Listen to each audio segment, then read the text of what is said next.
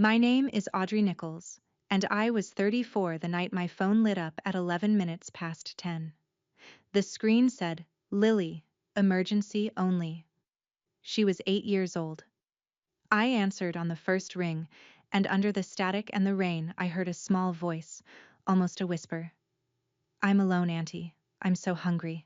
Please come. My niece was supposed to be safe.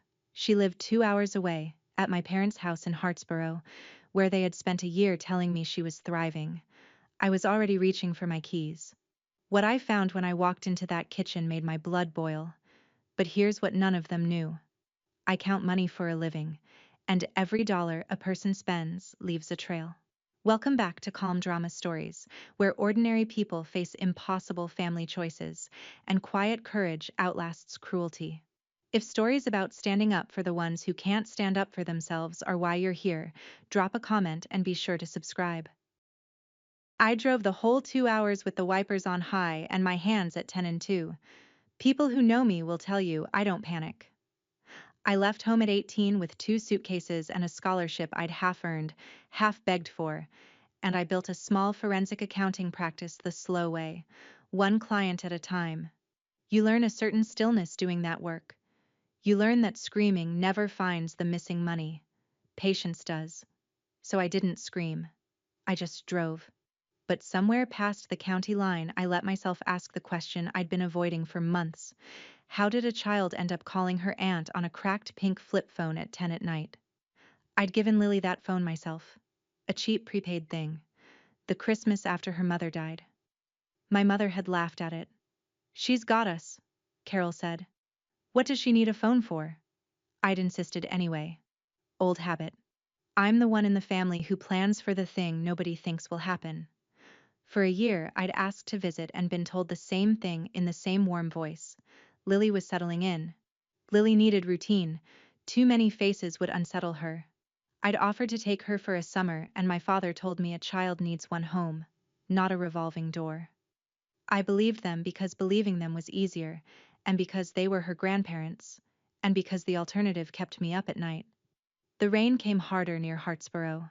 I told myself I was overreacting. I have rarely been more wrong, and rarely more right, in the same hour. The porch light was off.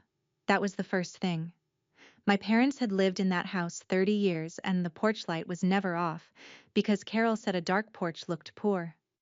I knocked, then tried the door, and it opened. Inside, the house was cold in the way a house gets when nobody's paying for heat they don't have to. Lily was sitting on the bottom stair in a thin t-shirt and socks, the flip phone clutched in both hands like it might fly away. She looked at me and didn't cry. That was the part that undid me. An 8-year-old who has learned not to cry has learned something no 8-year-old should know. They went to the casino, she said. Grandma said they'd be back late. I asked when she'd eaten. She thought about it, which was its own answer. I went to the kitchen and opened the refrigerator and the light barely came on, and the inside hummed over almost nothing. A carton of milk 3 days past its date, a bottle of ketchup, the heel of a loaf of bread in a twist-tied bag. I checked the freezer, the pantry. The pantry was padlocked. A child's pantry, padlocked, in a house with a brand new flat screen glowing in the next room. I made Lily scrambled eggs from the only 2 eggs in the door, and while they cooked, she pulled a sandwich bag of crushed saltines out of her backpack and set it on the counter, careful, like a person rationing supplies. In case, she said, and didn't finish. Then headlights swung across the kitchen wall and a car door slammed, and I heard my mother laughing on the front walk. Carol came in first, still laughing at something, a department store bag on her arm. She saw me, and the laugh stopped like a record lifted off a needle. Audrey, what on earth? Not a question. My father followed. Roy, broader and slower, smelling of cigarette smoke and the casino floor. He didn't say hello. He looked at the eggs on Lily's plate and then at me, and something in his jaw set. I kept my voice level. I asked why the pantry was locked, and why there was no food, and why an 8-year-old was home alone at 10 at night. Carol's whole face rearranged itself into wounded patience. She's not a baby, Audrey. She knows to call if there's a fire. I asked again about the food. And my mother said the thing I will hear in my sleep for the rest of my life, said it lightly, like it settled everything. She's fed. She's housed. What more does a child need? I looked at the new television. I looked at Lily, who had gone very still over her plate. Roy stepped between me and the stairs, not touching me, just placing his body in the path. You left this family, he said. You don't get a vote. I understood, standing in that cold kitchen, that they had rehearsed this. Not these exact words, but the posture of it. The certainty that I was the intruder and they were the wronged ones. I have audited people who embezzled for a decade while smiling at the company picnic, and I know the difference between guilt and grievance. They didn't feel guilty, they felt interrupted. I picked up my coat. I was not leaving Lily. Not really. I was leaving to do the only thing that has ever worked for me. On my way out, I saw it, propped against the fruit bowl on the kitchen counter where the fruit should have been, a glossy cruise brochure, the kind with a couple in white silhouetted against a sunset, edges crisp, nothing about it old. 7 nights, Caribbean, balcony stateroom. Beside it, a department store receipt and the new television's manual, still in its plastic. I didn't pick anything up. I just looked. The way you look at a balance sheet when one line doesn't fit the others. Here was a household that could not keep 2 eggs and a coat that fit an 8-year-old, and here was a 7-night cruise with a balcony. I have spent my career on exactly that distance, the gap between what a person says they can afford and what they actually spend. The gap always means something. Carol caught me looking. We work hard, she said, sharp now. We're allowed nice things. Nobody had said they weren't. I said goodnight to Lily and crouched down and told her, quietly, that I would call her tomorrow on her phone, and that she should keep it charged and keep it close. She nodded. Her grandmother watched us with her arms folded. In the car, I sat for a full minute before I turned the key, and I did the thing I do when a number won't leave me alone. I wrote it down. Cruise, balcony, 7 nights, new television, padlocked pantry, empty refrigerator, a child who rations crackers. I didn't know yet where the money was coming from, but I knew it was coming from somewhere, and I knew children don't generate income, and I knew exactly who in that house thought I'd never check. Everything in me wanted to carry Lily out to the car right then. I want to be honest about that, because I think a lot of people would have, and I don't blame them. But I knew what would happen if I did. They were her legal guardians. I was an aunt with no standing and a head start of about 40 minutes. Taking her would have been called abduction in any courtroom in this state, and it would have handed them the one thing they didn't yet have, a reason to paint me as the unstable one. The system that was failing Lily was the same system I'd need to save her, and you don't beat a system by breaking it. You beat it by knowing it better than the people hiding inside it. So I drove the 2 hours back to Belhaven with my jaw aching from clenching it, and somewhere around the halfway mark the accountant in me took over from the sister and the aunt.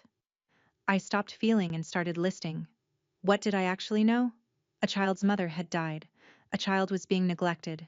Not beaten. Neglected. Which is quieter and harder to prove, and just as real. And there was money in that house that didn't belong there. I don't raise my voice. I build a record. By the time I pulled into my own driveway at almost 2 in the morning, I wasn't furious anymore. Fury burns out. I was something colder and more useful. I opened my laptop, made coffee I didn't need, and started doing the only kind of digging I'm any good at, the kind that doesn't leave fingerprints because it only ever touches the truth. Here's what I pieced together over the next 2 days, between client files and too little sleep. When Lily's mother, Ruth, died in the accident 2 years ago, Lily became eligible for Social Security survivor benefits. A child who loses a working parent gets a monthly check until adulthood. It isn't charity. It's money Ruth paid into her whole life, set aside for exactly this. Someone has to receive it on the child's behalf, a representative payee, and that someone is legally bound to spend it on the child. Food, clothing, shelter, medical care. Whatever's left over is supposed to be saved for the child in the child's name. I already knew who the payee was before I confirmed it. My mother had filed the paperwork within a month of the funeral. On top of the survivor benefits, there was a state kinship care stipend, a smaller monthly amount paid to relatives raising a child so that child doesn't end up in foster care. 2 streams of money, both with one purpose, both flowing into a house with a padlocked pantry. And here is the detail that turned my stomach and sharpened my focus at the same time. A representative payee who is the child's own parent is exempt from filing the annual accounting. A grandparent is not. Carol was required, every single year, to report to the government exactly how she'd spent that money. I wondered, sitting there at 2 in the morning, whether she ever had. I wondered what a year of that accounting would show if anyone ever made her produce it. I am very good at making people produce things. The question was no longer whether money was missing. The question was how much, and how I'd prove it without ever raising my voice. I tried the kind way first. I want that on the record too, because the people who love control will always tell the story as if you came at them with knives. I called my mother on a Sunday afternoon and kept my voice easy. I said I'd love to take Lily for a while, give them a break, get her caught up on her checkups.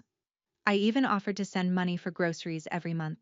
No strings, just to help. Carol's voice cooled by 10 degrees in 3 seconds. We don't need your money, Audrey. I said it wasn't about need, it was about Lily. Lily's fine. You saw her for one bad night and decided you knew better than the people raising her. Then my Aunt Sharon got on the line, because of course she was there, Carol's younger sister, the chorus to every performance my mother has ever given. Honey, she's a dramatic little thing, Sharon said. She called you because it was storming and she wanted attention. You're reading into it. I asked Sharon gently when she'd last seen the inside of that refrigerator. There was a pause. Then Carol again, flat and final. If you keep this up, we'll move. New school, new town, and you won't know where. It wasn't an offhand threat. It was a strategy, spoken out loud, and she heard herself say it and didn't take it back. I told her I'd think about everything she'd said, and I hung up, and I sat very still. They thought the threat would scare me into silence. What it did was tell me they knew they were vulnerable. People who are certain they've done nothing wrong don't threaten to disappear. The next morning, I made a single, polite, formal request, in writing, the way I'd request records from any subject of an audit. As Lily's aunt and closest blood relative besides her grandparents, I asked to see the annual accounting for the survivor benefits, the report any payee is supposed to keep and file. I framed it as concern, not accusation. I copied no lawyers, named no agencies, made no threats. I just asked the paper to talk. The reply came from my father, and it told me more than any document could have. He didn't say, of course, and he didn't say, here it is.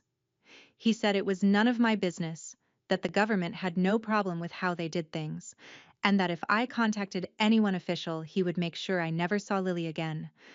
I read that email 4 times. I couldn't pull a federal file from my kitchen table, and I won't pretend otherwise. Those records aren't a thing a worried aunt just looks up. But I knew the rules. A grandparent payee owes that accounting every single year, and failing to file it is, in the language of the agency that watches these things, an indicator of possible misuse. I also knew the sound of a clean payee, and this wasn't it. A clean payee hands you the receipts and says good riddance. They don't threaten to hide the child. So I didn't have proof yet. I had a refusal that behaved exactly like a confession, a rule they were almost certainly breaking, and a clear idea of who could pry the rest loose once a court was involved. In my line of work, we have a quiet phrase for the moment a subject stops cooperating and starts threatening. We call it consciousness of guilt. I had just watched my own father demonstrate it in writing with his name on it. I built the rest of it the way I build any case, brick by lawful brick, never once doing the thing the movies love, the secret recording, the hidden camera. I don't need theater. I need documents, because documents don't get nervous on the stand, and they don't change their story.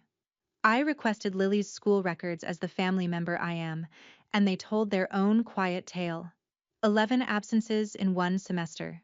a standing spot on the free lunch list, which I was glad existed and sick that it was her only reliable meal. A note from a teacher about a child who asked to take leftover snacks home. I found the gap in her medical care. 2 years without the checkups an 8-year-old should have, no dentist, an expired prescription nobody had refilled.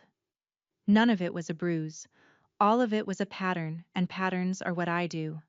I started a timeline, a real one, dates down the left side, the way I'd build it for a jury.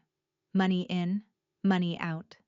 A child's needs unmet alongside a grown couple's wants met in full. I called the family law side of a firm I'd done forensic work for and asked, hypothetically, what it would take. The answer was sobering and exactly what I expected. Courts move slowly. Courts favor stability. Courts do not snatch children from grandparents on the word of an aunt who lives 2 hours away, no matter how empty the refrigerator. I would need it airtight. So I made it airtight. And every few nights I called a cracked pink flip phone, and a small voice answered, and I kept my tone light and my questions gentle, because the last thing that child needed was to feel like evidence.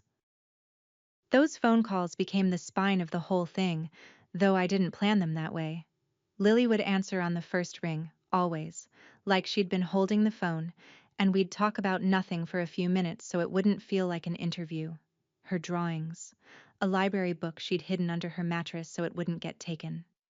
Then, in the offhand way kids tell you the worst things, the details would come. The pantry was locked because Grandma says I snack too much. She didn't have a winter coat that fit. She wore last year's, sleeves at the elbow. Some nights they went out and she stayed home with the lights off, so the electric bill doesn't go up. One night, scrolling through her phone with me on the line to find a photo she wanted to show me, she went quiet.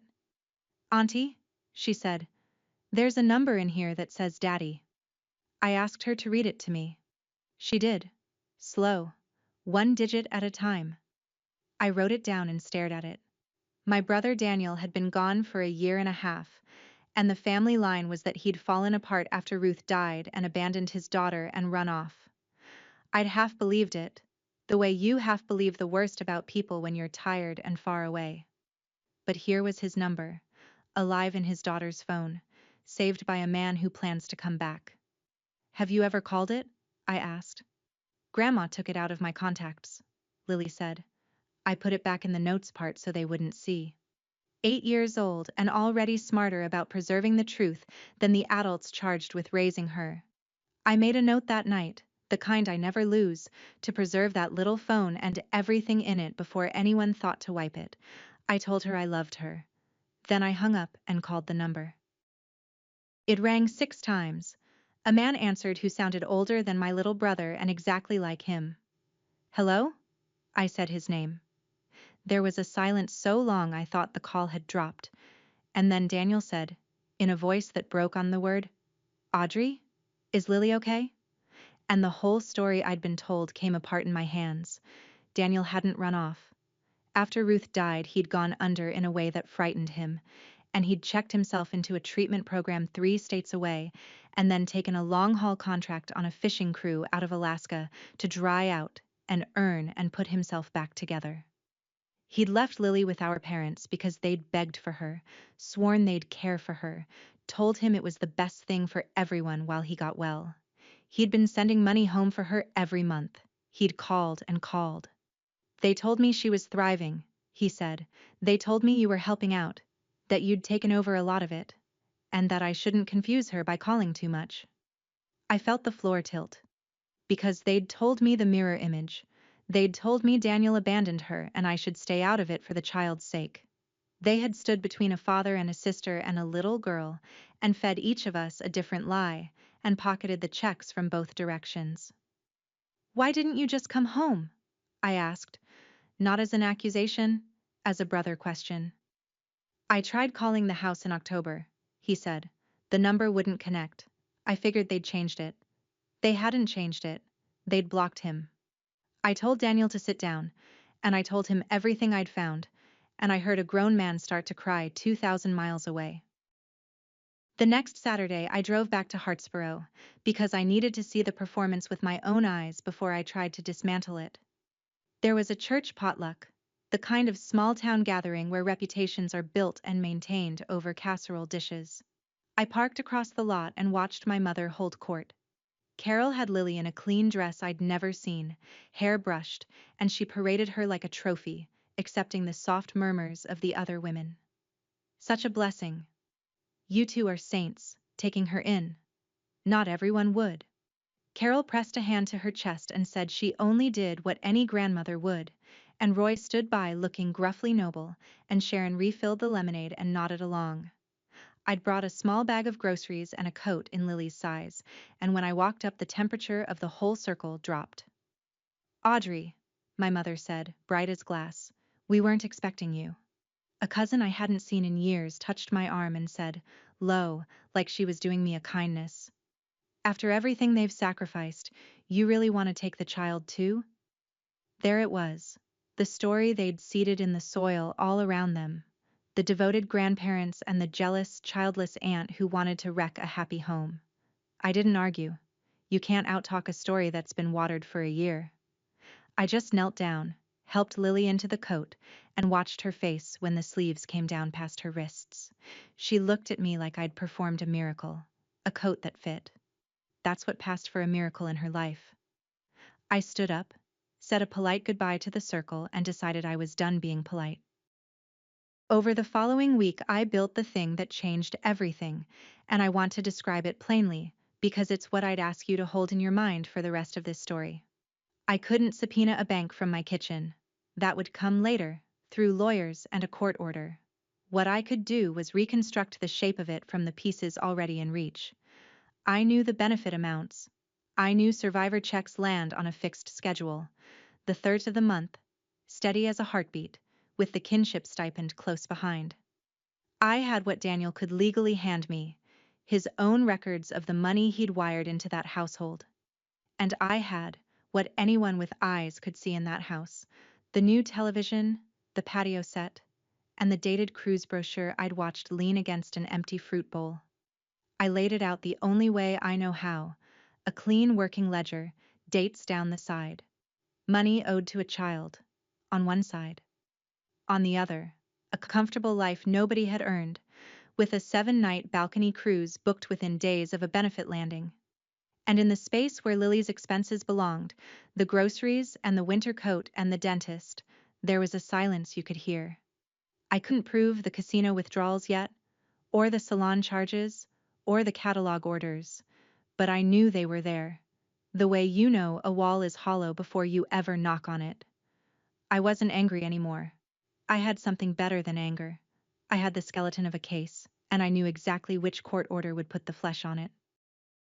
I took everything to a family law attorney named Patricia Hale, a woman about my mother's age with reading glasses on a chain and absolutely no patience for cruelty dressed up as duty. She read the ledger without a word, slid it back across the desk, and said, "Well, you build a tidy case, don't you?" I told her it's the only thing I'm good at. She walked me through the path, and she was careful, the way good lawyers are, never promising what a judge would do. We would file a petition for emergency custody, arguing that Lily's welfare was at risk. We would request, formally and through the court, the full guardianship and payee accounting that nobody had ever produced voluntarily, and the financial picture I'd built would not, by itself, take Lily out of that house. That wasn't how it worked. But paired with the school records, the medical gaps, and a welfare check, it could move a court to act, and it could trigger a separate review of how the benefits had been handled. Misuse of a child's survivor benefits is its own serious matter, Patricia said. The agency can require full repayment. It can refer the case further.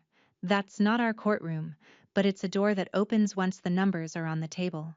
She looked at me over the glasses. You understand, I can't tell you they'll go to prison.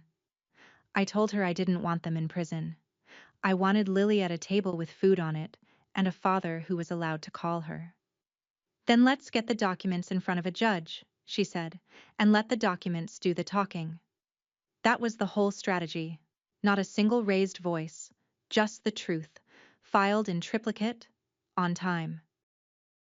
They felt it coming the way animals feel weather. The day after Patricia's office sent the first formal letter, the phone calls to Lily started getting harder to make. She'd answer, then go quiet, then whisper that Grandma was in the doorway. One evening she got maybe 10 seconds out before the line cut, and when I called back, it went straight to voicemail. The next afternoon Lily managed a single text, typed in the slow, careful way of a kid who isn't sure she's allowed. They took my charger. I sat with my phone in my hand and made myself breathe. My mother had started working on Lily directly. I learned later, the way she works on everyone. Auntie Audrey is trying to break up our family. Auntie Audrey doesn't really want you. She just wants to win. If you go with her, you'll never see Grandma and Grandpa again, and won't that be sad? 8 years old, and they were teaching her to be afraid of the one adult fighting for her. Carol also called Patricia's office herself, sweet as pie, to say there had been a misunderstanding, and that of course she'd be happy to clear everything up. And by the way, they were considering a move closer to Roy's brother in another state, for Lily's stability. And wouldn't it be a shame to disrupt all this litigation? Patricia translated it for me in one sentence. She just told us she's a flight risk on a recorded line to a lawyer. I almost laughed. People who love control cannot help narrating their own plans. It's the same instinct that makes an embezzler keep the spreadsheet. I told Patricia we needed to move before the moving truck did. She was already drafting. That night I didn't sleep, and for once I didn't try to. We filed everything within 72 hours, and the petition did what petitions do when there's real concern attached. It triggered a welfare check from the county. I wasn't allowed to be there, which was its own kind of torture, sitting in a Patricia's waiting room while a stranger walked through that house. But the report, when it came, read like it had been copied off my own notes by someone who'd never met me. The caseworker documented the refrigerator, the same near-empty hum I'd stood in front of weeks before, except now it was official, photographed, dated, in a government file. The padlocked pantry. A child wearing clothes too small in a house with a new television and a patio set. And the detail that stopped even the caseworker cold, the one she wrote up in her own words. She'd found, in Lily's backpack and tucked under her mattress and in a coat pocket, small hidden stashes of food. Saltines, a granola bar, half a sandwich, wrapped and saved. A child who hoards food is a child who has learned, somewhere deep and early, that food is not guaranteed. You can argue about a lot of things in family court. You cannot argue with a kid's body keeping score. The caseworker's report didn't use the word my mother had used. It didn't say the child was fed and housed. It said the child showed signs of chronic neglect and food insecurity in a home with apparent discretionary income. Apparent discretionary income. The whole case. 4 cold words. I read the report twice and then I called Daniel, who was already on a flight east, and I told him it was real now, it was in the record, and that he should come straight to Hartsboro because his daughter was about to need her father in a courtroom. My mother does not lose quietly. The counterattack came fast and it was uglier than I'd braced for. She hired her own lawyer and rewrote the whole story in his language. I was the bitter, childless aunt who'd swooped in after years of absence to steal a grandchild out of spite. I'd never offered to help, they said, never sent a dime, never visited, until suddenly I wanted custody. Every one of those claims was the exact opposite of the truth, and that's what made them effective. A clean inversion is harder to fight than a simple lie.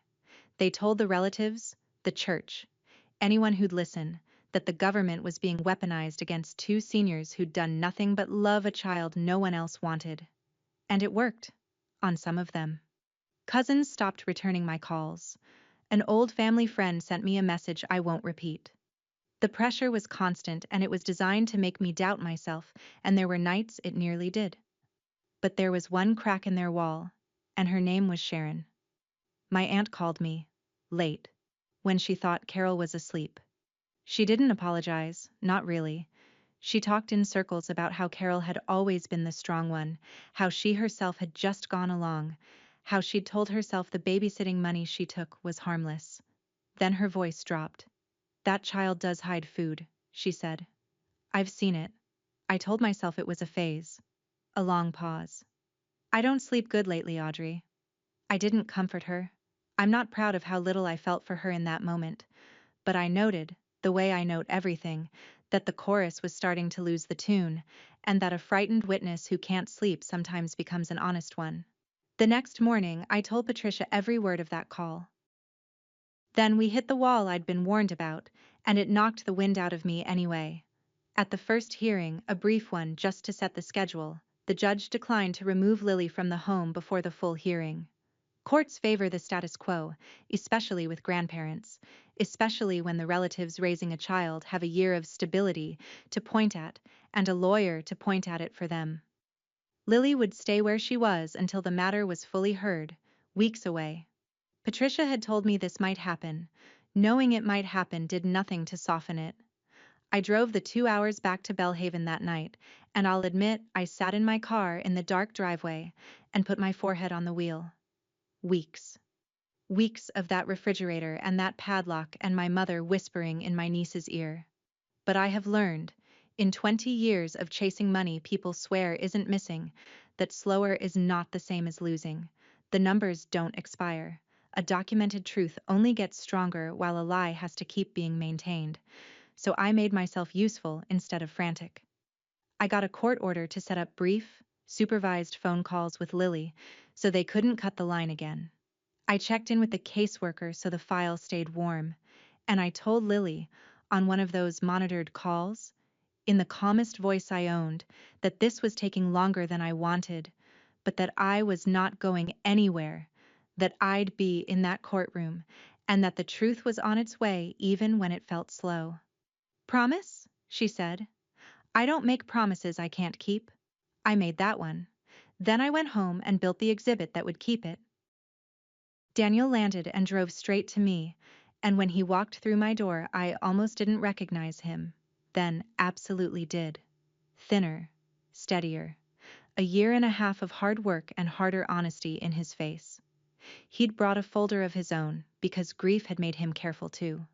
He had 18 months of completion certificates from his program, pay stubs from the boat, and the thing that made my breath catch, records of money transfers home, monthly, to an account my parents controlled. Money he'd believed was feeding and clothing his daughter, stacked right on top of the survivor benefits they were already misusing. I want to be careful here, because his money isn't the heart of the case. The benefits are, the documented, public, legally owed to Lily benefits. But Daniel's transfers corroborated everything. They showed a father trying from 2,000 miles away, while the people in the house took from every hand that reached toward that child and gave her almost none of it.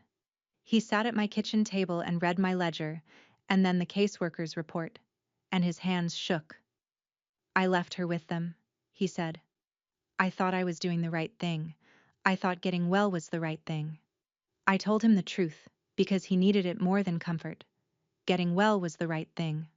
Trusting them was the mistake, and it was a mistake any decent person makes about their own parents, because the alternative is unthinkable until it's sitting in front of you in a government file.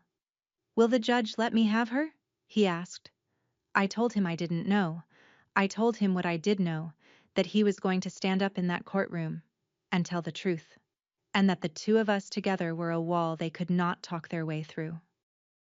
The week before the full hearing, the bank records I'd only been able to guess at finally arrived, pried loose through the court once Patricia's petition was filed, and they confirmed my reconstruction down to the dollar. So I did what I do best, and I did it for the most important file of my life. I built the exhibit, not theater, architecture, a single timeline that a person with no accounting background could follow in 90 seconds. Money in, dated. Money out, dated. The cruise 4 days after a deposit. The casino withdrawals clustered at the first of each month, exactly where I'd told Patricia they'd be. The bare line where a child's needs should have been. Beside it, the school records, the medical gaps, the caseworker's photographs of that humming, near-empty refrigerator. And one more thing, the smallest and maybe the heaviest. From that first week, I'd flagged Lily's cracked pink flip phone as evidence and told Patricia to have it preserved before anyone thought to wipe it.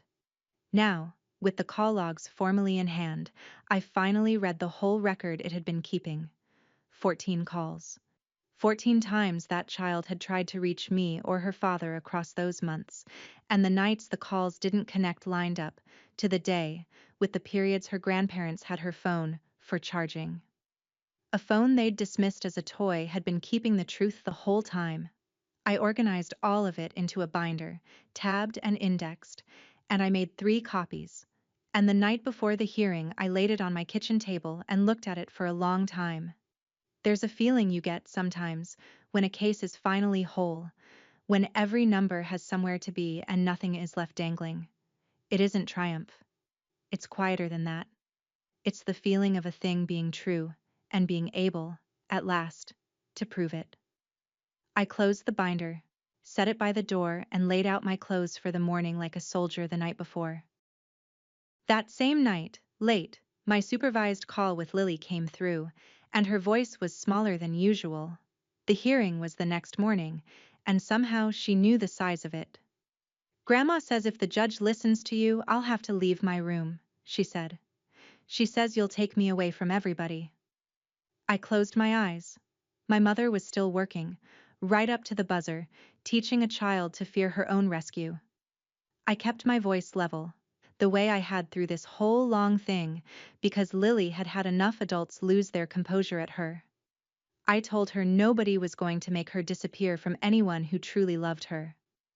I told her that tomorrow some grown-ups would talk for a while in a quiet room, and that her job was just to be 8 years old, and that mine was to make sure the truth got said out loud. "What if they don't believe you?" she asked. And there it was, the same fear I'd carried 2 hours up the highway on that first stormy night, handed back to me in a child's voice. I thought about the binder by my door, every page of it. "Lily," I said, "I brought receipts." She didn't understand the joke, but she heard the steadiness under it, and that was the point. "I'm alone, Auntie. I'm so hungry. Please come." She'd said that to me weeks ago, and I had come, and now I had to finish coming, all the way through a courtroom. "Go to sleep, sweetheart," I told her. "Tomorrow's the day the grown-ups finally listen." I hung up. I did not sleep. I was ready anyway. The Hartsboro County Family Courthouse is a plain brick building with bad lighting and worse coffee, and on the morning of the hearing it held everyone who mattered in this story. My parents sat with their lawyer, a slick man in a gray suit. Sharon sat behind them. A few relatives filled the gallery, there to support the saints. Daniel sat beside me, in a borrowed jacket, gripping his folder. Patricia laid our binder on the table like it weighed nothing. My mother had dressed for the part, a soft cardigan, a little gold cross, the costume of a woman who only ever loved. Her lawyer opened exactly the way we'd expected. He spoke of 2 devoted seniors on a fixed income who'd taken in an orphaned grandchild when no one else would, of a son who abandoned his child, of an aunt who'd been absent for years and now, out of bitterness, sought to tear apart the only stable home this little girl had known. He said the word stability, the way a magician says a magic word, over and over, hoping repetition would do the work of proof. He gestured at Carol's cardigan and Roy's grave nod. He painted, in short, the picture they'd been painting for a year, and for a few minutes, in that fluorescent room, I watched the judge listen to it with a neutral face, and I felt the old fear rise. Then Patricia stood and said the truth was simpler than all of that, and asked to walk the court through the record. I had told Patricia I didn't need to make a speech. The whole strategy of my life is that the documents make the speech. So we put the exhibit on the screen, one clean page at a time, and I answered the judge's questions in the flat, specific voice I use with clients, no adjectives, just dates and dollars. Here is the survivor benefit, deposited the 3rd of each month. Here is the kinship stipend. Here is the cruise, balcony stateroom, 7 nights. Here is the date the deposit cleared, 4 days after a benefit payment. Here are the casino withdrawals, clustered at the 1st of every month. Here is the new television, the patio set, the salon, the catalog orders. And here, Your Honor, is the line for the child. Groceries, clothing, medical care. A coat that fits. I let the silence sit on how short that line was. Then the school records, the 11 absences, the free lunch list, the teacher's note, then the medical gaps, then the caseworker's photographs, the humming refrigerator with its carton of expired milk, and the inventory of food a frightened child had hidden around her own home. I held up the glossy cruise brochure, the one from the empty fruit bowl, and set it next to the bank statement so the sailing date and the deposit date sat side by side. I never raised my voice. I didn't have to. There is a particular quiet that comes over a room when a story everyone half believed meets a fact that can't be argued with. The judge looked at the brochure, looked at the photograph of the refrigerator, looked, for a long moment, at my mother in her soft cardigan. And my mother, who had been dabbing her eyes for the gallery, stopped dabbing. Patricia let the numbers breathe, and then she did the thing we'd planned, the only flourish in an otherwise bloodless case. She asked me, for the record, what my mother had said the night I found Lily alone, about the child's needs. I repeated it, word for word, in the same flat voice. She told me, Your Honor, that the child was fed and housed, and asked what more a child needs. Patricia let that hang. Then she gestured at the screen, at the 4 days after a deposit cruise, and the clustered casino withdrawals, and the photograph of an 8-year-old's hidden saltines, and she said, quietly, to the room, We now know precisely what Mrs. Nichols believed a child needs. The record shows what she spent the child's money on instead. The line landed the way a true thing lands. I watched it travel across the gallery. The cousin who'd touched my arm at the potluck and warned me not to wreck a happy home looked at the screen, then down at her own hands. The old family friend shifted in his seat.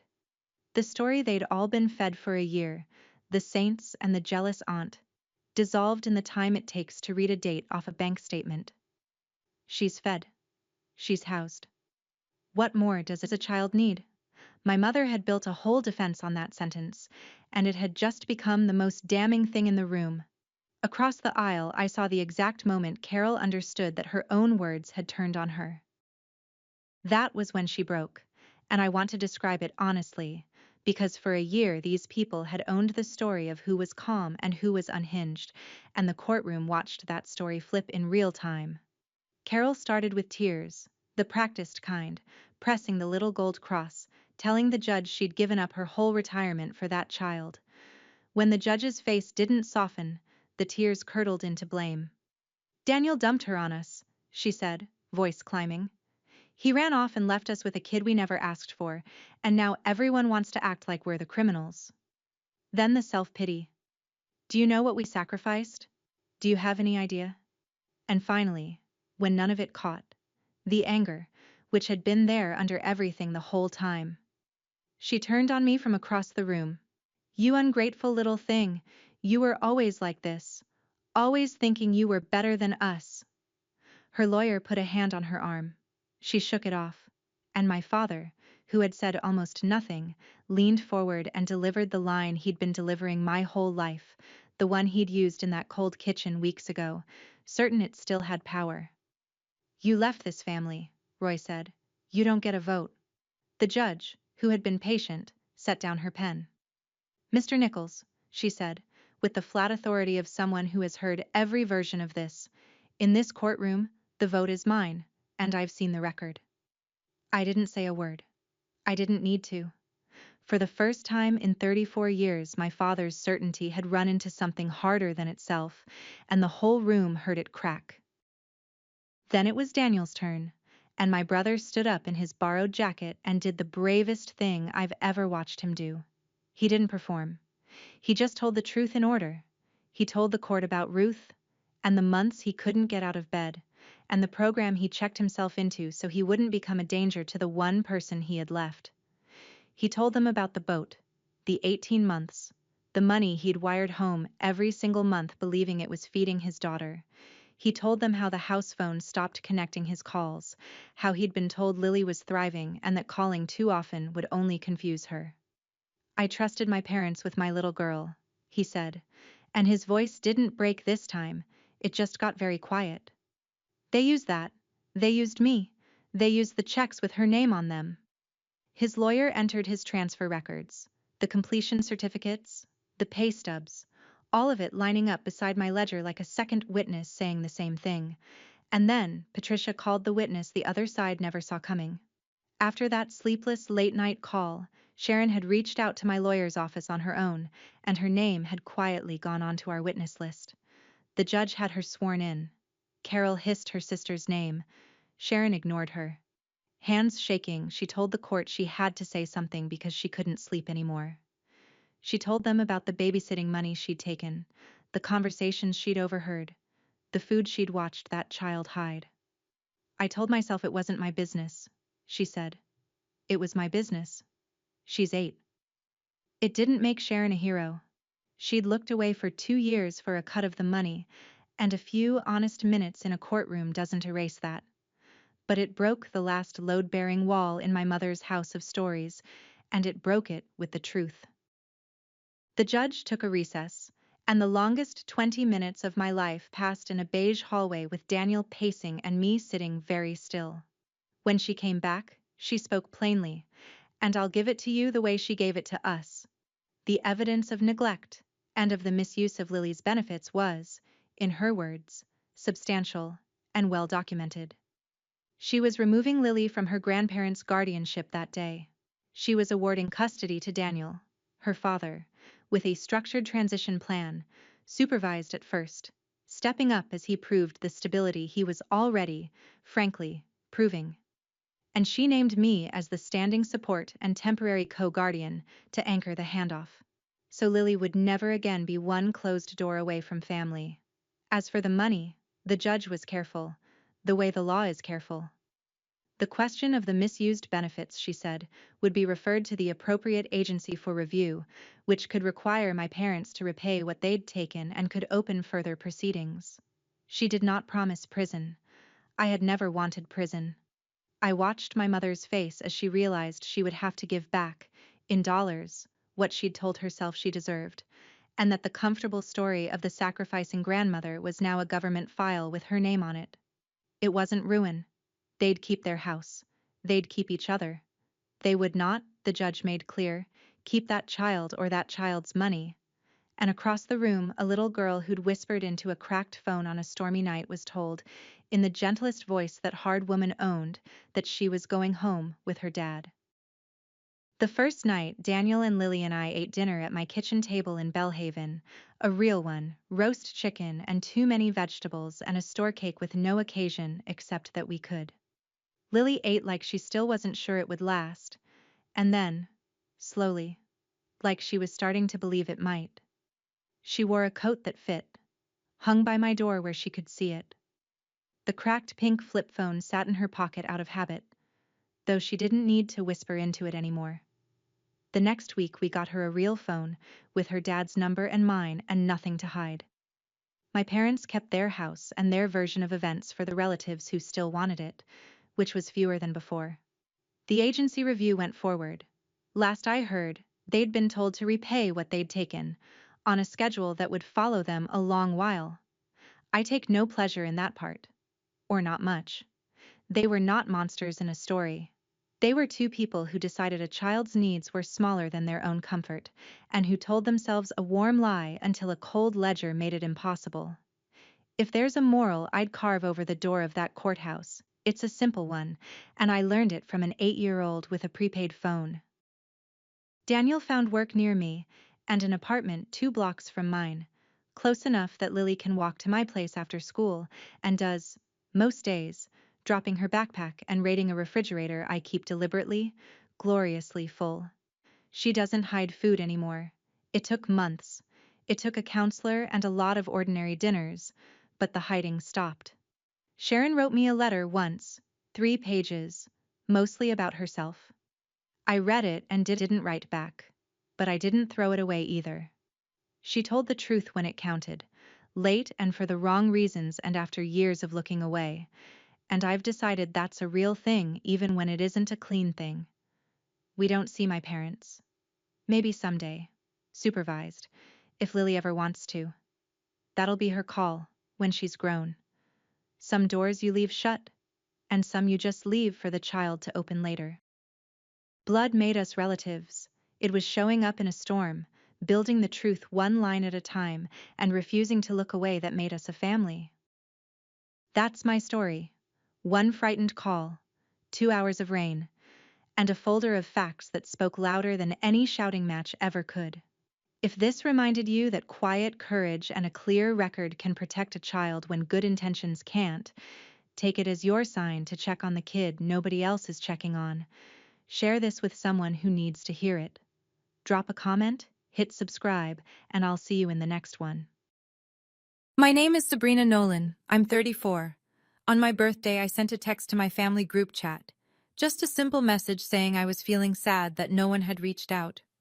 My mom's reply came 3 hours later. We need space from you. Please don't reach out anymore. My sister liked the message. Thumbs up. That was it. So I blocked them both. And then I did something else. I cut off every single dollar they'd been living on for the past 7 years. See, my family had been collecting monthly checks from a trust fund my grandfather left behind. They treated that money like it fell from the sky. They never once asked who approved it. They never once said thank you, because they never knew, or never cared, that every penny required my signature. The morning after I shut it down, I woke up to 99 missed calls, but by then, it was already too late. Before I get into what happened, please take a moment to hit like and subscribe, but only if you genuinely enjoy this story, and drop a comment letting me know where you're watching from and what time it is right now. Now, let me take you back to March 15th. The morning everything changed. March 15th started like any other Tuesday. Alarm at 6:15. Coffee in the kitchen. The photo of my grandfather on the wall above the stove, smiling in his flannel shirt, the way he always did. I drove to work at the property management office, the same small firm I'd been running since Grandpa Harold passed 7 years ago. 4 rental houses, 2 duplexes, 1 commercial lot. Nothing glamorous. Enough to keep the trust funded and the family comfortable. My phone sat face up on the desk all morning. I kept glancing at it between lease reviews and maintenance calls. No texts, no voicemails, no happy birthday from anyone with the last name Nolan. Around noon, my friend Claire called. Happy birthday, Brina. 34 looks good on you. I laughed, but it came out thin. Claire was the only one who remembered. She always was. By evening, I'd stopped pretending it didn't sting. I sat in my truck in the driveway for 10 minutes before going inside. The house was quiet. The kitchen was dark. I heated up leftover soup and ate it standing at the counter. At 8:40, I picked up my phone and typed into the family group chat, the one with Mom and Megan and me, the one that had been silent since Megan posted a photo of her engagement ring 3 days earlier and Mom flooded it with heart emojis. I typed, "Hey, I know everyone's busy, but it's my birthday today, and I'm feeling a little down that no one reached out." I hit send. The message went through. 2 blue check marks appeared almost immediately. Both of them had read it. Then nothing. Not a word. I watched the screen until it went dark. At 10:14 that night, my phone finally buzzed. I grabbed it off the nightstand so fast I nearly knocked over my water glass. Mom's name lit up the screen. I opened the message. Sabrina, we've been meaning to tell you this. We need space from you. Please don't reach out anymore. I read it once, then again, then a third time, slower, like the words might rearrange themselves into something that made sense. Underneath her message, a small notification. Megan liked this message. A tiny thumbs up icon, right below the sentence that told me to disappear. I sat on the edge of my bed, phone in both hands. I didn't cry. I didn't throw anything. I just felt this strange numbness, like someone had pulled a plug somewhere inside my chest, and everything drained out at once. I scrolled up through the group chat. 3 days ago, Megan had posted a photo of her new engagement ring. Princess cut, the one Derek spent 4 months researching. Mom had responded within minutes. My baby girl, I'm so happy I could cry. Then a string of hearts. Then Megan's reply. Thanks, Mama. Love you so much. 67 messages in that thread about Megan's ring, plans for the engagement party, venue ideas, color schemes, guest lists. And then my message, sitting at the bottom like a pebble dropped into a well. It's my birthday today, followed by my mother telling me to go away. I kept staring at that thumbs up. Megan didn't even bother typing a response. She just pressed a button, one tap to endorse my erasure. I set the phone face down on the nightstand and lay in the dark, staring at the ceiling, listening to nothing. I didn't sleep that night. Not really. I drifted in and out of something shallow, waking every hour with the same weight pressing on my ribs. By 5 a.m., I gave up and went to the kitchen. The photo of Grandpa Harold was the first thing I saw, him standing in front of the Riverside Grill the day he signed the lease on his first rental property. 31 years old in that picture, younger than me now. He was the one who taught me how to read a lease agreement, how to balance a trust ledger, how to shake a contractor's hand and look them in the eye. And when he got sick, pancreatic, stage 4, the kind that doesn't negotiate, he sat me down at this same kitchen table and said, "I'm putting you in charge, Brina. Take care of them, but take care of yourself first." 7 years. I'd honored the first half of that sentence every single month. 4,500 to Mom, 3,200 to Megan. Mortgage payments, car notes, insurance premiums, spending money, all approved by me, all signed by me, every month, like clockwork. The second half, take care of yourself first, I'd buried under a pile of hope that one day they'd see what I was doing, that one day they'd turn around and say thank you. My phone rang at 6. Claire. She could hear it in my voice before I said a word. I told her what happened. The message, the thumbs up, the silence. Claire was quiet for a long time. Then she said, "Brina, you've been funding their lives. They just told you to disappear. Do you hear how insane that is?" I did hear it. For the first time in 7 years, I heard it clearly. I hung up, opened my laptop, and pulled up the trust management portal. The first thing I did was block them. Both numbers. No dramatic goodbye message. No explanation. I just opened my contacts, tapped the names, and pressed block. It took 4 seconds total. The second thing took a little longer. I called Ray Whitfield at 8 sharp. Ray was my grandfather's oldest friend, an estate attorney who'd helped draft the trust 20 years ago. He'd been my advisor ever since Grandpa passed. "Ray, I have a question. If I pause all discretionary distributions from the trust, am I within my rights?" He didn't hesitate. 100%. The trust document gives you sole discretion over those payments. That's the whole point of a discretionary trust, Sabrina. You're not obligated to distribute a single dollar beyond what the document mandates. And the document mandates? Nothing, for discretionary beneficiaries. Your grandfather structured it that way on purpose. The distributions your mother and sister receive are entirely at your approval. I logged into the trust management portal. 2 recurring payments stared back at me. $4,500 to Linda Nolan, $3,200 to Megan Nolan. Both set to process on the 1st of every month. Both had been running uninterrupted for 84 consecutive months. I clicked suspend on the first one. A confirmation box appeared. I clicked yes. Then the second one.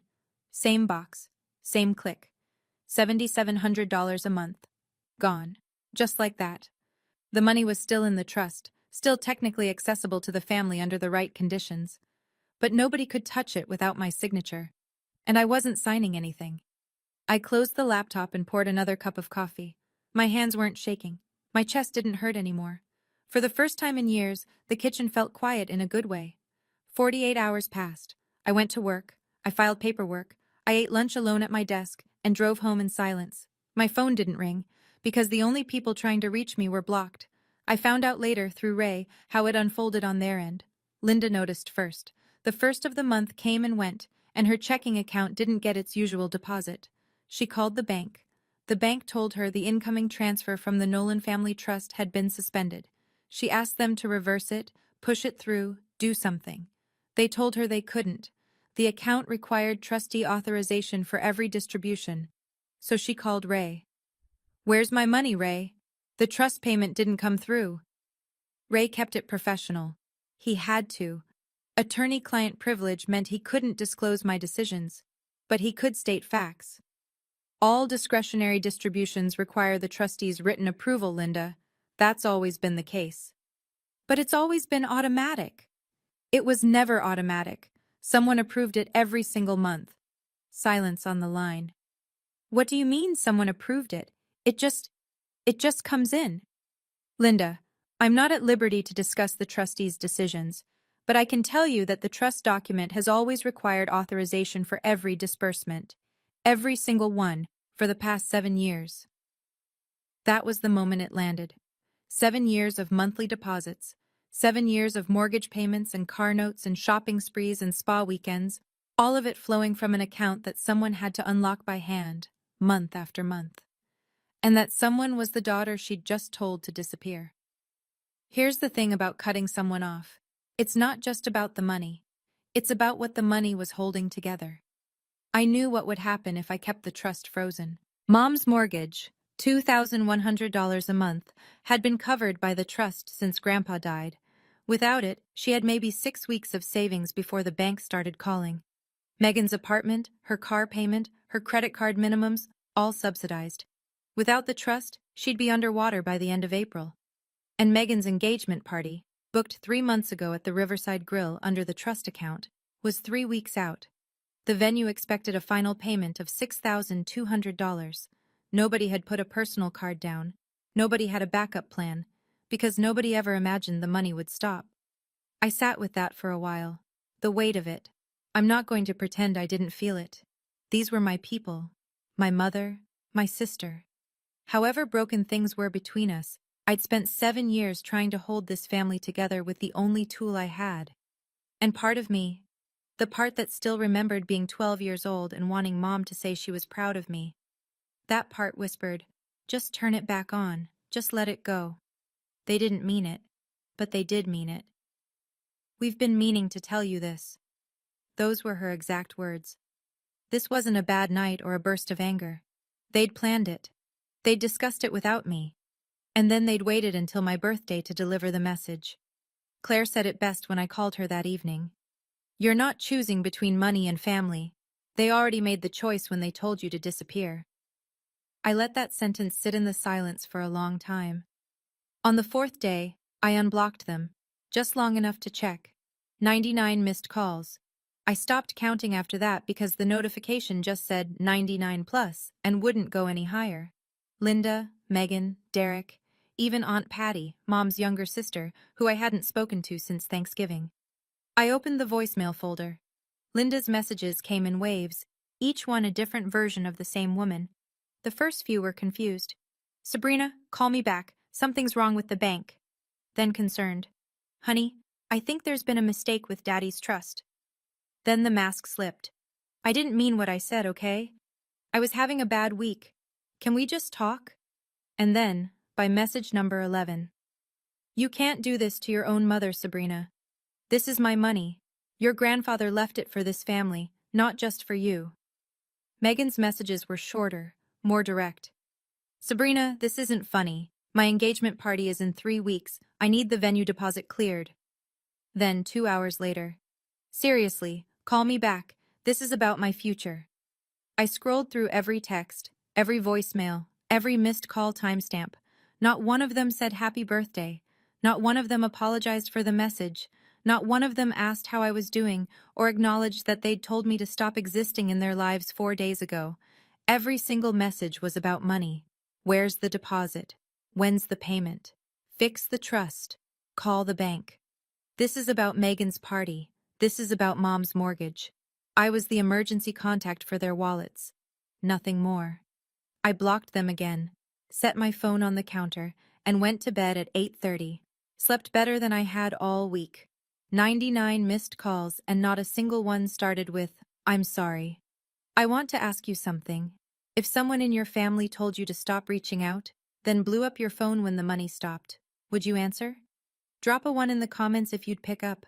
Drop a 2 if you'd let it ring. I'll tell you what I did. Right after this. 6 days after the birthday text, my doorbell rang at 7 in the morning. I was still in pajamas, coffee in hand. I looked through the peephole and saw my mother standing on the porch in a blouse I recognized. The one she'd bought last fall with trust money. Her arms were crossed, her jaw was set. I opened the door but didn't step aside. I stood in the frame with my mug and waited. Sabrina, we need to talk about this. Okay. You can't just freeze me out. You told me not to reach out. I didn't mean like this. What did you mean then? She sputtered for a second, then she tried a different angle. the one she always tried, the guilt. I'm your mother. I raised you alone after your father left. I sacrificed everything for you and your sister. I know, Mom. Then act like it. Turn the money back on. I'm not punishing you. I'm exercising my responsibility as trustee. Her eyes went wide, then narrow. Your grandfather would be ashamed of you. I took a sip of coffee, let it land. Then, Grandpa told me to take care of myself first. I'm finally listening. She stared at me like I'd spoken in a foreign language. Then she turned and walked down the steps, heels clicking hard on the concrete. At the end of the driveway, she stopped and looked back. Not at me but past me toward old Mr. Garrett across the street, who was watering his lawn and definitely watching. My own daughter, she said, loud enough for him to hear, punishing her own mother. She got in her car and drove away. I closed the door and finished my coffee. I should tell you, this wasn't the first time I'd been invisible in my own family. It was just the first time they put it in writing. 2 Christmases ago, Mom hosted dinner at her house, the house the trust paid the mortgage on. She'd redecorated the dining room with money I'd approved in November. New curtains, a centerpiece arrangement, candles that smelled like cinnamon and vanilla. Megan and Derek arrived in matching sweaters. Mom hugged them at the door like she was greeting royalty. Derek got a monogrammed leather wallet. Megan got a gold bracelet, not cheap either. I'd seen the charge on the trust statement, $340 at a jewelry boutique downtown. My gift was on the table next to the cranberry sauce. A card, generic, the kind you grab at the pharmacy checkout. Happy Holidays, in silver script, pre-printed message inside. No personal note, no signature. I held it up. Did you guys forget to write something in here? Megan rolled her eyes. Oh, come on. Don't be so sensitive.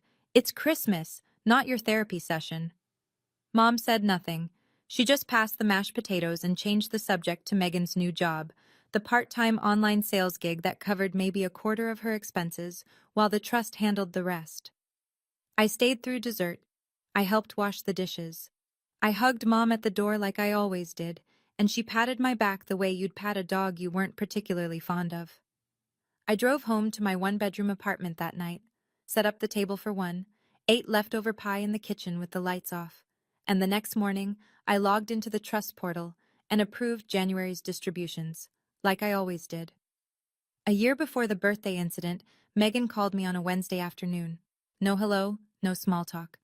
I need $12,000 from the trust, security deposit and first month on a new apartment. That's a big draw, Meg. What happened to your current place?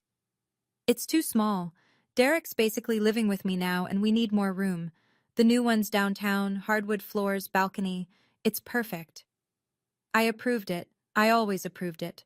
$12,000, processed within 48 hours. Megan didn't say thank you. What she said was, finally, I've been waiting 2 weeks. 2 weeks, because I'd asked her to send me the lease agreement first, which is standard procedure for a trust disbursement. She acted like I'd asked her to donate a kidney. A month later, I found out through a friend of Claire's that Megan was still holding the old apartment, the one the trust paid rent on, and letting her college roommate live there, charging her $800 a month in cash, pocketing it. When I brought it up, carefully, over the phone, Megan's response came fast and sharp. It's not like it's your money, Sabrina. It's Grandpa's. I let that sentence pass, swallowed it whole, the way I'd swallowed every other insult and oversight and dismissal for years, because I thought keeping the peace was the same as keeping the family. It wasn't. Grandpa's money. That's what she called it. Not the trust, not our inheritance. Grandpa's money. As if the old man were still alive somewhere, writing checks from heaven, and I was just the mailbox. I remember hanging up the phone and sitting very still for a long time, staring at the wall. I should have drawn the line that day. I didn't. 10 days after the birthday. A Monday morning. I was at my desk reviewing a plumbing estimate when the front door of the office swung open. Megan walked in first. Derek trailed behind her, hands in his pockets, looking like he'd rather be anywhere else. We need to talk, Megan said. My office hours are by appointment. Don't do that. Don't act like I'm a client. I set the estimate down. What do you need, Megan? The venue wants 8,000 by Friday or they cancel the party. You need to release the funds. The trust distributions are paused. If you'd like to discuss reinstatement, you can contact Ray Whitfield. Her face reddened. I don't want to talk to Ray. I want to talk to you. You're talking to me, and I'm telling you the process. Derek stepped forward. His voice was softer, rehearsed, the tone of a man who'd been coached in the car. Come on, Sabrina. This is Megan's engagement. Can't we just move past the family stuff and handle this? I didn't start the family stuff, Derek. And I'm not the one who created this situation. Megan grabbed Derek's arm. She's not going to help. I told you. She turned back to me, eyes glassy. You're going to regret this. Maybe. She yanked the door open. It banged against the wall. Derek muttered something, sorry, or let's go, and followed her out. Through the window I watched them argue in the parking lot. Megan's hands were flying. Derek stood with his shoulders hunched, nodding, absorbing it. My coworker Denise looked over from her desk. Everything okay? Family stuff, I said. Ah. She turned back to her screen. In a small town, that answer covers a lot. That afternoon, I drove to Ray Whitfield's office. It sat on Main Street between a hardware store and a barber shop, a small-town law practice with wood paneling and framed photos of trout. Ray had the trust documents spread across his desk when I walked in. He'd already flagged the relevant section with a yellow tab. Sit down. Read this. I sat. The clause was on page 14, paragraph 9. I'd seen it before, but I'd never really absorbed it, not until now. The successor trustee may, at their sole discretion, modify, reduce, or suspend any discretionary distribution to any beneficiary for any reason the trustee deems appropriate, without prior notice or court approval. I looked up. He wrote that in from the beginning? Ray leaned back. Your grandfather wasn't naive, Sabrina. He watched how your mother handled money for 30 years. He loved her, but he didn't trust her with it. That's why he picked you. If they try to challenge this in court, they'd lose. Discretionary means discretionary. I've seen cases where beneficiaries tried to force distributions. It almost never works. No judge is going to override a trustee who's acting within clearly documented authority. He pulled his glasses off and rubbed his eyes. You know, Harold and I talked about this exact scenario.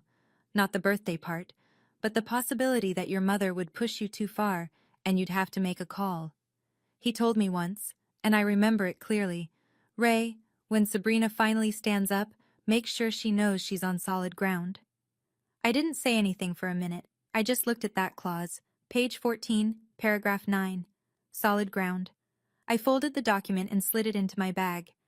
That evening, I was clearing out old emails, a mindless task I'd been putting off for months, when I found it. 5 years old, sent from Mom's personal account. Subject line, Trust question. I'd asked her back then whether she wanted me to send a summary of the trust distributions to the family so everyone understood how the money worked. Her response was 4 lines long. I read them 3 times. Sabrina, please don't tell anyone you manage the trust. People will think I can't take care of my own family. Just keep the money coming and let me handle the rest. Just keep the money coming and let me handle the rest. I sat at my kitchen table and stared at those words. 5 years ago, I'd read this email and thought my mother was embarrassed, maybe a little proud in her own way, about needing help. I'd honored her request because I thought I was being kind. I thought I was protecting her dignity. Now I understood what it really was. She didn't want people to know I existed in the financial picture because she wanted the credit. She wanted the neighbors to think she was the self-sufficient widow who'd pulled it together after Dad left. She wanted the church ladies to admire her resilience. She wanted Megan to believe the money was simply what Grandpa left us, a birthright, not a gift that someone approved every 30 days. She'd asked me to be invisible, and I'd agreed. I forwarded the email to my own backup account and saved a screenshot to a folder on my desktop. I didn't know yet how it would matter. I just knew that words like those don't stay buried forever. Some things have a way of surfacing at exactly the wrong time for the person who wrote them. The following Saturday, Claire showed up at my door with a sheet cake from the bakery on 5th, 2 bottles of cheap wine, and 3 friends I hadn't seen since college. We're celebrating, she announced. Late birthday, non-negotiable. We ate cake on the living room floor because my dining table only seats two. Claire's friend Josie brought candles shaped like the number 34. Heather brought a card that everyone had signed, with actual messages written inside. Funny ones, kind ones, one that made me tear up. You deserve people who remember. Claire's gift was in a brown paper bag. I opened it and went still. It was a framed photograph. The one I thought I'd lost years ago. Grandpa Harold and me, standing in front of the Riverside Grill when I was 9. He's got his hand on my shoulder. I'm holding a fishing rod that's taller than I am, grinning like I just caught the whole ocean.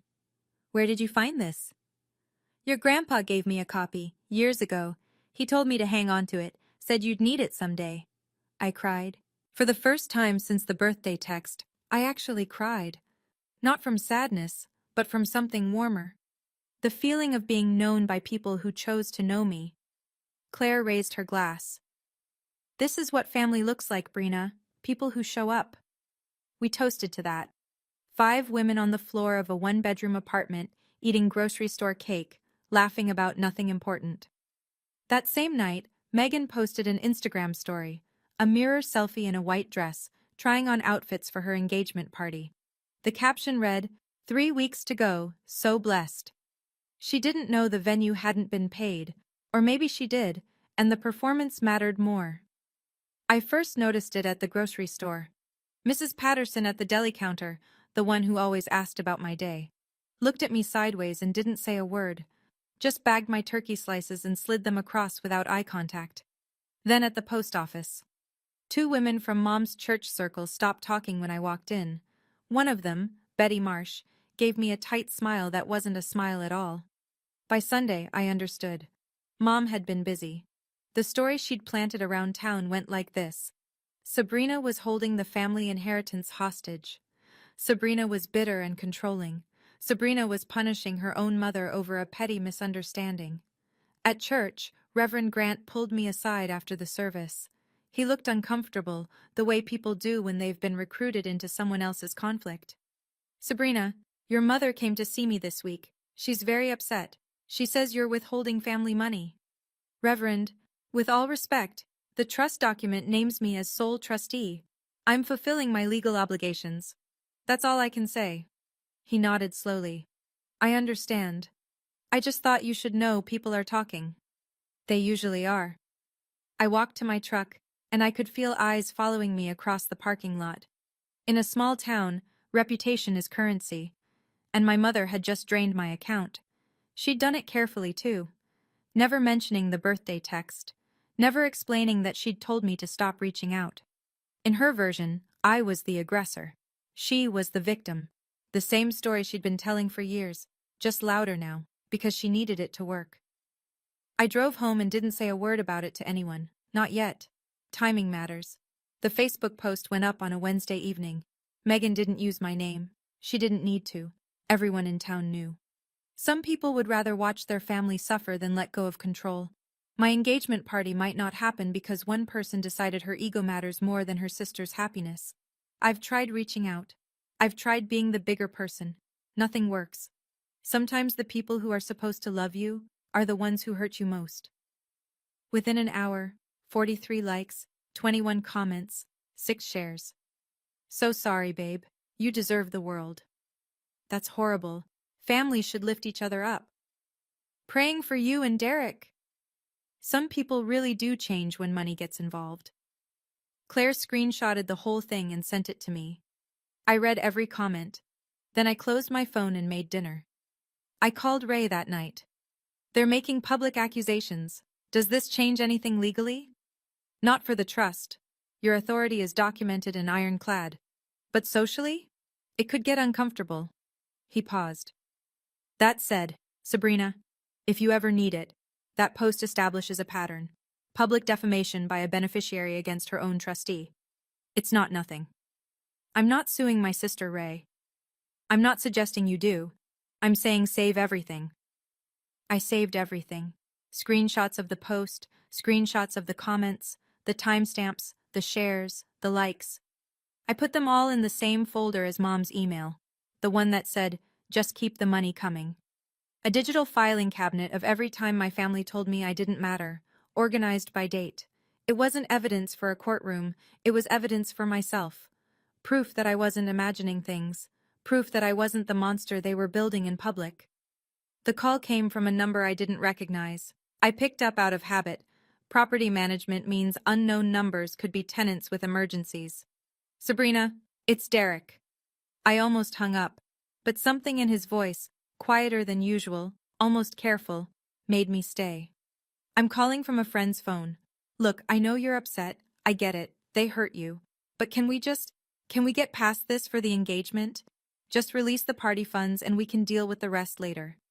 Derek, getting past this means pretending my mother didn't tell me to disappear. She didn't mean it like, she typed it. Megan endorsed it. Those aren't accidents. He exhaled hard. I could hear the frustration building, the politeness thinning. Megan's been crying every night, Sabrina. Every night.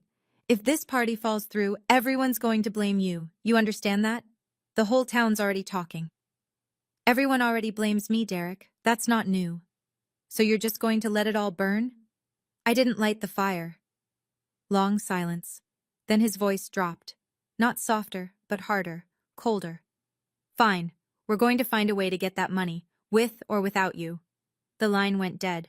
I sat in the kitchen and played those last words back. With or without you. It wasn't a plea anymore. It was a threat.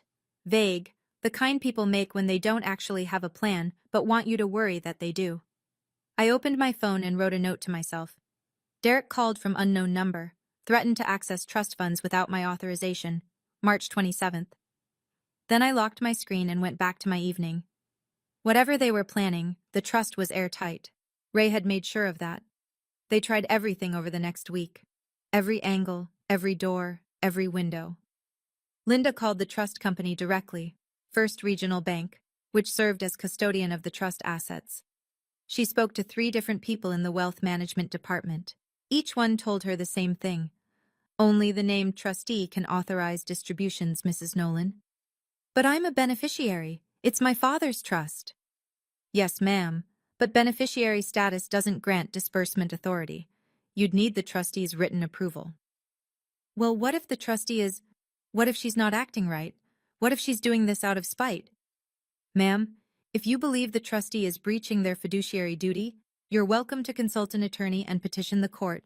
But from what we can see, all actions taken are within the trust's documented provisions. Dead end. Megan tried a different route.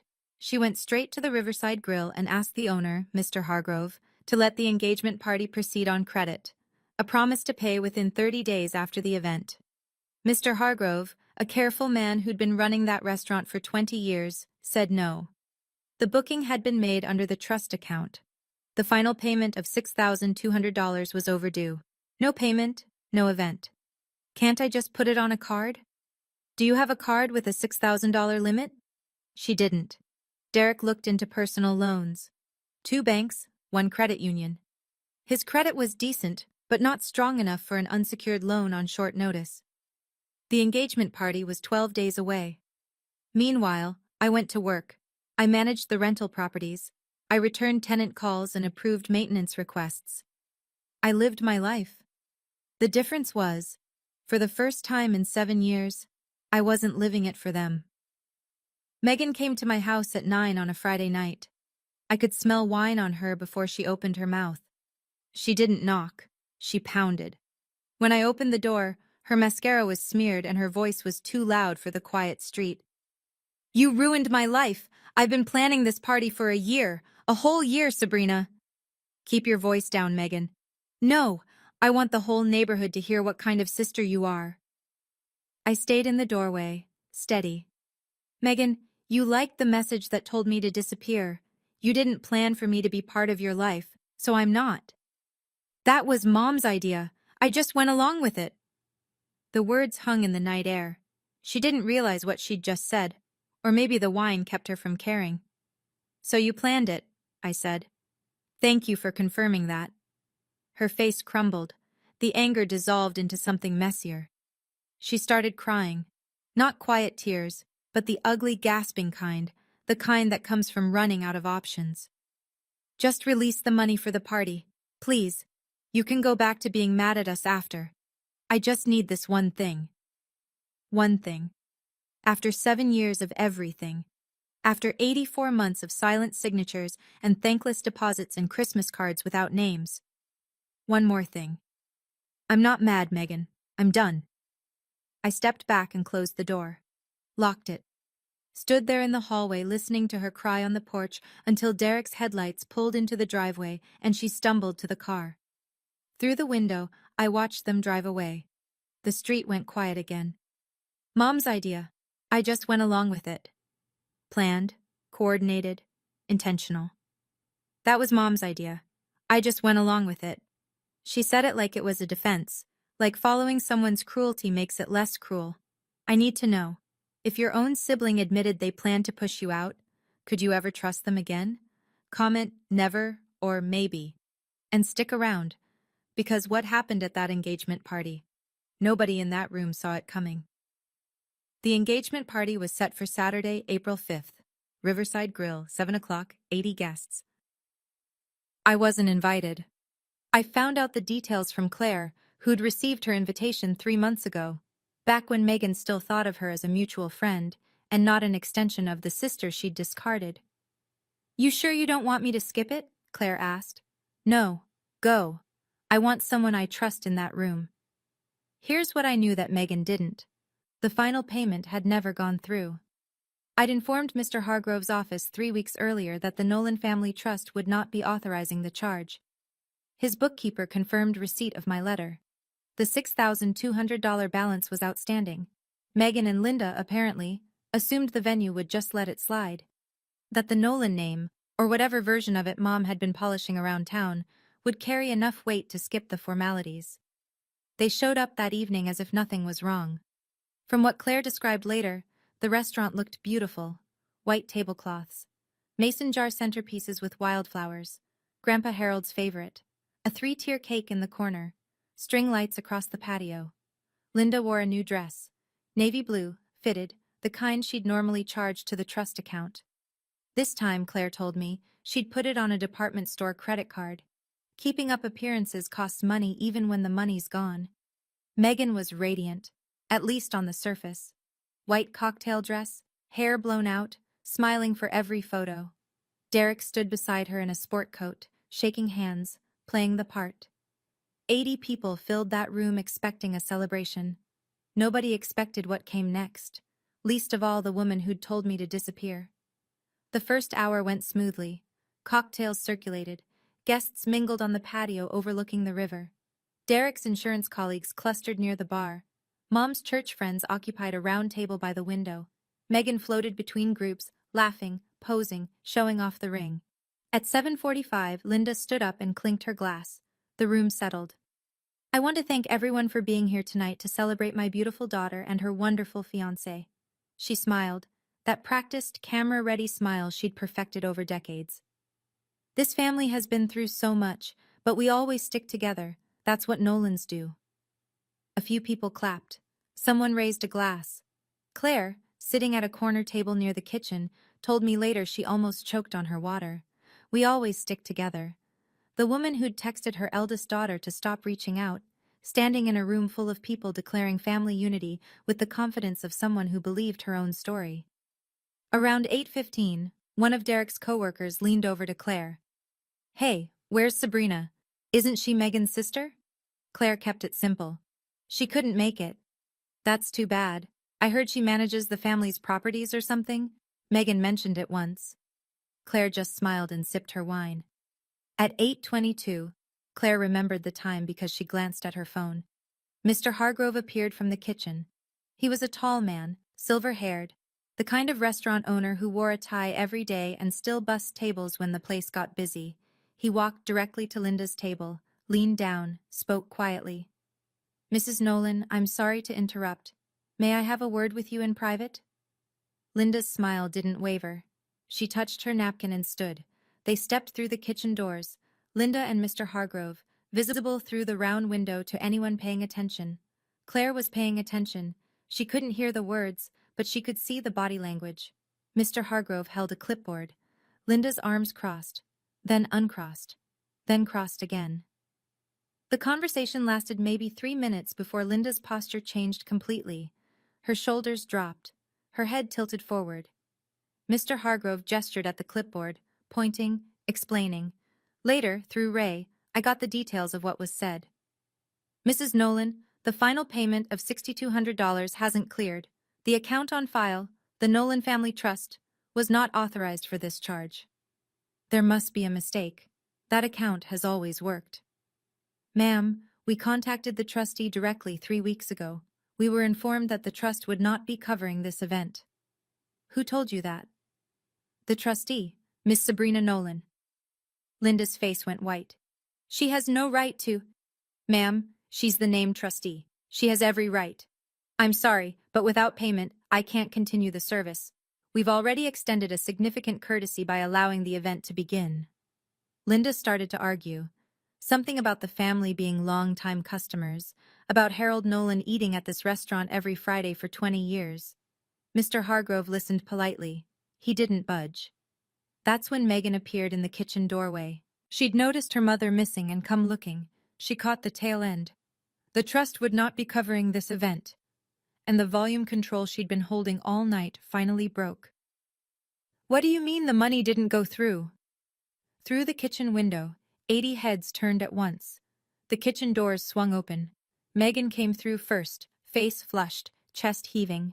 Linda followed, looking like she'd aged 10 years in 4 minutes. The room was silent. Forks were down, conversations frozen mid-sentence. Someone near the back, Derek's college friend, I think, spoke first. Is everything okay? Megan opened her mouth, then closed it. She looked at her mother. Linda straightened her spine, summoned what was left of her composure, and said, It's a banking error. We'll sort it out. But Megan was past the point of performance. It's not a banking error, Mom. Sabrina froze the trust. She cut us off. The silence that followed was the kind you feel in your chest. Not the polite kind. The kind where 80 people are recalculating everything they thought they knew. Mrs. Dalton, a neighbor who'd known the family for decades, was the first to break it. She set down her wineglass very deliberately. Wait. Sabrina manages the trust? I thought you said the money was from your father's estate, Linda. You told me you handled the finances yourself. Linda didn't answer. She stood there, frozen, with the entire room watching. Aunt Patty, sitting 3 tables away, rose halfway out of her chair. Linda, is that true? You told me Dad left you in charge. It's complicated. Mrs. Dalton shook her head slowly. It doesn't sound complicated. It sounds like your daughter has been paying for everything, and you told the whole town it was you. The words landed like a stone in still water. Ripples everywhere. 80 pairs of eyes shifting between Linda and the empty chair at the family table. The chair that would have been mine. 7 years of fiction, undone in 30 seconds. Linda sat down. Not at a table, just in the nearest chair, a spare by the wall, the one Mr. Hargrove usually kept for his hostess. She put her face in her hands. When she looked up, she wasn't apologetic. She was cornered. She's punishing me, Linda said, loud enough for the room. My own daughter is punishing me because I asked for a little space. That's all I did. I asked for space, and she took everything. A few people shifted uncomfortably. Someone at the bar turned away. Megan, still standing, pivoted toward Claire, her eyes narrowed. Did you tell her about tonight? Did you help her set this up? Claire didn't flinch. Sabrina didn't set anything up, Megan. She just stopped paying. You planned this party without checking if the money was there. That's on you. You don't know anything about... I know your sister's been signing checks for this family since she was 27 years old. And I know the thank you she got was a text telling her to go away. Megan stared. A few people at the nearby tables nodded without meaning to. Derek appeared at Megan's elbow. We should go. No, everyone needs to know my sister is a monster. But the room wasn't with her anymore. You could see it in the turned heads, the lowered eyes, the quiet gathering of purses and jackets. Mr. Hargrove's staff began clearing the buffet trays, half the food untouched. One by one, guests started leaving. Handshakes with Derek, quick hugs, whispered good lucks, that meant something different than they had an hour ago. Linda sat in her chair by the wall, watching the room empty. "Someone call Sabrina," she said. "Tell her to fix this." Nobody picked up a phone. Claire called me at 9:30 that night. I was on my couch with a book and a cup of tea, chamomile, the kind Grandpa always drank. She told me everything: the kitchen, the announcement, Mrs. Dalton's question, Aunt Patty's face, Megan's outburst, the slow, awful emptying of the room. I listened without interrupting. "I didn't want it to happen that way," I said when she finished. "I know, but it happened because they built a house of cards with your money and your silence. You took back the silence. The house fell on its own." That night I couldn't sleep again. But this time it wasn't from grief. It was from clarity. The kind that keeps you awake because your mind is finally working instead of hiding. Monday morning, I was at Ray's office by 8. "I want to restructure the distributions," I told him. "Not eliminate them, restructure." He nodded. "What are you thinking?" $1,200 a month to each beneficiary. Directly tied to documented expenses, rent, utilities, groceries. Receipts required for every disbursement. No lump sums, no discretionary spending, no more blank checks. Ray wrote it up that afternoon. Certified letters went out to both Linda and Megan via registered mail. I also did one more thing. I opened my email, found the message Linda had sent me 5 years ago. "Just keep the money coming and let me handle the rest." And forwarded it to her current address. I added one line underneath: "You handled it, here's the result." I didn't CC anyone. I didn't post it publicly. This wasn't about humiliation. It was about making sure she understood, in writing, that I remembered every word, and that every word had weight. The certified letters arrived on a Tuesday. I know because Ray's office got the return receipts. Linda signed for hers at 9:07 a.m. Megan signed at 11:15. Linda called Ray within the hour. Her voice, he told me later, oscillated between fury and panic. "You can't do this. I'll sue. I'll take her to court." "You're welcome to consult your own attorney, Linda. But I'll tell you what any estate lawyer in this state will say. A trustee acting within documented discretion is nearly impossible to challenge. The trust gives Sabrina full authority over distribution amounts, schedules, and conditions. She's not required to give you a dime." "A dime? She dropped me to $1,200 a month. I can't live on that." "Then I'd suggest adjusting your budget, or finding supplemental income." The line went quiet. Then, "Harold never would have wanted this." "Harold wrote the document that allows it. He chose Sabrina specifically because he trusted her judgment." She hung up. Megan's reaction came through Derek, who texted Ray's office, politely, to his credit, asking if the decision could be reconsidered. Ray responded with a one-paragraph letter reiterating the trustee's authority and suggesting Megan consult independent counsel if she wished to explore her options. Within 2 weeks, the financial reality set in. Megan couldn't cover her downtown apartment at $1,800 a month on $1,200 from the trust and her part-time income. She moved back in with Linda. Derek began asking questions, the kind he probably should have asked before proposing. How much of Megan's lifestyle was real? How much was subsidized? When she said "we can afford it," who was we? He postponed the wedding. "Until we figure out our finances," he told friends. Megan's version was shorter. "This is all because of Sabrina." 2 weeks after the engagement party, a small article appeared in the Caldwell County Courier, our local paper, the kind that still prints on Thursdays and runs stories about zoning board meetings. The headline read, "Nolan Family Trust establishes annual scholarship." The trust document had always included a provision for charitable giving. Grandpa Harold insisted on it. I'd never activated it. There'd always been more pressing demands: Mom's mortgage, Megan's rent, the endless drip of discretionary spending that left little room for anything else. With the distributions restructured, there was room now. $25,000 a year, roughly the same amount Linda had been spending annually on spa treatments, handbags, and dinners she charged to the trust without receipts. I named it the Harold Nolan Community Scholarship, open to any graduating senior in Caldwell County pursuing a trade certification or community college degree. The kind of kid Grandpa Harold had been: hardworking, practical, first in his family to think bigger. The announcement included my name as trustee and scholarship administrator. First time my name had appeared publicly in connection with the trust. First time the town saw Sabrina Nolan not as Linda's difficult daughter, but as the woman managing her grandfather's legacy. The following Sunday, Mrs. Dalton stopped me in the church parking lot. She put her hand on my arm and said simply, "Your grandfather would be so proud of you, Sabrina." The same words Linda had weaponized on my porch. Your grandfather would be ashamed. Now returned, inverted, from the mouth of someone who had no reason to lie. I thanked her and got in my truck and sat there for a minute before starting the engine. Not because I was sad, because sometimes being seen, truly seen, takes a moment to absorb. Over the next 2 months, I watched, mostly from a distance, as reality settled over my mother like weather she couldn't outrun. The SUV was the first to go. The white Chevy Tahoe she'd leased 2 years ago with a trust-funded down payment.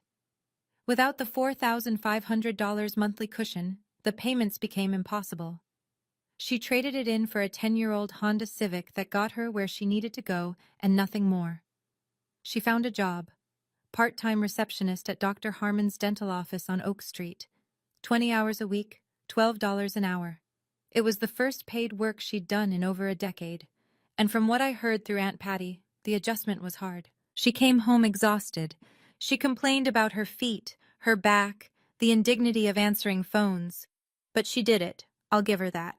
She showed up. The social landscape shifted more slowly. At church, people were polite but measured. Nobody mentioned the engagement party directly. Small towns have manners about that sort of thing, but the dynamic had changed. Linda's opinion carried less weight now. Her recommendations, her judgments about other people's lives, her carefully curated image of the strong single mother, all of it had a crack running through it. One evening, a letter arrived at my apartment. Handwritten, Mom's stationery, the lavender kind with her initials embossed at the top. Sabrina, I'm sorry for how things went, but you didn't have to humiliate me in front of everyone. I'm trying. That should count for something. I read it twice, folded it, put it in the kitchen drawer. She apologized for the humiliation, not for the birthday, not for the text, not for 7 years of making me invisible. She was sorry about the audience, not the action. Megan's situation was harder to watch, even for someone who'd been on the receiving end of her cruelty. The downtown apartment was gone within a month. She moved back into Mom's spare bedroom, the room that used to be mine, actually, before I left at 18. Her online sales business, which had always been more of a hobby than an income, barely covered her phone bill. Derek started asking the kinds of questions that shake foundations. Not angry questions, careful ones, which are worse. When you said we could afford the honeymoon, what did you mean by we? When you told me your family was comfortable, what exactly did that mean? Did you ever actually pay rent with your own money? Megan deflected. Blamed me, mostly. This is all Sabrina's doing. She's controlling and vindictive, and she's trying to ruin my life because she's jealous. Derek listened. And then, according to Aunt Patty, who'd become my quiet conduit to the family weather report, he said something that stopped Megan cold. I didn't know you couldn't afford your own rent, Megan. That's not about Sabrina. That's about honesty. The wedding stayed postponed. Derek didn't break things off. Not formally. But the energy shifted. He started spending more time at his own place. Fewer joint Instagram posts. No more ring photos. Megan deleted the Facebook post about me. The one calling me controlling, the one with 43 likes and 21 comments. But in a small town, screenshots travel faster than apologies. Half of Derek's coworkers had already seen it. His mother had seen it. The narrative Megan had built, the capable young woman planning her dream wedding, turned out to be as unsupported as the trust payments that had propped it up. Aunt Patty called me on a Sunday morning in late May. No preamble. Can I come over? I'll bring muffins. She showed up with blueberry muffins from the bakery and 2 coffees. We sat on the porch steps. The morning was warm and the street was quiet, and for a few minutes we just ate and didn't talk. Then she said it. I didn't know, Sabrina. I didn't know you'd been carrying all of us. I wasn't carrying you, Aunt Patty. You never took a cent from the trust. I know, but I knew something was off and I never asked. That's on me. She picked at her muffin. Your mother has always been like this. Did you know she pulled the same thing with me? Years ago, when your grandfather first started doing well. She told people the rental income was a family business she helped manage. I was the one who painted those apartments, Sabrina. Every unit. She never lifted a brush. Why didn't you say anything? Because she's my sister, and I stopped fighting with her 20 years ago, decided it was easier to just let it go and keep my distance. She looked at me sideways. I should have told you sooner. I should have warned you that this is what she does. She uses people and then rewrites the story so she's the hero. You're telling me now. That matters. She nodded, sipped her coffee. Come over for dinner next Saturday? Just us. I'm making Grandpa's pot roast recipe, the one with the onion gravy. I smiled. The first real one in weeks. I'd like that. She squeezed my hand once before she left, firm and brief and real. Leaving a toxic family doesn't mean losing every branch. Sometimes you just have to find the ones that grew in healthier soil. 2 months after the engagement party, my phone rang while I was at Aunt Patty's house. Patty's number on the screen, but when I picked up, it wasn't Patty's voice. Sabrina? It's Mom. I almost hung up. My thumb hovered, but something in her tone, smaller than I'd ever heard it, kept me listening. I got a job, she said, at Dr. Harmon's office. I'm answering phones. It's not much, but I'm paying my own electric bill now, first time in a long time. I'm glad you're working, Mom. That's a good step. Silence. Then, can we have coffee? Just us. Somewhere neutral. I won't bring Megan. I won't make a scene. I just want to sit across from you and talk. I looked out Patty's kitchen window. The sunset was doing that thing it does in late spring, burning orange through the trees, making everything look gentler than it is. Not yet. Okay. Her voice cracked just a little. When? Maybe someday. When sorry comes without, but you didn't have to. When you can say what you did without explaining why I deserved it. Long pause. I could hear her breathing. That's fair. Okay. Okay. She hung up. I set the phone on Patty's counter and stared at it for a while. Patty came in from the garden, saw my face, and didn't ask. She just put the kettle on. It would have been easy to say yes, to slide back into the old pattern, the forgiving daughter, the quiet provider, the one who smooths things over so everyone else can be comfortable. But comfort isn't the same as healing. And I'd spent enough years learning the difference. 4 months out. Summer in full swing. The rental properties were in good shape. I'd repainted 2 units in June and replaced the HVAC in the commercial lot. The trust was healthy. The scholarship had its first 3 applicants. I started taking a financial planning course at the community college on Tuesday nights. 12 students, a retired CPA named Professor Daniels, and a textbook that weighed more than my cat. I liked it. I liked the precision of it, the way numbers don't lie or rearrange themselves to fit a narrative. Saturday dinners became a ritual. Claire and Patty, sometimes Josie or Heather, sometimes just me and whoever showed up. My apartment was small, but the table could squeeze 4 if we moved the bookshelf. Claire brought wine. Patty brought leftovers from the week. We talked about nothing important and everything that mattered. I hung 2 frames on the kitchen wall. The first, Grandpa Harold, and 9-year-old me at the Riverside Grill. The second, Claire's photo from my belated birthday. 5 women on the floor, sheet cake, cheap wine, candles shaped like 34. Megan hadn't reached out. Derek and Megan were still technically engaged, but nobody was planning anything. The ring stayed on her finger, the date stayed off the calendar. I thought about her sometimes, usually at night, usually when it was quiet. I didn't feel victorious. I didn't feel righteous. I just felt clear. I wasn't responsible for Megan's pain, the same way I wasn't responsible for Mom's mortgage, or Megan's lifestyle, or the story they'd written about me in my absence.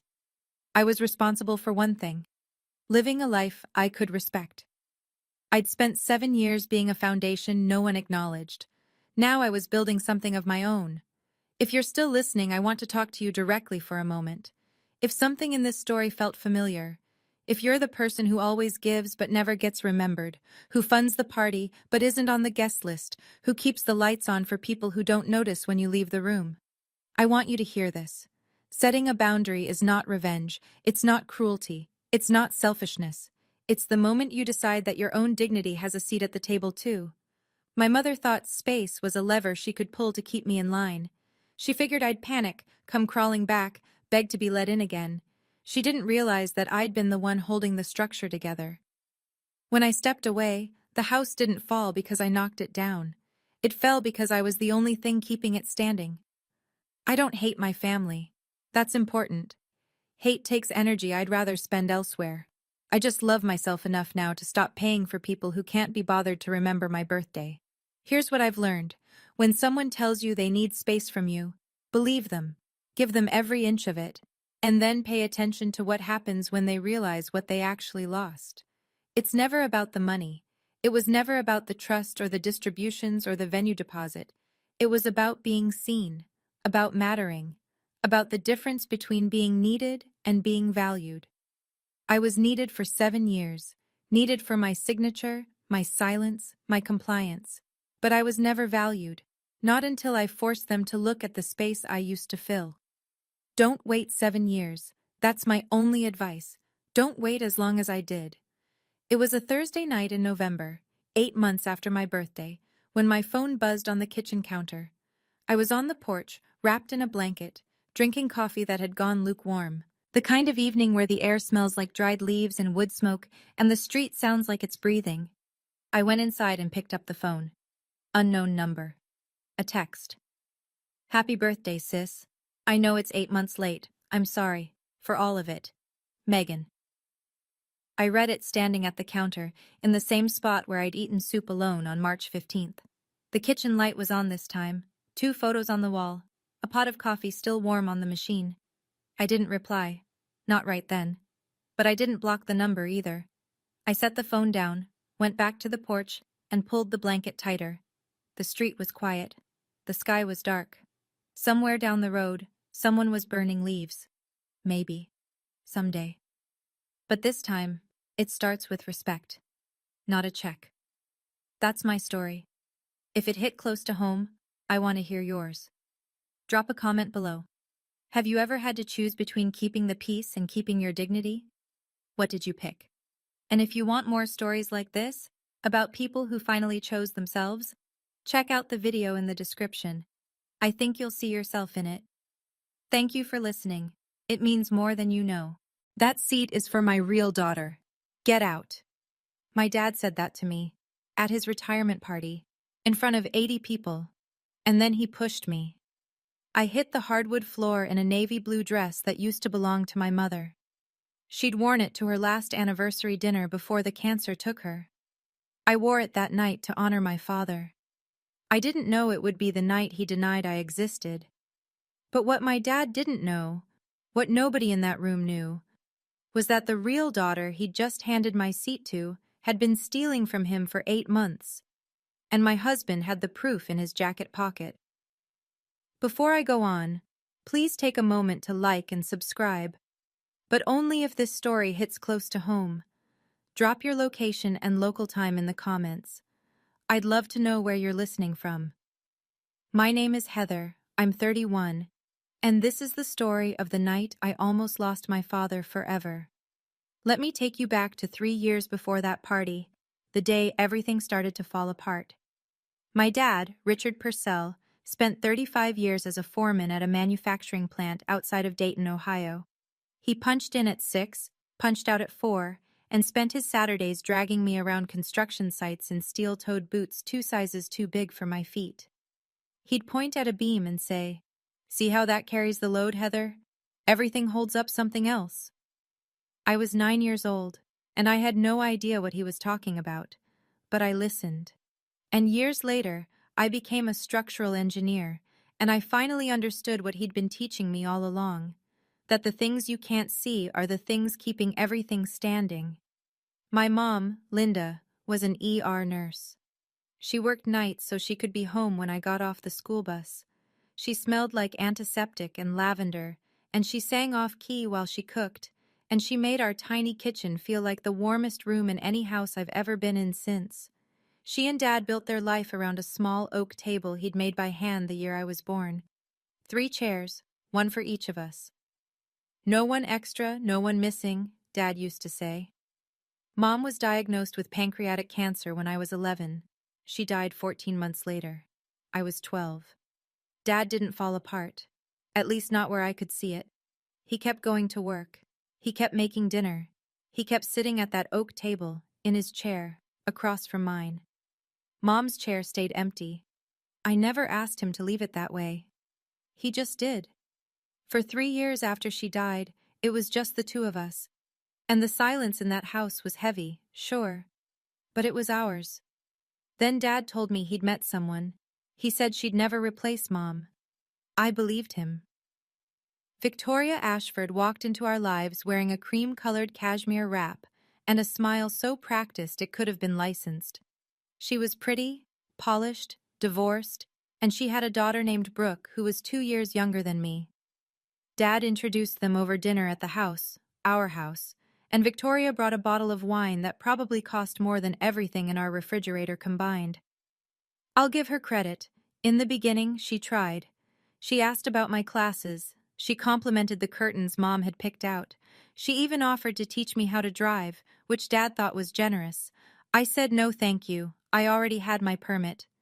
They got married when I was 15. Small ceremony. Victoria wore ivory.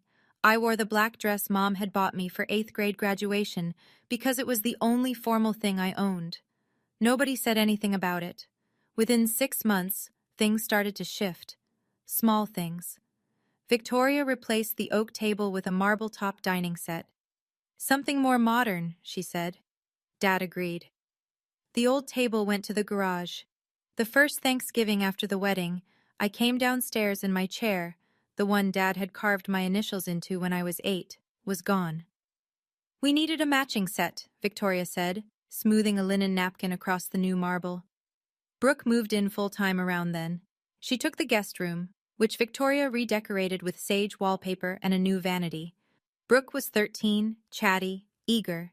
She called my dad Dad from the first week, and my dad, who hadn't cried once since my mother's funeral, got misty-eyed and hugged her at the dinner table. The new dinner table. I watched from the kitchen doorway and didn't say a word. That was my first mistake. I left for college at 18. Clemson. Structural engineering. Full ride on academic merit. Dad drove me to campus, helped me carry my boxes, and stood in the parking lot for a long time after I told him I'd be fine. Victoria stayed home. She said she had a migraine. Every time I came back for a break, something else had changed. Mom's photos migrated from the living room wall to the hallway, then to a shelf in the basement. Her recipe box disappeared from the kitchen counter. Her garden, the one she'd planted with coneflowers and black-eyed Susans the spring before she got sick, was pulled up and replaced with ornamental grasses that didn't bloom. My bedroom became Victoria's yoga studio. When I asked where my things were, she pointed to 3 cardboard boxes in the garage, stacked next to Dad's old oak table. We needed the space, sweetheart. Brooke's doing online classes and she needed a quiet room. Brooke already had a quiet room, but I didn't argue. That was the pattern. Victoria would take something small, frame it as practical, and Dad would go along because fighting about curtains and chairs felt beneath him. He was a foreman. He solved real problems, load-bearing problems. He didn't have the bandwidth for domestic politics. I met Marcus at a structural engineering conference when I was 25. He was a forensic accountant presenting on construction fraud investigations. We talked for 3 hours about how numbers lie and how buildings don't. We married 2 years later, at a courthouse, with 12 guests. Dad came. He walked me down the aisle. Victoria came too. She developed a headache around the toasts, and they left before we cut the cake. The last time my father looked me in the eye, we were standing outside that courthouse. He squeezed my hand and said, "Your mom would have liked him." That was 4 years ago.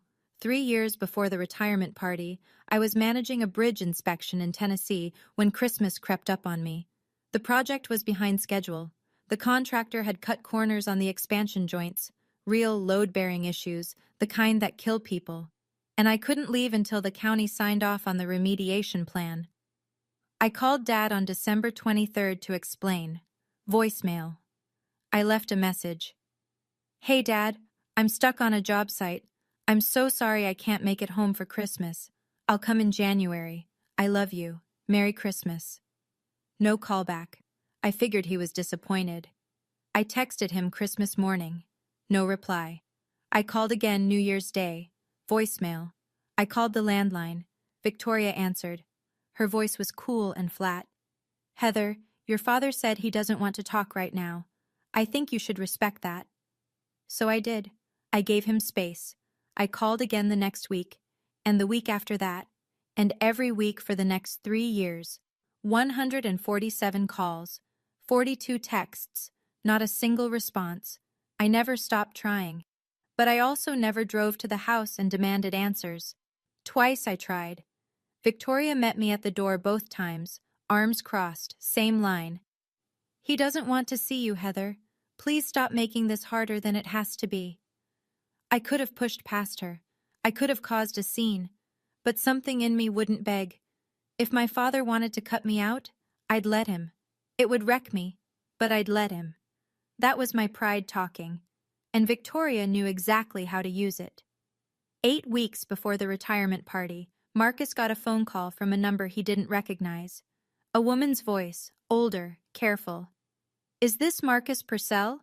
I'm Donna Webb. I work in benefits administration at your father-in-law's company. I need to talk to you about some paperwork. Marcus didn't tell me. Not yet. The invitation arrived in my work email, not from Victoria, not from Dad, but from the company's event coordinator, a mass email to every employee's family contacts. You are cordially invited to celebrate the retirement of Richard Purcell, 35 years of dedicated service, Willowbrook Country Club, Saturday 6 p.m., black tie optional. I stared at that email for 20 minutes. Marcus came into the kitchen, saw the screen, and sat down across from me. You should go, he said. He hasn't spoken to me in 3 years. Which is exactly why you should go. This might be the only chance to see him in a room full of people. Something in the way Marcus said it, a room full of people, struck me as deliberate. But I didn't press him on it. I was too busy deciding what to wear. I chose the navy blue dress, Mom's dress. She'd worn it to her 20th wedding anniversary dinner, the last one before her diagnosis. It was simple. Boat neck, 3/4 sleeves, hem just below the knee. I'd had it taken in at the waist, but the fabric was still hers. The silk still carried the faintest smell of her perfume if I buried my face in the shoulder. I wore it for Dad, because Mom couldn't be there, and I wanted some part of her in the room. Marcus drove. Willowbrook Country Club sat at the end of a long private drive. Stone columns, golf course stretching into the dusk, valet parking. Inside, crystal chandeliers, linen tablecloths, a podium with a mounted photograph of Dad shaking hands with the company's CEO. Everything gleaming and expensive and staged. I found the seating chart near the entrance. My eyes scanned the head table. Richard Purcell, Victoria Purcell, Brooke Ashford. 3 senior colleagues. My name wasn't anywhere. Aunt Janet had been placed at the farthest table from the front, near the kitchen doors. I should have turned around right there. But I'd spent 3 years wondering whether my father still remembered my name. I needed to hear it from him, even if the answer destroyed me. Victoria met us just inside the foyer. She wore a charcoal Hermes scarf draped over a fitted black dress, and her smile landed on me like a camera flash, bright, blinding, and gone in a second. Oh, Heather, I didn't think you'd actually come. The invitation said family, I replied. Of course. She touched my elbow and steered us through the main hall, not toward the head table, not toward Dad. She guided us to a two-top near the back wall, the kind of table they set up when they've run out of room, wedged between a pillar and the service corridor. No nameplate, no centerpiece, just 2 chairs and a bread basket. I sat down. Marcus sat across from me. Neither of us touched the bread. From there I could see my father. He was already seated at the head table, a Cartier watch catching the light on his wrist, a gift from Victoria for their 10th anniversary. Brooke sat at his right side, leaning into him, her hand resting on his arm. She wore a blush-colored cocktail dress and a Tiffany pendant, and her hair fell in perfect curls like she'd come straight from a salon. She looked like a daughter. She looked like she belonged. Dad glanced in my direction. For 1 second, our eyes met across the room.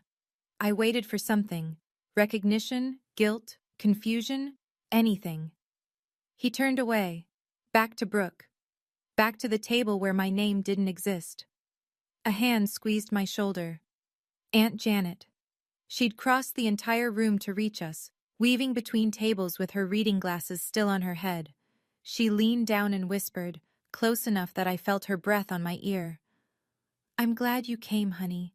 There are things you need to know." She squeezed my hand, and 4 words dropped into the space between us like stones into water. "They changed his papers." Before I could ask Janet what she meant, Victoria took the podium.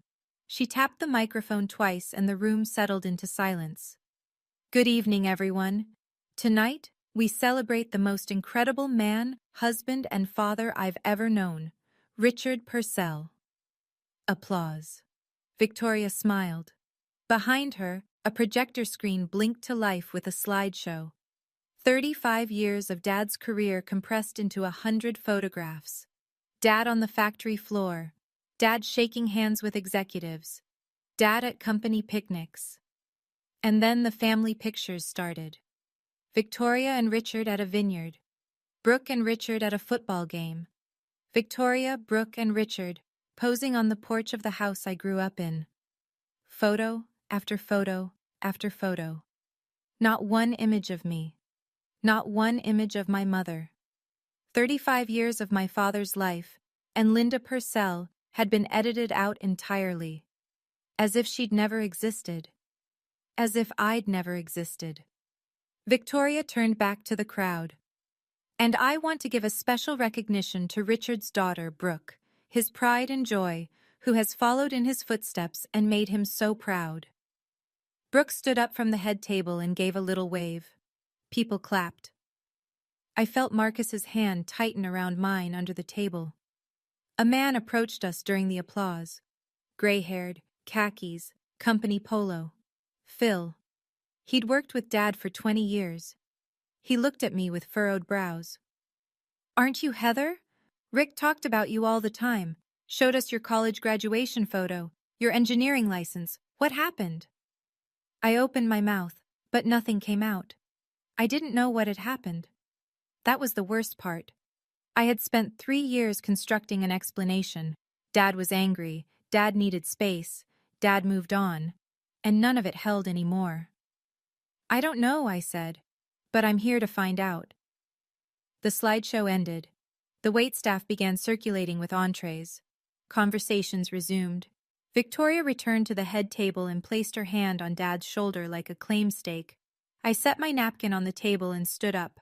Marcus looked at me. "Are you sure?" I didn't drive 4 hours to eat bread rolls in a corner. I walked, straight through the center of the room, past Phil's table, past the middle managers and their wives, past the company VP, who paused mid-sentence to watch me go by.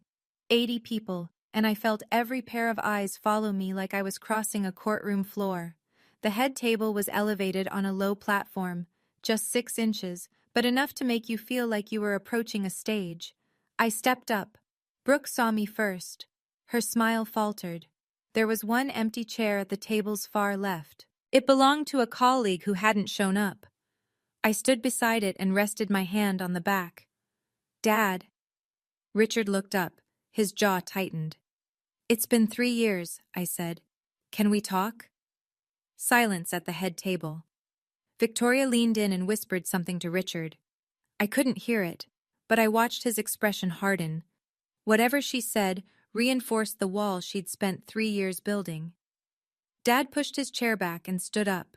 He was 6'1", broad-shouldered, and the foreman posture was still there even at 63. He looked down at me and I saw nothing. No warmth, no recognition, no conflict. Just a stranger wearing my father's face. For one fraction of a second, I thought he was going to hug me. He put both hands on my shoulders and pushed. I went backward off the platform. My heel caught the edge and I hit the floor, not gracefully, not dramatically, just hard. My hip struck the polished hardwood. The seam of Mom's dress split along the hem with a sound like a whisper tearing in half. "That seat is for my real daughter." Dad's voice carried across the entire room. "You lost the right to sit here when you turned your back on this family. Get out." I was on the floor, looking up at my father, and behind him, Brooke slid into the empty chair. My chair, the one I'd walked across the room to reach, and settled into it like she'd been waiting for this moment. "It's okay, Dad," she said, resting her hand on his arm. "She can't hurt you anymore." 80 people, colleagues who'd known my dad for decades, family friends, the company VP. Nobody moved, nobody spoke. Forks hovered. Conversations died mid-syllable. The entire room held its breath and chose silence. I sat on that floor and felt the cold hardwood through the fabric of my mother's dress. The torn hem pooled around my knee. My clutch had fallen open beside me, and there, half spilled onto the floor, was a photograph. Me at 5 years old, sitting on my dad's shoulders at one of his construction sites. Hard hat on my head, grinning so wide my eyes disappeared. He was laughing. I carried that photo everywhere. I didn't cry. I stared up at the man who'd taught me how buildings stand, and I saw something terrible in his face. Certainty. He was certain he was right. Victoria had spent 3 years making sure of that. I put my palms flat on the floor and started to push myself up. One step from the door. That's how close I was to walking out of that room and never coming back. Then I heard a chair push back, and it wasn't mine. It was Marcus. I was still on one knee when Marcus stood up from our corner table. He didn't rush. He buttoned his suit jacket, a single precise motion, and adjusted his cuffs. I'd seen him do that 100 times before presentations at his firm. It was his tell. It meant he was about to lay something out in a way that left no room for argument. Victoria noticed him first. I watched her eyes track his movement across the room, and something flickered behind her expression. The briefest crack of alarm, filled in immediately with a hostess smile. "Marcus," she called out, her voice pitched for the room to hear. "I think it's best if you take Heather home. She's had a long night." Marcus didn't look at her. He walked past the center tables, past Phil, past the murmuring guests who couldn't decide whether to stare or pretend nothing was happening. He walked straight to me and offered his hand. I took it. He pulled me up. He looked at the torn hem of Mom's dress, and his jaw tightened, and for 1 second, I saw something cross his face that wasn't calm at all. He set it aside. He steadied me, then turned toward the head table, toward my father. "Mr. Purcell." His voice was conversational. Not loud, not aggressive. The tone you'd use in a conference room, not a confrontation, but every syllable carried. "I'm Marcus, your daughter's husband. The daughter you just pushed to the floor." Richard's face reddened. "I don't have anything to say to you. Take her and leave." "I understand, sir, but before we go, I have one question." Marcus paused. "When was the last time you personally picked up your phone and checked your messages?" Richard blinked. "What?" "It's a simple question, sir." Victoria stood up so fast her chair scraped the platform. "Marcus, this is not the time or place." "Actually, Mrs. Purcell," Marcus said, still looking at Richard, "this is exactly the time and place." Okay, I need to pause here for a second, because at that moment, I was ready to leave. I was ready to let my father have the life Victoria had built around him. But Marcus had been sitting at that corner table, quiet the whole evening, holding something in his jacket pocket that nobody in the room knew about. Something that would change everything. Before I tell you what happened next, if this story has hit you somewhere personal, hit that like button. And if you've ever had someone stand up for you when nobody else would, tell me about it in the comments. Now let me tell you what Marcus did. While Marcus stood at the head table, Victoria's recovery was almost beautiful in its precision. She turned to the room, palms open, voice warm and apologetic, the gracious hostess managing an unfortunate scene. "Everyone, I'm so sorry about this disruption. Please, enjoy your dinners. This is Richard's night." She placed her hand on Dad's shoulder and leaned down. The table microphone caught her whisper. "See? I told you she only comes around when she wants something." Dad nodded, but his hand was gripping his napkin hard enough to whiten his knuckles. He'd just shoved his daughter in front of every colleague he'd ever respected. I could see the adrenaline draining out of him, leaving behind something that looked a lot like doubt. Brooke filled the silence. She leaned into Richard and said, loudly enough for the surrounding tables, "I'm here, Dad. I'll always be here." She rubbed his arm, and a few guests offered sympathetic smiles in their direction, the dutiful daughter comforting the beleaguered father. The narrative was holding. From her seat near the back, Donna Webb, a silver-haired woman I'd never met, watched the entire scene with an expression I couldn't read at the time. She caught Marcus's eye across the room and gave a small, deliberate nod. I didn't understand what it meant. I would soon. Phil, the gray-haired colleague who'd spoken to me earlier, broke the hush at his table. "That was wrong, Rick." His voice was low but firm. "That girl drove 4 hours to be here." Dad didn't answer. Victoria pressed on, lifting her champagne glass. "To Richard, and to the family that chose to stay." A scattering of glasses rose, polite, uncomfortable. The kind of toast people drink to because refusing would require a courage nobody in that room had summoned yet. Nobody except Marcus. Victoria stepped down from the platform and crossed the room toward me. She moved with the precision of someone who has rehearsed their exits. Chin up, smile set, heels clicking a clean rhythm on the hardwood. She stopped 3 feet from where I stood near the coat check, smoothed her Hermes scarf, and lowered her voice. "Heather, sweetie, I think it's best if you leave quietly. You've already embarrassed your father enough for one evening." "I embarrassed him?" He pushed me to the floor. "Because you showed up uninvited to a private family event. If you really loved your father, you would have respected his wishes." "His wishes? Or yours?" Her smile didn't waver, but her eyes went flat. "Let me be very clear. Richard has made his decision. His retirement, his benefits, his house, everything is taken care of. You are not part of that plan." She paused, adjusting her tone the way you'd adjust a thermostat, carefully, precisely. "Walk away gracefully, or I will make sure everyone here knows exactly what kind of daughter you've been." I should have walked away. Every rational bone in my body told me to turn around, get in the car, and drive 4 hours home. But something she'd said, his benefits, his house, everything is taken care of, landed wrong. It sounded less like a wife protecting her husband and more like an investor protecting a portfolio. "What kind of daughter calls her father every week for 3 years and never gets an answer?" I said. Victoria's face changed. It was fast, a half-second of something raw and startled. And then the mask slid back into place. "I don't know what you're talking about." But I'd seen it. That micro-expression. That flinch. She knew about the calls. She'd known the entire time. Marcus had been watching from the center of the room. I didn't know it then, but he'd been waiting for this exact moment. The point where Victoria would overplay her hand. He'd told me later that the plan was never to confront her. It was to confront my father. Victoria was just the obstacle. He walked toward the head table with the kind of unhurried pace that makes people stop chewing. Every step deliberate, hands at his sides.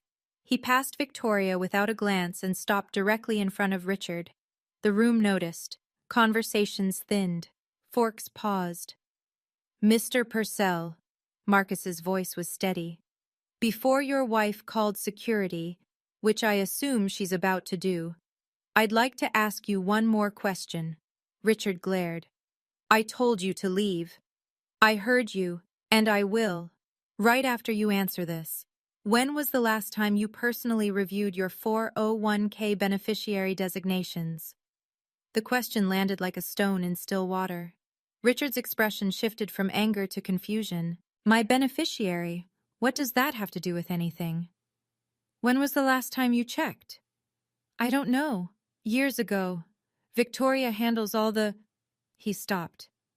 "Victoria handles all the paperwork," Marcus finished for him. "I know she does. Victoria's heels were already clicking toward them. "Richard, don't engage. He's trying to confuse you. This is what they do. They manipulate." "Mrs. Purcell," Marcus said, and this time he did look at her. "You can stop. I already have the paperwork." He reached into his jacket and pulled out a manila envelope. It was thick, maybe 20 pages folded inside. He set it on the table in front of Richard with the same care you'd use to place a document in front of a judge. The room went quiet for the second time that evening. But this silence wasn't directed at me. Victoria recovered faster than I thought possible. She pivoted, physically and strategically, and placed herself between Marcus and Richard, her hand on her husband's arm, her body angled to block the manila envelope from his line of sight. "Richard, listen to me. They're trying to ruin your night. This is your retirement. 35 years, and they want to turn it into some kind of courtroom drama." She looked at the nearest guests with wide, wounded eyes. "I'm so sorry, everyone. Heather has always been difficult. We've tried everything." A few people at the surrounding tables shifted in their seats. One woman reached out and patted Victoria's arm. The narrative was tipping back in her direction. I stood near the coat check, watching Marcus hold his ground while Victoria performed the most convincing act of victimhood I'd ever seen. I felt the fight draining out of me. She was too good at this. Then I noticed something. Marcus had set the manila envelope on the table, and it had opened slightly from the weight of its contents. Inside, I could see 2 documents, forms of some kind, set side by side. Different fonts, different dates. I couldn't read the text from where I stood, but I recognized the layout. I'd seen beneficiary forms before, during our own life insurance paperwork. Marcus had been sitting at our kitchen table 2 weeks ago, comparing 2 documents late at night. When I asked what he was working on, he'd said, "Something for a case. I'm not sure yet. I need to verify it." He hadn't been working on a case. He'd been working on this. "Mr. Purcell," Marcus said quietly, "I'm not here to ruin your evening. I'm here because someone has been systematically dismantling your financial future, and you don't know it yet." Victoria's voice shot up. "Richard, tell him to leave." Richard's hand hovered over the envelope. He hadn't opened it, but he hadn't pushed it away either. "Even if any of this were true," Richard said slowly, "what does Brooke have to do with my retirement account?" "She owes $180,000 from a failed startup," Marcus said. "Did you know that?" Richard's head swiveled toward Brooke. She was still seated in the chair she'd taken from me. Her face went pale. That's not true. He's lying, Dad." "Of course he's lying," Victoria said, pressing closer to Richard's side. "He's an accountant. They twist numbers for a living." Marcus didn't flinch. "I'm a forensic accountant, actually. Checking numbers for accuracy is literally what I do for a living. I spend my days identifying when financial documents have been altered." He let that hang for a moment. "Sir, can I show you what's in this envelope? That's all I'm asking. 60 seconds of your time." The room had gone so quiet I could hear the ice shifting in water glasses 3 tables away. Guests who'd been pretending to eat had given up the pretense. Everyone was watching. Richard stared at the envelope. Victoria stared at Richard. Brooke stared at the tablecloth. "Even if Brooke has debt," Richard said, "that's her business. What does it have to do with me?"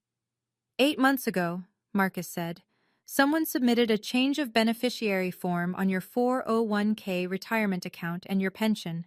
The original form named Heather as your primary beneficiary at 50%. The new form names Brooke Ashford as sole beneficiary, 100%. Richard's mouth opened, then closed, then opened again. "That's impossible. I never signed any." "I know you didn't, sir." Marcus opened the envelope and placed 2 forms on the white linen tablecloth, side by side. "That's exactly the problem." Richard looked down at the papers. His face changed, slowly, like a man watching a house he built start to tilt on its foundation. The form on the left was dated 12 years ago. Beneficiary: Heather Purcell, 50%. Estate of Linda Purcell, 50%. The signature at the bottom was Richard's.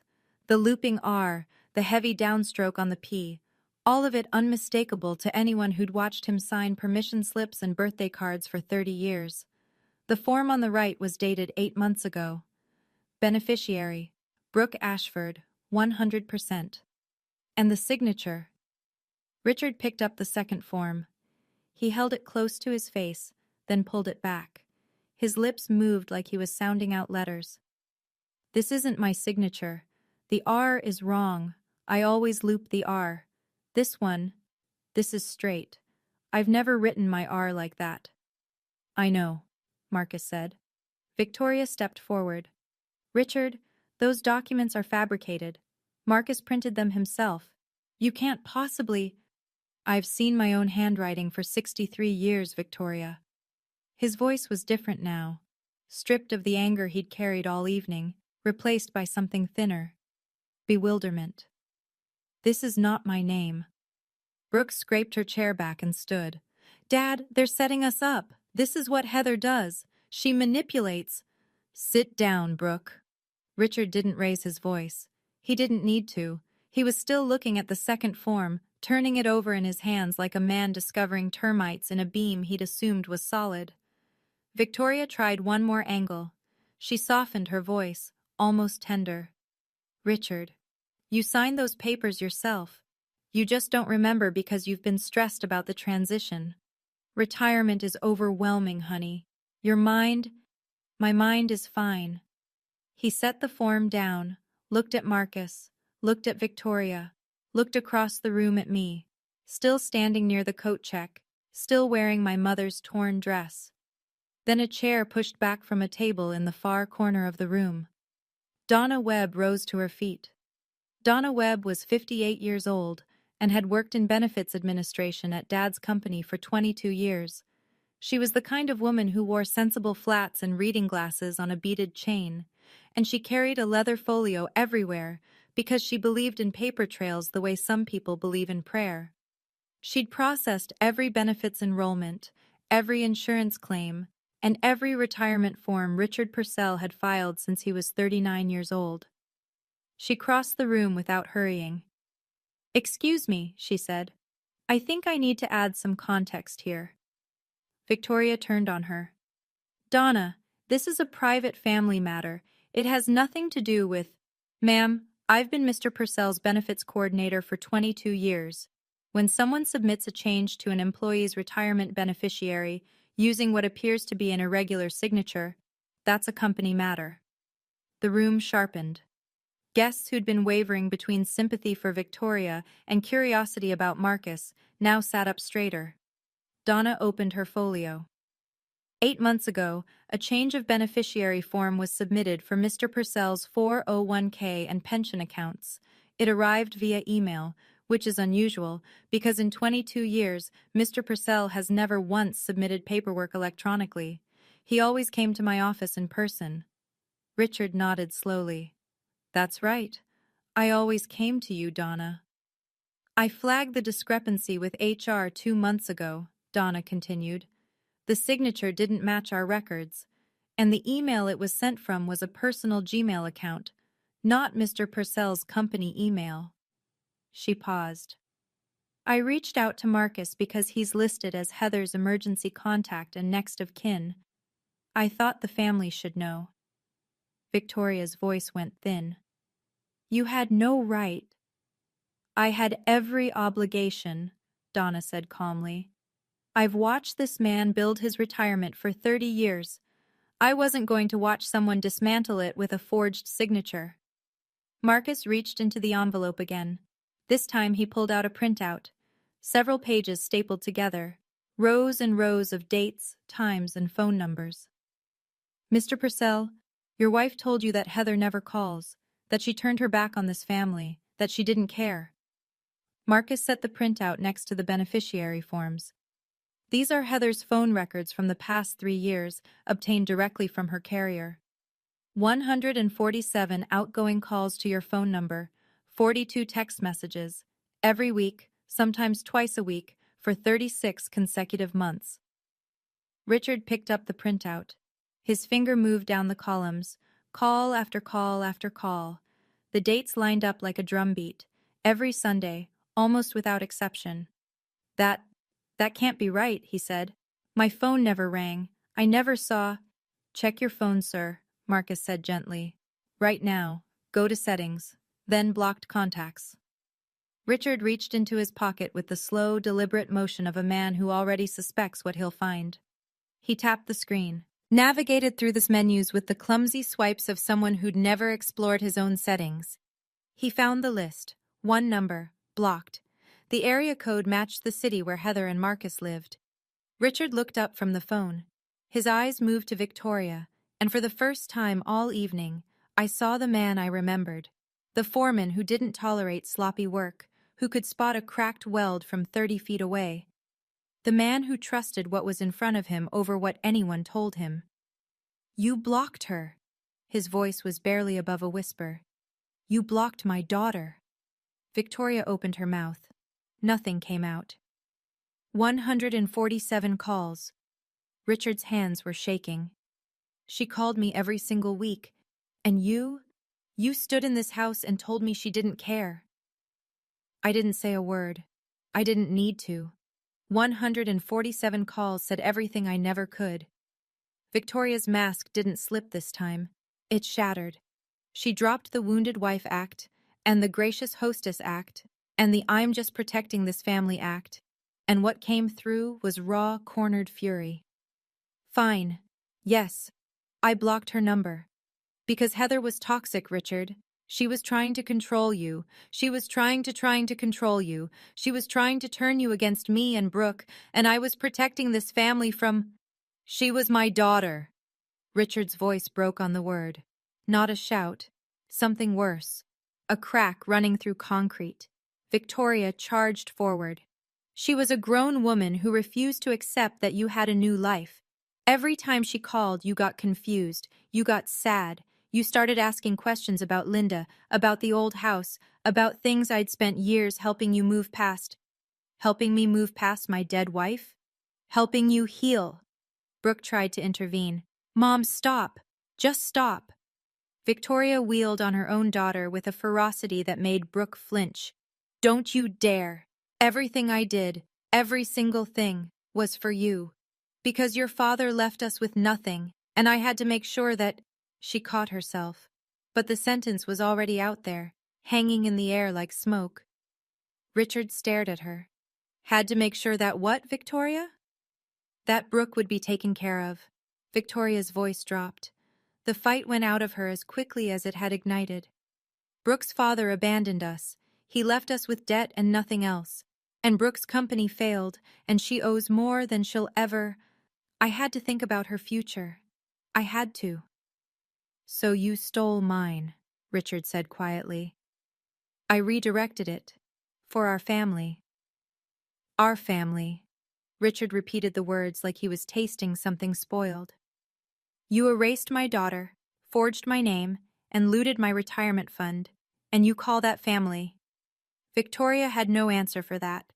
For the first time in 16 years, she had no answer at all. Aunt Janet stood up from the back of the room. She didn't rush, didn't raise her voice. She just walked to the center of the room and faced her brother with the steady expression of a woman who'd been waiting a very long time to say what came next. Richard, I've been trying to tell you this for years. Richard turned to her, and I could see the exhaustion settling into his shoulders. The posture of a man who'd spent the last 10 minutes discovering that the floor he'd been standing on was rotten. I watched Victoria shut Heather out of this family piece by piece, Janet said. The photographs, the phone calls, the holiday invitations that somehow never reached her. I came to you 5 separate times and told you something was wrong, and every time you said the same thing. Janet, you just don't like Victoria. Stay out of it. No, Richard. You pushed your daughter to the floor tonight, in front of every person you've worked with for 35 years. You need to sit with that. Phil nodded from his table. A few others did too. The kind of quiet, weighted nods that don't need words. Richard lowered himself back into his chair at the head table. He set his phone on the linen cloth, screen still showing the blocked contacts list.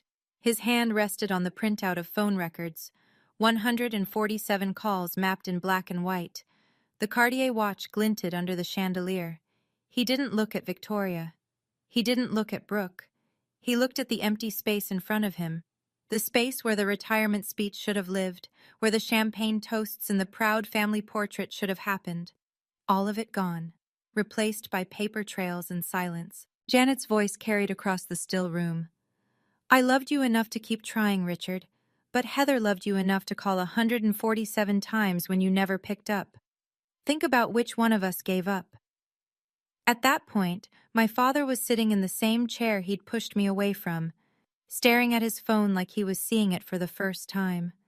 And honestly, part of me wanted to walk away right then, let him sort through the wreckage on his own. But that's the thing about family.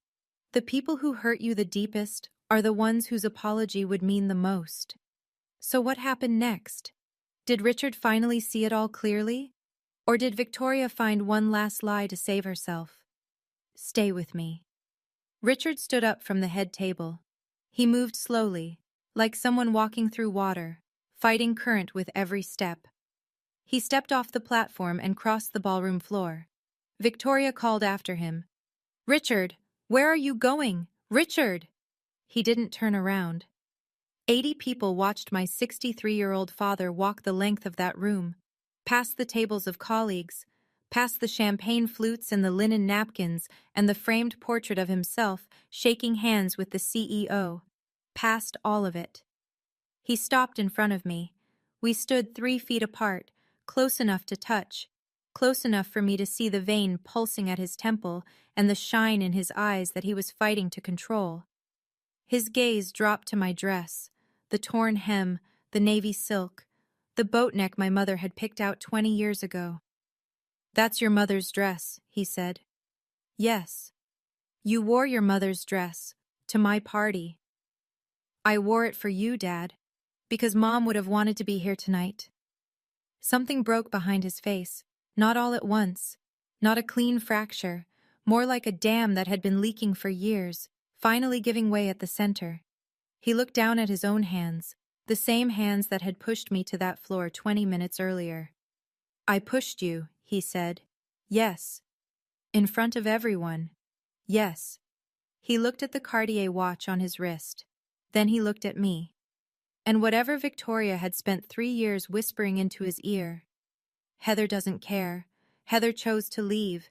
Heather isn't your family anymore. I watched all of it drain out of his expression like water through a cracked foundation. He opened his mouth, and for the first time in 3 years, the words that came out were his own. Heather, He stopped, swallowed, tried again. I don't know how to say this. I waited. I didn't help him find the words. That might sound cold, but I'd spent 3 years calling a phone that never rang. I wasn't going to make this easy. He owed me the effort of finding the right words himself. I believed everything she told me, he said. Every word. Because it was easier than admitting I was losing you, and I didn't know how to stop it. He paused. After your mother died, I didn't know how to be a father on my own. Victoria made it simple. She handled everything. And I let her, because handling things myself meant facing how badly I was failing at all of it. He turned back toward the room. 80 faces stared back at him. I owe my daughter an apology, he said, loud enough for the back tables. Not just for tonight, for 3 years. I let someone convince me that the one person who never stopped reaching out to me had given up on me. That's on me. Victoria lied. But I chose to believe her, because the lie was more comfortable than the truth. He faced me again. I'm sorry. I'm sorry I pushed you. I'm sorry I didn't answer your calls. I'm sorry I let them take your mother's pictures off the wall. My throat was tight. My eyes burned. But I didn't collapse into him. I didn't throw my arms around his neck and tell him everything was fine. I accept your apology, Dad. But accepting an apology and trusting you again are 2 very different things. We have a long way to go. He nodded, slowly. I know. Good. Then this is where we start, not where we finish. He nodded again. and the smallest thing shifted, like a load recentering on a beam that had been off balance for years. Victoria was not finished. She marched across the floor with the rigid posture of a woman whose entire architecture was collapsing and who refused to acknowledge gravity. She positioned herself between Richard and me and addressed the room. "Can't anyone see what's happening? Marcus and Heather planned this entire spectacle. They came here tonight to humiliate Richard at his own retirement. This is coordinated. This is an attack." Richard spoke without turning to face her. "No, Victoria. The only person who planned anything at this party was you, the seating chart, the slideshow with no pictures of Heather, no pictures of Linda. You choreographed everything tonight to make sure my daughter felt invisible. And it worked. Until it didn't." Victoria pivoted to the guests. She scanned the room for allies, for one sympathetic face, for anyone who would corroborate the narrative she'd maintained for 16 years. What she found instead were averted gazes and tight jaws and hands wrapped around water glasses. Phil spoke up. "Ma'am, the man just showed us a forged signature. Sit down." Victoria turned to Brooke, the last person left in her corner. Brooke was standing at the edge of the platform, clutching her small handbag with both hands, her face drained of color. "Brooke, tell them. Tell them this is all a misunderstanding." Brooke's mouth opened, closed. She looked at Richard. She looked at the beneficiary forms still spread on the linen tablecloth. She looked at me, standing in my mother's torn dress. "Mom," Brooke said quietly, "it's over." Something in Victoria's expression went hollow. The fight left her face like air leaving a tire. Not dramatically, not with a bang, just a slow, steady deflation. "It is not over," she whispered. But she was the only person in the room who still believed that. Brooke gathered her things from the head table. She moved mechanically. Clutch, phone, the cashmere wrap Victoria had draped over her chair. She didn't look at the beneficiary forms. She didn't look at the blocked contacts list still glowing on Richard's phone. She walked off the platform and headed for the door, but she stopped in front of me. "I didn't know about the signature," she said. Her voice was thin. "I swear to you, Heather, I didn't know she forged his name." "But you knew about the phone," I said. "You knew I was calling. You knew I was being blocked." Brooke didn't answer right away, and that silence, 3 seconds, maybe 4, carried more honesty than anything Victoria had said all evening. "I wanted a dad," Brooke finally said. Her eyes were wet. "My real father left when I was 6, moved to Portland with his girlfriend and never looked back. Richard was the first person who ever," her voice cracked. "He made me feel like I mattered." I understood that. I understood it completely. And understanding it didn't make me less angry, but it made my anger more precise. "I understand wanting a father, Brooke, but you don't get one by erasing someone else's daughter." She held my gaze for a long moment, then she nodded, a small, tight movement, and walked toward the exit. Victoria called after her, sharp and desperate. "Brooke! Brooke!" Brooke pushed through the double doors and didn't look back.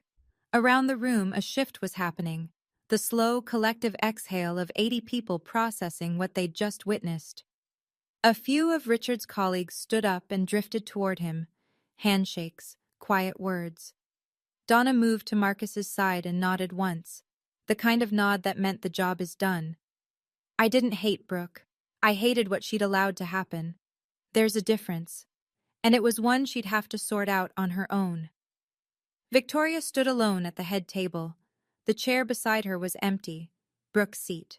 The chair on the other side was empty, Richard's. The linen tablecloth still held the 2 beneficiary forms, the phone records, the remains of a celebration that had turned into something else entirely. Richard faced her from across the room. "Victoria, I think you should go home." "This is my party too, Richard." "No, this was supposed to be my retirement, 35 years of my life, and you turned it into a stage for your scheme. Go home, we'll talk tomorrow, with a lawyer present." Victoria picked up her clutch, a Chanel bag, black quilted leather with gold hardware. She adjusted the Hermes scarf around her neck. She drew herself up to her full height and surveyed the room one last time. 80 people who'd spent the evening watching her performance unravel, stitch by stitch. She walked toward the exit. Her heels struck the hardwood in a slow, measured rhythm, the only sound in the entire ballroom. At the door, she stopped and turned back. She looked directly at me. Not at Richard, not at Marcus. At me. There was no pretense left. No warmth, no strategy, no practiced grief. Just fury. Pure, unfiltered, 16 years in the making fury. I looked back at her. I didn't flinch. I didn't speak. After 3 years of silence, I'd gotten very good at it. The door closed behind her. The room released a breath it had been holding for an hour. Conversations stirred, tentative and low. Glasses clinked. Someone laughed nervously. The world began to rotate again. Richard stood at the center of the room, looking at the empty head table, at the empty chairs. Then he looked at me. "That seat was always yours, Heather. I just forgot." He didn't offer me the chair. He pulled it out for me. And for the first time in 3 years, I sat next to my father. The rest of the party dissolved slowly. Guests said their goodbyes. Some shook Richard's hand and didn't mention what had happened, which was its own kind of acknowledgement. Others, Phil, a few of the older supervisors, clasped his arm and said things like, "You've still got people who care about you, Rick." Richard nodded at each one, but his eyes kept drifting back to the two forms on the table, as if staring at them long enough might undo what they represented. After the last guests filed out, Donna approached us. She'd waited deliberately. She was a woman who understood the difference between urgency and timing. "Mr. Purcell," she said, "given what was presented tonight, I'll need to file a formal report with HR and legal first thing Monday morning. Your beneficiary designations will be frozen pending an internal investigation. No changes, no withdrawals, no distributions until we've verified the chain of custody on every document." Richard nodded. "Do what you need to do, Donna. And thank you. You didn't have to come forward like that." "Yes, I did." She closed her folio. "I also pulled the email submission logs before tonight. The beneficiary change was sent from a personal Gmail address. The IP address traces back to a residential location, your home, Mr. Purcell. And this isn't the first irregularity. 2 years ago, a request was submitted to add Brooke Ashford as a beneficiary on your company life insurance policy. I rejected it because she doesn't qualify as a legal dependent." Richard closed his eyes. 2 years. Victoria had been working on this for at least 2 years, and he'd never known. Marcus stood beside me. "Your 401k and pension, together, they're worth roughly $420,000. If the forms had gone through unchallenged, you would have retired with nothing in your name." "Everything I earned," Richard said quietly. 35 years.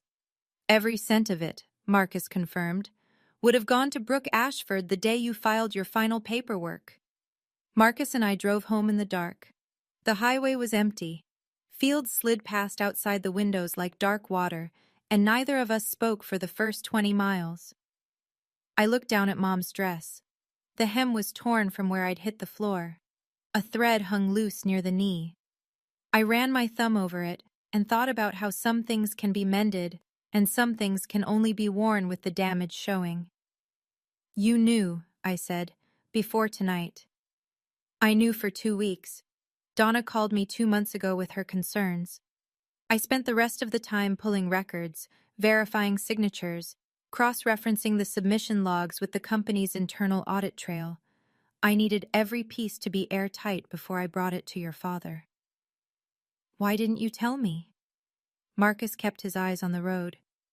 "Because if I'd been wrong, if the signature discrepancy turned out to be a clerical error, or if Donna's suspicions didn't hold up, I would have been another person making promises about your father that fell apart. You've had enough of that. I wasn't going to give you hope I couldn't back up with documentation." I understood. That was Marcus. He didn't deal in feelings. He dealt in verified facts, and he'd loved me enough to wait until the facts were solid. "There's one more thing," he said. "When I was going through the phone records, I found something. 3 years ago, Christmas Eve, the night you left that voicemail. You also sent a text. I remembered. Merry Christmas, Dad.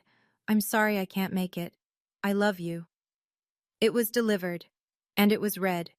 The carrier's red receipt shows it was opened at 11:47 p.m., Christmas Eve. My chest tightened. He saw it? Someone saw it.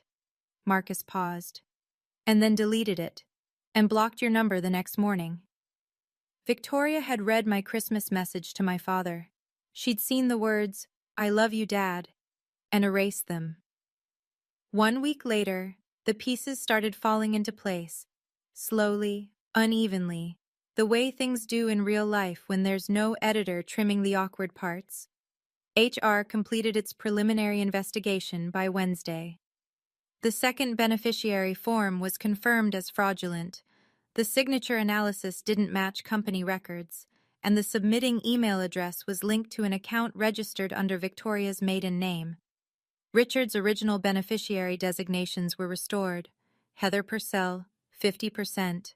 Estate of Linda Purcell, 50%. The way Dad had written it 12 years ago. The way it should have stayed. Richard met with a divorce attorney on Thursday. Victoria had already moved most of her personal belongings out of the house by then. She'd done it while Richard was at a follow-up meeting at the plant. No conversation, no negotiation, just empty drawers and a closet stripped of Hermes and Chanel. Brooke sent me an email on Friday. 2 lines. "You were right about the phone. I should have said something. I read it 3 times. I didn't respond. Not because I was punishing her, but because I hadn't figured out what honest words looked like yet. She deserved a real answer, and I wasn't ready to give one." Richard called me Saturday morning. The first phone call from my father in 3 years. We sat in silence for the first 10 seconds, the kind of silence that used to fill our kitchen after Mom died, full and heavy and strangely familiar. "I don't know how to fix this," he said. "You don't fix it in one phone call, Dad. But this call, right now, is a start." I heard him exhale, long and shaky. Then, "I'm wearing the Timex. The watch I'd bought him with my first summer job paycheck when I was 16, a $30 Timex from a display case at Walmart. I didn't know he'd kept it." "Good," I said. "That's a start, too." 2 weeks after the party, I pulled into my father's driveway for the first time in 3 years. Marcus waited in the car. "Take your time," he said. "I'll be here." The front door was unlocked. I stepped inside and the house smelled different. Not bad, just different. Victoria's candles were gone. The ornamental grasses she'd planted were still in the yard, but someone had set a single pot of black-eyed Susans on the porch railing. Mom's flower. Dad must have bought them at the nursery. The marble dining table was gone. In its place, in the middle of the kitchen, sitting on the same scuffed tile floor I'd walked on as a kid, was the oak table. Dad had pulled it from the garage, sanded it down, and refinished it. The grain was darker now, seasoned by years of storage. But the joints were tight and the legs were level, and when I ran my hand across the surface, I could feel the grooves from 1,000 family dinners. I found my chair, the one with my initials carved into the back, HP, scratched in with a pocket knife by a man who wanted his daughter's name in the wood so she'd always know where she belonged.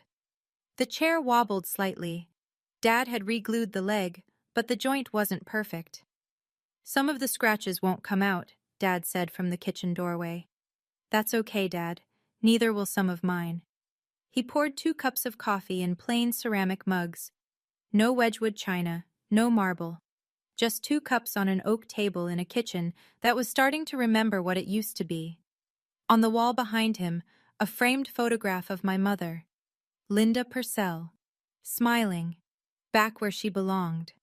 I glanced at Dad's phone, resting on the table. The screen was unlocked. I could see the settings app open, blocked contacts. The list was empty. He'd figured it out himself. We didn't talk about everything that afternoon.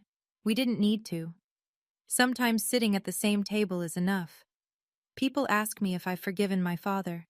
The honest answer is that forgiveness isn't a switch I flipped. It's more like physical therapy, repetitive, uncomfortable, and measured in millimeters instead of miles. Some days I wake up and I'm fine. Some days I remember the floor, the hardwood, the sound of my mother's dress tearing. And I have to decide all over again whether I'm going to carry that or set it down. I'm working on it. Every day. Here's what I've learned. And I'm telling you this not as advice, but as something I had to figure out the hard way. Forgiving someone doesn't mean you pretend it didn't happen. It means you stop letting their worst moment dictate every moment that comes after. My father pushed me. He called me not his real daughter in front of 80 people. Those things happened, and they'll always have happened. But they're not the entire story. They're the chapter that almost ended us, but didn't. Victoria. I don't hate her. I've tried to, and I can't sustain it. She was a woman who watched her first husband abandon her and her daughter, and she swore she'd never let that happen again. Her method was wrong. Her execution was criminal. But the fear underneath it, the fear of being left with nothing, I understand that fear. I just refuse to let it excuse what she did. Marcus didn't save me that night. I want to be clear about that. He gave me the truth. Donna gave him the paperwork. Janet gave Richard the mirror. But I saved myself by choosing to show up at that party, in my mother's dress, after 3 years of silence. I could have stayed home. I almost did. My biggest weakness was my pride. I was so determined not to beg for my father's attention that I let 3 years pass without fighting for him. Pride kept my dignity intact, sure, but it also kept me away from the truth. 1 month after the party, Dad and I went to lunch, just the two of us. No Marcus, no Janet, no buffer. A diner on Route 35, the same one he used to take me to on Saturday mornings before we'd drive out to whatever construction site he was supervising that week. Red vinyl booths, laminated menus, coffee in ceramic mugs with the diner's logo wearing off. He was wearing the Timex. The crystal was scratched. The leather band was cracked at the edges and held together with a replacement pin I could tell he'd bought at a hardware store. But the second hand still ticked. "You kept it," I said. "It was in my dresser drawer, under the Cartier box." He turned the watch over in his hand. I think I always knew which one meant more. We ordered the same thing, 2 fried egg sandwiches and black coffee, the way we used to when I was 10, and pretending to like coffee because he drank it. We talked about small things, the weather, a new bridge project I was consulting on in Virginia, his plans for retirement, actual plans now, not the ones Victoria had engineered. He wanted to build furniture again, maybe refinish the porch. He didn't mention Victoria. I didn't push. Near the end of the meal, he set down his fork and looked at me with the focused attention of a man who'd spent a month rehearsing a sentence. "Your mom would have been proud of you, Heather." "She would have been proud of you too, Dad, for waking up." He nodded, picked up his coffee, took a sip, and we sat there in a vinyl booth in a diner that hadn't been renovated since the 90s, drinking bad coffee, and it was the best meal I'd had in years. The most expensive watch in the world can't buy back the time you've wasted, but a $30 Timex can remind you to stop wasting what's left. Here's where everyone ended up. Victoria. The divorce finalized 4 months later. Under Ohio law, assets obtained through fraud aren't subject to equitable division, so she received no portion of Richard's retirement fund. The company's legal team referred the forged beneficiary form to local authorities. Whether charges would be filed was still pending when I recorded this. Victoria moved in with her sister in Columbus. I haven't spoken to her since the party, and I don't plan to. Brooke. She's paying down her startup debt on a structured repayment plan. No safety net from Richard, no redirected pension, no shortcuts. She sent me a second email about 2 months after the first. It was longer. She didn't ask for forgiveness. She described what it was like growing up without a father, and how that loneliness made her willing to look the other way when her mother crossed lines. I read it. I still haven't replied. I'm not sure I will, but I kept it. Donna Webb. She retired the same quarter as Richard. HR gave her a commendation for identifying the beneficiary irregularity, The official language was exemplary diligence in protecting employee retirement assets. She and Dad still talk. She sends him articles about 401k management that he pretends to read. Richard. My dad joined a support group for people who've experienced financial manipulation by family members. He goes every other Tuesday. He's also learning how to use his smartphone, really use it. He can check his blocked contacts list, read his own text messages, and even video call. He's terrible at it. The camera's always pointed at his forehead. I don't correct him. Marcus. Still a forensic accountant. Still checks every number twice. Still the steadiest person I've ever met. And the oak table in Dad's kitchen has 4 chairs now. Richard, Heather, Marcus, Janet. Not 3, not 5. Just enough for the people who chose to stay, not the ones who stayed to take. If you're listening to this and you recognize something, the silence, the blocked calls, the seat that was taken away from you, I want you to know something. You're not invisible. You were just in a room full of people who chose not to look. Don't wait 3 years like I did. Don't let your pride or your self-respect harden into an excuse to stop reaching for the people who matter. I told myself I was being strong by not begging. I told myself I was preserving my dignity. What I was really doing was giving Victoria 3 uncontested years to rewrite my father's reality. My silence didn't protect me. It protected her. But I'll say this too, because it's just as important. Don't fight for people who've shown you they don't deserve the fight. Know the difference. There's a line between loyalty and self-destruction, and you're the only person who can draw it. My father made a terrible mistake. He made it because a woman lied to him every day for 3 years, and he was too exhausted and too afraid of being alone to question it. That doesn't excuse him, but it explains him. And sometimes understanding why someone hurt you is the first step toward deciding whether they've earned another chance. I didn't get a perfect ending. I got a starting point. A kitchen table with 4 chairs and a pot of black-eyed Susans on the porch. A father who answers his phone now. A husband who fights with paperwork instead of fists. An aunt who never stopped knocking on the door. My name is Heather Purcell. I'm 31 years old. I'm a structural engineer, and I build things that are designed to stand, even when the ground shakes beneath them. On Dad's oak table, next to the framed photo of Mom, there's a snapshot of me at 5 years old, sitting on his shoulders at one of his construction sites, wearing a hard hat 3 sizes too big, grinning so wide my eyes disappear. He's laughing. I carry that photo everywhere. Now it stays on the table, right where it belongs. That's the end of my story.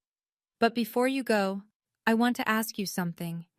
If you could go back and say one thing, just one honest thing, to the family member who hurt you the most, what would it be? Not to fix it, just to say your truth. Drop it in the comments.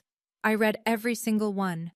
And if this story made you feel a little less alone tonight, that's everything I could have hoped for. There's another story linked in the description that hit me just as hard to tell. I think you'll understand why once you hear it.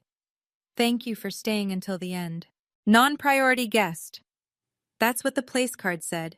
Printed on linen cardstock, in the same elegant calligraphy as every other card at my sister's wedding. 200 guests milling through a grand ballroom, champagne flutes catching the light from crystal chandeliers, and I was standing by the seating chart holding the only card with a label beneath the name. My mother appeared at my elbow, smelled like Chanel No. 5, and whispered, "That means no seat at the family table, honey. Don't make a fuss." What my family didn't know was that the $10,000 check in the gift envelope wasn't just a present. It was 6 months of skipped lunches and secondhand coats. And what I did next changed every holiday, every phone call, and every assumption they'd ever made about the quiet one. Before I go on, please take a moment to like and subscribe, but only if you genuinely connect with this story. Drop a comment with your city and what time it is where you are. My name is Waverly. I'm 31. And this is the story of a wedding, a place card, and the moment I stopped begging for a seat at a table that was never meant for me. Let me take you back to 6 months before the wedding, when I still believed that showing up and showing love would be enough. Growing up in the Ashford house meant understanding the hierarchy before you could spell it. My father, Douglas, retired early from insurance brokerage and filled his days with golf and silence. My mother, Patricia, ran the household like a campaign headquarters. Every holiday card curated, every dinner party flawless, every family photo staged for maximum impression. Then there was Garrett, my older brother, corporate lawyer, firm handshake, the kind of man who introduced himself with his title before his name. And Meredith, the youngest, marketing director at 27, engagement ring from Tiffany's at 26, and the undisputed center of Patricia's universe since the day she was born. I was the middle, the filler paragraph between two headliners. Our living room told the story better than I ever could. Meredith's pageant trophies lined the mantel, 12 of them, polished monthly. Garrett's Georgetown law diploma hung in a mahogany frame above the piano. And my things? My college graduation photo sat on a side table, wedged behind a ceramic vase Patricia had picked up in Tuscany. I moved it to the front once. By the next morning, it was behind the vase again. I worked as a school counselor at a public high school, a job I loved with my whole chest. I spent my days talking teenagers through panic attacks and family crises and college applications, and I was good at it. Last spring, the district named me Counselor of the Year. I texted a photo of the plaque to our family group chat. Patricia sent a heart emoji. Garrett left it on red. Meredith never opened the message. That was the thing about the Ashfords. Love wasn't something they gave freely. It was allocated, and I'd learned early that my share was whatever was left over. Meredith announced her engagement on a Sunday in October. A FaceTime call with all 4 Ashfords on screen and Connor Bradley, her fiancé, grinning beside her with a 3-carat Tiffany solitaire catching the light. Connor came from money, old money. His family owned commercial real estate across 3 states, and his mother, Helen, hosted charity galas the way other women hosted book clubs. Patricia cried. Actually cried. "My baby girl," she kept saying, dabbing her eyes with a linen napkin. Douglas raised his coffee mug in a toast. Garrett said, "About time, Mare." I said congratulations. I meant it. The wedding would be held at Whitmore Estate, a 5-star resort property an hour north of the city, the kind of venue with a stone chapel and a ballroom with 30-foot ceilings, and a price tag that could cover a year of my rent. Patricia had already started a shared Pinterest board before the call ended. In the weeks that followed, I asked Meredith how I could help. I called twice, texted 3 times. Each reply was the same polite deflection. Just show up and wear something nice. No task, no role, no involvement. Like I was being managed, not included. But I wanted to do something. I wanted to prove, to her, to all of them, that I showed up, that I cared, that I was family in every way that mattered. So I started saving. I cut my lunches to leftovers from dinner. I skipped my gym membership. I stopped buying new clothes. 6 months of quiet sacrifice until I had $10,000 in a certified check, sealed in a craft paper envelope with a handwritten card that said, "For your new beginning." I told myself this gift would show them my heart was bigger than my paycheck. I was wrong about what it would show them. The bridal party was announced in February. A group photo on Meredith's Instagram with 6 women in matching silk chiffon blush dresses, $400 each, arms linked, champagne glasses raised. Her college roommate, her sorority sisters, 2 colleagues from the agency. Not one of them shared her last name. I saw the post before anyone told me, scrolled past it on my lunch break, sitting in my car in the school parking lot, holding a granola bar I'd packed to save money for that check. My thumb hovered over the comment section. I didn't type anything. That night I texted Meredith. "Hey, saw the bridal party post. Looks beautiful.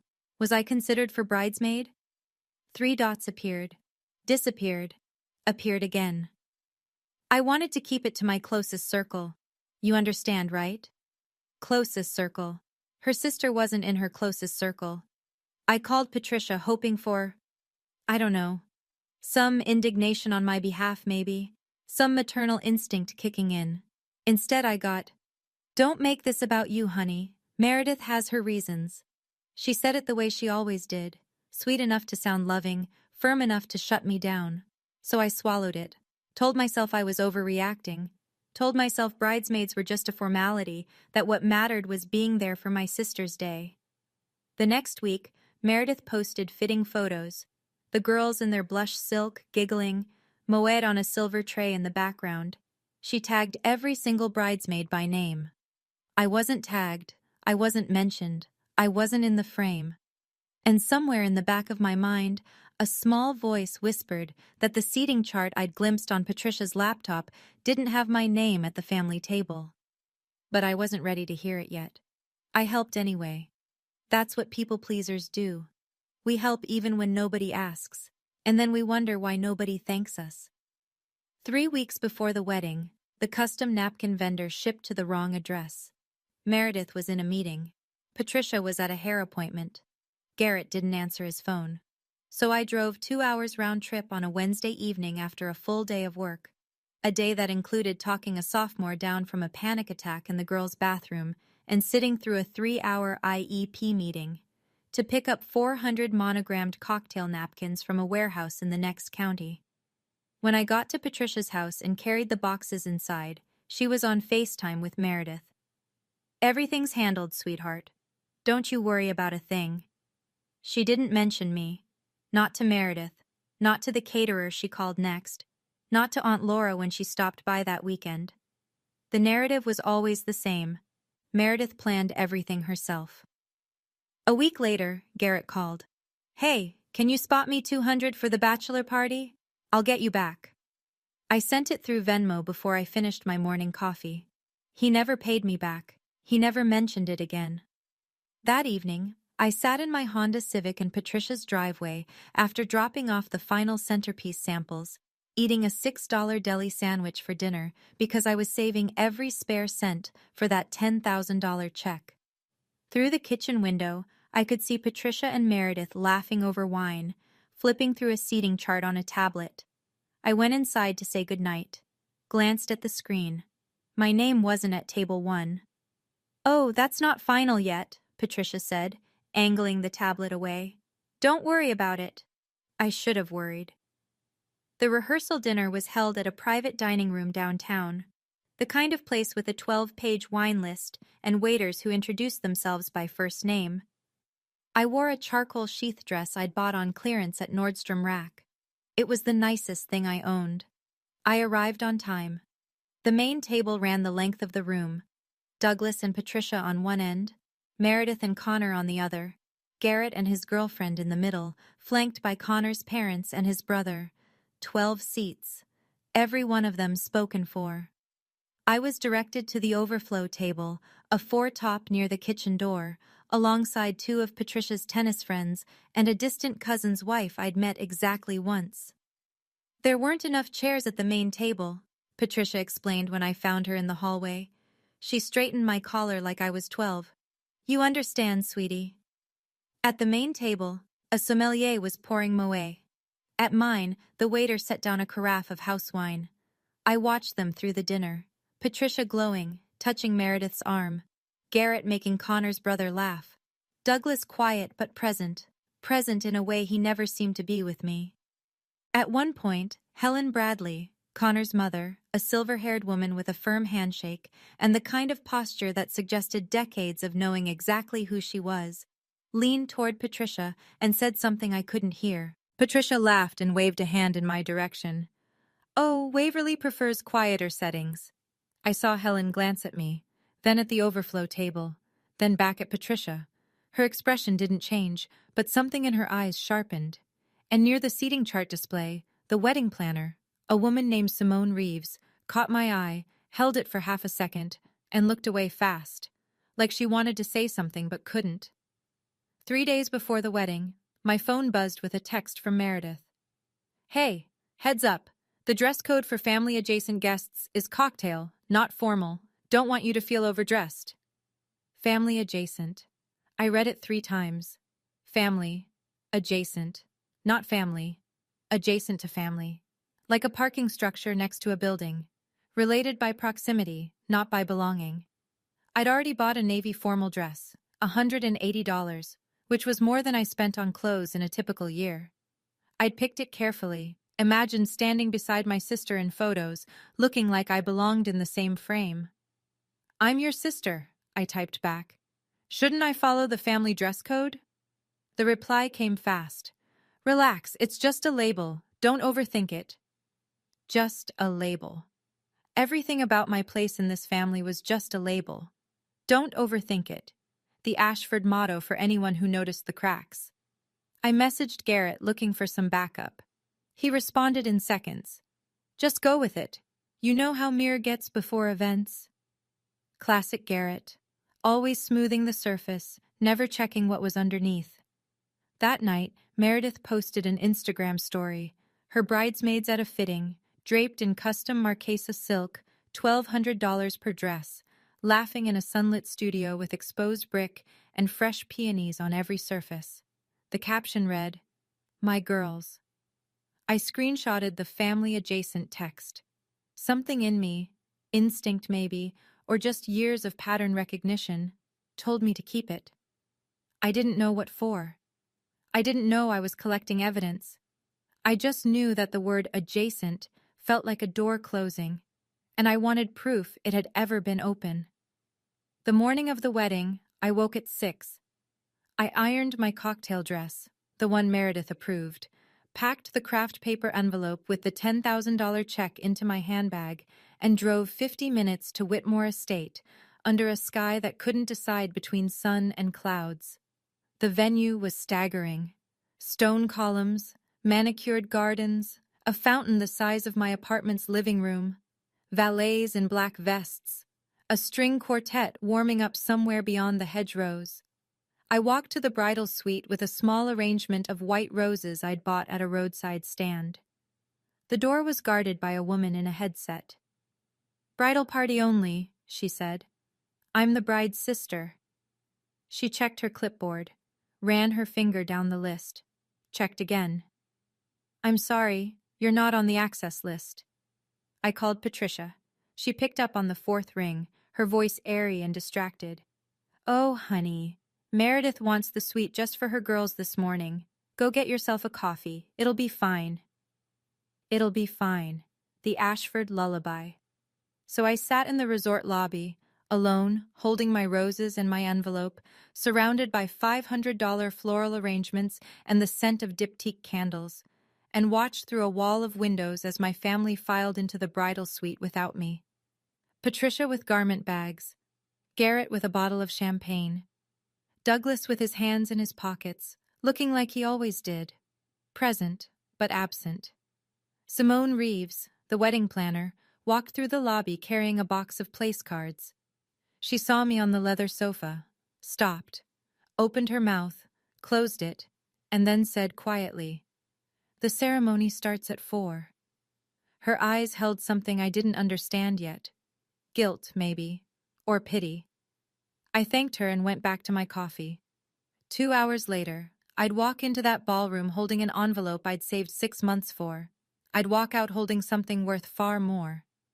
The ceremony was held in the estate's garden, white chairs arranged on manicured grass, an archway dripping with peonies and eucalyptus, 200 guests settling in under a canopy of old oaks. It looked like a page from a magazine. It was supposed to feel like a dream. I found my seat in the 5th row, behind Connor's extended family, behind Meredith's colleagues, behind people I'd never met who apparently ranked higher in my sister's universe than the woman who'd driven 2 hours to pick up her napkins. The front row was reserved for immediate family: Douglas, Patricia, Garrett, and Garrett's girlfriend. 4 chairs. I counted them twice. There was no 5th chair. There was no gap where one had been removed. The row had been planned for 4 since the beginning. The ceremony was beautiful. I'll give it that. Meredith floated down the aisle in a cathedral-length Vera Wang, and for a moment, just a moment, she looked like the little sister who used to crawl into my bed during thunderstorms. Connor waited for her with wet eyes and steady hands.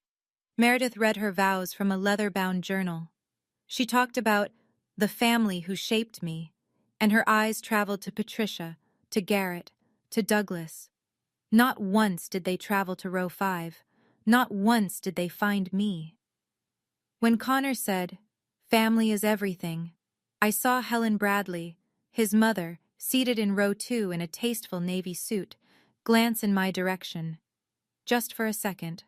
Then she looked at Patricia, and her jaw tightened by a fraction. I applauded with everyone else. I smiled. I held my handbag, the one with the $10,000 check, against my hip and thought, 3rd row at the rehearsal, 5th row at the ceremony. I wonder where they'll put me at the reception. I was about to find out, and it would be worse than anything I'd imagined. The reception was in the grand ballroom, 30-foot ceilings, 3 chandeliers, a wall of French doors opening onto a terrace lit with string lights. 200 guests filtered in from the cocktail hour, champagne warm and laughing, drifting toward the seating chart displayed on an easel draped in ivory linen. I found the display and scanned for my name. Table 1. Family. Douglas, Patricia, Garrett, Garrett's girlfriend. No Waverly. Table 2. Bridal party. Table 3. Close friends. Tables 4 through 12. College friends, colleagues, Connor's fraternity brothers. Table 14. Last on the list, closest to the kitchen doors. Waverly Ashford, non-priority guest. I read it again. Every other card on that display listed a name. Just a name. Mine was the only one with a classification printed beneath it in small, precise italic. Non-priority, like a shipping label, like a category on a spreadsheet. I picked up the linen place card, held it between 2 fingers. The cardstock was heavy, cream-colored, the same embossed calligraphy as every other card in the room.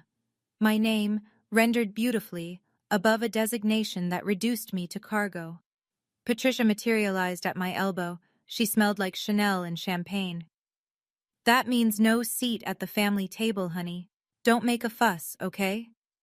She said it the way you'd explain a weather delay to a child. Calm, measured, as if the cruelty were meteorological, regrettable, but beyond anyone's control. I looked at table 14. 2 strangers in their 60s. A couple I'd never seen before.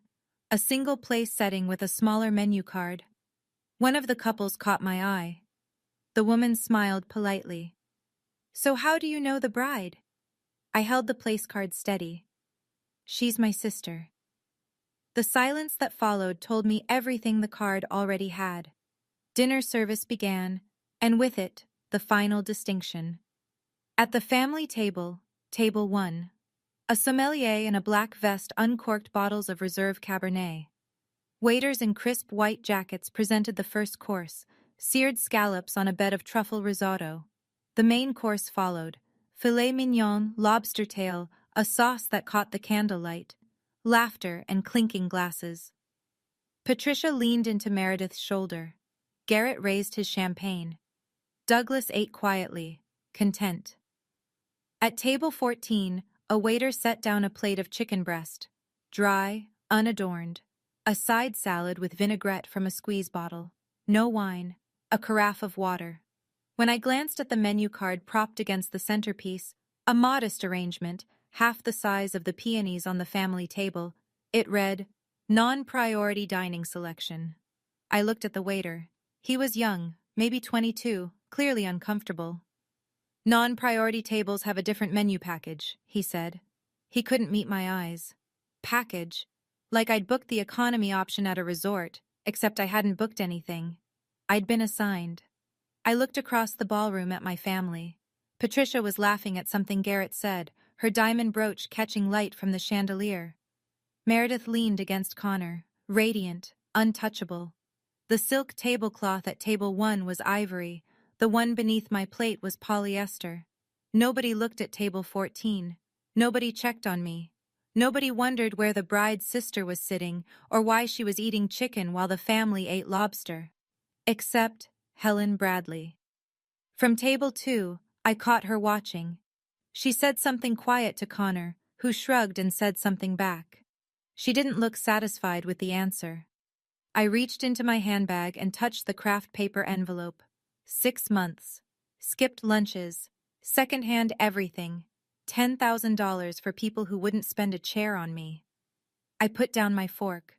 I knew what I had to do. I stood up from table 14, folded my napkin, once, twice, and placed it beside my untouched chicken. The couple across from me glanced up. I gave them a small nod and walked toward the gift table. It sat along the far wall of the ballroom, draped in white satin, stacked with boxes, wrapped in silver and gold, envelopes of every size tucked between vases of white roses. I found my envelope immediately, craft paper among all that shimmer, plain and honest, the way I'd always been in this family. I picked it up, opened the flap, slid out the certified check, $10,000, made out to Meredith Ashford, and folded it twice, tucked it into the inside pocket of my jacket. A few guests near the table noticed. A woman with a champagne flute paused mid-sip. 2 men in suits turned their heads. Then I heard heels, quick, sharp, on the marble floor behind me. "What are you doing?" Patricia's whisper was a hiss. Her fingers closed around my wrist. I looked at her hand, then at her face. Then I reached into my handbag, pulled out the linen place card, and set it on the gift table where the envelope had been. "Since I'm just a courtesy," I said. "So is this." Patricia's mouth opened. Nothing came out. I turned and walked toward the ballroom doors. Heels steady on marble. No running. No tears. Shoulders back, the way I taught my students to carry themselves when the hallway felt too long and too loud. Behind me, the ballroom had gone quiet. 200 guests, and for the first time all evening, every single one of them was looking at table 14's empty chair. But I was already through the doors. The valet stand was 50 yards from the ballroom entrance. I made it halfway before the clicking started behind me. Heels on stone, fast and uneven, the sound of a woman running in a dress that wasn't designed for running. "Waverly, stop!" Meredith. Her Vera Wang gown dragged across the gravel path, the cathedral train collecting dust and small stones. Her face was flushed, her veil askew. Behind her, Patricia and Douglas emerged through the doors. Patricia speed-walking, Douglas trailing with his hands at his sides like a man who'd rather be anywhere else. Garrett stood in the doorway, champagne glass in hand, watching. "What the hell was that?" Meredith reached me, breathless. "You can't just take back a gift. You're embarrassing us." Patricia arrived next, one hand pressed against her Chanel brooch as if holding herself together. "Get back inside right now." "That's my wedding in there," Meredith's voice cracked. I opened my car door. A 2019 Honda Civic, parked between a BMW and a Mercedes, the cheapest thing in the lot, and turned to face them. "You labeled me non-priority at your wedding. You sat me next to strangers. You served me a different meal. You didn't want me in the bridal suite this morning." I kept my voice level. "The gift was the only thing about me you wanted, so you can understand why I'm taking it back." "You're overreacting," Patricia said. "Am I? Then tell me, whose idea was non-priority guest?" The parking lot went quiet. A valet pretended to check his phone. Patricia looked at Meredith. Meredith looked at the gravel. "That's what I thought." I got in the car, pulled the door shut, started the engine. In the rearview mirror, Meredith standing in a $100,000 wedding dress streaked with dirt. Patricia shouting something I could no longer hear. And Garrett, still in the doorway, sipping champagne. I drove. At that point, I was sitting in my car in that parking lot, hands shaking on the steering wheel, and I kept thinking, was I wrong? Was I the one making a scene? Because that's what they'd trained me to believe for 31 years. Let me ask you this. If someone labeled you non-priority at your own sister's wedding, printed it on a card for everyone to see, would you have stayed? Or would you have done exactly what I did? Tell me in the comments. And if this story is hitting close to home, hit subscribe, because what happened next is where it gets real. I woke up the next morning to 47 unread messages and 12 missed calls. My apartment was quiet. One bedroom, clean, modest, a Trader Joe's mug on the counter, and grocery coupons pinned to the fridge with magnets I'd collected from school field trips. It wasn't glamorous, but it was mine, and on that morning, it felt like the only safe perimeter left. I scrolled through the messages the way you'd scroll through a car wreck. Patricia, 11:47 p.m. You ruined your sister's wedding. I hope you're happy. Garrett, 12:03 a.m. Really, Waverly? Over a seating chart? Call me. Aunt Laura, 7:14 a.m. Your mother is devastated. Please call her.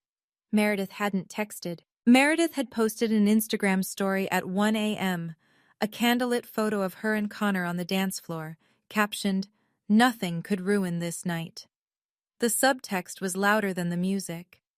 I sat at my kitchen table with the certified check in front of me. $10,000. My emergency fund, my safety net, the money I'd saved by eating peanut butter sandwiches and skipping every small pleasure for half a year. I'd almost given it away to a sister who couldn't give me a chair. The doubt crept in the way it always did. Quiet, familiar, wearing my mother's voice. Maybe I did overreact. Maybe I should have stayed at table 14, eaten my chicken, smiled through the toasts, and driven home in silence like I'd done at every Ashford event for 31 years. My phone buzzed again. Unknown number. A text. Hi Waverly, this is Simone Reeves, the wedding planner. I'm sorry about last night. It wasn't my call. If you ever want to talk, here's my number. I stared at the message for a long time. Then I set the phone face down and went to make coffee. The hardest part of leaving wasn't the walking out. It was waking up and wondering if I'd just detonated the only family I had. Garrett called on Tuesday evening, 3 days after the wedding. His voice had that careful, modulated quality he used in depositions, calm, reasonable, designed to make the other person feel like the irrational one. Hey, let's talk like adults. I'm not taking sides here. He was always not taking sides. Garrett's neutrality was a magic trick. It looked fair from every angle and somehow always landed in his favor. Mom's a mess, he said. Meredith cried the entire first night of her honeymoon. You really hurt them, Wave. They hurt me first. They labeled me. It's a seating chart. He said it the way you'd say it's just a game to a child who lost. Gentle, patronizing, final.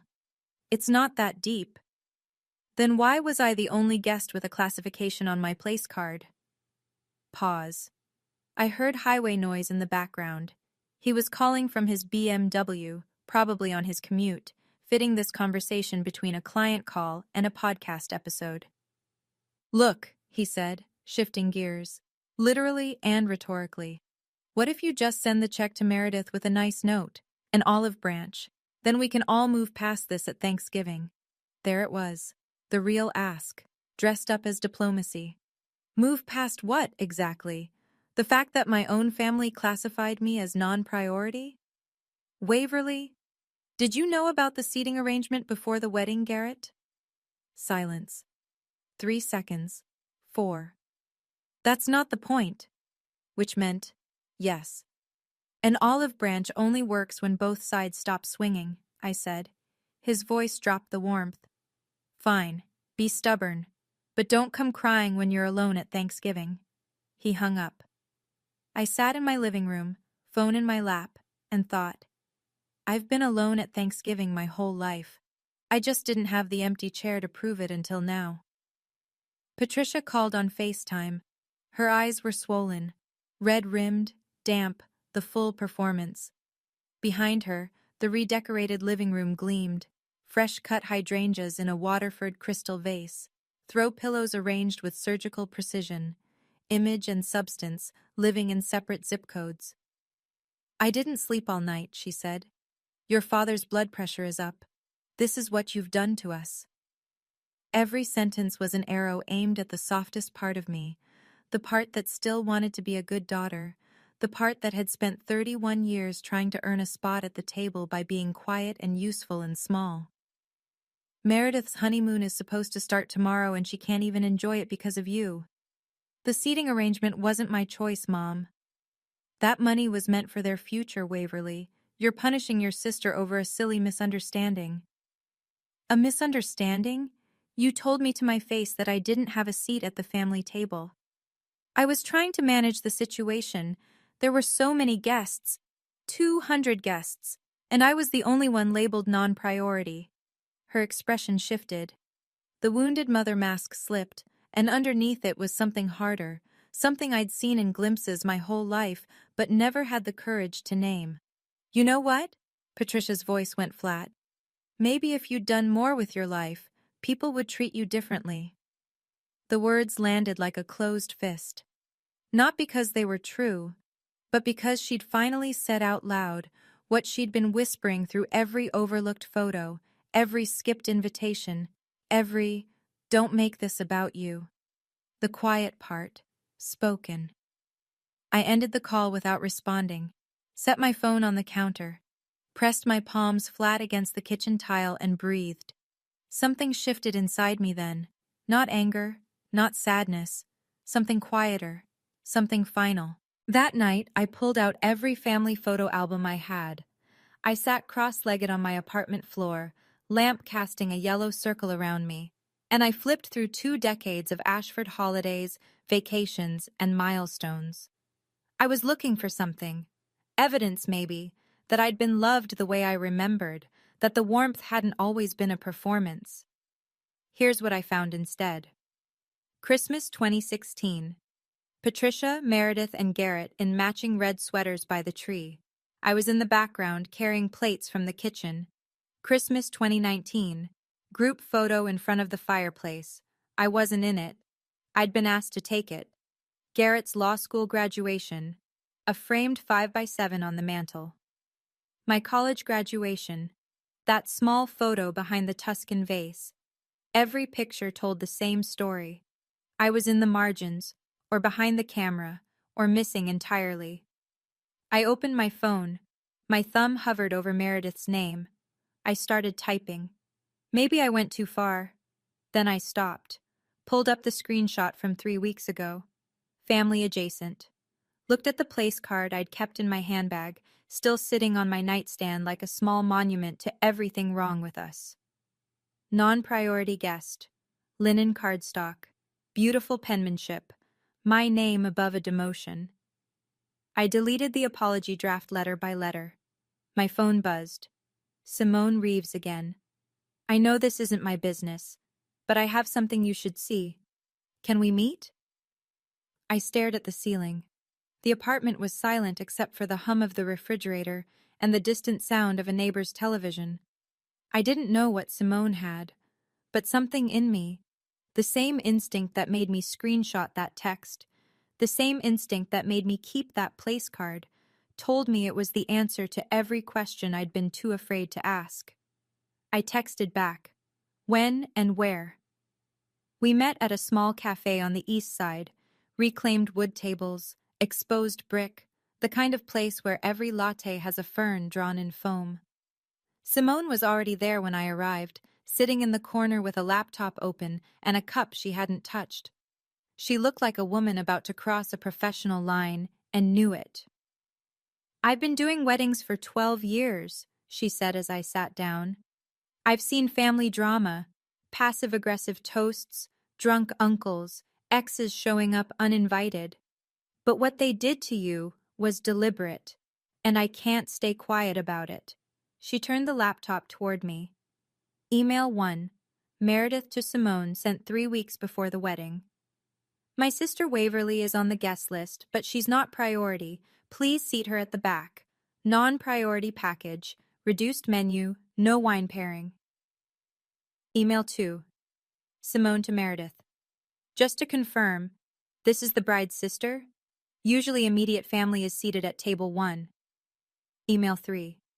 Meredith to Simone. I know what I want. She's a courtesy invite. Handle it. I read each one twice. My hands were steady, my chest was not. "There's more," Simone said quietly. She pulled up a text thread, a message Patricia had sent to Meredith, which Meredith had forwarded to Simone for context. "Don't worry about Waverly. She'll sit there quietly. She always does."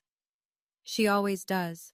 I sat there in that cafe, afternoon light cutting through the window, a fern-topped latte going cold between my hands, and I read my mother's words about me the way you'd read a doctor's diagnosis, with the grim clarity of someone who finally has a name for the pain. "I'm sorry," Simone said. I shook my head. "Don't be. This is the first time in 31 years I don't feel crazy."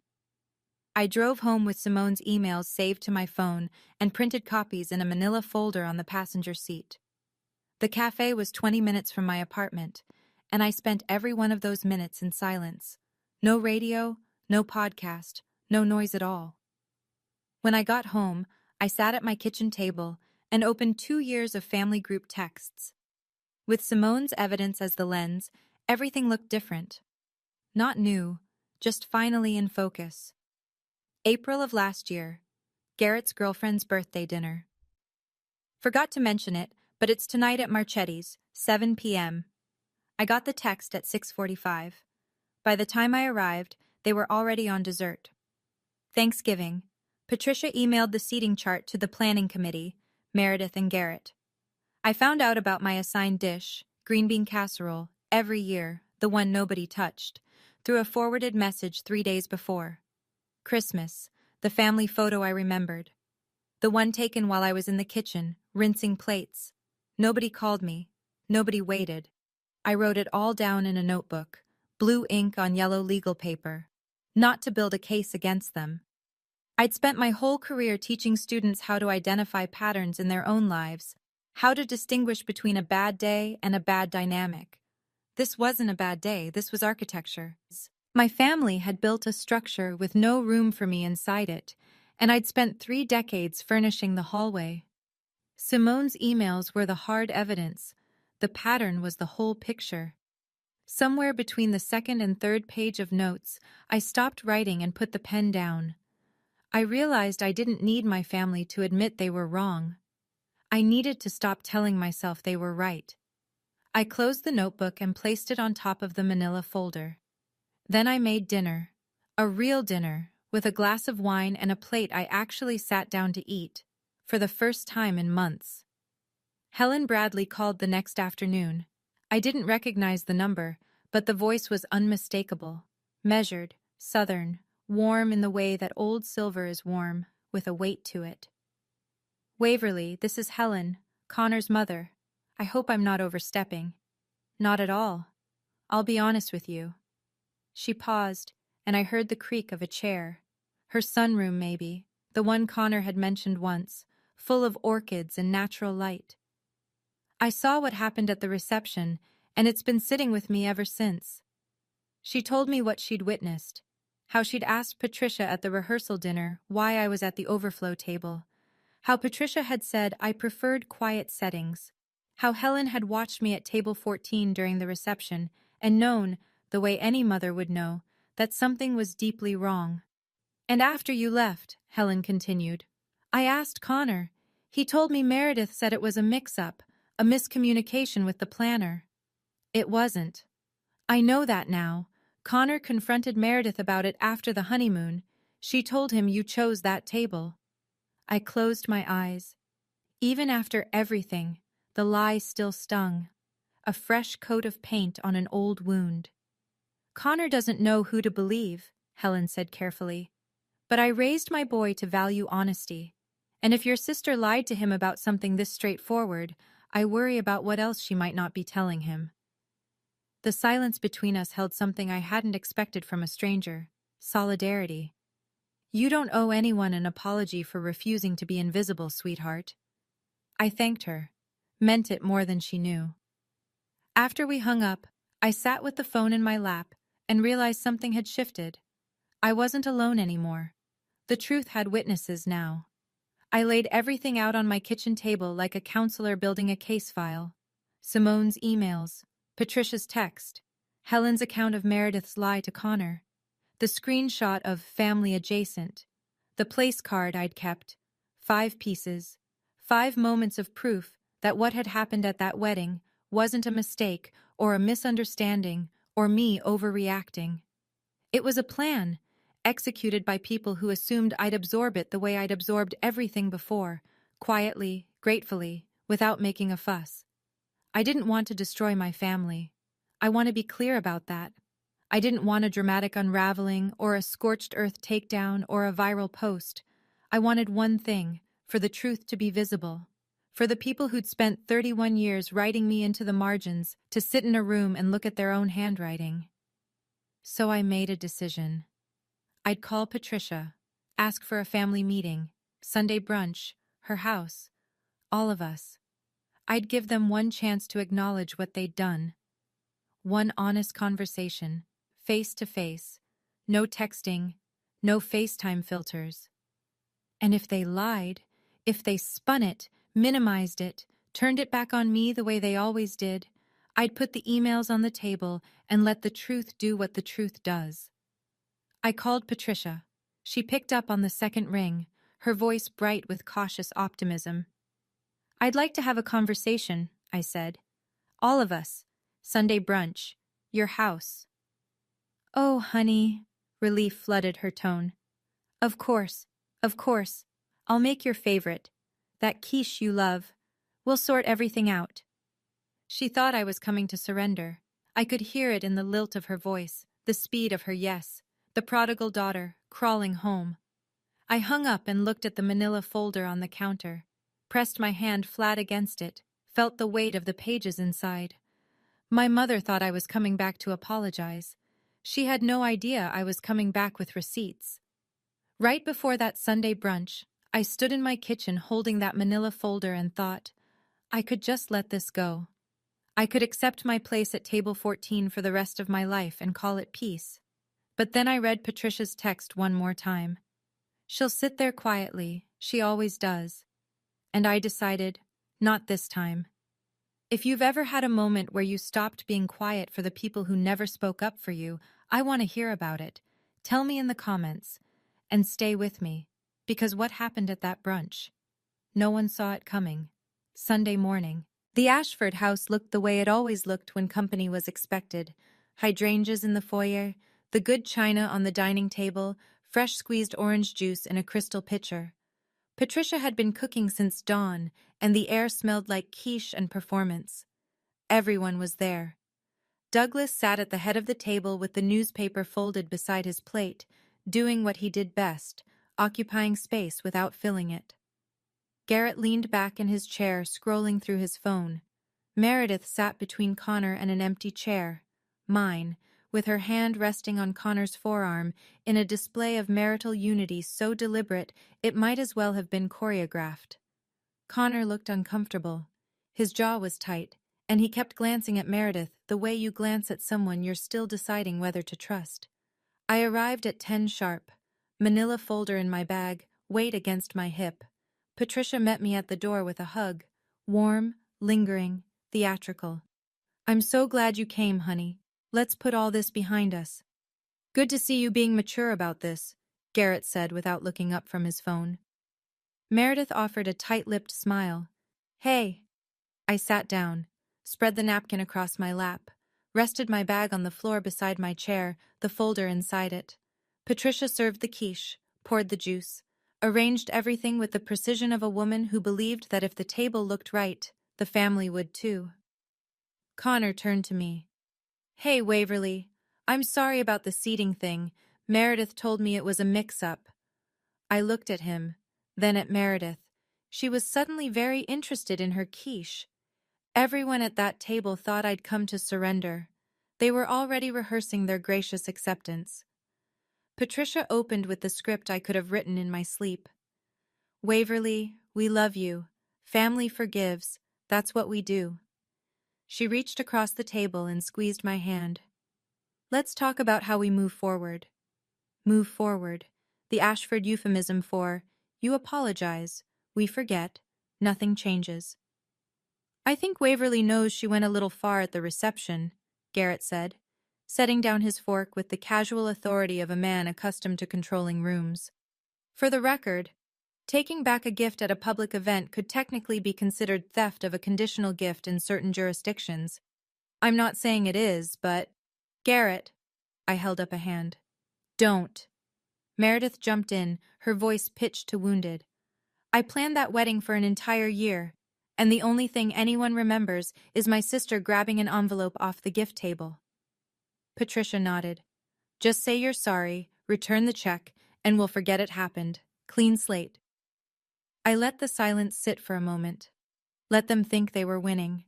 Then I set my fork down, wiped my hands on the napkin, and said, Before I say anything, I want to ask one question. The table stilled. Even Douglas looked up from his plate. Whose idea was it to label me non-priority guest? Quiet. The kind of quiet that happens when everyone in the room knows the answer and no one wants to say it. Patricia looked at Meredith. Meredith looked at Douglas. Douglas looked at the newspaper he'd already pretended to read. It was a seating category, Meredith said finally. The planner suggested it. The lie landed on the table like a plate dropped from height. Clean, sharp, unmistakable. I gave them one chance to tell the truth. They chose the lie. So I reached for my bag. I opened the manila folder and placed 3 printed pages on the table, one at a time, between the quiche platter and the crystal pitcher.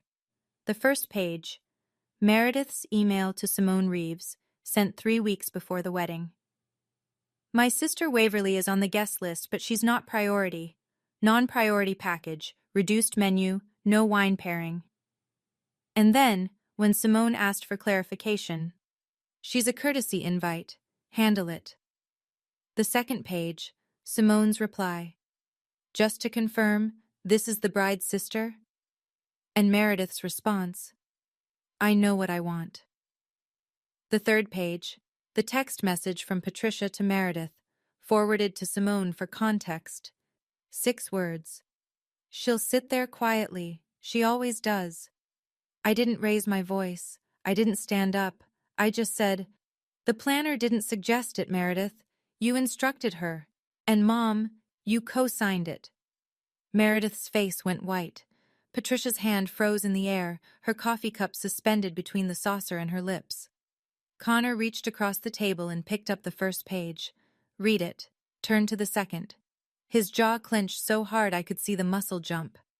You told me it was a mix-up, he said to Meredith. His voice was low and controlled, but the edges were fraying. It was. These emails are out of context.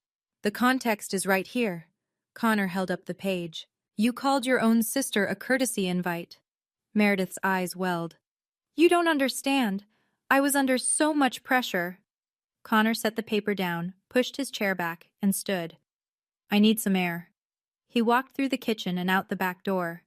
The screen door slapped shut behind him. Meredith stared at the empty chair. Garrett scrambling. Where did you even get these? This is a breach of… It's an email from a vendor your sister hired, I said. There's no breach, just the truth. Patricia was the first to try to rebuild the wall. Those emails don't mean what you think. I was just trying to manage… Manage what? I said. Me? You managed me into table 14 with a different menu, next to people who didn't know I was the bride's sister. I didn't… It wasn't like that. Meredith wanted a certain aesthetic for the evening and… Douglas's voice cut through. Quiet, tired, but present, fully present, for the first time in years. Patricia, is this true? She turned to him, flustered. Of course not. Well, not like that. Not the way she's making it sound. You wrote, she'll sit there quietly. I can see the text right here. Meredith broke. Not gracefully, desperately. It wasn't supposed to be a big deal. She was going to sit there for 2 hours and go home like she always does. Nobody was supposed to notice. That sentence. Every head at the table turned toward her. Even Garrett stopped chewing. Meredith had just confirmed everything. The planning, the deliberateness, the assumption that I would absorb it silently. Not a misunderstanding, not a vendor error. A calculated decision, built on the certainty that I wouldn't fight back. Through the screen door, I could see Connor on the patio. He'd heard every word. His face, lit by the morning sun, was stone. Garrett tried one last pivot. "Everyone just calm down. This is getting blown out of proportion," I said. "That's what you told me on the phone. It's your only line, Garrett." He opened his mouth, closed it. "Enough." I pushed my chair back and stood. The quiche sat in the center of the table, untouched now. A napkin had fallen to the floor. Patricia's crystal juice pitcher cast a prism of light across the printed emails, across my mother's own words, across the debris of a family that had never been as beautiful as it arranged itself to look. I stood at the head of that table, my mother's good china beneath my fingertips, and I looked at each of them in turn. Patricia, mascara starting to track. Meredith, staring at Connor's empty chair. Garrett, jaw tight, phone forgotten. Douglas, hands folded, eyes on me, finally, fully, on me. "I'm not here to punish anyone," I said. "I'm here because I needed you to see what you did. Not through my tears, through your own words." Nobody spoke. "I'm keeping the check, not because I need the money, but because it was never just a gift. It was 6 months of my life, saved by a woman who skipped lunches and wore last year's coat, for people who wouldn't save her a chair." Patricia made a sound, something between a gasp and a word. "I'm going home now, and I need you to hear this." I took a breath. "I love you, but I won't sit at table 14 again. Not at Thanksgiving, not at Christmas, not anywhere." "Waverly, please," Meredith whispered. "If you want me in your life, it'll be because you want me, not because you need what I bring to the gift table." I picked up the manila folder, put it in my bag, and walked toward the front door.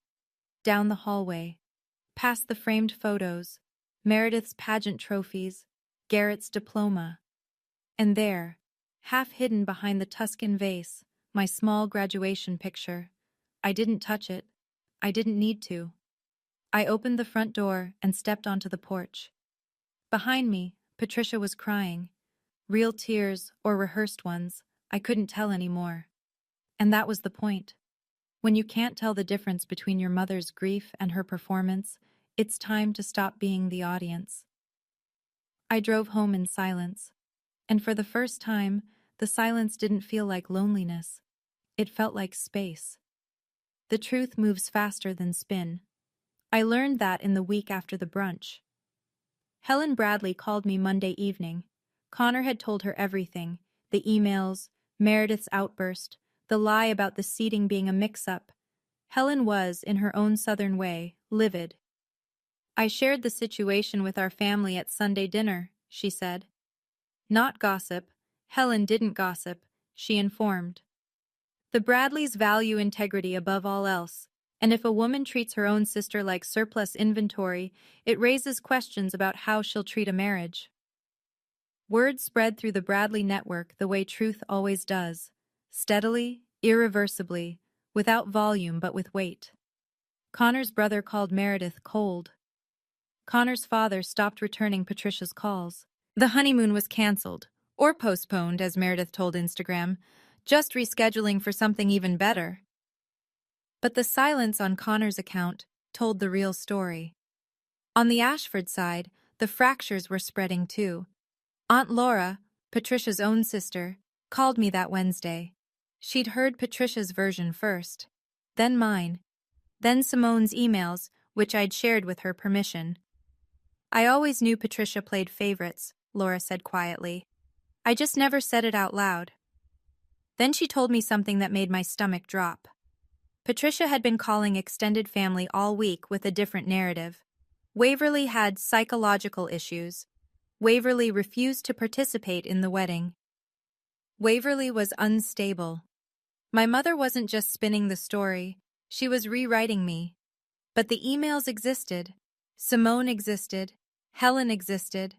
And one by one, the relatives Patricia called started calling me, not with accusations, but with apologies. I should have seen it sooner. I should have said something. I'm sorry. Helen sent me a handwritten card through the mail. Cream stationery, blue ink. Family isn't a label on a place card, dear. It's how you treat people when no one's ranking them. I pinned it to my refrigerator, right next to the grocery coupons. It looked like it belonged there.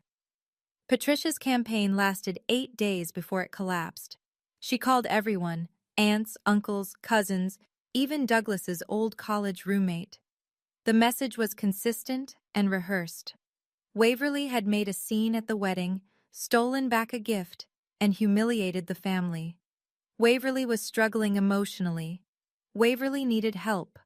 For the first 48 hours, it worked. A few cousins sent me stiff, distant texts. Uncle Richard left a voicemail that started with, "I'm not taking sides, but," which, in my experience, always preceded someone taking a side. Then Aunt Laura started forwarding the emails. She didn't do it dramatically. She simply replied to Patricia's family-wide email thread, the one Patricia had titled, "Checking in about Waverly," with Simone's emails attached and a single line, "Has anyone seen these?" The thread went quiet for 6 hours. Then it erupted. Cousins who'd texted me with judgment were now texting me with shock. Uncle Richard called back and said, "I owe you an apology." Patricia's friend from tennis sent a message meant for someone else. "Did you know about the seating thing? Good Lord!" And accidentally copied me. Garrett called, and for the first time his voice carried no polish. "You're destroying this family." "No, Garrett, I'm just not covering for it anymore." He went quiet. Then, unexpectedly, the truth fell out of him. "I told Meredith I'd get you to return the check. She was going to connect me with Connor's firm for a referral. I needed that favor." There it was. His loyalty had never been to the family or to Meredith's feelings. It was transactional. A referral. A career play. His concern for me had a price tag on it, just like everything else in this family. "You're not protecting anyone," I said. "You're protecting the version of this family that benefits you." He hung up. Connor called me 2 weeks after the brunch. It was late, past 9, and his voice carried the flat exhaustion of a man who'd been arguing in circles. "I want you to know this isn't just about the seating chart." He told me what had happened in the weeks since. The emails had cracked something open. Once Connor started looking at Meredith's stories with fresh eyes, the pattern emerged. Small lies, told casually, about money and friends and plans. Nothing catastrophic on its own, but stacked together they formed a wall he couldn't see through anymore. The place card wasn't the problem, he said. It was the pattern. He and Meredith were in couples counseling now, his condition for staying. Meredith had resisted at first, called it an overreaction, said the same words she'd said at the brunch. It wasn't supposed to be a big deal. The therapist apparently had not agreed. 3 days later, Meredith called me. Her voice was different, stripped of the polish, the performative confidence, but it wasn't yet the voice of someone who understood. "Connor's making me do therapy because of what you did." "Connor's asking you to do therapy because of what you did, Meredith." Silence. "I didn't think it was that big of a deal," she said. Smaller now, closer to honest maybe, but still circling the edges rather than walking through the center. "I know," I said. "That's the problem." She was quiet for a long time. In the background, I could hear the echo of an empty condo, the honeymoon luggage still unpacked probably, and the framed wedding photo Connor had turned face down on the shelf. "Are you ever going to forgive me?" she asked. "I don't know yet, but I'll tell you this. I'm not the one you need to be asking." The letter arrived on a Thursday, no return address, but I recognized the handwriting. Douglas's tight, careful print, the kind that comes from a man who measures his words because he's spent a lifetime not using enough of them. It was written on yellow legal pad paper, in black ink. Not typed, not emailed. Handwritten, because, as he explained in the second paragraph, email felt too easy for what I need to say. He didn't make excuses. He said he'd seen the seating chart on Patricia's laptop before the wedding and asked about it. Patricia told him it wasn't finalized. He chose to believe her because believing her was easier than fighting. He said he'd watched me sit at overflow tables and disappear into kitchens at holidays for years, and he'd told himself it was just how things worked. He said he was wrong. I should have been the one to pull that place card off the table, he wrote. I'm sorry I made you do it yourself. He didn't ask for forgiveness. He didn't promise that everything would change overnight. But at the bottom of the second page, in handwriting that shook slightly at the edges, he wrote that he'd started seeing a counselor on his own. Not because anyone asked him to, because he'd realized that 30 years of silence wasn't neutrality. It was failure. I cried reading that letter, first time since the wedding. I sat on my couch with yellow legal paper in my hands and let myself feel the full weight of it. The grief of a daughter who'd always known her father saw her, and the grief of understanding that seeing wasn't enough. Not without the courage to speak. I didn't reply right away. I needed time. But I didn't throw the letter away either. I folded it carefully and placed it in my nightstand drawer, beside the place card. Some things you keep because they hurt, and some things you keep because they're the first honest thing you've received in years. 3 months passed. The world didn't end. That surprised me more than it should have. My apartment, the one bedroom with the coupons on the fridge and the Trader Joe's mug, started to feel different. Not bigger, just warmer. Like something in the walls had relaxed once I stopped carrying the tension of a family that didn't know how to hold me. I deposited the $10,000 check into a savings account. Not a revenge fund, an emergency fund.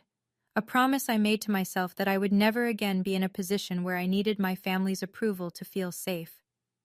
At work, the principal called me into her office in October.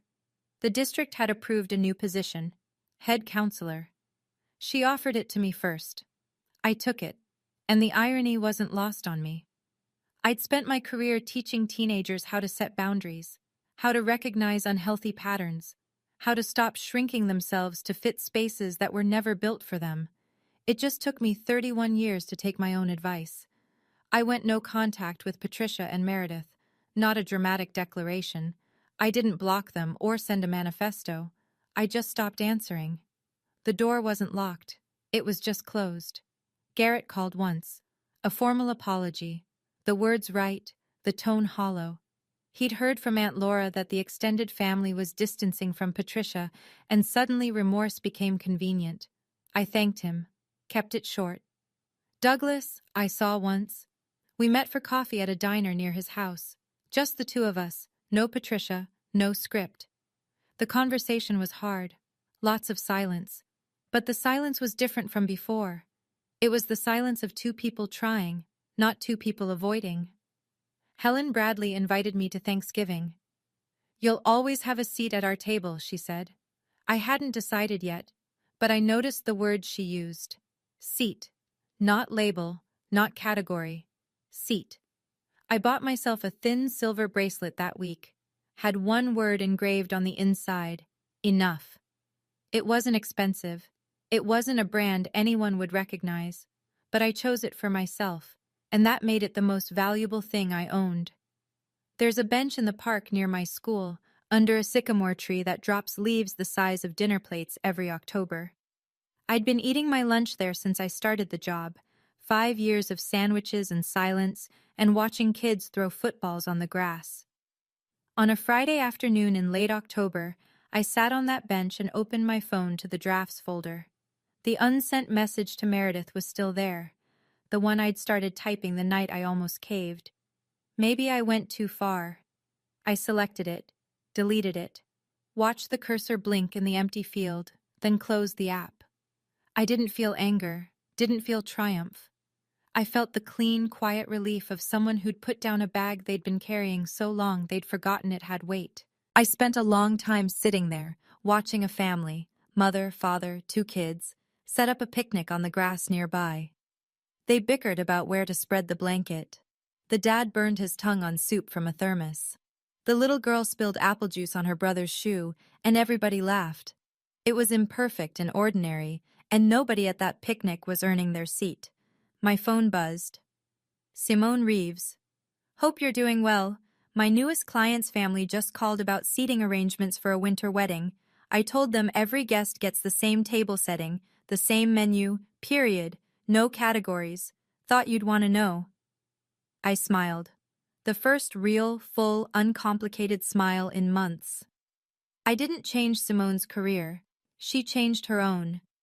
But maybe what happened to me, what I refused to accept, gave her a reason to draw a line she hadn't drawn before. Ripple effects. You never know which stone starts them. I closed my phone, tilted my face up toward the sycamore, and breathed. I keep the place card in my desk drawer at home. Bottom left, beneath a stack of old lesson plans and a broken stapler I keep meaning to replace. I pulled it out last night, held it under the desk lamp and looked at it the way you'd look at an old scar, not with pain, but with the strange respect you develop for the things that changed you. Linen cardstock, cream-colored, elegant calligraphy, the same hand that wrote every other place card at that wedding. Waverly Ashford. And beneath it, in smaller italic, non-priority guest. Beautiful production quality, impeccable presentation. The Ashfords always knew how to make cruelty look expensive. I didn't tear it up, didn't burn it. I slid it into a journal I keep on my bookshelf, a slim, leather-bound thing I bought myself last month, and used it as a bookmark. Page 1. Chapter 1. This card was meant to tell me my place. Instead, it marks the moment I chose to leave it. If you've made it this far, and somewhere in your life there's a table 14, a place card with your name on it, and a label underneath that tells you you're less than, you're extra, you're non-priority. I want you to know something.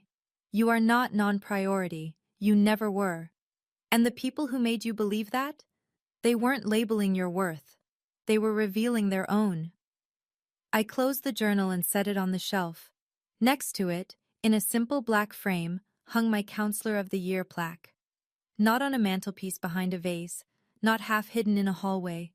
Front and center, in my own home, on my own wall. My name is Waverly Ashford.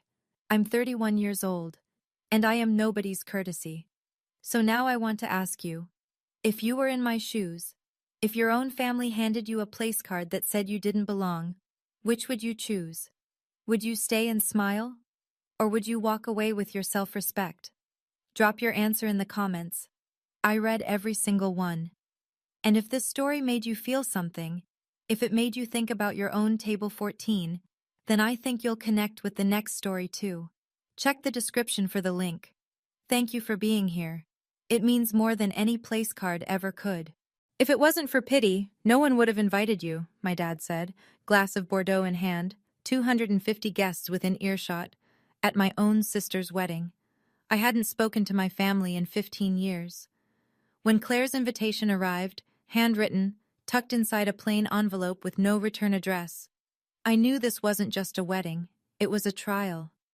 What my father didn't know, what no one in that room knew, was that the bride was alive that day because of me. And before the night was over, I'd be saving another life at his table. Before I go on, please take a moment to like and subscribe, but only if you genuinely connect with this story. Drop your location and local time in the comments. I love knowing where you're listening from. My name is Evelyn Ouellette. I'm 37 years old, and I'm a Major General in the United States Air Force. Now let me take you back to a Saturday morning in October, the day I drove 3 hours to attend a wedding I almost didn't survive. The invitation sat on the passenger seat of my 12-year-old Ford, propped against a gas station coffee I'd picked up somewhere around Hartford. Claire's handwriting, small, careful, slanting slightly left the way it always had. Please come. I need you there. I drove with the windows cracked. October in Connecticut smells like wood smoke and dying leaves, and something about that particular combination took me straight back to the last time I stood on my father's porch. I was 22. My suitcase was on the steps before I was. He didn't throw it. He placed it there, deliberately, like a period at the end of a sentence. You made your choice.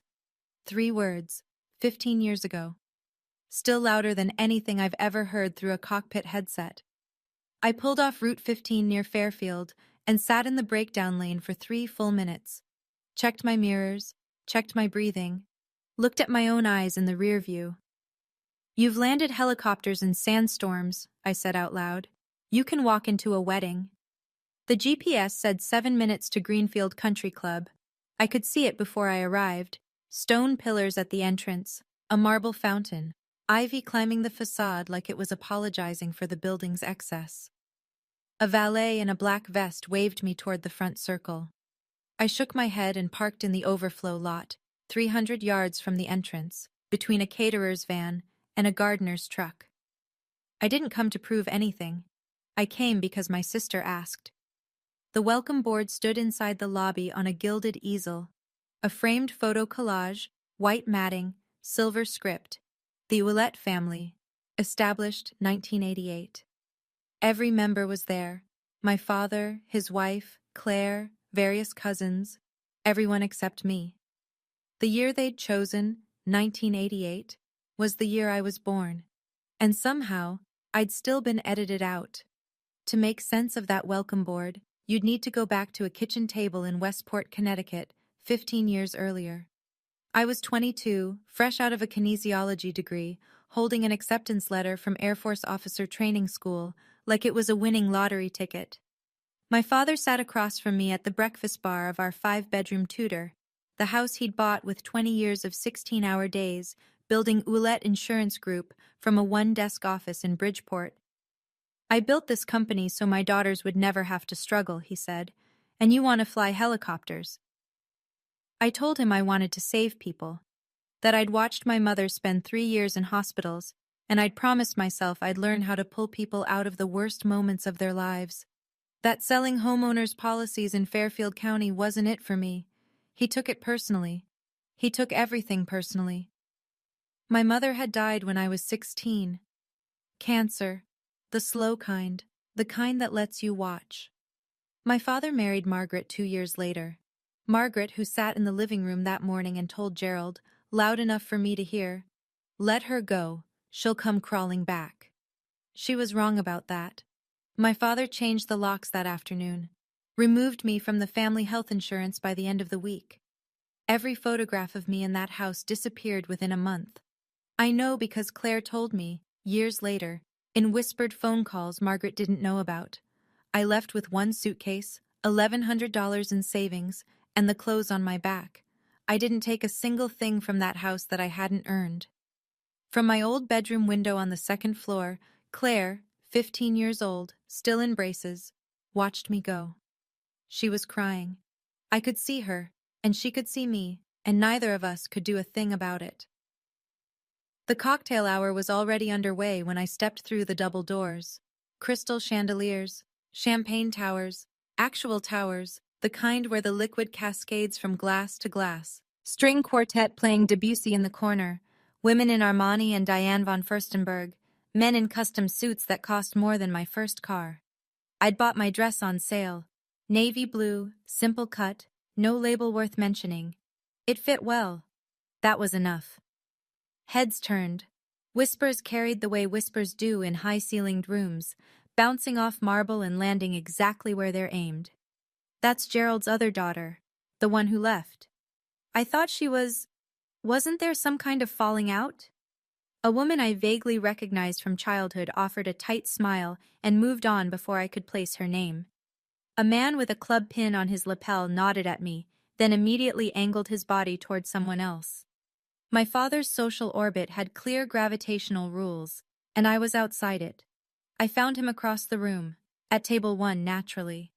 Silver hair swept back, Brioni suit, laughing with a thick-necked man I didn't recognize. Margaret stood beside him in a red dress, pearl necklace resting against her collarbone, one hand on Gerald's arm like she was anchoring a flag to a pole.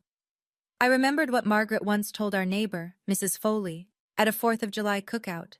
Claire had repeated it to me in a midnight phone call.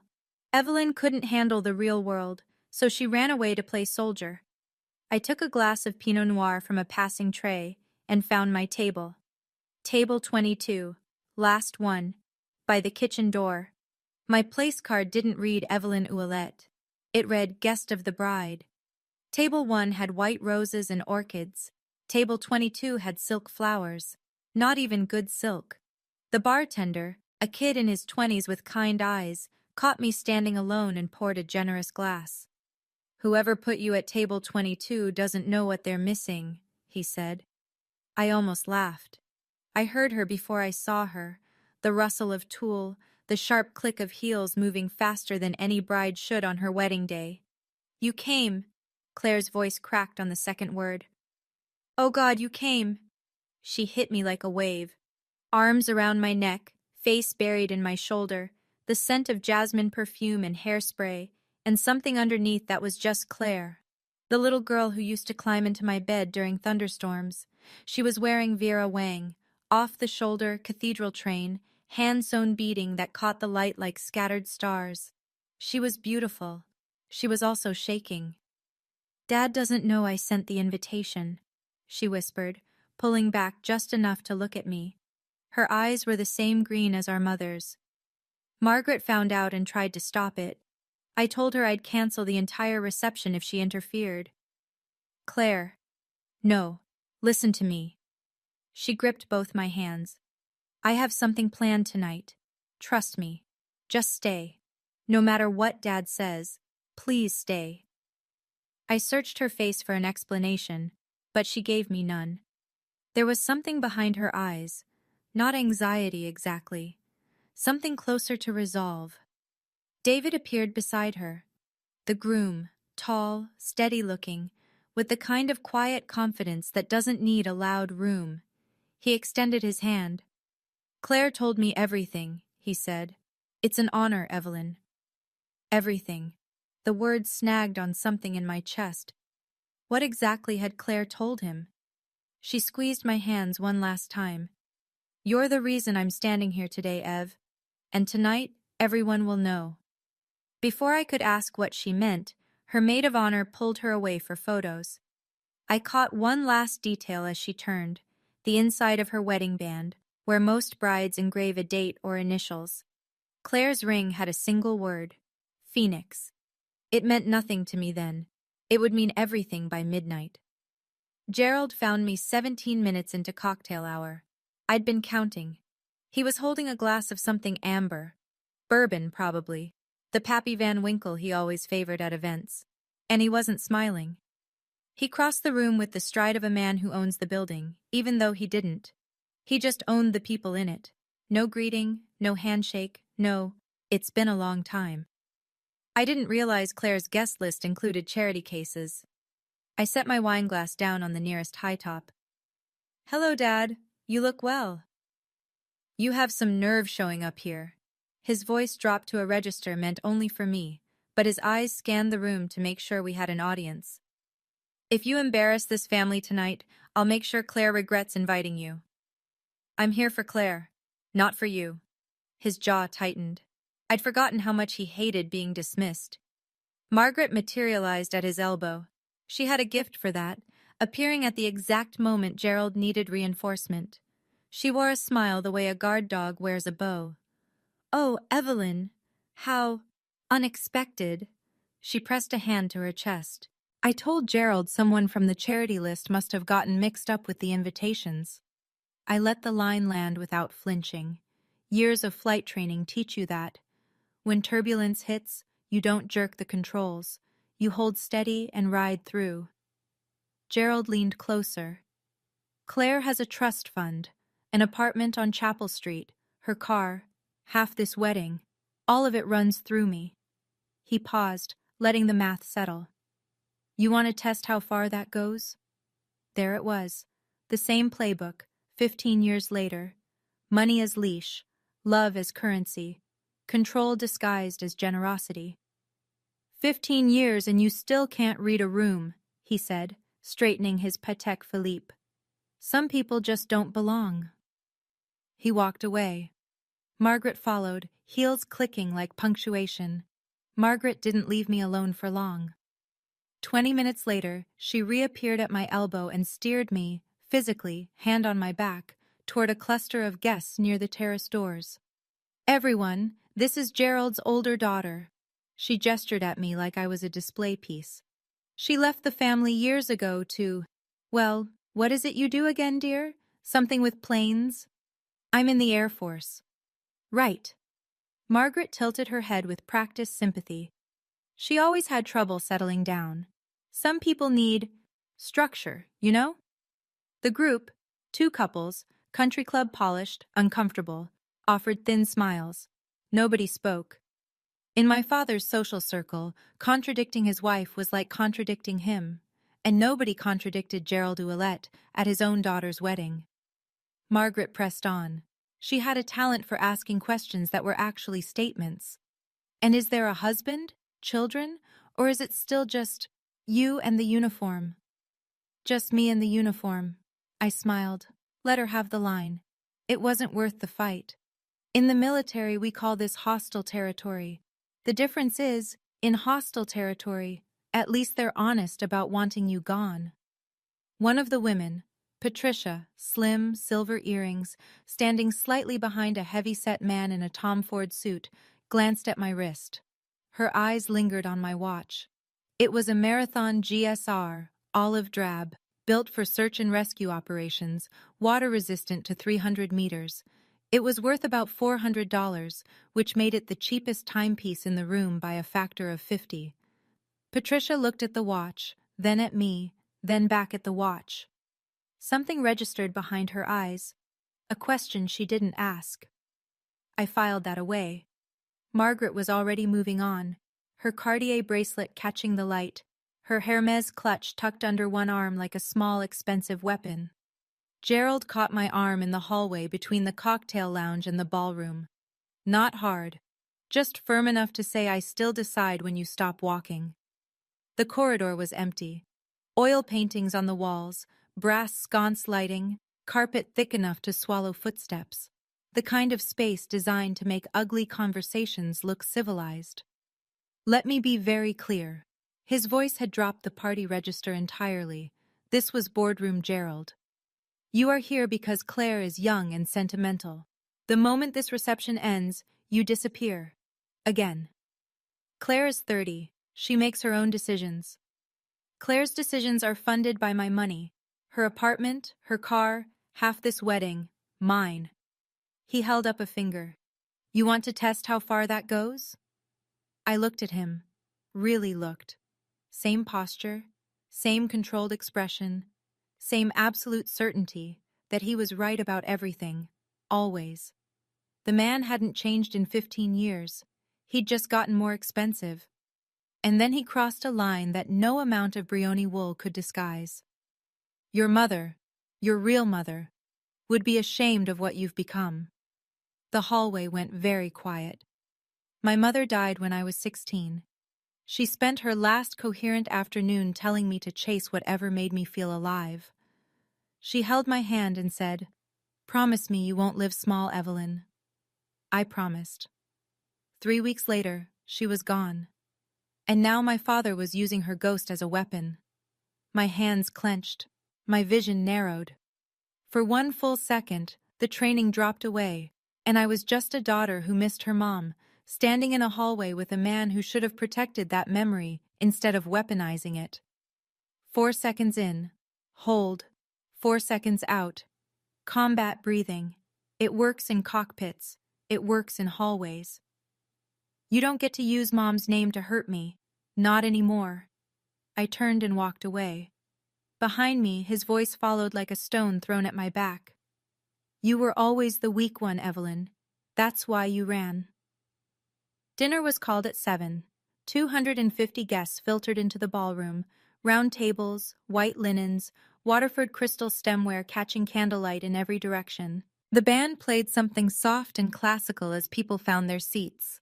I found table 22, kitchen door at my back, silk flowers in front of me. 4 strangers already seated who offered the kind of polite smiles that said they'd heard Gerald's version of events. My father stood at the head table. He lifted his glass, Bordeaux, dark as a bruise, and tapped it with a fork. The room fell silent. Claire has always been my pride, he began. His voice carried the warmth of a man who'd practiced sincerity until it was indistinguishable from the real thing. She understood that family means loyalty.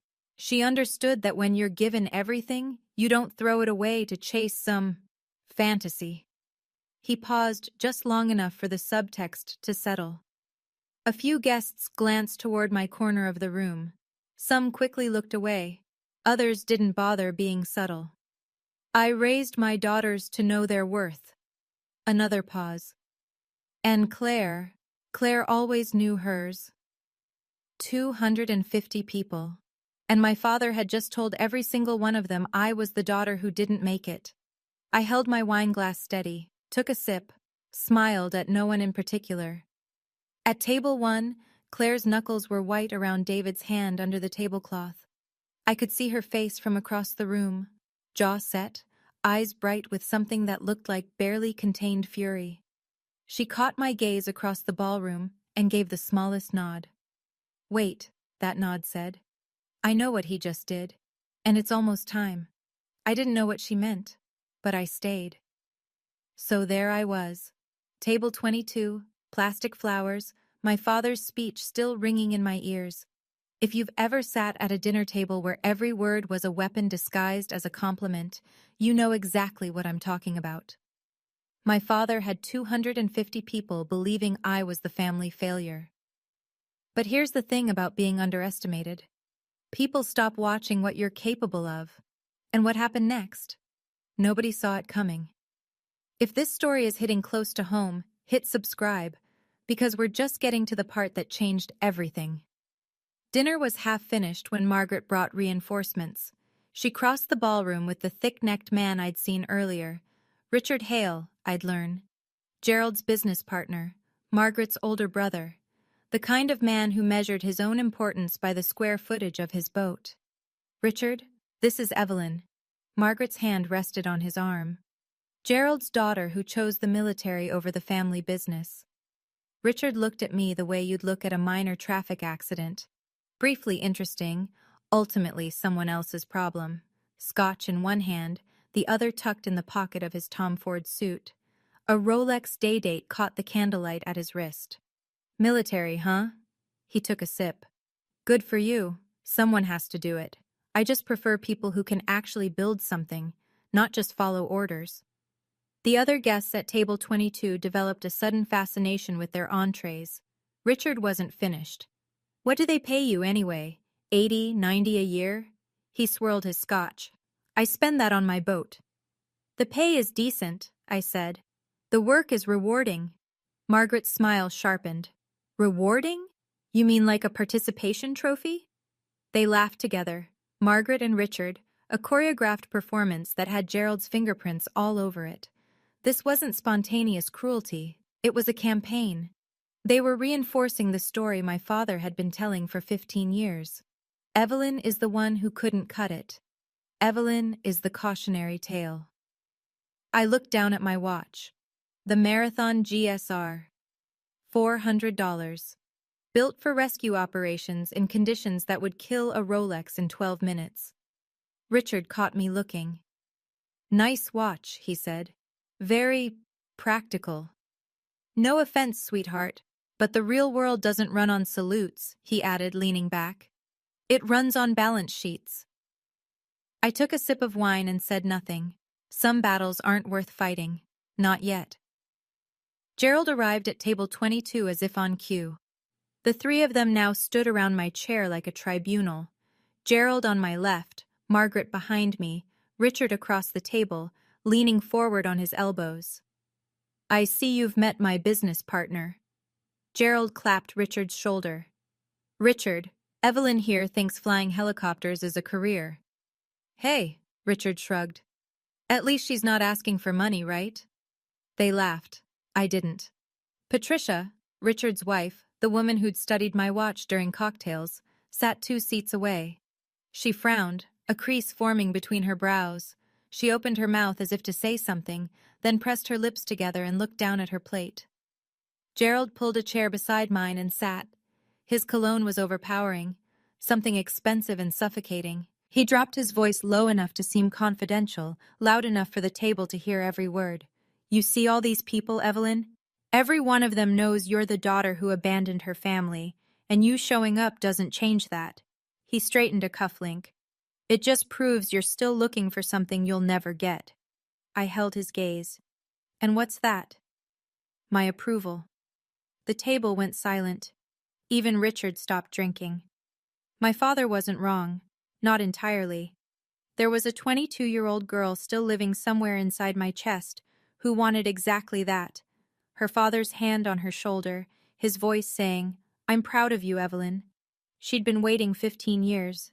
She'd keep waiting. In rescue operations, the most dangerous moment isn't the storm. It's the second you let the storm decide for you. I set my wineglass down, looked my father in the eye, and said nothing. He waited for tears, for a raised voice, for the scene he could use to justify everything. I gave him silence. Silence unsettled Gerald more than any argument ever could. He couldn't let silence win. Gerald stood, pushed his chair back, and his voice climbed just enough, just past the boundary of private and into the range of 3 or 4 surrounding tables.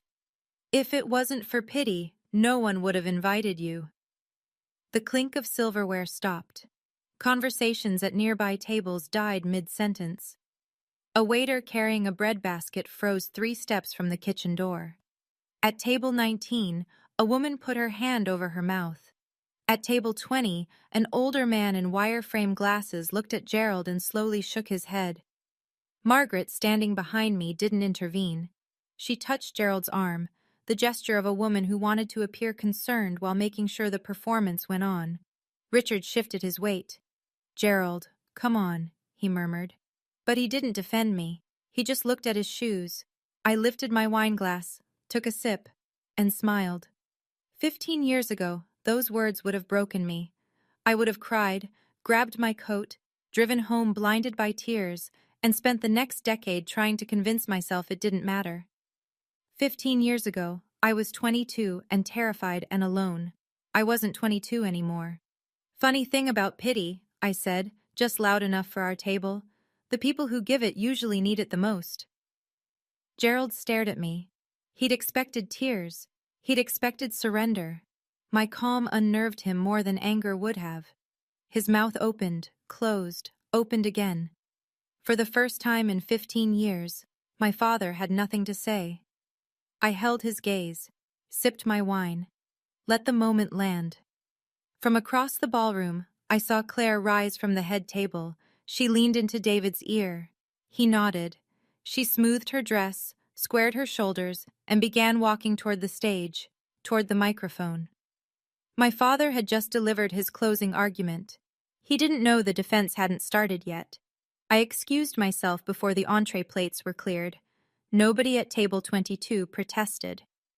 The ladies' room at Greenfield Country Club was nicer than most apartments I'd lived in during my 20s. Marble vanity, brass fixtures, hand towels folded into fans, a basket of Aesop products arranged like a still life. I locked the door, leaned against it, and looked at myself in the mirror. My eyes were red, dry but red. 15 years of military discipline meant the tears didn't fall. They collected somewhere deeper, in a place I didn't visit unless I was alone, and the door was locked. I looked at my hands. The right one carried a scar across the knuckles, a souvenir from pulling a crew chief out of a shattered fuselage in Bagram, Afghanistan, 6 years ago. Hydraulic metal had torn through my flight glove. I'd barely noticed until the medic pointed out I was bleeding. Those hands had saved people. Tonight, they were shaking. I thought about leaving. My keys were in my clutch. 30 steps to the parking lot. 3 hours back to my apartment near Patrick Space Force Base. I could be on I-95 before anyone noticed the empty chair at table 22. Why did I come? What did I think would happen? That he'd see me, 15 years older, and say I'm sorry? I thought about my officer training school graduation. I'd scanned the crowd 4 times, certain my father would be in the back row, that the anger had passed, that he'd show up the way fathers do. The seat stayed empty. Afterward, my drill instructor pinned the gold bar on my shoulder and said, "Your family's lost, Lieutenant. I've pulled soldiers from burning aircraft. I've landed in 0 visibility. But my father's voice in a banquet hall, that's the turbulence I've never trained for." My phone buzzed against the marble countertop. A text from Colonel Diane Webb, my commanding officer, my mentor, the woman who taught me to fly night missions over the Hindu Kush when I was 26 and still flinching at every shadow. Heard you're at that wedding. Remember who you are, General. We're proud of you. I read it twice. Diane Webb had been a captain when I was a lieutenant. She'd written every recommendation letter that moved me from cockpit to command. She'd called me at 2 a.m. after my first combat rescue and said, "You did good, Willette. Now get some sleep. You've earned it." She didn't know my father. She knew what mattered. That I showed up, that I flew, that when someone was drowning or burning or bleeding, I was the one in the helicopter. I looked at the mirror again. Same eyes, same scar on my knuckles, same woman. 4 seconds in, hold 4. 4 seconds out. Box breathing. The same technique I used at 12,000 feet when the instruments went dark. My father measured success in square footage and a Patek Philippe. My success was measured in lives saved. 237 of them, at last count. I straightened my hair, adjusted the neckline of my dress, washed the redness from my eyes with cold water. I am not the girl he kicked out 15 years ago. I am Major General Evelyn Ouellette, and I don't leave missions unfinished. I opened the door and walked back toward the ballroom. Not because my father might apologize. He wouldn't. Not because the evening might improve. It probably wouldn't.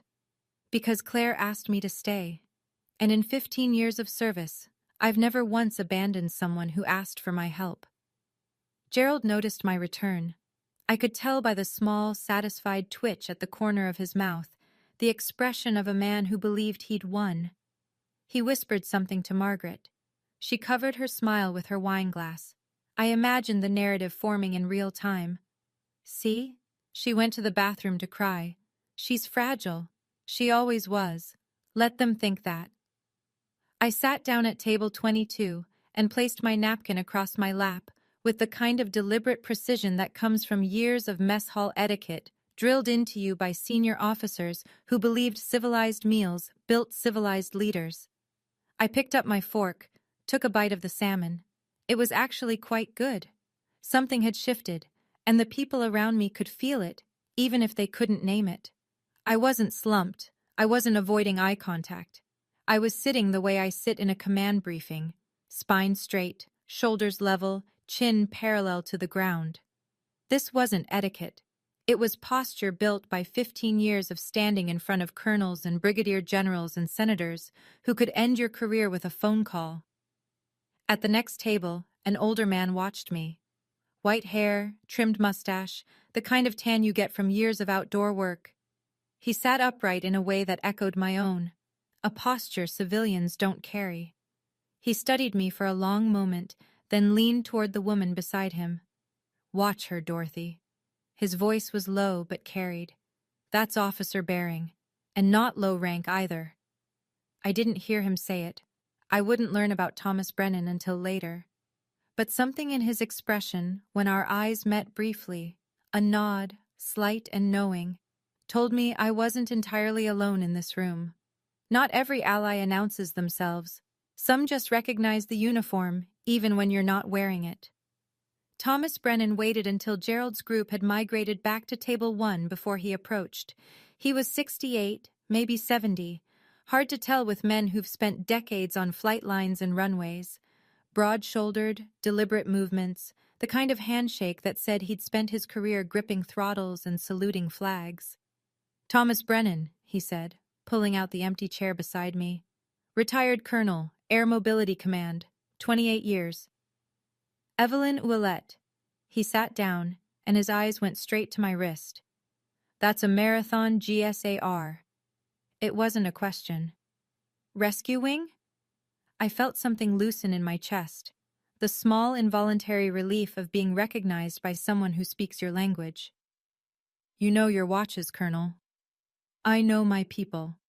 He folded his hands on the table, the way officers do when they're choosing their next words carefully.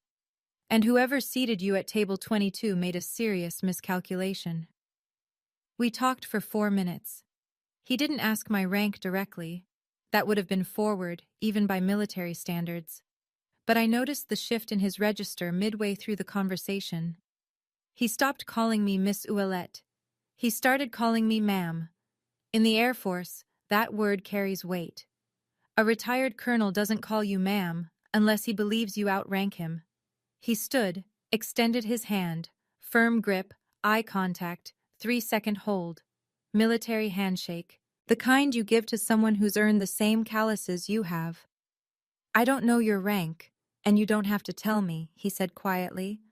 But I know enough to say this table doesn't suit you, ma'am. He returned to his seat.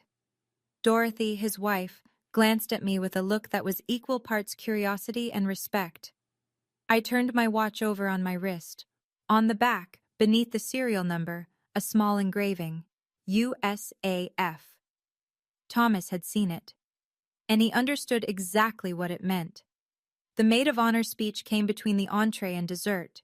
Rebecca Caldwell, 29, Claire's college roommate, polished in the way bridesmaids are polished when they've rehearsed their toast 14 times in front of a bathroom mirror, stood at the small stage with a champagne flute trembling slightly in her right hand.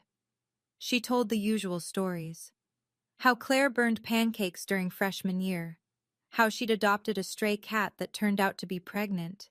How she'd once driven 4 hours in a snowstorm to bring Rebecca soup during a breakup. Then Rebecca's voice changed. 7 years ago, I almost lost Claire. The room went still. She drove off Millstone Bridge in a rainstorm. Her car went over the guardrail and into the river. Rebecca paused, steadying herself. She was trapped underwater for 11 minutes, her lungs filled. She stopped breathing. At table 1, Gerald looked down at his plate. He knew about the accident. Of course he did. But it was the kind of thing he never discussed. It happened after he'd already cut me out. It happened in a world where I no longer existed to him.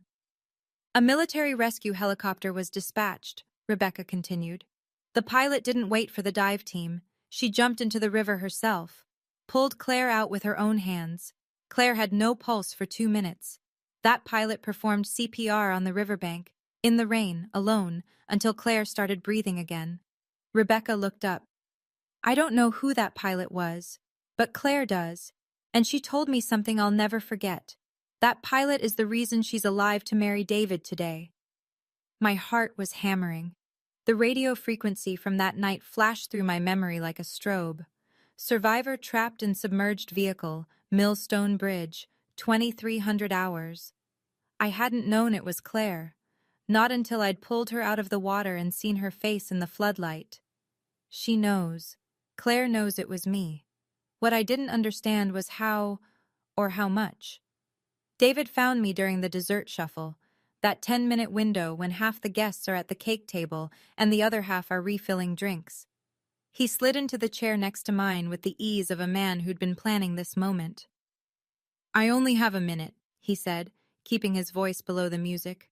Claire's been planning this for 6 months. Planning what? He pulled out his phone, scrolled to a document, and angled the screen toward me. I recognized the letterhead before I read a single word. Department of the Air Force, FOIA response. 2 years ago, Claire filed a Freedom of Information Act request for the rescue mission report from Millstone Bridge. David spoke calmly, the way software engineers explain complex problems, step by step, no wasted words. The Air Force redacted most of it, but the pilot's name cleared review. Captain Evelyn Ouellette. My rank at the time. My name. On a government document, verified by the Air Force Rescue Coordination Center. When she read that name, David said, she collapsed. She'd spent 5 years not knowing who pulled her out of that river, and it was her own sister. I couldn't speak. The salmon sat in my stomach like a stone. She tracked everything after that, Evelyn. Every article, every promotion. She knows your current rank. She knows about the Distinguished Flying Cross. She delayed our wedding 6 months to match your leave schedule. He paused. She tracked your deployment through a friend at the Department of Defense. Why didn't she just call me? David's expression hardened. She tried. Margaret blocked every number Claire used, changed the house phone, even intercepted a letter. So there it was. 15 years of silence, and half of it had been manufactured. When Claire takes the mic tonight, David said, standing, just be ready.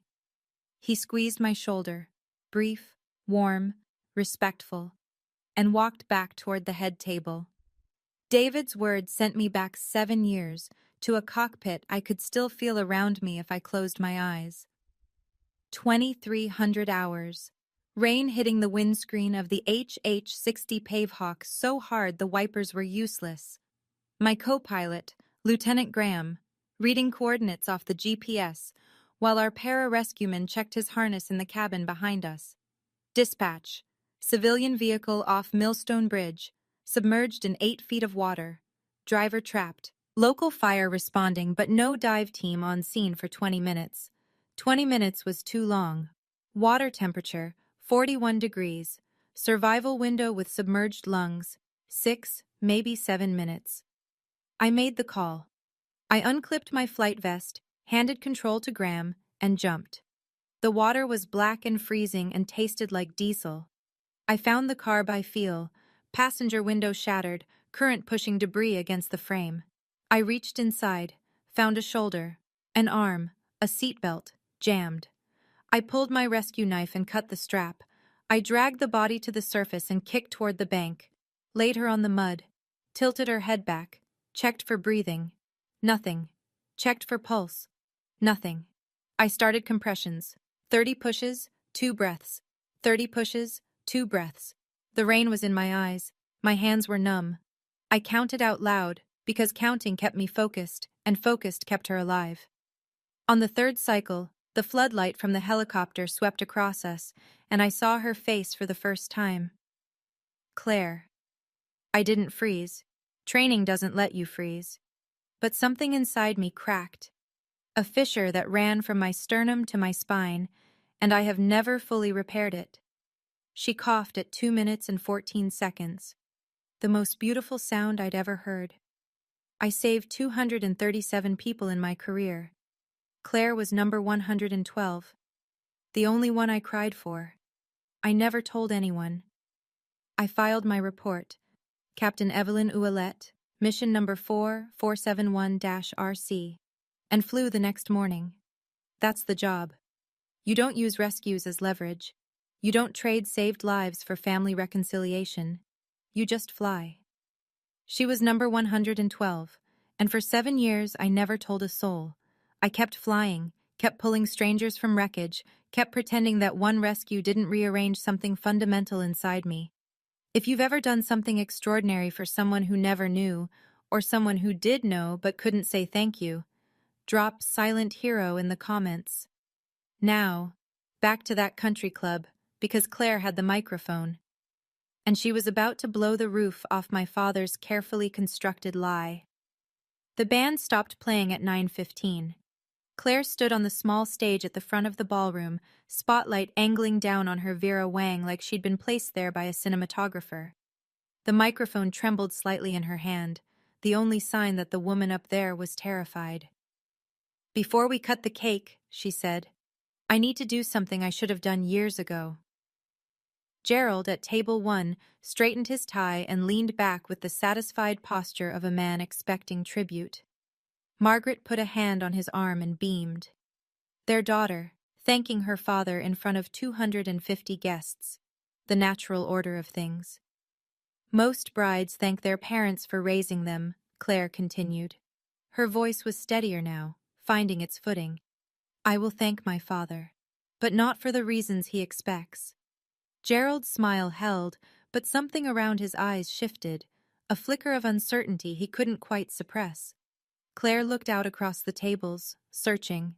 Her gaze swept past the champagne towers, past the centerpieces, past the clusters of guests with their coffee cups and cake forks, until she found me. Table 22, kitchen door at my back, silk flowers in front of me. "I want to honor someone who made this day possible," she said, eyes locked on mine. "Someone in this room who most of you don't know. Someone my family tried to erase." A murmur rippled through the ballroom. Gerald's jaw tightened. Margaret's hand tightened on his arm. "Daddy, you taught me loyalty," Claire said, still looking at me. But you taught my sister something more important. You taught her that some people are worth saving, even when they don't save you back. Her voice broke on the last word. I need to tell you about the night I almost died. The ballroom was so quiet I could hear the kitchen staff stop washing dishes behind me. 7 years ago, Claire said. I drove off Millstone Bridge in a rainstorm. My car sank in the Connecticut River. I was trapped underwater for 11 minutes. My lungs filled with water. I stopped breathing. She wasn't reading from notes. She knew every word by heart. A helicopter came, a military rescue helicopter, and the pilot, she didn't wait for the dive team. Claire's voice cracked, steadied, pressed on. She jumped into the river herself, into 41-degree water in the dark. She pulled me out with her own hands. At table 1, Gerald stared at his daughter. His face had gone very still, the expression of a man watching a building collapse in slow motion. I had no pulse for 2 minutes, Claire said. She performed CPR on the riverbank, in the rain, alone. She saved my life. 250 people held their breath. For 5 years, I didn't know who she was. The Air Force wouldn't release the pilot's name. Operational security. Claire reached behind the podium and produced a craft paper envelope. She held it up so the room could see the letterhead.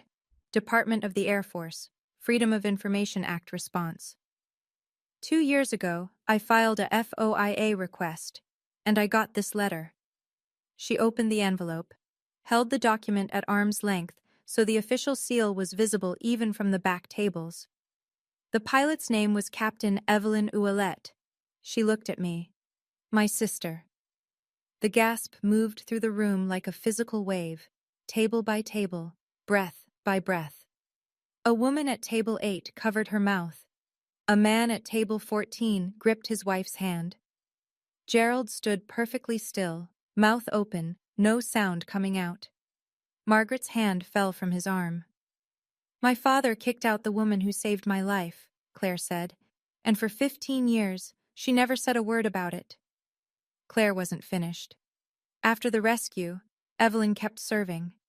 Her voice had found something beyond steadiness now, a resonance that filled the room the way certain truths do when they've been held too long. She kept flying. She kept saving people.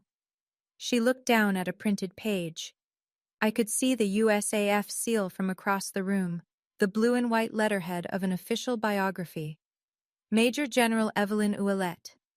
Claire read each word like it was a declaration of war against every lie our father had ever told. Commander, 920th Rescue Wing, Patrick Space Force Base, Florida. Recipient of the Distinguished Flying Cross, the Air Medal with 3 oak leaf clusters, and the Humanitarian Service Medal. She lowered the paper. 237 confirmed rescues. The number landed like a detonation. I heard someone whisper, 237? And the question echoed outward until it became a murmur, then a rumble. Claire turned to face me across the ballroom. She stood straight, straighter than I'd ever seen her stand. She lifted her right hand to her forehead. To Major General Evelyn Ouellette, the bravest person I know, and the best sister I could ever have. The salute was imperfect. Her fingers were slightly spread, her angle too steep. A civilian's attempt at something she'd only seen in movies. It didn't matter. It was the most precise gesture I'd ever witnessed. I stood, slowly. The chair scraped against the floor and 250 heads turned to table 22. Silence. Then Thomas Brennan pushed back his chair and rose. His salute was textbook, crisp, exact, 30 years of muscle memory in a single motion. His wife Dorothy stood beside him. A man at table 12, another veteran I'd later learn, stood next. Then another, then another. The applause began with a single pair of hands and spread like a lit fuse across the room. People stood, one by one, then in clusters, until the entire ballroom was on its feet. I've received medals from generals. I've been saluted by colonels. Nothing in my career has ever meant more than my little sister, in her wedding dress, saluting me from a stage. Gerald stood in the middle of the standing ovation like a man caught in a riptide. His face had gone the color of old chalk. 250 people, his friends, his business partners, his neighbors, his church congregation, had just learned that he'd disowned a major general, a war hero, the woman who'd pulled his own daughter from a river. Margaret tried first. She leaned toward the nearest guest and offered a shaky smile. Gerald always supported Evelyn in his own way. Nobody turned to look at her. Nobody cared. Richard Hale stood at the edge of the room with his scotch suspended halfway to his mouth. The word military welfare hung in the air like a stain he couldn't wipe clean. He'd said it 40 minutes ago. It might as well have been branded on his forehead. The social physics of the room had inverted in 90 seconds. The people who'd avoided me during cocktail hour were now stepping toward my table. The people who'd whispered behind Gerald's protective orbit were now whispering about him. Gerald tried to regain control. He half stood, cleared his throat. Claire, this is hardly the place." The applause drowned him out. He wasn't accustomed to being drowned out. Thomas Brennan walked to my table, extended his hand, and gripped mine with both of his. "It's an honor, General." Then he turned to my father, still standing, still chalk-white, still holding a glass of Bordeaux he'd forgotten he was holding. "Sir, I served 28 years in the United States Air Force. I've met 5 major generals in my career." Thomas's voice carried the quiet authority of a man who'd spent 3 decades giving orders. "Your daughter is the youngest woman to hold that rank in Air Force Rescue." He paused. "And you put her at table 22. Gerald's survival instinct kicked in, the same instinct that had built a regional insurance company from a one-desk office. When the ground shifts, you deny the earthquake. "Major General?" He forced a laugh that convinced no one. "Please." She probably inflated her resume. She was always good at exaggerating. David had been waiting for exactly that. He walked to the side of the stage, opened a laptop he'd placed there earlier in the evening, before the ceremony, before the cocktails, before Gerald had even arrived, and connected it to the venue's projector. The screen behind the cake table filled with light. U.S. Air Force official biography, the USAF seal in the upper left, and a photograph.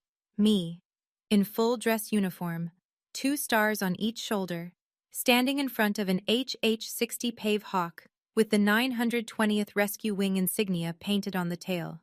David read from the screen with the calm precision of a man who'd rehearsed this 6 times. "Major General Evelyn R. Ouellette, Commander, 920th Rescue Wing, Patrick Space Force Base, Florida." He scrolled down. "Distinguished Flying Cross Citation. For extraordinary achievement while participating in aerial flight, Captain Ouellette personally entered a submerged vehicle to extract a civilian survivor under extreme conditions, performing life-saving resuscitation on scene despite hypothermic exposure and 0 visibility." Gerald stared at the screen. His own daughter's face, my face, 20 feet tall, 2 stars shining under ballroom lights. Margaret touched his arm. "Gerald, let's go." He pulled away from her. He didn't move. He just stared. At a table near the bar, a man I recognized from Gerald's business circle, someone who'd shaken my father's hand during cocktails, turned to the woman beside him and said, loud enough to carry, "He kicked out a 2-star general? I wouldn't kick out a 2-star anything." Gerald had nothing left to say. The evidence was public record. It was on the screen. It was a fact. And my father had spent 15 years building his case on fiction. Fiction doesn't survive contact with a FOIA request. What happened next wasn't in anyone's plan. Richard Hale had been standing near table 1, gripping his scotch glass with both hands, face flushed from alcohol and humiliation. His jaw worked silently. Sweat beaded along his hairline. He tugged at his collar. Then he dropped the glass. It shattered on the marble floor. Waterford crystal, $200 in shards, and Richard's hand went to his chest. His face drained from red to gray in the space of a single breath. His knees buckled. He collapsed sideways, pulling the tablecloth with him, sending a centerpiece of white roses crashing to the ground. Patricia screamed. Margaret screamed. The room erupted into chaos, chairs scraping, Guests shouting, a waiter calling for the manager. I was already moving. I'd crossed 20 feet of ballroom floor before my conscious mind finished processing what my training had already identified. Male, 60s, acute onset chest clutch, loss of consciousness, collapse. Probable cardiac arrest. I dropped to my knees beside Richard, tilted his head back, checked his airway, put 2 fingers on his carotid. Nothing. No pulse. No breath. Somebody call 911. Now. My voice came out in command register. Not the voice of a wedding guest. Not the voice of Gerald's forgotten daughter. The voice of a woman who'd spent 15 years pulling people out of the worst moments of their lives. I positioned my hands, locked my elbows, started compressions. 1, 2, 3, 4. I counted aloud, hitting the sternum at 110 beats per minute. The textbook rate. The rate I'd drilled 1,000 times in advanced cardiac life support recertification. Is there an AED in this building? I called between compressions. A staff member in a black vest sprinted toward the lobby. 30 compressions, 2 breaths. 30 compressions, 2 breaths. The man who'd called me military welfare less than an hour ago had no pulse, and the only thing between him and death was a pair of military-trained hands. The AED arrived. I tore open the pads, placed them on his chest. Clear. Shock. His body jerked. The monitor beeped once, then flatlined. Still nothing. I didn't hesitate. 30 more compressions. 2 more breaths. The crowd had formed a wide circle, silent now, the panic replaced by the kind of helpless stillness that occurs when people realize they're watching someone die. I repositioned the AED pads, checked the rhythm on the monitor. Ventricular fibrillation. Shockable. Clear. I hit the button. Richard's chest rose and fell with the jolt. Beep, beep, beep. Sinus rhythm. Weak, but present. Richard coughed. A wet, ragged sound, and his eyelids fluttered. I rolled him onto his side, into recovery position, and placed my hand on his shoulder to keep him stable. Stay still, Richard. You're okay. Paramedics are coming. The room was absolutely silent. 250 people, not a single sound except the beep of the AED monitor and Richard Hale's labored breathing. The paramedics arrived 6 minutes after the 911 call. 2 EMTs and a medic with a stretcher. They assessed Richard quickly, vitals stabilizing, consciousness returning. The lead paramedic looked at me, kneeling on the marble in a cocktail dress, hands still positioned for compressions. Whoever started CPR saved this man's life. Textbook response. He paused. Are you a medical professional? Advanced Cardiac Life Support Certified. Air Force Combat Medic Training. He nodded, the way professionals nod at other professionals. They loaded Richard onto the stretcher. As they lifted him, he turned his head. His eyes found me. The man who'd spent an hour mocking the military was looking at the military-trained woman who'd just restarted his heart. His face crumpled. I'm sorry, he whispered. His voice was barely there. For what I said. I'm so sorry. Margaret stood beside the stretcher, mascara streaked, watching her brother cry. She looked at me.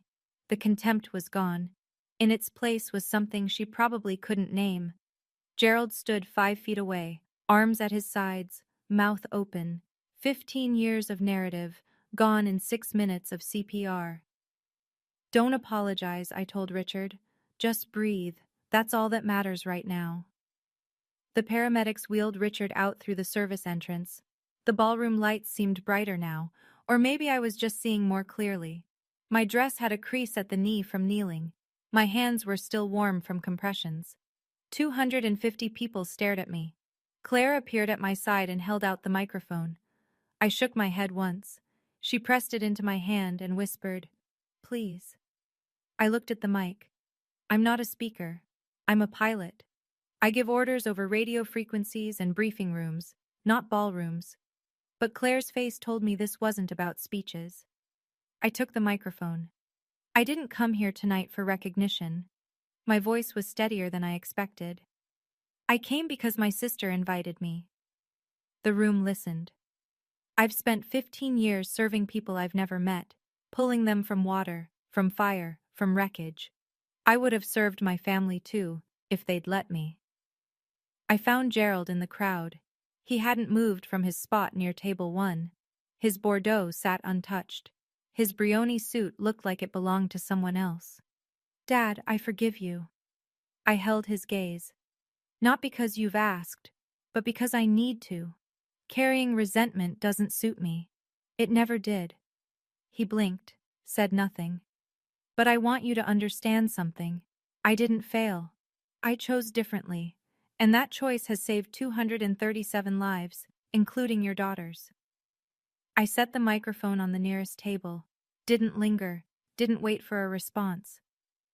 I don't need your approval to know my worth, I said. Without the mic now, just my voice in a quiet room.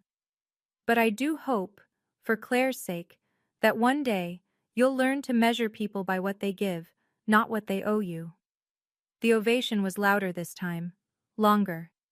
Gerald stood in the center of it, surrounded by applause, and didn't clap once.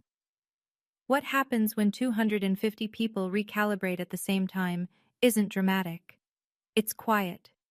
It's a shift in foot traffic, the direction people drift when they're choosing who to talk to.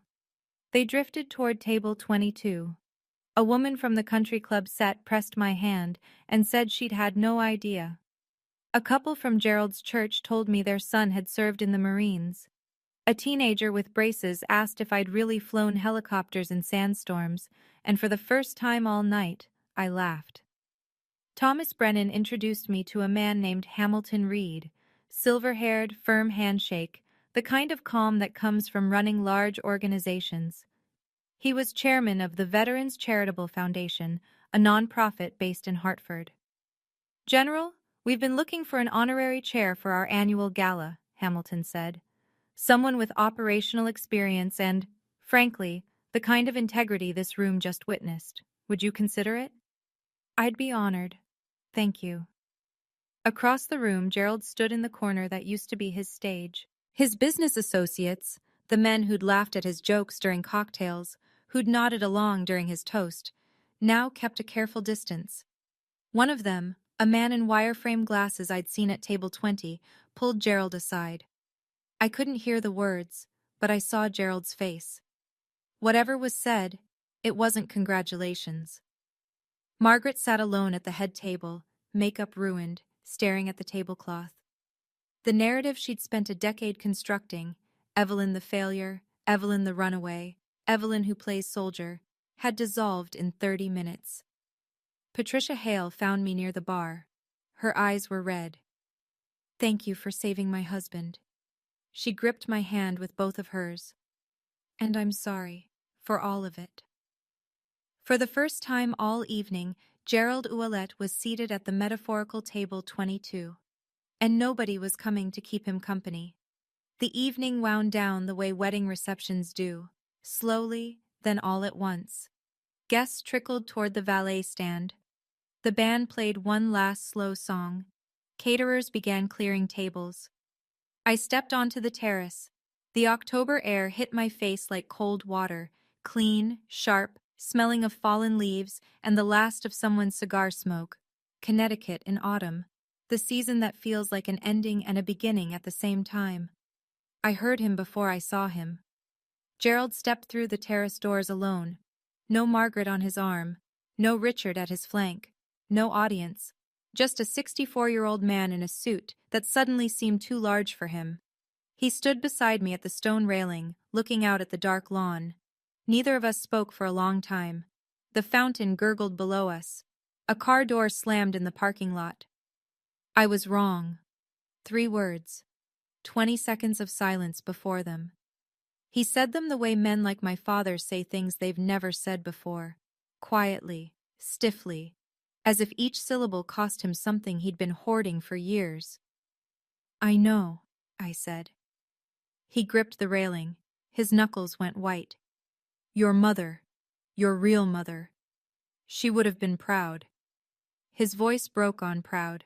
Not theatrically, just a hairline fracture in the register, the sound of a foundation shifting after too many years of pressure.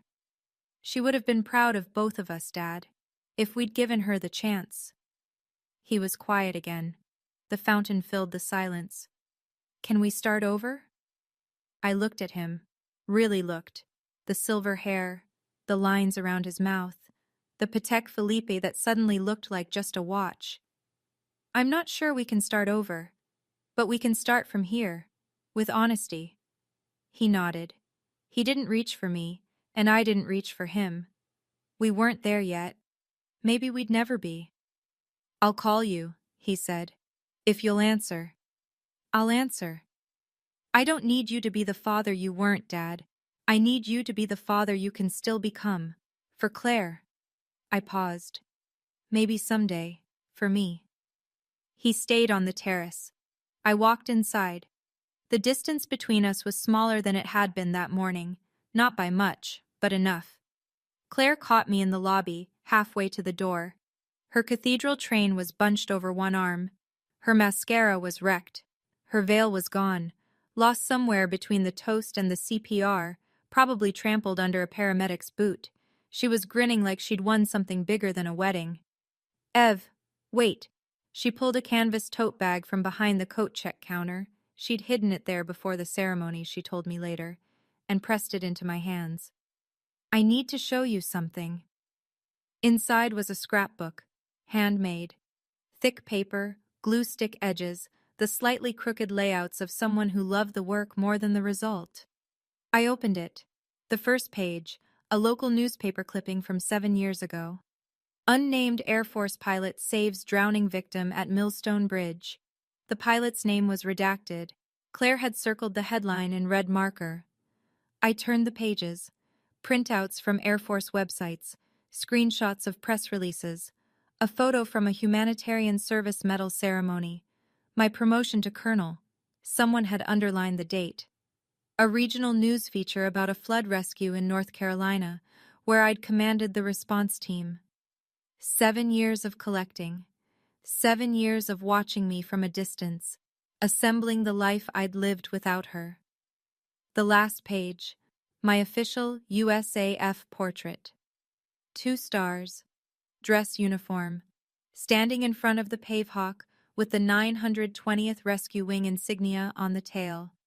Claire had printed it in color, trimmed the edges carefully, and written underneath in her small, left-slanting handwriting, "My sister, my hero, my phoenix." I cried. For the first time in the story. The first time in front of another person in longer than I can remember. Not weak tears, the tears of a woman who'd finally been seen. Claire held me the way I used to hold her during thunderstorms. You saved 237 people, Ev. Her voice was muffled against my shoulder. But tonight, let someone save you for once. I pulled back and looked at her ring. The engraving I'd noticed earlier. Phoenix. My call sign. The word the Air Force gave me because I kept flying into fires and coming back. Claire had engraved it on her wedding band because without me, there was no Claire, no David, no wedding, no any of this. I've been watching you, she said. Every mission, every promotion. I was there, Ev, even when you didn't know. I drove home with the windows down. Route 15 at midnight is empty in October. Just headlights and guardrails, and the occasional reflective sign flashing past like a signal flare. The scrapbook sat on the passenger seat, next to Claire's handwritten invitation. 2 pieces of paper that told 2 different stories about the same family. Near Fairfield, I passed the exit for Westport. The house was a quarter-mile off the ramp, the 5-bedroom Tudor, the white fence, the flagstone path where my suitcase had sat 15 years ago. I slowed down. I could see the roofline through the trees, the porch light Gerald always left on. I didn't stop. I used to think home was a place, a house with your name on the mailbox and your photos on the wall. It's not. Home is where they see you, really see you, and for the first time in 15 years, somebody had. My phone buzzed in the cup holder. A text from Colonel Webb. How'd it go? I typed back with one hand, eyes on the road. Mission accomplished. All personnel accounted for. A smile. My first real one all night. Not the polite one I'd worn at cocktail hour. Not the defiant one I'd aimed at Gerald during his toast. A real smile, small and private, the kind nobody needs to see. My father spent 15 years telling 250 people I was a failure. Tonight, 250 people watched me save a man's life on a dance floor. The truth doesn't need a microphone, it just needs time. I turned on the radio. Something country, something gentle, something about going home. The Ford hummed along the highway.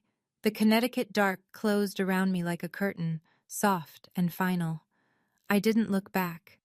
Some people measure success in Patek Philippe watches and Brioni suits. I measure mine in heartbeats. 238 now. 238 heartbeats. That's my number now.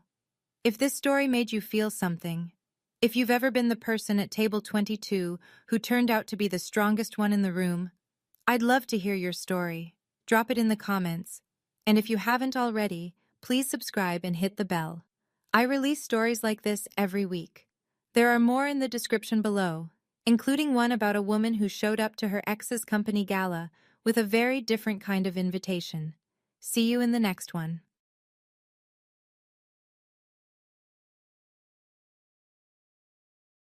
She's not thinking straight. She hasn't been right since the wedding. Once Voss signs the papers, we file before she even knows what happened. That was my mother's voice. She was sitting in my father's kitchen, 3 days after my husband's funeral, planning how to take everything he left me. $8.5 million, 6 Manhattan lofts, my entire future, carved up on a Wednesday evening between my parents and my sister like it was already theirs. But here's the thing my family didn't know. Nathan had warned me. Not in some dramatic deathbed confession. Quietly, carefully. The way he did everything. And what I did next cost my father his freedom, my sister her fiancé, and my mother every ounce of respect she'd spent 60 years building in that town. Before I go on, please take a moment to like and subscribe, but only if you genuinely connect with this story. Drop your location and local time in the comments. I love knowing where you're listening from. My name is Faye Terrell. I'm 31 years old. I'm a museum manager in Manhattan, and 2 weeks ago, I buried the only person who ever truly saw me. Now let me take you back to the beginning, the morning of Nathan's funeral, when I stood alone in a half-empty church and realized my family wasn't coming. The morning is cold for September. St. Andrew's Chapel on 9th Avenue seats 200. 14 people show up. I count them because there's nothing else to do while the organist plays a hymn Nathan never would have picked. 14. 3 of his college roommates. His boss from the architecture firm. 6 colleagues from my museum who carpooled from Chelsea. The florist, who stays because she knew Nathan from the Saturday market. A neighbor from our building. And James Whitfield, Nathan's attorney, sitting in the back row in a dark suit, hands folded, watching everything. My mother's chair is empty. My father's chair is empty. Chloe's chair is empty. I called all 3 of them. I called Patricia Hobbs, my mother, at 6 in the morning the day Nathan collapsed. She picked up on the 4th ring and said, "Oh, Faye, that's terrible." Like I'd told her the car needed a new alternator. Then she said, "We'll talk when you come home. Chloe has a fitting for her engagement dress this weekend, so it's been hectic." My husband was dead. My sister had a dress fitting. I stand at the front of the chapel now and try to say something about Nathan. About the way he folded his drafting paper into tiny cranes when he was thinking. About the 6 years we spent together, and how every single one of them was better than the 25 I lived before him. My voice cracks twice. Nobody from my family is here to notice. Afterward, James Whitfield finds me on the chapel steps. He shakes my hand, firm, steady. "Nathan loved you," he says. He made sure of that. Then, "Come see me Monday, Faye. It's important." I don't understand the weight of those words yet. I will. 2 days later, I drive to Ridgewood. It's a 2.5 hour drive from our Chelsea loft. Nathan's loft, I keep correcting myself. Through the suburban sprawl and into the kind of small-town New York that tourists forget exists. Population 8,000. One grocery store, one diner, one church that runs everything. I pass the wooden sign at the edge of town. Ridgewood Community Church. Gerald Hobbs, Honorary Treasurer. My father's name in gold letters. He's been treasurer for 12 years. In Ridgewood, that's practically a political office. The house looks the same. White siding, green shutters, the porch swing. Patricia repaints every spring. I grew up here. I learned to read here. I also learned that some families have a favorite child, and it isn't always a secret. Chloe had asthma as a kid, mild, managed with an inhaler by age 10. But Patricia never updated the narrative. Chloe was delicate. Chloe needed extra support. Chloe got the bigger bedroom, the later curfew, the car at 16. I got a library card, and the understanding that I could take care of myself. I did take care of myself. Scholarships, Columbia, a career I built from nothing. Nathan. And now Nathan is gone, and I'm driving back to the house I couldn't wait to leave, carrying a copy of his will in my bag. $8.5 million and 6 Manhattan properties. I haven't told anyone yet. I actually think, that maybe this will be the thing that makes my mother finally look at me and say, "I'm proud of you, Faye." I park in the driveway. The kitchen window is open, and I hear voices. I freeze on the porch steps. My mother's voice comes through the window screen, sharp and organized, like she's reviewing a grocery list. Voss said if we get her here for 72 hours, he can do the evaluation. She just lost her husband. No judge is going to question it. My father. And the money? Chloe becomes guardian. We manage the accounts. Simple. Then Chloe's voice, on speakerphone, tinny and eager. Tell Dad to make sure she doesn't talk to that lawyer. Nathan's lawyer gave me a weird vibe at the wedding. The wedding. 3 years ago. Chloe noticed James Whitfield 3 years ago and filed it away. I stand perfectly still. The porch light is off. A moth taps against the screen. Inside, my family is discussing how to have me declared mentally incompetent so they can seize control of my dead husband's estate. Patricia again. She'll cry for a week and then sign whatever we put in front of her. She always does what she's told. My hands are shaking. My chest feels like someone is sitting on it. I reach into my coat pocket and pull out my phone. New York is a one-party consent state. I learned that in a compliance seminar at the museum 2 years ago. It means I can legally record any conversation I'm part of. Or, in this case, any conversation happening 3 feet from where I'm standing on a public porch with an open window. I tap record. The red dot glows. My mother keeps talking. My father keeps agreeing. My sister keeps planning a future that depends entirely on me being broken. I have the recording. I just don't know what to do with it yet. I stop the recording, pocket my phone, and ring the doorbell like I just arrived. Patricia opens the door. Her face shifts, from calculation to warmth, in under a second. She pulls me into a hug. Lavender perfume, the same brand she's worn my whole life. My poor baby, she says. We're here for you now. The word now hits different when you've just heard someone plotting to strip your legal rights. Gerald stands behind her in the hallway, hands in his pockets. He nods. You should stay a few days, Faye. Rest. There's no rush to go back to the city. No rush, because they need 72 hours. I smile. I say, thanks, Dad. I think I just need to be home for a while. I watch his shoulders relax. Patricia squeezes my arm and guides me toward the kitchen. There's tea on the counter, a plate of cookies from the church bake sale. Everything looks like love. Everything sounds like love. I excuse myself to my old bedroom upstairs. Same twin bed, same faded quilt, same Columbia graduation photo tacked to the wall with a single pushpin. Down the hallway, Both walls are covered in Chloe's pictures. Prom, cheerleading, sorority formal, engagement party. 47 framed moments. My graduation photo is 4 inches by 6 inches, and the pushpin is rusting. I lock the door. Call James Whitfield. Voicemail. James, it's Faye Terrell. I need to see you Monday. It's urgent. Please call me back. I sit on the edge of the bed and play the recording through my earbuds. Every word is clear. My mother's voice, my father's voice, my sister's voice. All 3 of them, calm and methodical, planning to erase me. I don't sleep. The next morning, there's a man in the living room I've never met. Patricia introduces him over coffee. This is Dr. Voss. He's an old friend of your father's from college. I thought it might help to have someone to talk to, sweetheart. After everything. Dr. Raymond Voss is 64. Silver hair, wire-rimmed glasses, the kind of cardigan that's supposed to make you feel safe. He shakes my hand and smiles like we're at a dinner party. I'm sorry for your loss, Faye, he says.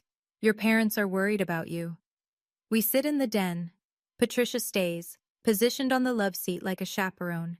Voss opens a leather notebook. Do you find it hard to make decisions right now? No. Do you sometimes hear Nathan's voice, even when you know he's gone? No. Have you had thoughts of harming yourself? No. Each question is designed to build a case. I recognize the pattern because I spent 3 days reading about involuntary guardianship proceedings on my phone at 2 in the morning. Voss isn't checking on me. He's constructing a diagnosis. Sometimes grief can make us feel like we're not capable of handling our own affairs, he says gently. That's perfectly normal. Patricia leans forward. She's been like this since Nathan died. Shut down. Not herself. I answer every question clearly, calmly, and without emotion. I give Voss nothing. After 20 minutes, I excuse myself to get water. I walk to the back porch, close the screen door, and call James. This time he answers. Don't leave that house yet, he says. I need to tell you something Nathan set up. Can you come to my office tomorrow morning? My pulse picks up for the first time in days, and it's not from fear. I tell Patricia I'm going for a drive. Nathan used to take me driving when I was sad, I say, and she buys it without blinking. She even pats my shoulder on the way out. James Whitfield's office is in Glendale, 1 town over. Small building, 2nd floor, no receptionist. He's waiting at the door. Inside, he slides a folder across the desk. Nathan's will. I already know the headlines. $8.5 million in liquid assets. 6 loft apartments in Manhattan, 3 in Chelsea, 2 in Tribeca, 1 in the Lower East Side. All of it mine. But James isn't done. He hands me a sealed envelope. Nathan's handwriting on the front. For Faye. I open it. The letter is dated 2 years ago. Faye, I know your family. I've watched how they treat you. Not the big cruelties, the small ones, the ones you explain away. If something happens to me, James will protect you. Don't trust anyone who wasn't at my funeral. My vision blurs. I press my palm flat on the desk and breathe. James explains what Nathan built, an irrevocable trust. Every asset, the cash, the properties, held inside a legal structure that cannot be transferred through guardianship. Even if a court declared me incapacitated tomorrow, the trust stays intact. James is the trustee. The money doesn't move without his signature and mine together. Nathan came to me 3 years ago, James says, right after your wedding. He said, her family will come for this if I die. Build something they can't touch. I sit in that small office and cry for the first time since Nathan's funeral. I cry because my husband knew me better than I knew myself, and he loved me enough to plan for the worst. James pours me water from a pitcher on his desk and lets me collect myself. Then he opens a second folder. There's something else, he says. Nathan suspected your father had financial problems. Gerald asked Nathan for money 4 separate times during your marriage. Nathan documented every request. He shows me the notes, 4 emails from Gerald, each more desperate than the last. 20,000 for home repairs, 15,000 for Chloe's car. Nathan declined every time and kept the receipts. That's not proof of anything, I say. No, but if Gerald is the treasurer of a non-profit, his tax filings are public record. James picks up the phone and dials. Maggie, I have someone I'd like you to meet. Margaret Kessler, Maggie, is a forensic accountant. She works fraud cases for non-profits across the state. She's 45, direct, no nonsense. James puts her on speaker. Give me 10 days, Maggie says. I'll pull the 990 forms and compare them with whatever financial disclosures the church has on file. If there's a discrepancy, I'll find it. 10 days. The church gala, the annual fundraiser where Gerald delivers the treasurer's report, is in 12. I drive back to Ridgewood with a plan I didn't have this morning. Stay in the house, act grief-stricken. Let Patricia and Gerald believe I'm falling apart. Give Maggie time, give James time. Don't let anyone take my phone. Patricia is in the kitchen when I walk in. Where did you go, honey? For a drive, I say. Nathan used to take me on drives when I was upset. She smiles, satisfied, almost tender. Her obedient daughter, still broken, still manageable. I go upstairs, I lock the door, and I stop hoping my mother will change. I start planning for who she actually is. The next morning, my car keys are gone. I find Patricia at the kitchen table, reading the Ridgewood Gazette, coffee in hand. I moved your keys to the drawer, she says without looking up. You shouldn't be driving right now, Faye, not in this state. I'm fine to drive, Mom. You're grieving. Let your father take you wherever you need to go. She turns a page. Conversation over. By noon, Gerald has scheduled a second appointment with Dr. Voss. At the house tomorrow, no discussion. He just wants to follow up, Gerald says at lunch, chewing a sandwich. Standard stuff. At 2 o'clock, Chloe calls on FaceTime. She's at a bridal boutique, veils draped over every surface. Hey, so Mom says you should sign a power of attorney while you're home, so we can help manage things while you grieve. She holds up a veil. What do you think of this one? I'm not signing a power of attorney, Chloe. God, don't be difficult. It's what families do. Just sign it, Faye. It's not like you have anyone else to help you. She hangs up before I can respond. That evening, I try to check my email on the laptop in the den. The Wi-Fi password has been changed. Gerald shrugs when I ask. Must have reset during the storm last week. I'll look into it. There was no storm last week. I checked. I go to the bathroom, lock the door, and text James on cellular data. They're accelerating. Patricia took my car keys, changed the Wi-Fi. Voss is coming back tomorrow. How much time does Maggie need? James responds in under a minute. She needs 8 more days. Hold your ground. 8 days. I can do 8 days. The phone rings at 9 that night. Unknown number, 845 area code. I almost don't answer. Faye, it's your Aunt Helen. I haven't heard Helen Briggs' voice in 8 years. Patricia's older sister, cut off completely after a fight I was never given details about. Growing up, Helen was the aunt who sent birthday cards with $20 bills and handwritten notes. Then one Christmas, she just stopped existing. Patricia said Helen was toxic and jealous, and that was the end of it. I saw the obituary on Facebook, Helen says. Nathan, I'm so sorry, sweetheart. Thank you. I keep my voice low. Patricia is downstairs watching television. Listen to me carefully, Helen says. I know what your mother is. She did the same thing to our mother before she died. I sit on the edge of the bed. What do you mean? Helen tells me. 8 years ago, their mother, my grandmother, Dorothy, was diagnosed with mild cognitive decline. Patricia immediately petitioned for guardianship, not to care for Dorothy, to sell her house and control her savings. Helen found out, hired an attorney, and blocked the petition. Dorothy recovered enough to live independently for 3 more years. Patricia never spoke to Helen again. She tried to control Mom's money using a medical excuse, Helen says.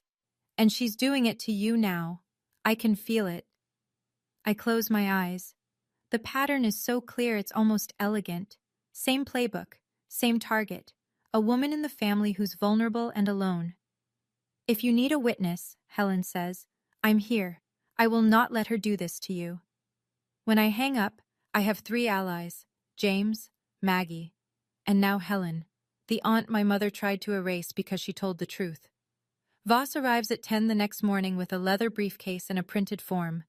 This time, Patricia doesn't pretend it's casual. She sits at the dining room table beside me, not across from me, beside me, like a mother at a school conference. Gerald stands near the window, arms crossed. Voss slides the form across the table. I think it would be best for you to have family support in managing your affairs, he says. Temporary, of course, just until you're feeling stronger. I read the document, every word. It takes me 4 minutes. Nobody speaks. It's a petition for temporary financial guardianship. If I sign, my sister, Chloe Marie Hobbs, gains legal authority over all my financial decisions, bank accounts, property, investments, everything Nathan left me, managed by a 27-year-old who can't hold a job for 6 months. I set the form down. I'd like my own attorney to review this first. Patricia's hand lands on my forearm. You don't need a lawyer, Faye. This is family. I appreciate that, but I'm not signing anything today. The room goes cold. Gerald uncrosses his arms. Voss clicks his pen. Patricia's fingers tighten on my arm, just enough that I feel the pressure. Sweetheart, she says, we're trying to protect you. Protecting me and controlling me are not the same thing, Mom. I stand up, take the form, and walk to my room. Behind me, I hear Patricia's voice, low and hard. Fine, we'll go to court. I close the door, fold the form and slide it into my suitcase. Another piece of evidence. Another 48 hours survived. Maggie needs 6 more days. The gala is in 8. I just have to keep breathing. Chloe drives up from the city on Saturday. She brings Ryan. Ryan Alcott is 29, a software engineer, from a normal family in New Jersey. He shakes my hand at the front door and says, I'm really sorry about Nathan, Faye. He was a good guy. He means it. I can tell because his eyes don't slide away when he says it. Patricia makes lunch. It's almost domestic, almost convincing. Gerald carves a roast. Chloe talks about centerpieces. Ryan asks me about the museum. Then Ryan steps outside to take a work call and the mask drops. Chloe leans across the kitchen island. Look, she says, just cooperate. Mom's doing this for all of us. All of us. Do you know how much my wedding costs? I can't keep putting it on credit cards. How much are you in debt, Chloe? She waves a hand. That's not the point. The point is, Ryan doesn't know about the debt. She lowers her voice. And he definitely doesn't need to know about any of this. So just sign the papers and everything goes back to normal. Normal. Don't be selfish, Faye. You don't even need that money. She picks up her wineglass. Nathan's dead. What are you going to spend it on? I set down my fork. I look at my sister, 27, polished nails, borrowed confidence, a fiancé in the backyard who has no idea he's engaged to a stranger. Nathan's dead, I repeat. You're right. And I'm going to spend his money on whatever I decide, because it's mine. Through the window, Ryan is laughing into his phone. Kind, open, clueless. He deserves to know who he's marrying. He just doesn't know it yet. I want to pause here for a second. My own sister just told me I didn't need my dead husband's money because he's gone. Reduced everything Nathan built, everything we built together, to a line item on her wedding budget. If you've ever had someone turn the worst moment of your life into their personal ATM, then you know exactly what I felt standing in that kitchen. If this story is hitting close to home, hit that subscribe button. Not for me. For the version of you that needed someone to say, your grief is not their opportunity. Now let me tell you what happened next, because Maggie finally called. I find my car keys in the junk drawer where Patricia hid them. I tell Gerald I'm going to the pharmacy. He barely looks up from his crossword. I park behind the Glendale Public Library and call Maggie. "I've got something," she says. No preamble, no small talk. The church's Form 990 filings for the last 3 years show total incoming donations of approximately $180,000. But the internal financial reports Gerald submitted to the church board only account for $133,000 in expenditures and balances. That's a $47,000 gap. $47,200, spread across 47 individual transactions over 36 months, each one between $500 and $2,000. Small enough to avoid automatic flags, all routed to a personal account that matches your father's banking information. Classic skimming. I remember Nathan's emails, Gerald asking for money, each time more desperate. The timeline fits. Gerald was already in the hole when he started asking my husband for bailouts. "How much more time do you need?" I ask. 5 days for the full certified report. The church gala is in 8 days. "Can we present the findings at the gala?" Maggie pauses. "If the church board agrees, yes. But you'd need the pastor on your side." I call James next. He's already 1 step ahead. "Reverend Harris is a straight arrow," he says. "If I show him preliminary numbers, he'll want the truth. Give me 24 hours. I drive back to Ridgewood with the windows down. The air smells like cut grass and wood smoke. My father is in that house right now, planning to steal my freedom. He's been stealing from his church for 3 years. In 8 days, both things end. I go for a walk the next afternoon, fresh air, clear head. I make it half a block before Mrs. Carroll intercepts me. She's 70, white perm, church choir soprano, and Ridgewood's most reliable conduit of gossip. "Oh, Faye," she clasps my hands. "Your mother told me you've been having such a hard time. She said you won't eat, won't sleep. She's so worried about you." I ate a full plate of pasta last night. I slept 6 hours. Patricia watched me do both. "I'm doing okay, Mrs. Carroll. Thank you." "Well, if you need anything, your mother is a saint, you know. Truly." 2 blocks later, Mr. Dalton stops me outside the hardware store. Same script, different mouth. "Pat mentioned you might need someone to check in on you. She's been worried sick." Patricia isn't just running a legal scheme, she's running a public relations campaign. Every conversation, every concerned whisper over the fence, every casserole delivered with a sorrowful headshake, she's building a wall of witnesses. If this goes to court, the judge won't just hear from Dr. Voss. He'll hear from neighbors, church friends, the entire social fabric of Ridgewood, all of them primed with the same message. Poor Faye. She's always been fragile. Losing Nathan pushed her over the edge. I call Helen from the back porch that night. "She's poisoning the well," I say. "She did the exact same thing with Mom," Helen says. "Told everyone in town that Mom was confused and wandering months before she filed for guardianship. By the time I showed up with a lawyer, half the neighborhood was ready to testify against our own mother." Small town, same playbook, different decade. "How did you stop it?" I ask. I didn't wait for permission to tell the truth. Dinner.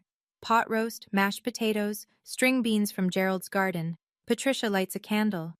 It could be Thanksgiving if you didn't know better. Gerald sets down his fork. "Faye, we need to talk about the future." Here it comes. Nathan was a generous man, but he didn't understand how families work. There are responsibilities. The house needs a new roof. Your mother deserves a comfortable retirement. Chloe's wedding. Nathan left very specific instructions in his will. Gerald's face reddens. A will can be contested. Under the table, Patricia's hand moves to Gerald's knee. A squeeze, a warning. He takes a breath. "All I'm saying is, there are costs, real costs. And family takes care of family." I set my napkin beside my plate. "What exactly has Mom done for me, Dad?" Silence. The candle flickers. Patricia stands. Both palms hit the table. The plates rattle. "After everything we sacrificed for you, the roof over your head, the food on this table, you didn't come to my husband's funeral." The sentence lands like a slap. Gerald stares at his potatoes. Patricia's mouth opens, closes. "I buried Nathan in front of 14 strangers, I say. And the three of you were here, in this kitchen, talking to a psychiatrist about how to take my money. I push my chair back. I need some air. I walk outside. The screen door clicks shut behind me. In my coat pocket, my phone is still recording. Through the window, I hear Gerald's voice, thin and strained. She knows. Pat, she knows. And Patricia. She doesn't know anything. She's guessing. She's wrong. I'm not guessing. I'm documenting. 5 more days until the gala. The email arrives at 11:14 on a Tuesday night. I'm lying in bed, scrolling through nothing, when my phone buzzes. From Chloe Hobbs. Subject, timeline. It takes me 3 seconds to realize this wasn't meant for me. Chloe was forwarding an email to Patricia. Our names sit next to each other in her contacts. Faye, then family group, then mom. She hit the wrong one. The email reads, Mom, when is Voss sending the paperwork to the court? Ryan is asking about wedding deposits and I need to lock in the venue this month.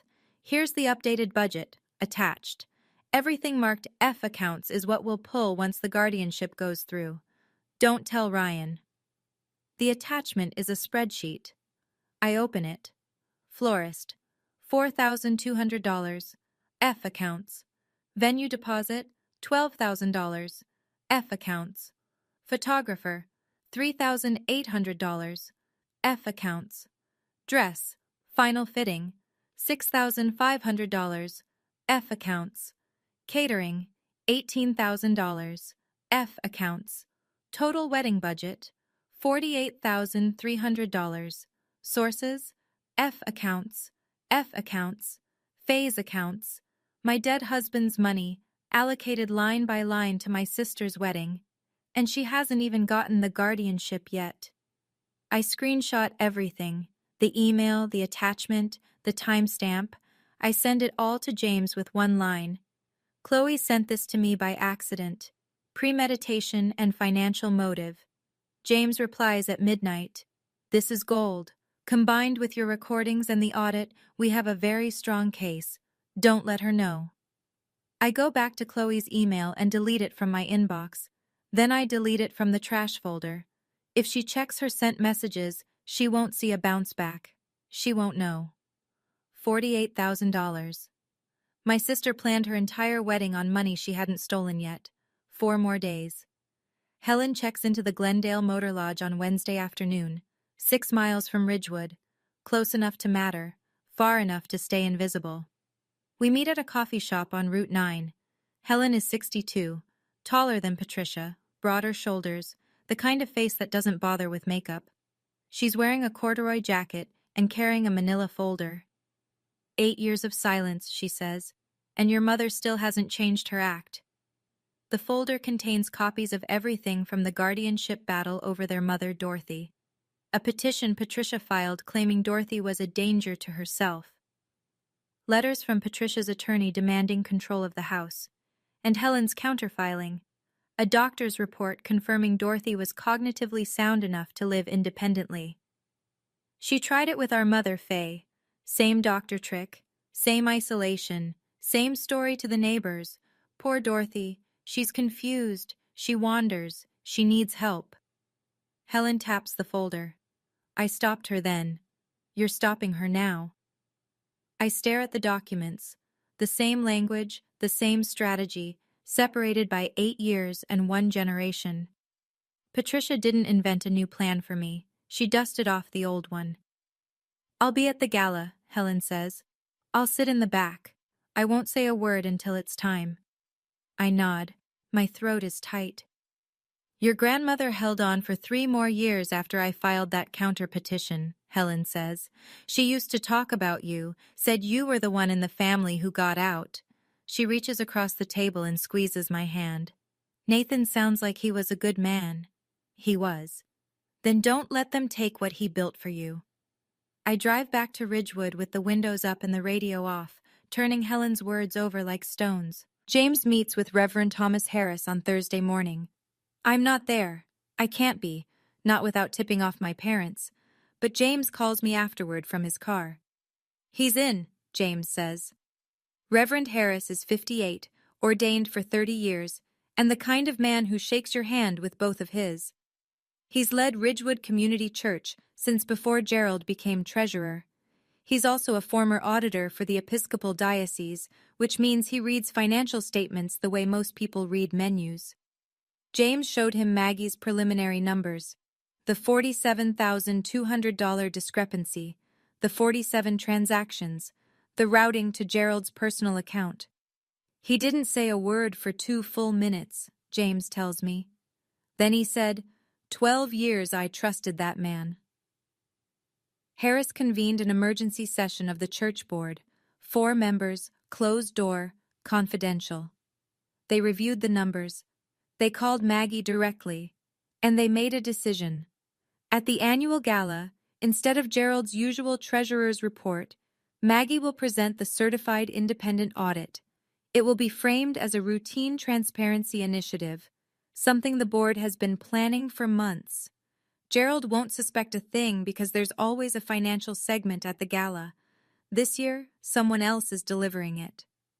Harris said something else, James adds. He said he wants Faye there, front and center. He said, if Gerald's family knew what he was doing, they deserve to hear the truth first. If they didn't know, they still deserve to hear it. I stand in the Glendale Library parking lot, phone pressed to my ear, and feel the ground shift under me. 3 days from now, my father will stand in front of his community and give a speech about trust, and the truth will be sitting 2 rows behind him. Patricia finds out about Helen on Friday. Mrs. Carroll, who else, spotted Helen at the coffee shop on Route 9 and reported back within the hour. Patricia is waiting in the kitchen when I come downstairs. Did you contact Helen? She doesn't ask it. She states it, like a prosecutor entering evidence. She saw Nathan's obituary on Facebook, I say. She reached out. I didn't invite her. You know she's not welcome in this family. She tried to destroy us before. She asked how I was doing, that's all. Patricia's jaw tightens. If Helen shows up at the gala, I will make a scene. She is not family anymore. Gerald appears in the doorway, coffee mug suspended. Why is Helen here? What does she want? Patricia turns to him with the calm, measured voice I've heard her use on church committees and school boards and anyone who needs to be managed. She doesn't know anything. She's just here to stir trouble like she always does. But I can see it. The flicker behind Patricia's eyes. She's rattled. Helen is the one person who's beaten her before, and now Helen is 6 miles away. For the rest of the day, Patricia shadows me. She appears in doorways. She checks my phone when I leave it on the counter to pour coffee, but I've locked it with Face ID, and she can't get past the screen. She offers to organize my suitcase. She suggests I rest in the living room where she can see me. She's scared. The question is whether she's scared enough to do something reckless before Sunday.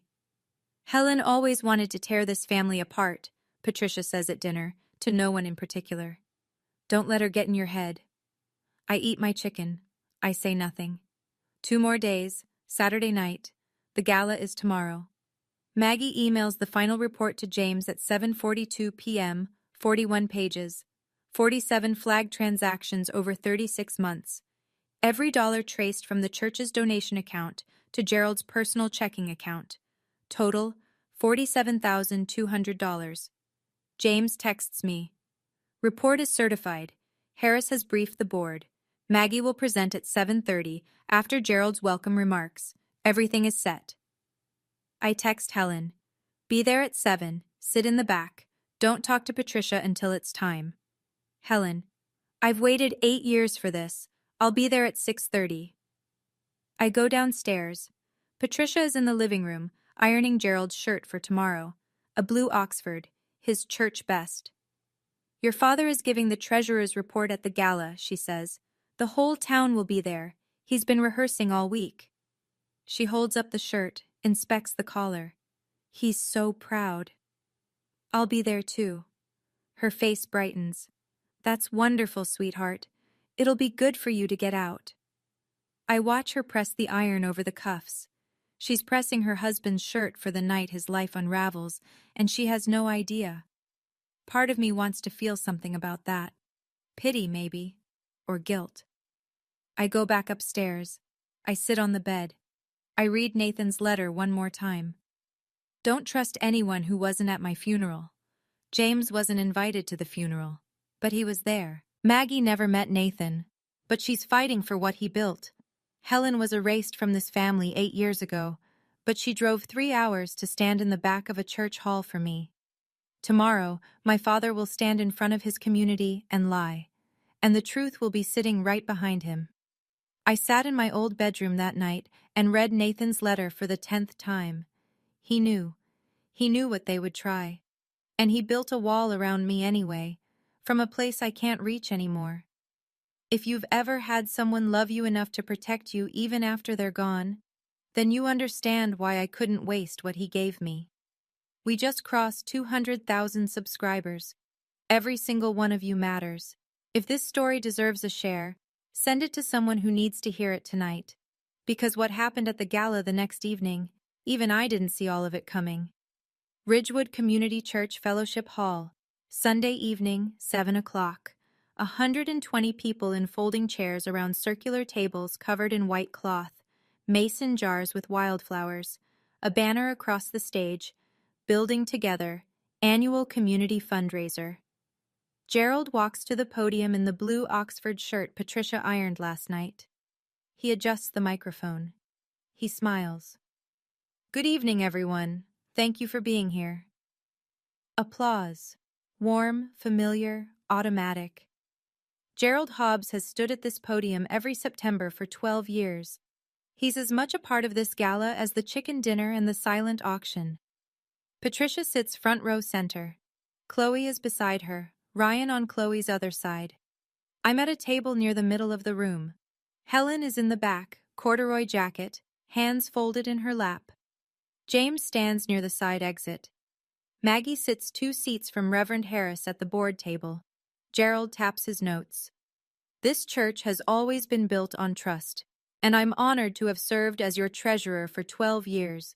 We've had a strong year. Donations are up, programs are funded, every dollar accounted for. He clicks to a slide, his slide, the one he prepared, with adjusted numbers and rounded totals. Every cent in service of this community. More applause. Mrs. Carroll beams. Mr. Dalton nods.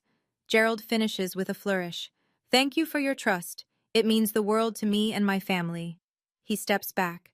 Reverend Harris stands. Thank you, Gerald. Wonderful report, as always. Harris buttons his jacket.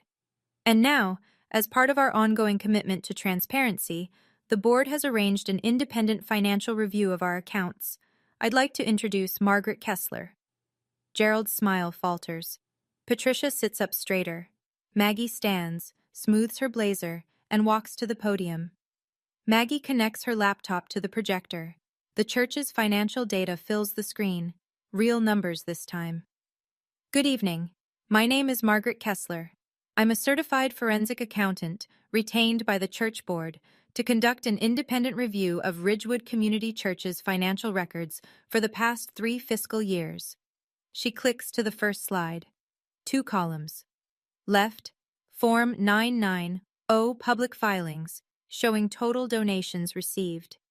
Right, internal reports Gerald submitted to the board. Over the past 36 months, this church received approximately $180,000 in donations. However, the treasurer's internal reports account for only $133,000 in expenditures and fund balances. That leaves a discrepancy of $47,200. The room goes silent. Forks stop moving. Glasses pause mid-lift. Maggie clicks again. A spreadsheet of 47 transactions, each highlighted in yellow. These are 47 individual transfers, ranging from $500 to $2,000 each, routed from the church's primary donation account to a personal banking account. She lets the number sit. Then, the account holder's name matches the church's current honorary treasurer. 120 heads turn toward Gerald. He's standing beside the stage, one hand on the curtain. His face has gone white. Patricia is on her feet. This is ridiculous. Gerald would never... Maggie doesn't flinch. Ma'am, These are public tax filings compared with bank records obtained through legal channels. The numbers speak for themselves. Whispers ripple through the hall. Mrs. Carroll covers her mouth. Mr. Dalton stares at his plate. Gerald steps forward. There must be a mistake. I can explain. Reverend Harris raises his hand. Gerald, I think it's best you step aside while we conduct a full investigation. The applause that greeted Gerald 5 minutes ago is gone. The room sounds like a held breath. Patricia turns. She scans the room until she finds me. You. She crosses the center aisle, heels clicking on linoleum. You did this. You brought these people here to destroy your own father. 120 people are watching. I stand up. No, Mom. I brought the truth. My voice is steady. I've rehearsed this in my head for 10 days, but now that it's happening, I don't need the rehearsal. You were the ones who tried to have me declared mentally incompetent so you could steal my husband's estate. Gasps. Actual audible gasps from the tables nearest us. Patricia's face flashes through 3 expressions in 2 seconds. Shock, fury, calculation. She lands on performance. She's lying. She's been unstable since Nathan died. Ask anyone. I have recordings, Mom. I say it evenly, quietly. I have emails. I have testimony from your own sister about what you did to Grandma Dorothy 8 years ago. From the back row, Helen stands, 62 years old, steady as a stone wall. It's true, she says. She tried it with our mother. Guardianship, financial control, the same doctor trick. Helen's voice carries across the silent room. I stopped her then. Faye is stopping her now. Patricia looks at Helen, then at me, then at the room full of people she spent decades cultivating, charming, performing for. Not one of them moves toward her. Gerald sinks into a chair. His head drops. James walks to Gerald and hands him an envelope. This is formal notification that Nathan Terrell's estate is held in an irrevocable trust. No guardianship, no court order, and no family petition can alter its terms. I look at my mother. I didn't come here for revenge. You gave me no choice. That ends tonight. Patricia opens her mouth. Nothing comes out. The room is still processing when Chloe grabs Ryan's arm. Let's go, she hisses. This is all lies. My sister is having a breakdown. Ryan doesn't move. He's been sitting 3 feet from me for the past 5 minutes, and he heard every word. The audit, the guardianship petition, the recordings, his fiancé's name attached to all of it. Is it true? He says. Not loud, not angry, just clear. Ryan, come on. Is it true, Chloe? The debt, the guardianship plan, the wedding budget.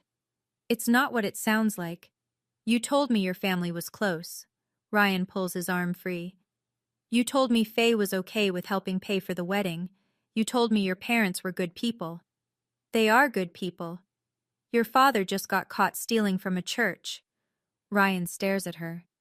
And you were going to pay for our wedding with money you took from your grieving sister. Chloe's eyes are wet. She reaches for his hand. He steps back. I watch Ryan slide the engagement ring off his finger. He holds it for a moment.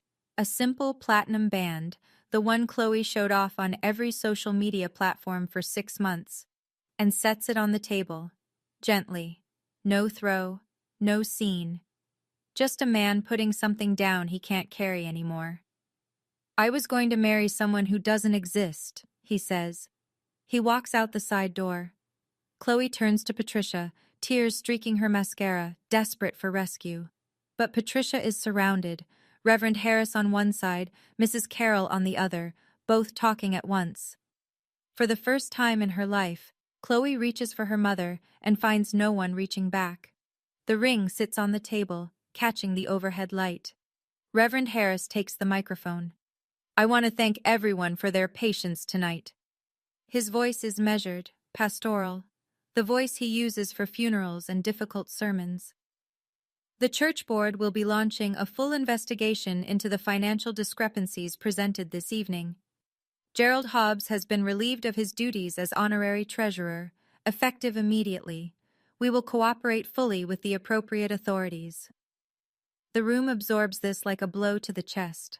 12 years of Gerald's name on the sign outside, 12 years of handshakes and Christmas fund drives and community trust, dissolved in a single paragraph. A few people glance at me, not with pity this time. Something else. Respect, maybe. Or the uncomfortable recognition that they believed the wrong person for a very long time. Mrs. Carroll finds me near the coffee table. Her eyes are red. I'm sorry, Faye. I believed everything your mother told me. She presses my hand. I should have asked you how you were doing, not her.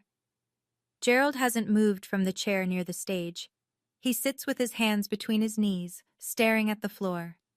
Patricia tried to leave through the main entrance, but a young woman from the Ridgewood Gazette, a journalism student, barely 22, caught her in the foyer with a notepad and a question Patricia couldn't dodge. James finds me by the side door. The DA's office will want to see Maggie's report, he says. Embezzlement from a nonprofit is a Class E felony in New York. They'll open a case. What about Voss? I'm filing a formal complaint with the state medical board tomorrow morning. 2 prior complaints plus this, his license is done. I nod. My hands are steady. My chest feels hollow but light, like something enormous just left. James files the complaint against Dr. Raymond Voss with the New York State Office of Professional Medical Conduct on Monday morning. The packet is thorough. My audio recordings, Voss coaching Patricia on how to frame a 72-hour evaluation. The guardianship petition he prepared with Faye Terrell's name already typed in. Chloe's email confirming Voss was coordinating with the family. And the detail that seals it. Voss has 2 prior ethics complaints on file, both for inappropriate dual relationships with patients connected to personal acquaintances. With this evidence, James tells me over the phone, he's looking at license suspension at minimum. If the DA finds enough for conspiracy charges, it goes criminal. I'm back in Manhattan by then, sitting in the Chelsea loft, morning light coming through the tall windows Nathan loved. The city hums beneath me. Cabs, construction, someone's dog barking 3 floors down. It sounds like home. James adds, I've also sent copies of everything to your personal attorney as a precaution. If Patricia tries to retaliate with a defamation claim or a counterpetition, you're covered. That afternoon, Gerald's phone rings at the house in Ridgewood. It's Voss. James's paralegal confirmed this through a mutual contact. Voss is panicking. What did you get me into, Gerald? I could lose my license. I could face charges. Gerald doesn't answer. According to Patricia, who called Chloe, who mentioned it to Ryan before he blocked her number, who then texted me unprompted, Gerald has barely spoken since Sunday night. He sits in his recliner. He doesn't eat. He doesn't watch television. He stares at the wall where his church service award used to hang. Patricia took it down Monday morning, before the neighbors could see. The alliance is crumbling, and nobody is reaching for the pieces. The call comes on Tuesday evening. Patricia. I almost let it ring. Then I pick up, because this is the last time and I know it. You've destroyed this family. Her voice is hoarse. Whether from crying or from shouting, I can't tell. Your father could go to prison. Is that what you want? Dad destroyed this family when he stole from the church. You destroyed it when you planned to steal from me. Silence. Then the shift. I've heard it 1,000 times. The pivot from attack to performance. I'm your mother, Faye. Softer now, wounded. Everything I did was because I love you. Every decision, every sacrifice. You don't understand what it costs to raise 2 children. You weren't at Nathan's funeral, Mom. And keep a family together when money is tight and your husband. You weren't at Nathan's funeral. I say it again, slower. You were in this kitchen, with Dad, with a psychiatrist you hired to take away my rights, while my husband's body was still warm. Nothing. That's not love. That's not sacrifice. That's a plan. I hear her breathing, quick, shallow. I wait. Faye. Her voice drops to a whisper. Please, I'm your mother. And I'm your daughter. But you treated me like an account to be managed, not a person to be loved. And I'm done. More silence. I let it stretch. I've spent 31 years filling Patricia's silences with excuses, apologies, accommodations. I'm finished filling them with anything. I'm going back to Manhattan, I say. Don't contact me unless it's through a lawyer. I hang up. My hand is steady. My chest aches, but it's the ache of a bone resetting, not breaking. There's a difference. I used to think love meant enduring. Now I know it means choosing yourself when no one else will. Wednesday morning. I pack my suitcase in the room I grew up in for the last time. I fold clothes. I zip compartments. I check the nightstand drawer. Empty. I check the closet. Bare. Then I look at the wall. The Columbia graduation photo is still there. 4 inches by 6 inches, one rusting pushpin. I took that picture on a bright May afternoon, alone, holding the camera at arm's length because nobody came to the ceremony. I mailed a copy to Patricia. She tacked it here and never mentioned it again. I pull the pushpin out and slide the photo into my bag. Downstairs, the house is quiet. Gerald's recliner is empty. Patricia's coffee mug sits unwashed in the sink. I don't know where they are, and for the first time in my life, I don't need to. I lock the front door with the spare key and leave it under the mat. The drive out of Ridgewood takes me past the church. I slow down without meaning to. The wooden sign by the road has been updated. Gerald's name is gone. The gold letters have been scraped off, leaving a pale rectangle where 12 years of false trust used to be. I merge onto the highway, 2.5 hours to Manhattan. The drive feels shorter than it did 2 weeks ago, maybe because this time I'm driving towards something instead of away. The loft is quiet when I get home, sun through the tall windows, Nathan's drafting table in the corner, still covered in paper cranes. On the kitchen counter, flowers from Maggie, white peonies, no card needed, an envelope from James. Nathan would be proud. And a text from Ryan Alcott. I'm sorry for what my ex-fiancé's family did to you. Thank you for the truth. I set my bag down. I'm home. 3 months pass. Here is what happens. Gerald pleads guilty to embezzlement from a non-profit organization, a Class E felony under New York law. His attorney negotiates full restitution of $47,200 to the church in exchange for a reduced sentence. The judge grants 3 years of probation and 200 hours of community service.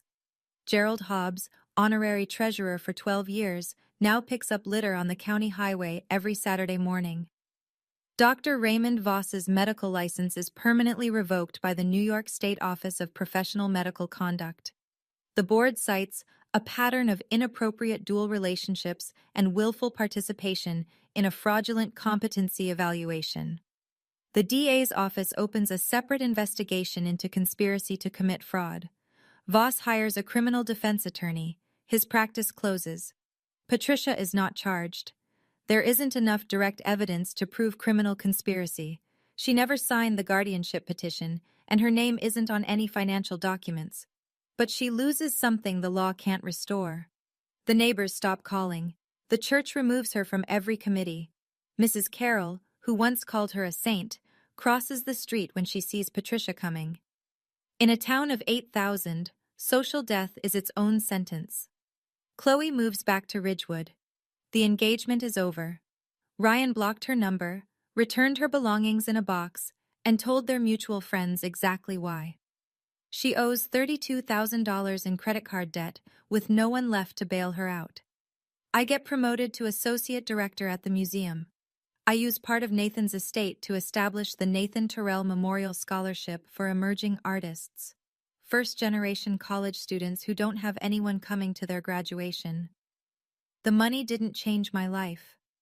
What Nathan saw in me, what he trusted me to protect, that changed everything. James calls me on a Friday afternoon in December. Nathan left one more thing, he says. He asked me to give it to you 3 months after everything's settled. I drive to James's office in Glendale. He's waiting at the door, same as the first time, except now he's almost smiling. He hands me a sealed envelope, same handwriting, same blue ink. Nathan always used blue ink because he said black felt too serious for someone who folded paper cranes for fun. I open it in the car. I can't wait. I sit in the parking lot with the engine off and the heater running and I read. Faye, if you're reading this, it means you made it through. I'm sorry I couldn't be there. I'm sorry for every morning you had to wake up and figure things out alone. But I need you to know something. The day I married you was the day I finally understood what courage looks like. It wasn't me. It wasn't the houses, or the money, or the plans I made with James. It was you. Walking into Columbia with nobody behind you, building a career nobody handed you, loving me even when I worked too late and forgot to call. You are the bravest person I've ever known. And you don't need anyone's permission to believe that. Not mine, not theirs. Go be extraordinary. You already are. Nathan. I sit in that parking lot for a long time. The sun goes down. The streetlights come on. I read the letter twice more, then fold it carefully and slide it into the bag beside my Columbia graduation photo. 2 small things, the smallest things I own, worth more than 6 Manhattan lofts, and every dollar in every account that carries my name. January. The museum opens a new exhibition, Resilience in Art, Works of Survival and Transformation. I curated it. My name is on the placard by the entrance. Opening night. The gallery is full, critics, donors, artists, college students who got in free because that's how Nathan would have wanted it. Helen is in the front row. She drove 3 hours to be here, same as she drove 3 hours to sit in the back of a church hall in Ridgewood. James is near the wine table, talking to Maggie about nonprofit tax reform, which is apparently what forensic accountants discuss for fun. I stand at the podium and talk about the exhibition, about art made by people who lost everything and created anyway, about survival as a creative act, about how the most powerful thing a person can do is decide that their own story isn't over. I don't mention my family. I don't need to. Everyone in this room who matters already knows. Afterward, my phone buzzes. A text from Patricia. I miss you. I read it. 2 words, 6 letters. I put the phone back in my pocket. I don't reply. Then I walk back into the gallery, where Helen is examining a sculpture and James is laughing at something Maggie said. And I think about the woman I was 2 weeks after Nathan's funeral, standing on a porch in Ridgewood, shaking, pressing record on her phone, with no plan and no allies and no certainty that anything would work. She figured it out. I figured it out. Some families are built by blood. Mine was built by the people who showed up when it mattered. On my desk at the museum, beside the nameplate that reads Associate Director, there's a 4x6 graduation photo and 2 folded letters in blue ink. They're the only inheritance I'll ever need. That's my story. I didn't plan to stand in front of my father's church and lay out 12 years of stolen money. I didn't plan to lose my family the same month I lost my husband. But I learned something Nathan tried to tell me all along. The people who love you don't need you to be small so they can feel big. If this story meant something to you, leave a comment. Tell me, what's the one boundary you wish you'd set sooner? And if you want more stories like this one, check the description. I've picked a few I think you'll connect with. Thank you for staying until the end. It means more than you know. My entire family, all 23 of them, flew 15 states to watch my sister pop a balloon full of pink confetti. Chartered flights, matching outfits, a $40,000 resort in Naples, Florida. 1 month later, not a single one of them drove 2 hours to watch me get married. Too exhausting, my mother said. We just traveled, my father added. Maybe next time, my sister texted, with a laughing emoji. 34 days after that, my phone lit up with 215 missed calls, texts, and voicemails from every last one of them. They'd just found out who my husband really was. And suddenly, 2 hours didn't seem so far. But here's what none of them knew. And what I'm about to tell you, the distance was never the problem. They were. Before I go on, if this story hits close to home, take a moment to like and subscribe, only if you genuinely connect with it. Drop your location and local time in the comments. I'd love to know where you're listening from. My name is Stella. I'm 31, and this is how I lost my family and found out I never really had one. Let me take you back to a Saturday in March, the day I realized I'd been auditioning for a role I was never going to get. The Townsend family lived in Falls Church, Virginia, in a 5-bedroom colonial with a wraparound porch that my mother repainted every spring. Farrow and Ball always, because Patricia Townsend did not do Home Depot. The dining room table sat 8. The linen tablecloth came from Restoration Hardware, and every Sunday dinner, there was a seating order that nobody talked about but everybody understood. My mother sat at the head. My father, Richard, sat to her right, close enough to nod at the right moments, far enough to stay out of the way. Madison and Brett sat across from each other like royalty at court, and I sat at the end, by the kitchen, next to the swinging door that bumped my chair every time someone got up for more wine. My mother ran a chain of 5 boutiques across Northern Virginia, Maison Patricia. She called it her empire. My father had a small management consulting firm, steady, respectable, unremarkable. The money was fine. The image was everything. Madison, 4 years younger, former junior Miss Virginia, now a lifestyle influencer with 45,000 followers, had married Brett Keller, a real estate developer who drove a Range Rover and talked about cap rates like other people talk about the weather. They lived in a $1.2 million townhouse in Alexandria. Everything about their life looked expensive. Everything about their life was supposed to. Then there was me, freelance graphic designer, 1-bedroom apartment in Arlington, a 2018 Honda Civic with a dent in the rear bumper I never got fixed. My mother called what I did Stella's little art thing. There's a family portrait on the mantel back in Falls Church. It was taken 3 Christmases ago. If you look at the framed version, you'll notice my face is half cut by the edge. Nobody ever reframed it. I didn't know it then, but in exactly 4 months, every person at that Sunday table would be begging me for something, and I would say no. The pattern didn't start with the wedding, it started with a painting. I was 14. The Virginia statewide Young Artists competition had 1,200 entries that year, and mine won first place. An oil landscape of the Shenandoah Valley I'd spent 4 months on. My art teacher, Mrs. Calloway, cried when they called my name. My mother had promised she'd be in the 3rd row. She wasn't. The 3rd row was empty. The whole section was empty. While I stood on that stage at the Richmond Convention Center, holding a plaque with my name engraved in brass, my mother was 40 miles away at a bridal shop with Madison, getting her fitted for the Junior Miss Virginia pageant. Mrs. Calloway drove me home that night. I walked through the front door holding my plaque, and my mother looked up from the couch where she was pinning Madison's sash and said, "Oh, sweetie, I'm so sorry, but Madison's pageant is in 2 weeks, you understand? Your little painting will still be there tomorrow." It wasn't there tomorrow. It was never hung anywhere. Not in the hallway, not in the living room, not even in my bedroom. Because I couldn't look at it without seeing that empty 3rd row. Madison's Junior Miss Virginia crown, though, that sat on the living room shelf for the next decade, still had glitter on it when I moved out. Years later, when I was 24 and cleaning out the garage to help my dad make room for a new workbench, I found the painting. It was under a box of Madison's old pageant sashes, face down, wrapped in a trash bag. I stopped painting after that. Not because I'd lost the talent. I'd lost the audience I thought I needed.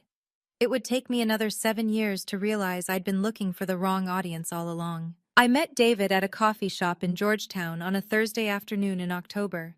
He was reading a dog-eared copy of Meditations by Marcus Aurelius. I was sketching a logo concept on my iPad. He asked if I was an artist. I said freelance designer. He said, "Same thing, just with invoices." I laughed. He bought me a second coffee. He wore a flannel shirt and jeans that day. Drove a Toyota Tacoma with mud on the wheel wells. He told me he worked in investments. I pictured a guy with a Schwab account and a spreadsheet hobby. We dated for 8 months before I found out the truth, and it didn't come from David. It came from Nora, my best friend since freshman orientation at UVA, now a corporate attorney in DC. We were at her apartment splitting a bottle of Malbec when she pulled up an article on her phone and turned the screen to face me. "Stell," she said, "your boyfriend is on the Forbes 30 under 40 list." David Ashford, founder and CEO, Ashford Capital Partners, a private equity fund managing $2.3 billion in assets. I stared at his photo in the article, same flannel, same easy grin, and felt the floor tilt. When I confronted him, he didn't apologize. He explained. "My dad's business partner robbed him when I was 12, he said, sitting across from me at our usual booth. "I watched money turn people into strangers. I swore I'd never let that happen to me. I wanted to know, if I met someone, would they stay if they thought I had nothing?" I stayed. And I kept his secret. Not for him. For me. I wanted my family to love me for me. Not for what my husband's name was worth. Nora warned me. "If your family ever finds out, they'll suddenly become very interested in you." I told her she was being cynical. She told me she was being accurate. David proposed on a Saturday morning. No restaurant, no skywriting, no flash mob. Just the two of us on a bench at Great Falls Park, watching the Potomac crash over the rocks. The ring was a sapphire, salon blue, 3 carats, set in platinum.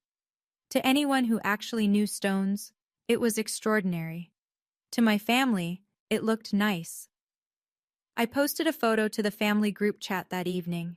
Ring on my finger, David's arm around me, the falls behind us. I typed, "He asked," I said yes. My mother's response came 14 minutes later.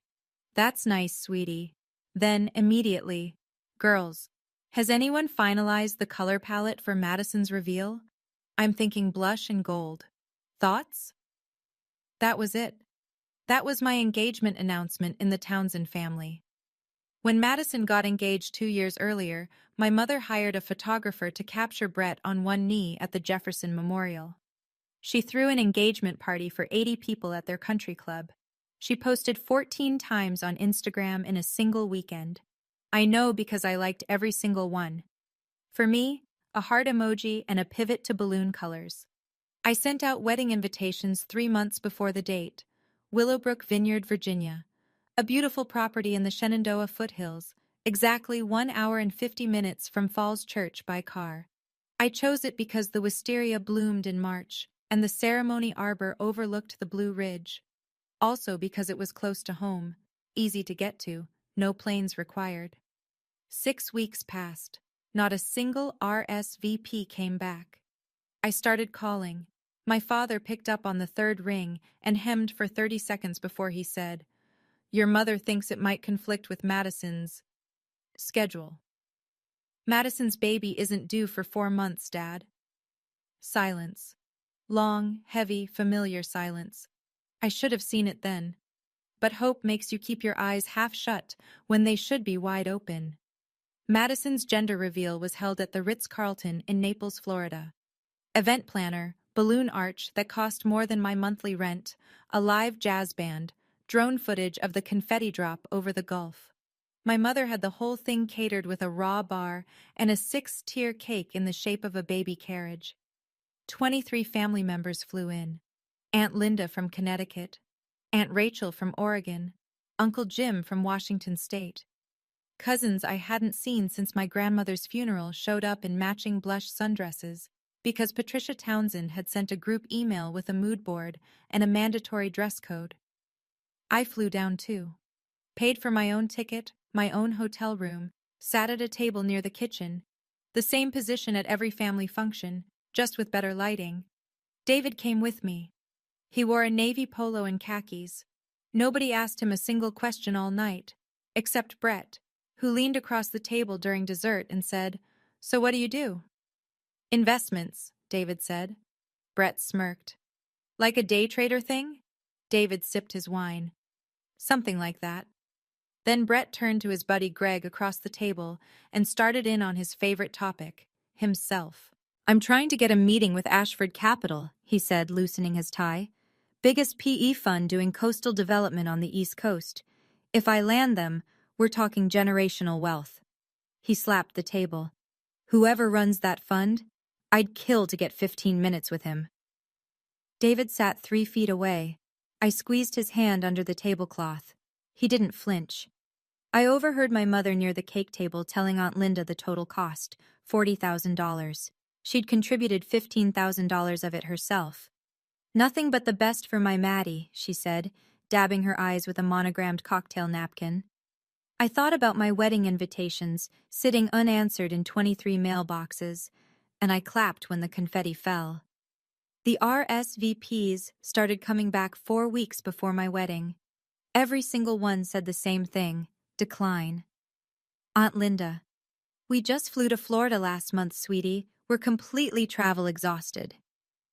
Connecticut to Virginia is a 4-hour drive. Connecticut to Naples is a 3-hour flight. But exhaustion, apparently, is directional. Aunt Rachel: it's just so far for a weekend, Stell. She'd flown 5 hours from Portland for a gender reveal. A 2-hour drive to Virginia was far.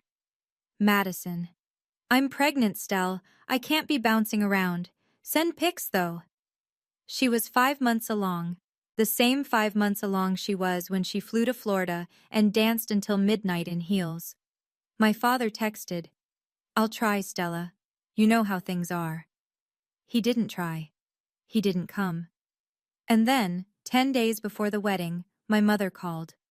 I recorded the call. Virginia is a one-party consent state, and Nora, my attorney best friend, had told me months ago to start documenting. I didn't know why at the time. I just trusted her.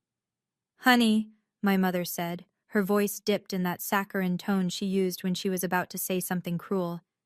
It's just a small ceremony anyway, right? It's not like Madison's reveal. That was a real event. Don't take it personally. I held the phone away from my face and looked at the invitation on my desk. Cream cardstock, gold lettering, Willowbrook Vineyard, March 15th, the date my life was supposed to change. 23 invitations, 23 declines, and my mother had the composure to call my wedding not a real event. I didn't cry that night. I opened my laptop and screenshotted every text, every RSVP card, every excuse. I saved them in a folder on Google Drive. Nora had told me, document everything, not for revenge, for clarity. I didn't know yet how clear things would get. Willowbrook Vineyard sat on 32 acres of rolling green in the Shenandoah foothills. The ceremony arbor was draped in wisteria, purple and white, cascading like something out of a painting I might have done once, when I still painted. 60 white chairs, 30 on the left for David's side, 30 on the right for mine. David's side filled up by 3:15. His mother, Margaret, a retired Georgetown law professor, sat in the front row in a champagne-colored Oscar de la Renta sheath. His brother flew in from San Francisco. His college roommate, his CFO, his best friend from summer camp in Maine. 30 chairs, 30 people.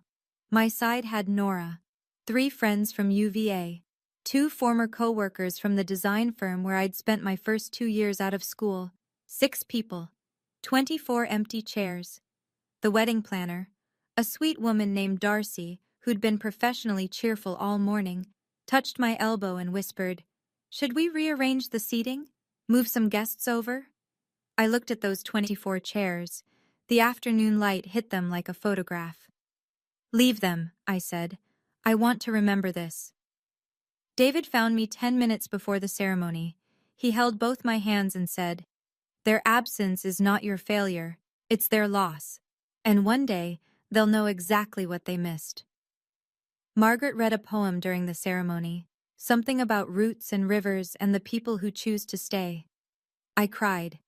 Not from sadness, from the sudden, sharp clarity that I had spent 31 years begging for love from people who didn't have any to give. After the ceremony, while guests drank Virginia Viognier under the arbor, Nora pulled me aside. She held up her phone. My mother had posted an Instagram story that same afternoon, a photo of brunch with Madison at a cafe in Alexandria. Caption: Mother-Daughter Day. Same day, same afternoon, 2 hours away. Eggs Benedict instead of her eldest daughter's wedding. I left those chairs empty on purpose, not as a guilt trip, as a receipt. 3 days later, I was still in the family group chat. I hadn't left it, partly out of habit, partly because I wanted to see what they'd say. What they said was worse than silence. Madison sent the first message. "So how was the little wedding? Did you do the Pinterest thing?" My mother: "I'm sure it was lovely, sweetie. Send pictures when you get a chance." No mention of the fact that she hadn't come. No apology, no explanation. Just the serene assumption that my wedding was a footnote and the chapter had already moved on. Brett chimed in. "Heard you married some investment guy? Good for you. Day trading must be exciting." Then Aunt Rachel posted a selfie from a resort pool. She was in Cancun. The caption: "Needed this after all that traveling." She'd booked an international vacation 2 days after telling me a 2-hour drive to Virginia was too far. I read every message. I didn't respond to any of them. I just screenshotted each one, slowly, carefully, the way you photograph evidence at a scene. That evening, Nora called. "Stell, you okay?" I was sitting on the couch in my Arlington apartment, laptop open, messages glowing on the screen. David was in the kitchen making dinner, giving me space. "I'm done hoping," I said. "And I'm done being quiet about it." That night, I created a folder on my Google Drive. I named it Receipts. I uploaded everything: the RSVP cards I'd scanned, the screenshots from the group chat, the recording of my mother's phone call, a side-by-side list I'd made, who flew to Florida, who declined Virginia, and the exact mileage for each. Nora had said, "Document everything, for clarity." I didn't know what I'd do with that folder yet. I just knew that clarity had a weight to it, and I was finally holding it in both hands. I need to pause here for a second. If you're watching this, and you've ever been the one whose calls go to voicemail, whose milestones get a "that's nice," while someone else gets a standing ovation, I see you. Hit that like button, not for the algorithm, but because your story matters too. Now, what happened next? Let me tell you. 34 days of silence. And then absolute chaos. 2 weeks after my wedding, the first cracks appeared in Brett Keller's empire. Though empire is generous for what turned out to be a house of cards held together with bravado and bad math. His luxury condo project, the Keller Residences in Virginia Beach, was supposed to be his masterpiece. 42 waterfront units, rooftop infinity pool, the whole glossy brochure fantasy. But the general contractor pulled out after Brett missed 3 consecutive progress payments. Then the bank sent a notice: produce $1.8 million within 60 days, or face foreclosure on the construction loan. Brett started dialing. He called 12 private equity funds in 2 weeks. 11 said no, after due diligence turned up what any competent accountant would have caught: overvalued collateral, missing insurance bonds, and $340,000 in operating expenses that didn't have a single receipt attached. The 12th fund hadn't responded yet. That fund was Ashford Capital Partners. They specialized in distressed assets. They were the last door still open, and Brett was crawling toward it on his hands and knees. "If I don't get this meeting, we lose everything," Brett told Madison on the phone one night. His voice cracked. "The townhouse, the cars, everything." Meanwhile, my mother's boutique chain was hemorrhaging. 2 of her 5 Maison Patricia locations had seen revenue drop 40%. Lease renewals were coming due, and her landlords weren't negotiating. She needed a cash infusion of at least $200,000, money she didn't have and couldn't borrow. And my father, quiet, passive Richard, had just lost his firm's largest consulting client. He didn't know yet that the client had connections to David's network. Nobody knew yet. That was the thing about dominoes. You don't hear them falling until the last one hits the floor. The family that wouldn't drive 2 hours for my wedding was about to discover that the answer to all their problems was sitting across from me at the breakfast table every morning. It happened on a Tuesday. Brett's business partner, Greg Mitchell, was putting together a pitch deck for Ashford Capital. Standard prep work, research the fund, learn the portfolio, find an angle. He pulled up the firm's website, then Googled David Ashford, CEO, Ashford Capital. The Forbes article loaded first. 30 under 40 in private equity. A profile photo of David, clean-shaven, confident, wearing a sport coat over a white shirt.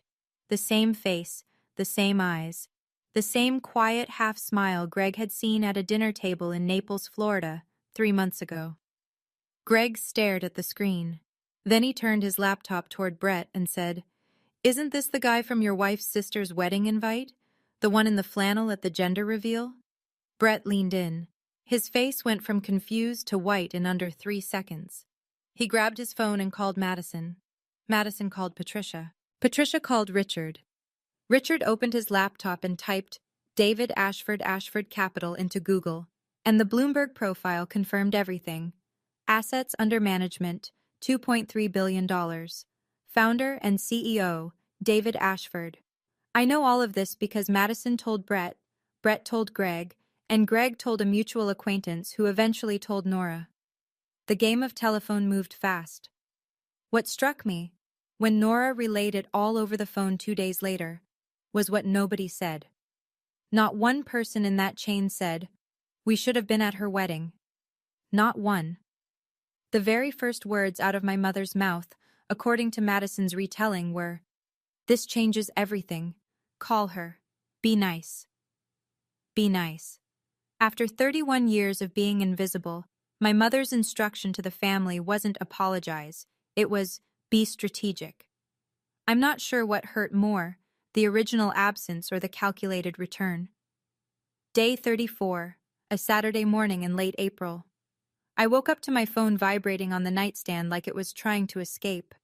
The screen was dense with notifications, a wall of names I hadn't seen light up my phone in over a month. I picked it up and scrolled. 47 missed calls, 89 text messages, 31 voicemails, 48 emails and Facebook messages, 215 points of contact from people who couldn't find 2 hours for a drive to Willowbrook. My mother, 12 calls and 3 voicemails. "Stella baby, call me back. I miss you so much. Let's do lunch this week. Bring David. We'd love to get to know him better." Madison, "OMG. Stell, why didn't you tell me? David is like, famous. We should all get together. Brett would love to meet him properly." Brett, the same man who'd called David a day trader 3 months earlier, left a voicemail that sounded like he'd rehearsed it in the mirror. "Hey Stella, it's Brett. Listen, I think David and I got off on the wrong foot. I'd really love to buy him a drink, talk shop, man to man." Aunt Linda, who'd been travel exhausted. "We feel terrible about missing the wedding. When can we visit?" Aunt Rachel, fresh off Cancun. "Stella, thinking of you. Let's plan something soon." My father sent a single text. "I'm sorry, Stella. I should have been there." He was the only one who mentioned the wedding, but even his timing, 34 days later, the exact same week the Forbes article circulated, felt less like remorse and more like recalculation. David sat beside me on the bed, reading over my shoulder. He didn't tell me what to do. He just said, "Your call. Whatever you decide, I'm with you." I set the phone face down on the nightstand. 2 hours had been too far from my wedding, but a phone call to a billionaire's wife? Suddenly no distance at all. I didn't answer a single one. The doorbell rang on a Thursday morning. I wasn't expecting anyone. I opened it and found my mother standing in the hallway of my Arlington apartment building, holding a Williams-Sonoma gift basket and wearing a Chanel tweed jacket I'd seen her buy online last fall when she thought I wasn't paying attention. "Stella!" She pulled me into a hug, tight, theatrical, the kind of embrace she reserved for public performances. "I've missed you so much, baby." She walked in without waiting to be invited.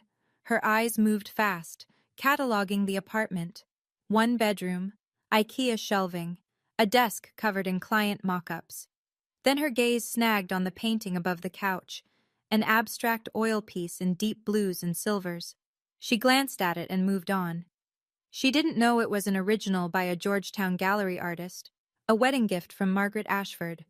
It had cost $45,000. My mother walked right past it.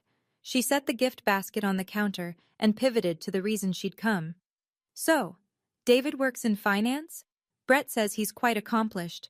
We'd love to have you both over for dinner, at our house, like family. You want to have dinner, I said. As family, the family that didn't come to my wedding. Oh, honey, let's not dwell on that. You know how busy everyone was. She waved her hand like she was brushing crumbs off a tablecloth. Now tell me about David's work. Is he… Mom. I stepped forward. You didn't come here because you miss me. You came because you Googled my husband. Her smile tightened. For 1 second, the mask slipped. I saw the flash of irritation she usually reserved for store managers who questioned her returns. That's unfair, Stella. I'm your mother. Then act like one. I held the door open.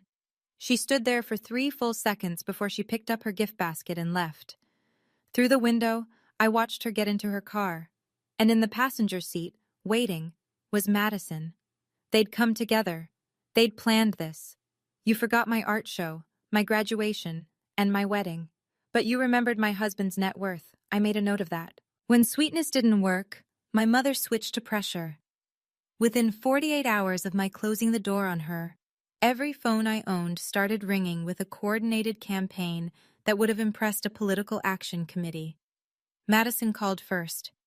Stell, Mom is really hurt. You're being selfish. All she wanted was dinner. Is that really so terrible? Then Brett, via email, and he CC'd Madison, as if this were a board meeting. Stella, I think there's been a misunderstanding. I'd love to discuss a potential business synergy with David. This could benefit the entire family. Let's set up a call. Aunt Linda. Stella, don't be difficult. Your mother cares about you. My father, by text. Please just come to dinner. It'll blow over. And Aunt Rachel, the one who'd flown to Cancun instead of my wedding, posted on Facebook that week. Family is everything, and tagged me in it, publicly, so everyone could see how devoted she was. I blocked 8 numbers. They called from new ones. I blocked those too. They used other people's phones. The apartment felt like it had been placed under siege by people who'd never once knocked on the door when I was just Stella. David offered to step in. He could have made 1 phone call, 1 sentence from the CEO of Ashford Capital, and it all would have stopped. I said no. If you fight this for me, they'll never respect me. They'll just fear you. That's not what I want. He didn't push it. He made me dinner instead. Pasta with lemon and capers, and a glass of the same Viognier we'd served at the vineyard. We ate in silence, and the silence felt like a fortress. They thought I was being stubborn. They had no idea I was being deliberate. The voicemail came at 11:14 on a Wednesday night. My mother's voice was trembling, soft and fractured in a way I'd heard maybe 3 times in my life. Stella, I know I haven't been perfect. I know I've made mistakes, but I'm your mother. Whatever happened, whatever I did wrong, don't shut me out. Please, I'm begging you. I sat on the edge of my bed and listened to it 3 times. My chest ached. Tears slid down without permission. She sounded real. She sounded broken, and I almost called her back.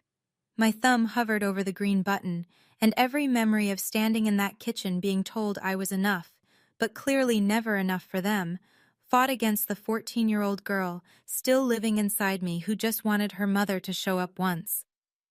David was in the doorway. He didn't speak. He didn't move toward me or away. He just stood there, and in the quiet, I called Nora instead. She sounded real, Nora. Maybe I'm being too hard. Stell. Nora's voice was gentle and firm at the same time. Open the folder. Read the texts. Read what she said about your wedding. Then decide. I opened my laptop. The blue light of the screen filled the dark bedroom.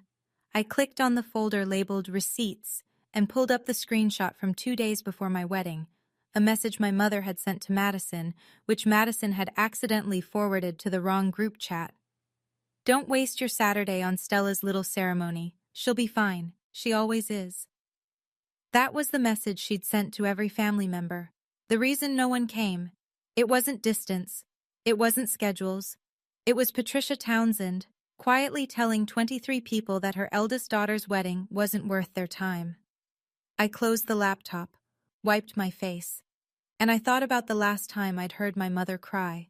3 years ago, when she'd wanted my father to co-sign a loan for her boutique expansion. She wasn't crying because she'd hurt me. She was crying because I'd stopped being useful. Let me ask you something, and be honest with yourself. Have you ever caught someone crying crocodile tears?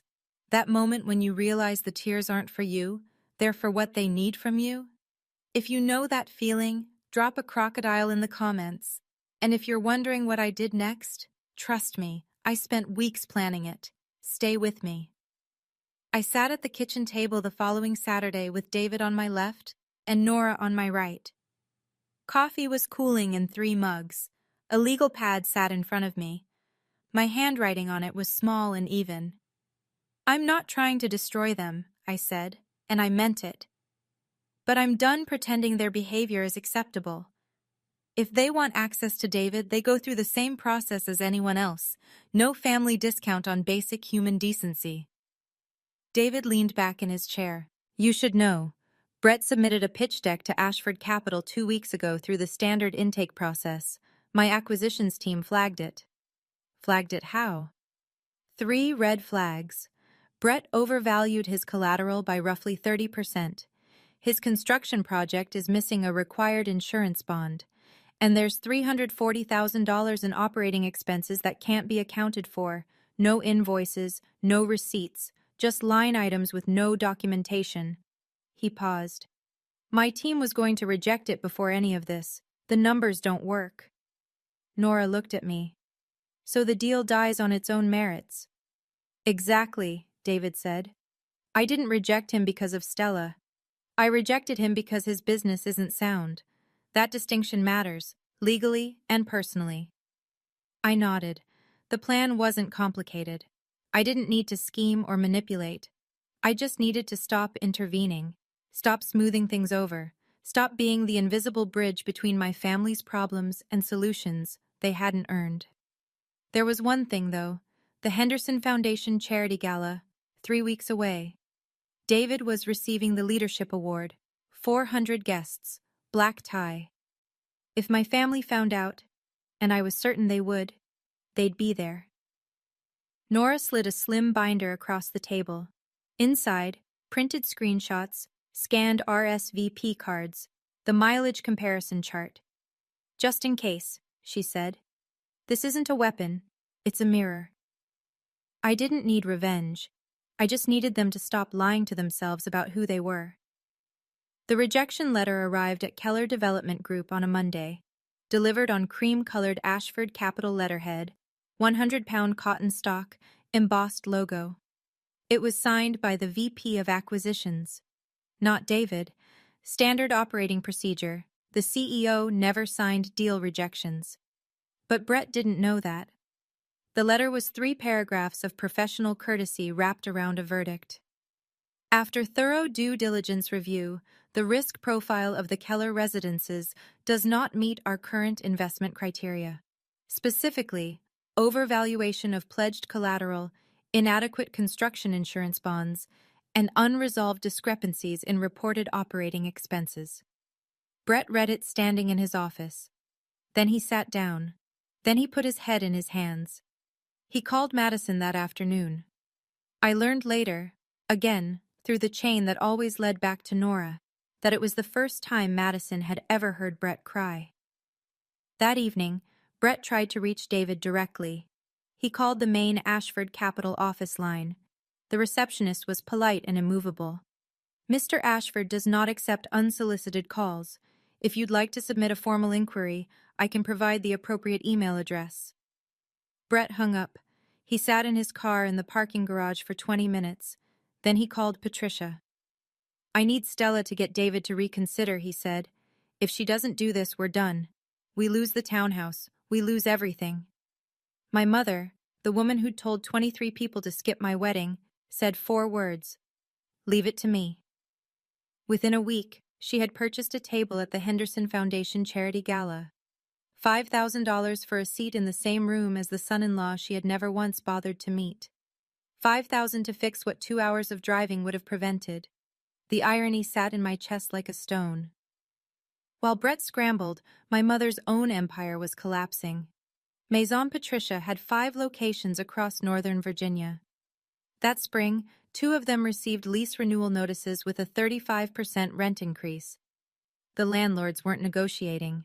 Online shopping had been eating into her foot traffic for years, and Patricia's response had been to ignore it entirely. The bitter part? I'd offered to help. 2 years earlier, sitting at that same Sunday dinner table, at the end, by the kitchen door, I'd told her I could design a full e-commerce website for Maison Patricia. Brand identity refresh, online store, social media integration. I'd do it for free. A gift. My mother had smiled the way she smiled at children who say something naive. "Sweetie, stick to your little drawings. Retail is a different world." Now that different world was closing in on her. She needed at least $200,000 to keep 3 locations afloat, money to cover lease renewals, back vendor invoices, and a payroll she'd been juggling for months. The bank wanted a co-signer or an outside investor. She had neither. When she heard Brett talking about Ashford Capital, something clicked in her mind. I could see it forming, even from a distance, the calculation, the pivot. If David could save Brett's project, maybe he could save her boutiques too. 2 problems, 1 billionaire son-in-law. She called my father that evening. "We need to be at that gala, whatever it costs." Richard had a contact at the Henderson Foundation. He bought the table. $5,000 Patricia didn't have, charged to a credit card she was already behind on. Margaret Ashford called me the day after the purchase went through. "Darling," she said, "a Townsend just reserved a table at the gala. Is that your family?" I looked out the window at the Potomac, silver in the afternoon light. It was. The night before the gala, I stood in the Georgetown penthouse trying on the dress David had picked out for me. Carolina Herrera, black, floor length, a clean, quiet kind of beautiful. The kind that doesn't announce itself but stays in the room long after you've left. I still kept my 1-bedroom in Arlington. I hadn't given it up. "That's who I was before," I'd told David once. "I don't want to forget her." The penthouse had floor-to-ceiling windows overlooking the Potomac. The lights on the Kennedy Center shimmered across the water. I stood in front of the full-length mirror in the foyer and looked at myself. 31. Carolina Herrera, sapphire ring catching the lamplight. And all I could see was 14-year-old Stella on a stage in Richmond, holding a brass plaque, staring at an empty row of chairs. David came up behind me. "You don't have to say anything to them tomorrow. Just being there is enough." "No," I said. I adjusted the neckline. "They need to hear it, not for me, for the version of me that stood on that stage at 14 and went home with her art teacher." The doorbell rang at 9. Nora. She had the binder with her, the printed receipts folder, neatly organized, tabbed, enclosed in a slim black cover. She set it on the marble kitchen counter and said, "Just in case." I picked it up. It was light. A few pages of screenshots, a handful of scanned RSVP cards, a transcription of one phone call. That was all. But every page held the weight of a promise someone had broken and never bothered to mend. I looked at myself in the mirror one last time. I'd spent 31 years making myself small enough to fit their expectations. Tomorrow, I'd stand full height. The Henderson Foundation Charity Gala was held at the National Building Museum in Washington, D.C., a cathedral of a building with Corinthian columns rising 75 feet into a vaulted ceiling, 400 guests in black tie, a chamber orchestra playing Debussy near the south atrium, Dom Perignon on every table, $500,000 raised for education nonprofits before the first speech was even given. David and I arrived by town car.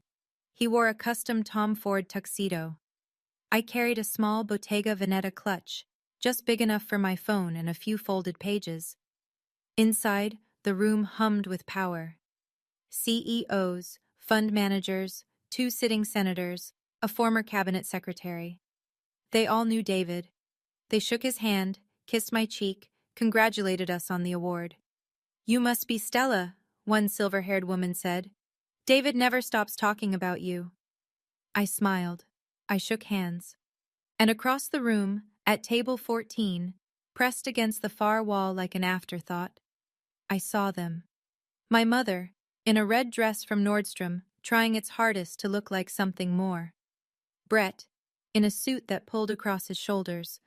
Madison, 6 months pregnant, clutching her small handbag. My father, sitting with his hands in his lap, staring at the tablecloth. They hadn't seen me yet.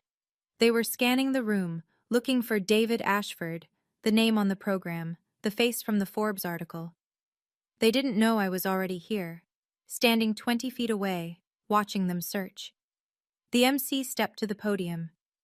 "Ladies and gentlemen, please welcome tonight's honoree, the founder of Ashford Capital Partners and this year's Henderson Leadership Award recipient, David Ashford."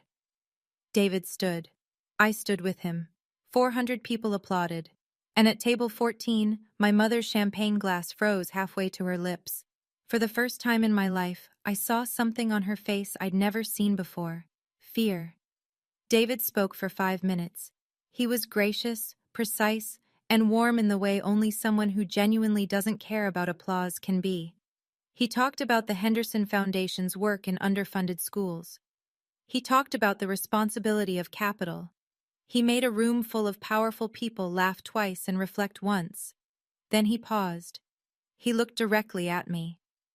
"I want to close by thanking the person who reminds me every day that success isn't measured by what you build. It's measured by who stands beside you when you had nothing. My wife, Stella." The spotlight found me. I stood. 400 people rose in a wave of applause that filled the vast hall from the marble floor to the vaulted ceiling. At table 14, my mother had gone pale. Madison gripped Brett's arm so tightly her knuckles showed white. Brett's jaw was locked. My father looked down at his plate, as though the answer to his entire life might be written on the porcelain. After the speech, I watched them move. Patricia stood first, straightening her dress, lifting her chin, plastering on the bright, glossy smile she wore like armor. She cut through the crowd with Madison and Brett trailing behind her like a motorcade. "Stella!" She threw her arms wide. "Oh my God, look at you! We are so proud of you, honey!" She reached for me in front of 3 couples who were clearly watching, an embrace designed for witnesses. I didn't move. My arms stayed at my sides. "Hi, Mom. Strange seeing you here. You couldn't make it to Virginia, but DC works?" The smile cracked, just slightly. "Oh, don't be silly. We're here to support you. You're here because Brett's company needs $4.2 million. The sentence landed like a dropped glass on marble. The 3 couples turned. 2 Henderson board members, standing just behind my mother, went very still. The silence lasted 3 seconds, but it held the weight of 31 years. My mother recovered fast. She always did. "Stella, this isn't the place." "You're right," I said. "The place was Willowbrook Vineyard, March 15th, 2 hours from your house, but you weren't there." Brett stepped forward, his voice low and urgent. "Stella, let's take this somewhere private. I have a proposal for David." I opened my clutch. I took out a single folded page and held it out to him. "This is the text you sent Madison the week of my wedding. You called it Stella's little thing. Your exact words were, 'Why would I waste a Saturday on that?'" Brett took the paper like it was hot. That's taken out of context." I turned to my mother. My voice was steady. I wasn't shaking. I wasn't loud. "And this," I said, pulling out a second page, "is the message you sent to every family member, telling them not to come. Don't waste your Saturday on Stella's little ceremony. She'll be fine. She always is." Patricia's mouth opened. Nothing came out. Then, "That's not—" "Mom, I have the screenshot. Madison forwarded it by accident. I saved it." Madison started to cry. "Stell, you're making a scene." I looked at my sister, beautiful, pregnant, frightened, and said, "No, Madison, you made a scene. It was pink, it cost $40,000, and everyone flew to Florida for it. I just wanted 2 hours of their time. I got none." The group around us had grown. A Henderson board member stood 3 feet to my left. A Washington Business Journal reporter was 10 feet behind my mother. Nobody spoke. Nobody intervened. They just listened. I folded the pages, slid them back into the clutch, and snapped it shut.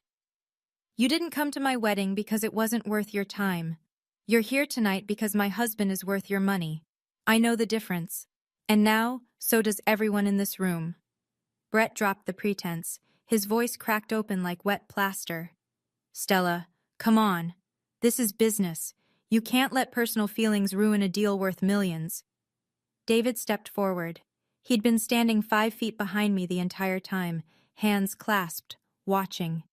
His voice was calm, boardroom calm, the kind that makes powerful men go quiet. "The deal was rejected 3 weeks ago, Mr. Keller. Your financials didn't meet our criteria. It had nothing to do with Stella." Brett stared at him. You can't." The words went nowhere. He looked like a man who'd walked into a wall he couldn't see. My mother tried one last play. She reached for my hand, her fingers closing around mine. "Honey, I'm your mother. You can't do this to family." I pulled my hand back, gently, like releasing a balloon. "You chose which family to show up for. I'm just respecting your choice." Madison was sobbing openly now, mascara on her cheeks, one hand on her belly. "This isn't fair, Stella. I'm about to have a baby. And I hope you show up for her," I said, "the way nobody showed up for me." The room held its breath. My father hadn't spoken a word. He stood at the edge of the group, slightly behind Brett, hands in his pockets. Finally, he said it, the thing he should have said 34 days ago in a vineyard under the wisteria. "Stella, I'm sorry. I should have come." I looked at him, and for 1 second, one brief, honest second, I wanted to believe him. I wanted to be that 14-year-old girl who still thought her father was just quiet, not complicit. "I know, Dad, but sorry 34 days late at a billionaire's gala isn't sorry. It's strategy." I turned around, took David's arm, and walked to the main table where Margaret Ashford sat waiting, her smile small, warm, and real. Behind me, Patricia Townsend stood in the middle of 400 people, and for the first time in her life, could not think of a single thing to say. The rest of the evening played out like a temperature map, cold radiating from table 14, warm everywhere else. My family stayed seated. Nobody in the room walked over to them. The 2 board members who'd overheard the exchange moved to opposite corners of the hall, and one of them, a woman named Helen Calder, who happened to be my father's biggest consulting client, leaned toward her husband and said something I couldn't hear. She didn't look at my father's table again. Brett tried once more. He approached a hedge fund manager near the bar, introduced himself, and pitched the Keller residences in under 60 seconds. The man sipped his bourbon, looked Brett up and down, and said, "I think you should focus on your family situation first, Mr. Keller." Then he walked away. Madison left before dessert. She cried in the bathroom for 10 minutes, then ordered an Uber home. Patricia drank 3 flutes of champagne in 20 minutes and had to be escorted to the lobby by Richard, whose face looked like it had been carved from gray stone. Meanwhile, at our table, David introduced me to the director of the Henderson Foundation. She was looking for a designer to rebrand their education initiative, new visual identity, digital campaign, outreach materials. We talked for 40 minutes. She liked my portfolio. She liked my ideas. She never once mentioned David's name during the conversation. Margaret squeezed my hand under the table. "You handled that with more grace than they deserved, Stella." A reporter from the Washington Business Journal had been at the gala. She didn't write about the confrontation. She had more tact than that. But the following week, she published a feature. "The Quiet Power Couple: How Ashford Capital's CEO and his designer wife are redefining philanthropy."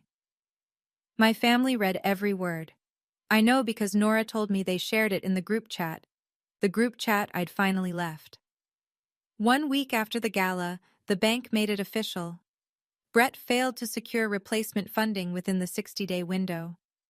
The construction loan on the Keller residences was foreclosed. The property reverted to the lender. Brett's personal equity, $800,000 he'd poured in over 2 years, was gone. 42 luxury condos became a half-finished concrete skeleton overlooking Virginia Beach.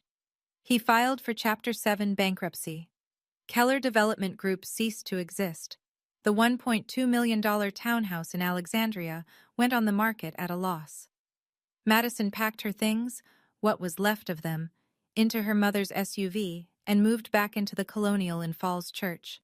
Then the second crack split open. While sorting through Brett's company accounts during the bankruptcy filing, Madison found what the Ashford Capital due diligence team had flagged: $340,000 in operating expenses with no receipts. She pulled the records: credit card statements, hotel invoices in cities where Brett had no projects, restaurant charges for two, a leased apartment in Norfolk under an LLC she'd never heard of. Brett had been seeing his office manager for 6 months, through the entirety of Madison's pregnancy, through the gender reveal, the matching blush sundresses, the $40,000 party at the Ritz-Carlton. Madison called me at 2 in the morning. Her voice was raw, stripped of the Instagram inflection, the casual entitlement, the easy confidence of being the family favorite. "Stell, I didn't know about any of it. I'm so sorry. Not about David.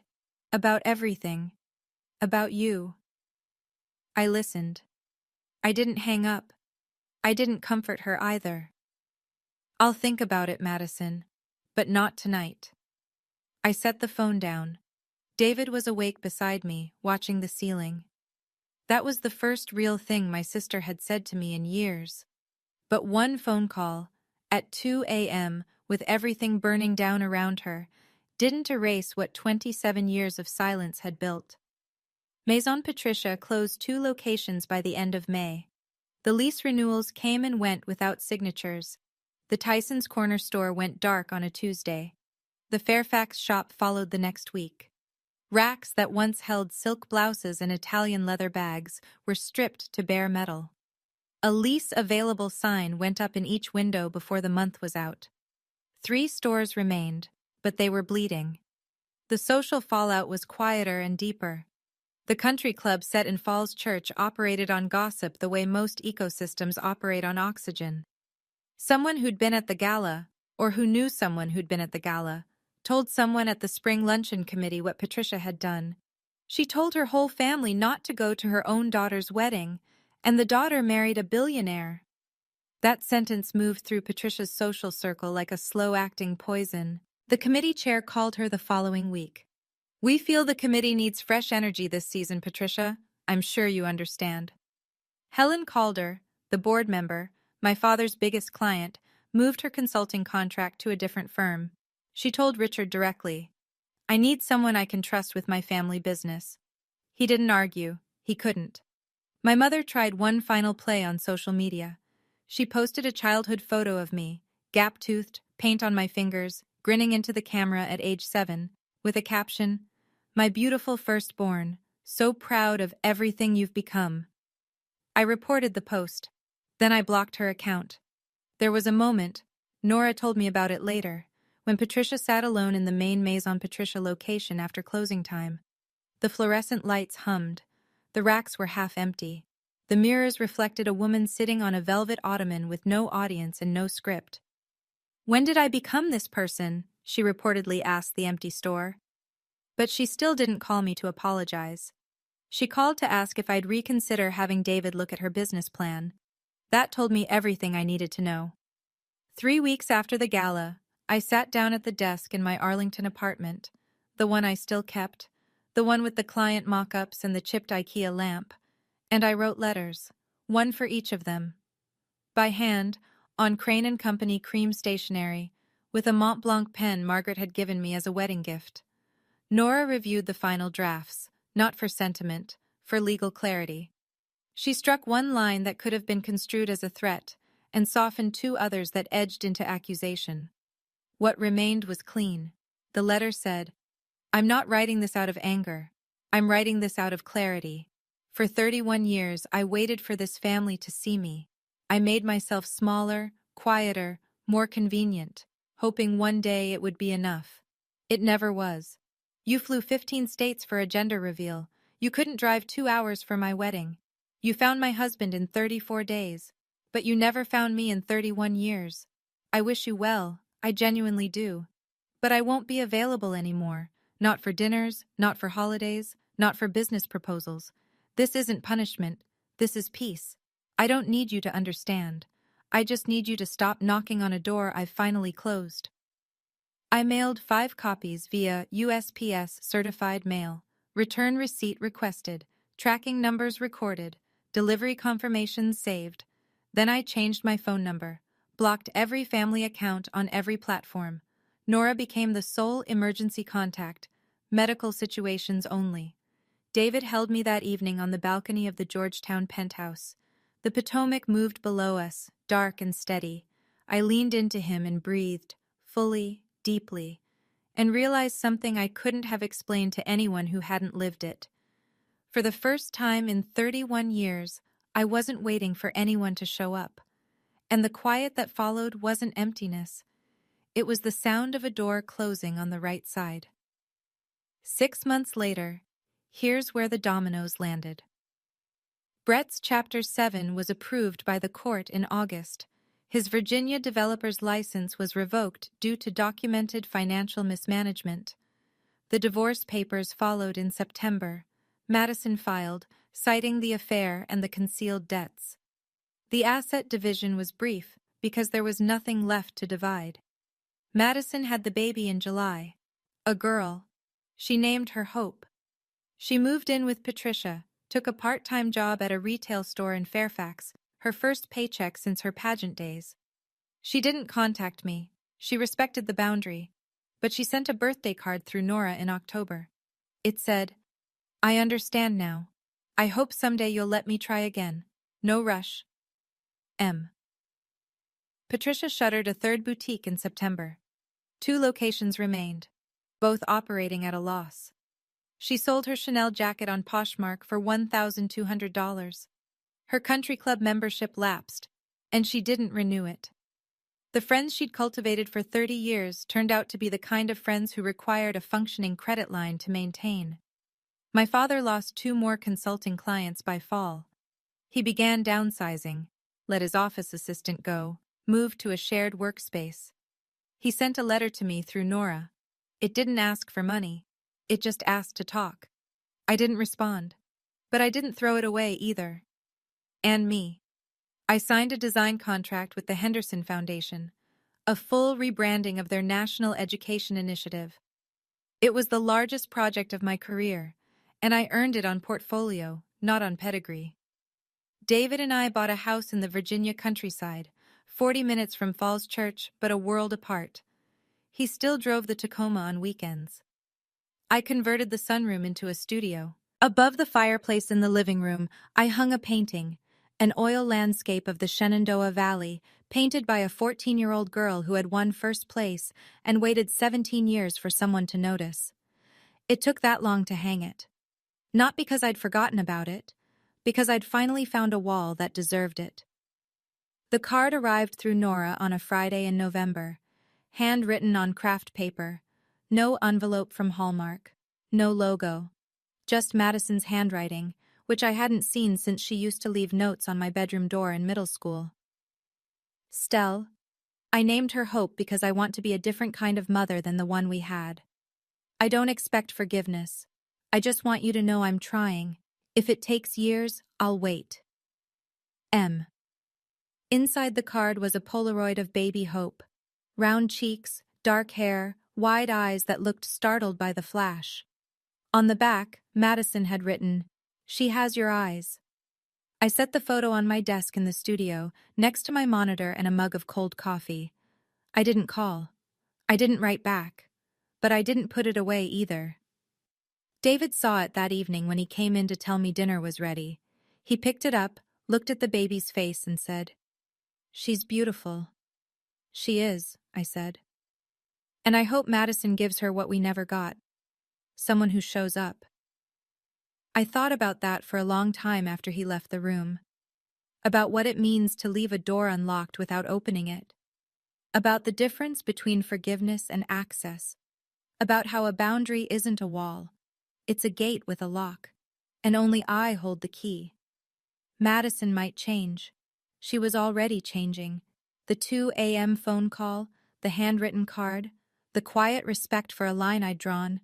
Or she might not. People sometimes crack open and then seal back up, and you can't build your life around someone else's potential. I didn't close the door because I stopped caring. I closed it because I finally started caring about myself. I'm sitting on the porch as I tell you this. Virginia countryside in late autumn. The oaks have gone copper and gold, and the Blue Ridge sits on the horizon like a watercolor someone left out to dry. There's a mug of coffee in my hand. The good kind, the French press David makes every evening, because he says the ritual calms him after a long day of being the person everyone in the financial world wants 15 minutes with. He's inside right now, making pasta. He still makes the lemon and caper recipe from that night in Arlington, the night I blocked 8 phone numbers and ate dinner in silence with the only person who'd never once asked me to be smaller. I scroll through my contacts sometimes. Nora, David, Margaret, a handful of college friends, the Henderson Foundation team. My phone is quieter than it used to be. The group chat is gone, the Sunday dinners are gone, the empty chair at the end of the table is gone, because I finally got up from it. My mother was right about one thing. My wedding wasn't like Madison's. Madison's was a performance, mine was a promise, and the only people who needed to witness it were the ones who actually showed up. I open my iPad and start sketching, a new piece for the studio. The image comes easily, a single chair in a field of wildflowers, not empty, waiting. David steps out onto the porch, 2 mugs in hand. "What are you drawing?" Something I should have painted a long time ago. He sits down next to me. The crickets start up. The sky goes violet. They say the opposite of love is hate. I don't think that's true. I think the opposite of love is showing up only when it's convenient. And I think the bravest thing I ever did wasn't standing in that gala, holding receipts and speaking truth to a room full of strangers. It was the morning after, when I woke up, looked at my phone, and felt nothing missing. That's my story. And if you made it this far, thank you for listening, really. If you've ever been the empty chair at someone else's table, I want you to know, you are enough. You were always enough. The problem was never you. If this story meant something to you, hit subscribe and check the description for more stories like this one. And if you're in the middle of your own receipts moment, tell me about it in the comments. I read every single one. Your story matters. Take care of yourself. Stella. Infertile, divorced, failure. The words glowed on a 10-foot screen at my sister's wedding reception. 200 guests laughed. My father smiled and said, "Just a joke, sweetheart." My mother swirled her wine like she was watching dinner theater, and my sister, the bride, leaned into her microphone and said, "Don't laugh too hard, she might actually cry." I didn't cry. I picked up my phone, typed one word, "Begin." And the room went so silent you could hear the ice cracking in my mother's glass. What happened next didn't just ruin the party. It dismantled 16 years of lies, and the family reputation built on top of them. Before I go on, please take a moment to like and subscribe, but only if you genuinely connect with this story. And drop a comment. Where are you watching from, and what time is it there? My name is Thea. I'm 34 years old. Now, let me take you back to 4 weeks before the wedding, the night I got the phone call that started everything. It's 11 p.m. on a Thursday. I'm at my desk in Richmond, finishing elevation drawings for a historic courthouse renovation. Coffee's cold, back aches. Normal Thursday. My phone lights up. Unknown number. Virginia area code, but not Richmond. Somewhere smaller. Somewhere I used to know. I answer. "Ms. Linden?" A woman's voice. Careful. Professional. My name is Dolores Vargas. I'm a nurse at Shenandoah Hills Care Center. Your grandmother asked me to call you. My hand tightens around the phone. Grandma Ruth, 84 years old. The only person in my family who ever made me feel like I belonged in it. She's scheduled for hip replacement surgery in 3 weeks, Dee says. Her health is stable, but at her age, there are risks. She's been asking for you. I close my eyes. 2 years since I last saw her. I'd snuck into the facility on a Tuesday afternoon when I knew my father wouldn't be there. We sat together for 40 minutes. She held my hand and told me about her garden. Then a staff member mentioned my visit to my father's office, and Harold Linden made sure the front desk had instructions. Thea is not on the approved visitor list. There's something else, Dee says. Her voice drops. Your father told Ruth that you can visit, but only if you attend your sister's wedding first. It's in 3 weeks. Of course, everything with Harold comes with conditions. And Ms. Linden? Your grandmother wanted me to tell you one more thing. A pause. She said they're planning something, at the reception, something about you. She wanted you to be ready. I look up from my phone. On the wall across from my desk hangs a framed certificate. Virginia Emerging Architect of the Year. 5 years of silence. And the first voice I hear from that town isn't my mother's. It's a nurse's. To tell you what happened next, I need to go back further. 16 years further. I'm 18, senior year, sitting at the kitchen table in my parents' house in Millbrook, Virginia, a town where everybody knows your last name and what your father's worth. Harold Linden slides a document across the table. A land transfer form. The property is a 2-acre parcel on the edge of town. Rolling grass, a creek, 1 old oak tree. My grandmother Ruth gave it to me on my 16th birthday, signed it over legally, said, "This is yours, Thea, no matter what." "Sign it," my father says. "I need this parcel for the Oakdale project." "Grandma gave it to me, and I'm telling you to give it back." I look at my mother. Vivian Linden sits at the end of the table, flipping through a home decor magazine. She doesn't look up, doesn't say a word. The sound of pages turning fills the silence. I don't sign. 3 days later, my father cancels my college tuition fund. The account he'd been setting aside since I was born. Gone. Redirected. I find out when the registrar's office sends a letter. 1 week after that, Harold stands in the foyer with his arms crossed. You walk out that door, you don't come back. My little sister Paige, 11 years old, watches from the top of the stairs. She doesn't say anything either, she just watches. I leave with 1 duffel bag and $43 in my checking account. That night, Harold tells the neighbors. She dropped out, ran off with some boy, broke her mother's heart. None of it was true. But in Millbrook, my father's word was the only one that mattered. Here's what happened after the door closed behind me.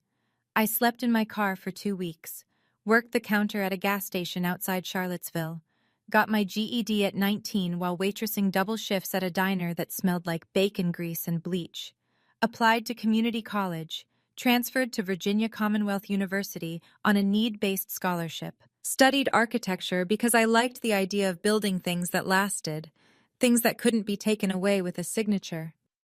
I graduated at 23. Nobody came to the ceremony. I wore my cap and gown, walked across the stage, and shook the dean's hand. Then I went home to my studio apartment and ate takeout on the floor. At 24, I married Drew Halpern, a man I'd met through Harold's old business network before I was cast out. He was 12 years older, charming in public, suffocating in private. He managed my bank account, screened my phone calls, and told me which friends I was allowed to keep. A smaller, quieter version of my father. I got out at 27. At 28, a doctor told me I couldn't have children. A medical fact. I processed it alone, in a clinic waiting room with fluorescent lights and a 2-year-old magazine. Somehow, Paige found out. Drew had stayed in touch with my family after the divorce. He'd always liked having leverage. Now I'm 34, senior architect at Mercer and Hollis in Richmond. I design restorations of historic buildings, courthouses, libraries, theaters. My professional name is T. Mercer Linden. I kept Drew's name hyphenated because the architecture world already knew it. I didn't hide my life from my family to be dramatic. I just stopped performing for people who'd already decided I was nothing. Nobody in Millbrook knows any of this. The morning after Dee's call, I sit in my office with the door closed. Through the glass wall, I can see my colleague Marcus Cole at his desk, headphones on, running cable management simulations for a museum project. Marcus is 36, ex-Army IT, and the most unflappable person I've ever met. He's also the closest thing I have to family. I call Dee back. How bad is the surgery risk? At 84, with her bone density, the surgeon said there's a real chance of complications. She's strong, but she's not young. Dee pauses. She cries your name some nights. She keeps your letters under her pillow. I press my knuckles against my forehead. My grandmother, hiding my letters under her pillow like contraband. Because in that family, loving me is something you have to do in secret. I have two options. Go to the wedding, endure whatever Paige and my parents have planned, see Grandma Ruth, or stay in Richmond, stay safe, and maybe never see her again. I knock on Marcus's glass wall. He pulls off his headphones. I need a favor. He listens to everything. The wedding, the slideshow warning, the nursing home ultimatum. When I'm done, he leans back and says, "If you go with a plan, not with hope." I know. And you're going. She's 84, Marcus. She might not make it through surgery. He nods, doesn't argue. Then we make sure you're not walking in blind. That night, I book a hotel in Millbrook for the wedding weekend. I pull out a dress I bought myself, navy blue, well cut, professional. Not the one my mother will try to hand me. Marcus said, "Go with a plan," so I started making one. And for the first time in 16 years, I was glad my family underestimated me. 3 weeks before the wedding. Harold requires a family dinner. His condition before he'll clear my name at the nursing home front desk. So I drive 2 hours to Millbrook. The house hasn't changed. White columns, manicured lawn, American flag by the door. The performance of respectability, down to the last trimmed hedge. Nobody hugs me at the door. Vivian looks me over. "You look thin. Are you eating?" I'm not thin. I run 3 miles every morning and I eat plenty. But this is how my mother operates. Concern as a weapon, wrapped in a question nobody expects you to answer honestly. Harold sits at the head of the table, same chair, same posture. "So, what are you doing with yourself these days?" "I work at a design firm." "Answering phones, I assume?" I pick up my fork. Don't correct him. Paige arrives late, trailing perfume and self-importance. She flashes a 4-carat engagement ring under the dining room light. Then she pulls me aside in the hallway. "I need you to wear something understated at the wedding. Garrett's family is very particular." She tilts her head. "You still alone? No one?" I say nothing. She smiles. "Some people just aren't meant for that, I guess." Before I leave, Vivian hands me a garment bag. Inside, a pale beige dress, shapeless, 2 sizes too large. "This will be perfect for you." At the door, Harold puts his hand on my shoulder. "The Whitmores are old money. They judge. One wrong move and this deal dies. Don't embarrass us." I drive back toward the highway, and then the name hits me. Whitmore. I know that name. Not from Paige's ring, not from Harold's business talk. I know it from a project file sitting in my office in Richmond. Back at my desk Monday morning, I pull up the client database. Whitmore Heritage Foundation. There it is.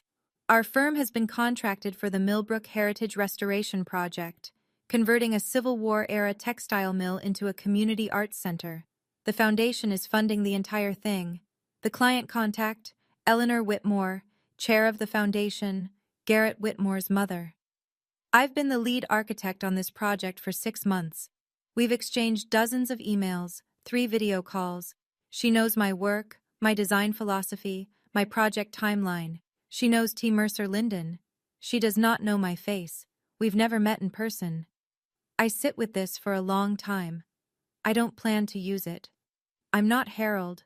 I don't weaponize connections, but I file it away. If everything falls apart in Millbrook, I am not a stranger to the most powerful family in the room. That evening, Marcus does his own research. He calls me at 9. The reception venue, Millbrook Country Club. They've hired a local AV company to run a projector and sound system. Slideshow, toasts, the usual. And guess what? The AV company is short-staffed. They just posted looking for a freelance tech for the event. Marcus. I already applied. Got a call back in 20 minutes. You don't have to do this.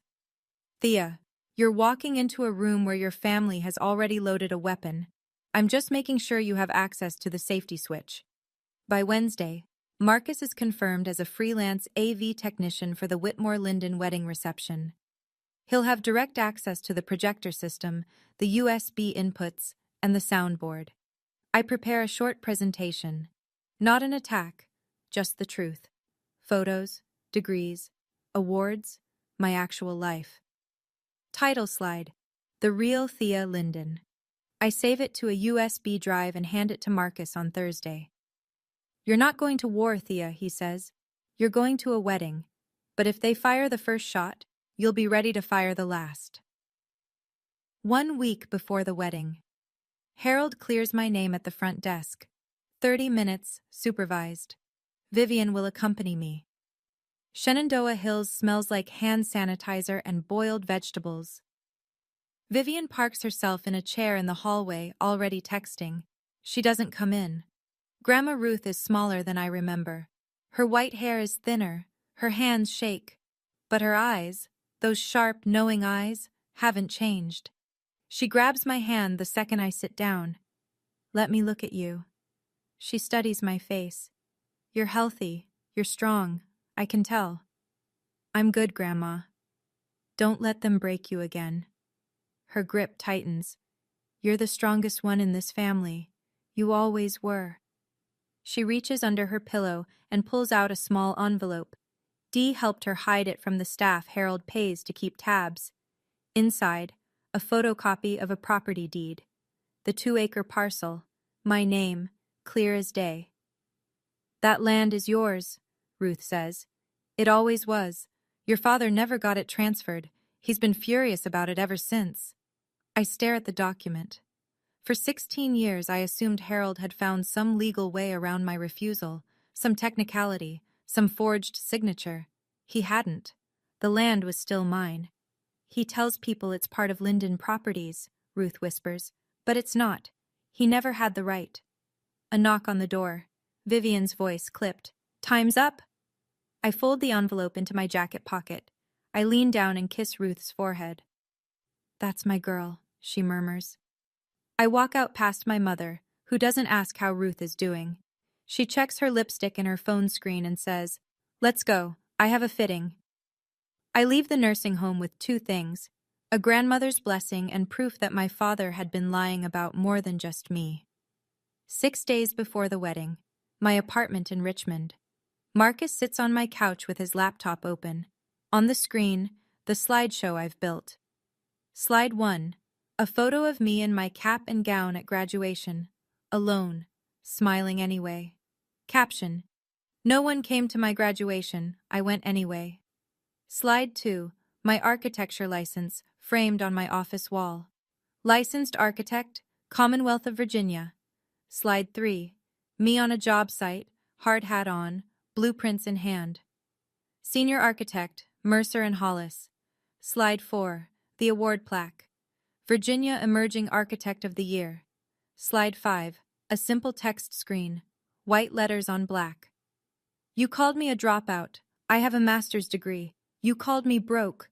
I own my home. You called me a failure. I design buildings for a living. Marcus scrolls through, nods. Clean, factual, no insults, just the record. That's the point. I don't want to attack them. I want the truth to be louder than their joke. He closes the laptop. You sure you don't want to add the part about your dad's Oakdale problem? The land? No, I'm not him. I don't turn information into ammunition. Then what's the trigger? I show him. A text message, pre-typed on my phone. One word. Begin. When I send it, Marcus switches the USB on the projector from Paige's slideshow to mine. He's already tested the system during setup at the venue. The swap takes 3 seconds. And if their slideshow turns out to be harmless, he asks, then I never send it. We leave. I visit Ruth. We drive back to Richmond. Marcus looks at me for a long time. You know they won't keep it harmless. I know. But I need to give them the chance, one last chance to be decent. Because when this is over, I want to be sure, completely sure, that I didn't fire first, 5 days before the wedding. Harold calls. He doesn't say hello. He says, rules. You sit at table 14, back corner. You don't speak to the Whitmores unless spoken to. You don't mention your divorce, your condition, or anything about your personal life. If anyone asks what you do, you say you work reception at a small firm. Clear? And after the wedding, I can see Grandma Ruth? We'll see. Depends on your behavior. The line goes dead. That evening, my phone buzzes. Paige has added me to a group chat. Vivian, Harold, Paige, and now me. The first message is a preview of the slideshow. I watch the images load. The Linden family. And then there's Thea. Old photos of me, stretched and filtered to look unflattering. Cartoon stickers slapped across them. And then the labels, one per slide, bold and centered. High school dropout, divorced, broke, alone, infertile. Paige types beneath the preview. OMG, this is going to be hilarious. Don't worry, Thea, it's all in good fun. Vivian responds, keep it tasteful, Paige. She doesn't say take it down. She doesn't say this is wrong. She says keep it tasteful. As if there's a tasteful way to broadcast your daughter's medical history to 200 strangers. Harold doesn't respond at all. I screenshot every message, send them to Marcus without comment. Then I open my laptop. My own presentation is still up. 5 clean, factual slides. I add one more, a 6th. A quote, white text on black. The measure of a family is not how they celebrate their best. It's how they treat their most vulnerable. I stare at the word infertile on my phone screen for a long time. Then I close the group chat. I don't respond. There's nothing left to say to people who think your body is a punchline. The wedding day arrives under a clear October sky. Millbrook Community Church, white clapboard, steeple catching the morning sun. The parking lot is full of BMWs and Land Rovers. This is the social event of the season. I wear my navy dress, not the beige sack my mother picked out. I'd left it hanging in the hotel closet without a second thought. Inside the church, 200 guests fill the pews. Millbrook's business community, country club members, town council acquaintances, and in the front row, the Whitmores. Eleanor in a deep green jacket, silver hair pinned back, posture like a former dancer. Her husband, Richard, beside her. Distinguished. Reserved. I sit in the last pew. No one greets me. No one offers to scoot over. Harold works the center aisle like a campaign trail. Handshakes, shoulder claps. So proud of my little girl. He doesn't mean me. Vivian floats near the altar in a custom ivory dress, murmuring to a friend. Both my daughters are here today, even the difficult one. She laughs lightly. The friend glances toward the back. I pretend not to notice. An older woman I don't recognize sits 2 rows ahead of me. White hair, floral dress, reading glasses on a chain.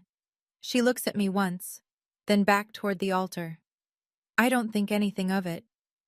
The ceremony begins. Garrett stands at the altar looking genuinely happy. He speaks his vows with a tremor in his voice. Paige speaks hers louder, longer, mostly about herself. Across the church I spot Marcus near the side entrance, wearing a black polo with the AV company's logo. He adjusts a microphone cable on the altar. Our eyes meet for half a second.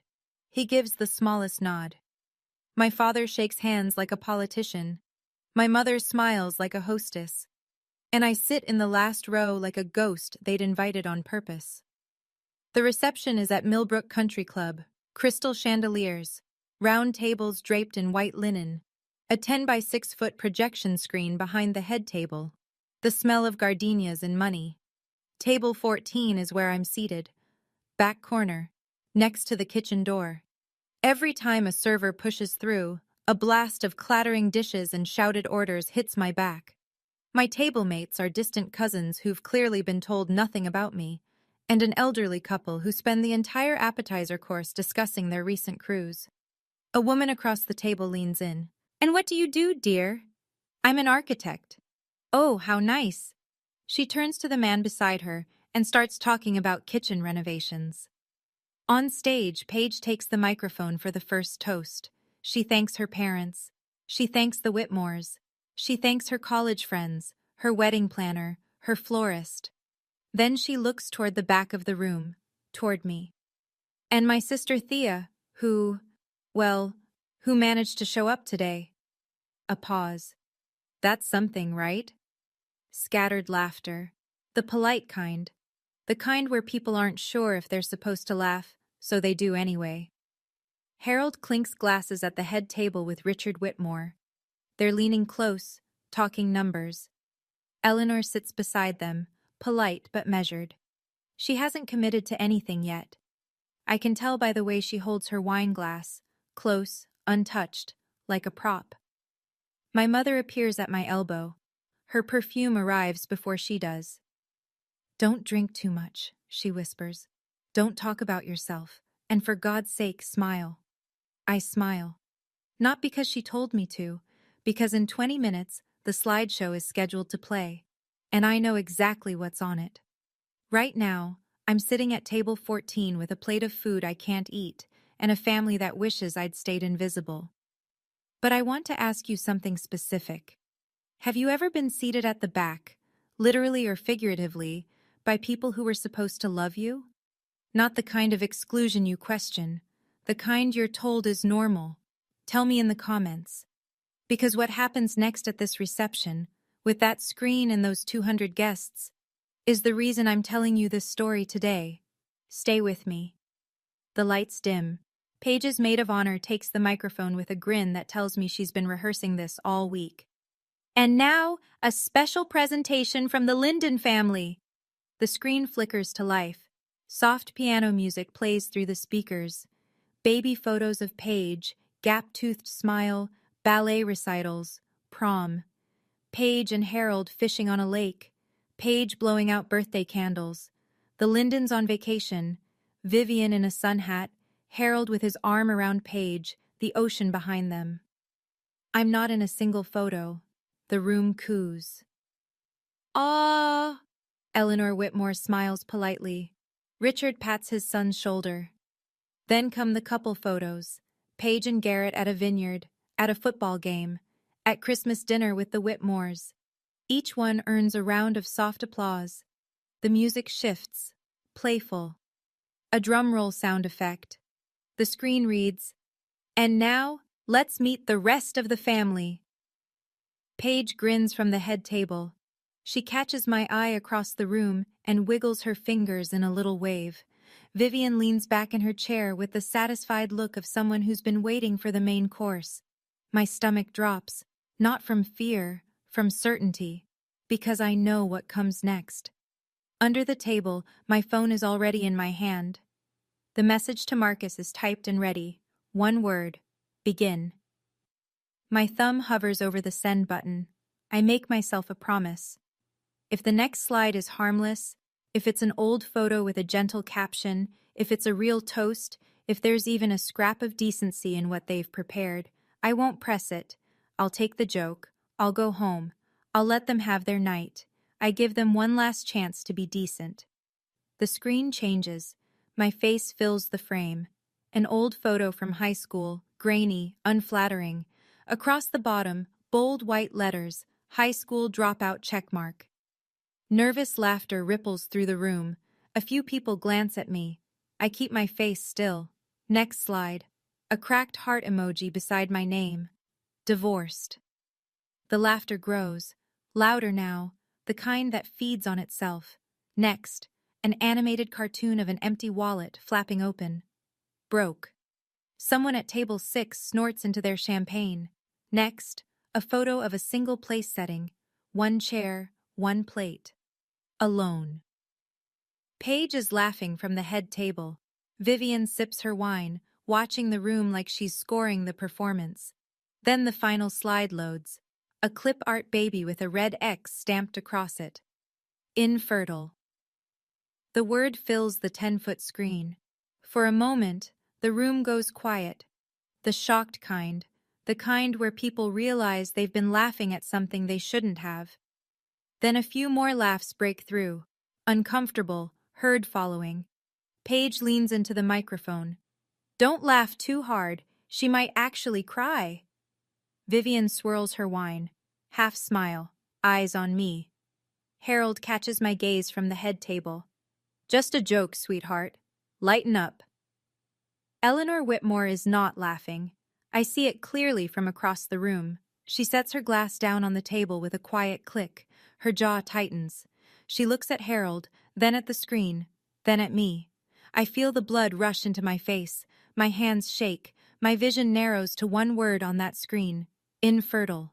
My medical history. My private grief. Projected for 200 strangers to laugh at. That was the line. And they didn't just cross it.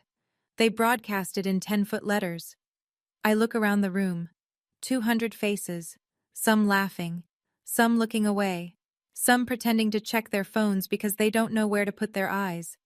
Paige is beaming. This is her favorite part of her own wedding. Not the vows, not the first dance, but this. Watching me sit in the wreckage of my own humiliation. Vivian raises her glass slightly. A silent toast to her own cruelty. Harold has already turned back to Richard Whitmore, resuming their conversation as if nothing happened. As if putting infertile on a screen for 200 people is the social equivalent of a knock-knock joke. I look down at my phone. The message is still there. One word. Begin. I think about Ruth, about her hands shaking when she gave me that envelope, about the way she said, "Don't let them break you again." I'm not breaking. My thumb presses send. 3 seconds pass. The slideshow freezes. The screen goes black. Paige frowns. Tech issues? She waves toward the back of the room. Can someone fix that? Behind the AV booth, Marcus pulls Paige's USB from the projector and inserts mine. His hands are steady. He's done harder things under worse pressure. The screen lights up again. White text on a dark background. Clean. Simple. The real Thea Linden. The room goes silent. Not the polite kind. The kind where every head turns and every conversation stops at once. Harold stands up. What is this? Turn it off. He looks toward the AV booth. Marcus doesn't move. The system remote has been locked. The only way to kill it is to pull the power cable in the utility closet, and Marcus locked that door 20 minutes ago. For the first time in 16 years, my father can't silence me. The first slide fills the screen. A photo of me at graduation, cap and gown, standing alone in front of the university seal, diploma in hand. The caption reads, "No one came to my graduation. I went anyway." Murmurs. A woman at table 3 puts her hand over her mouth. Next slide. My architecture license, framed and mounted. Licensed architect, Commonwealth of Virginia. The murmurs get louder. Next. Me on a construction site, hard hat, steel-toed boots, blueprints rolled under my arm. Behind me, the skeleton of a renovated courthouse. Senior architect, Mercer and Hollis. A man near the front turns in his chair to look at me, then another, then a whole table. Next slide. A framed plaque. Virginia Emerging Architect of the Year. Eleanor Whitmore's hand freezes halfway to her glass. The final content slide appears. White text on black. You called me a dropout. I have a master's degree. You called me broke. I own my home. You called me a failure. I design buildings for a living. I stand up from table 14. I don't walk to the stage. I don't grab a microphone. I just stand where I am, in the back corner, next to the kitchen door, and look toward the front of the room. Harold's face is a shade I've never seen, somewhere between fury and fear. This is ridiculous. She probably faked all of this. Paige's smile is gone. Turn it off. This is my wedding. Vivian sits frozen, her wine glass suspended in midair, her face drained of color. The last slide appears. The quote I added 5 days ago. The measure of a family is not how they celebrate their best, it's how they treat their most vulnerable.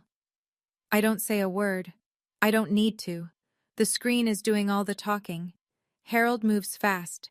He steps out from behind the head table, both hands raised, smile locked in place. The same smile he uses at town council meetings and Rotary dinners. Folks, I apologize for the interruption. My older daughter has always had a flair for drama.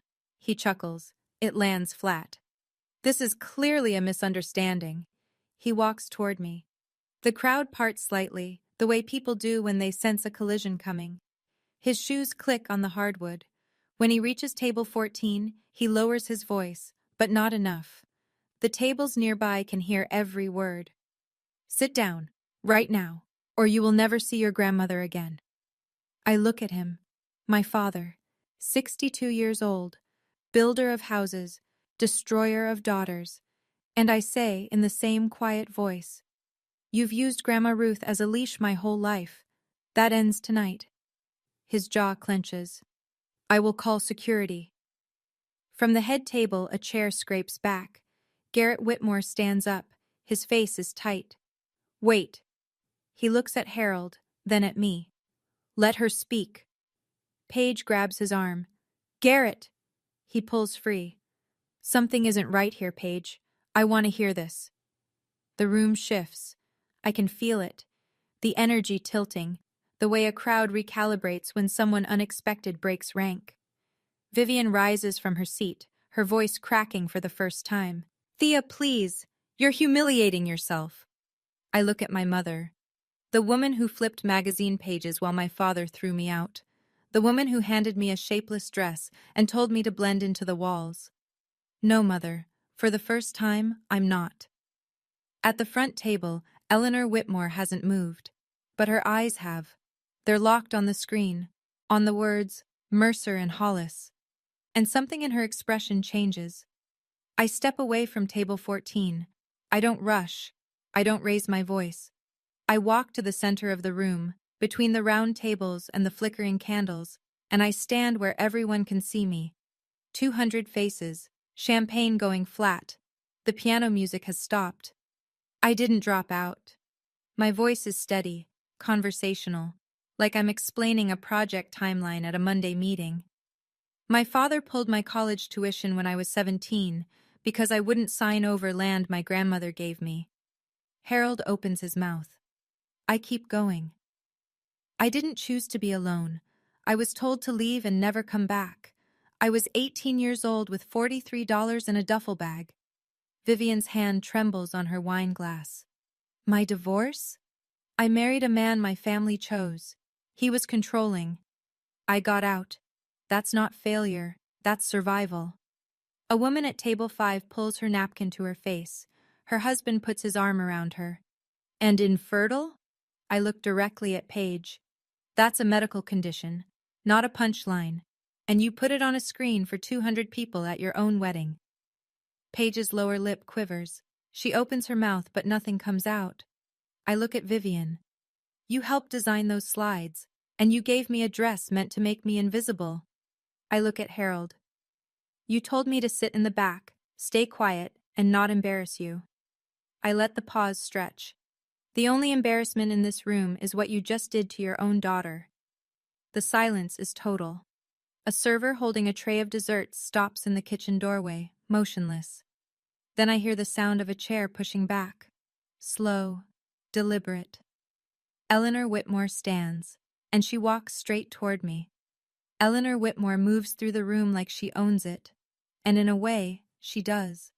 Half the people here tonight owe her foundation a grant, a favor, or a seat on a board. She stops 3 feet from me. Her eyes move from my face to the screen behind us, where senior architect Mercer and Hollis is still glowing. T. Mercer Linden. She says it like she's confirming something she already suspected.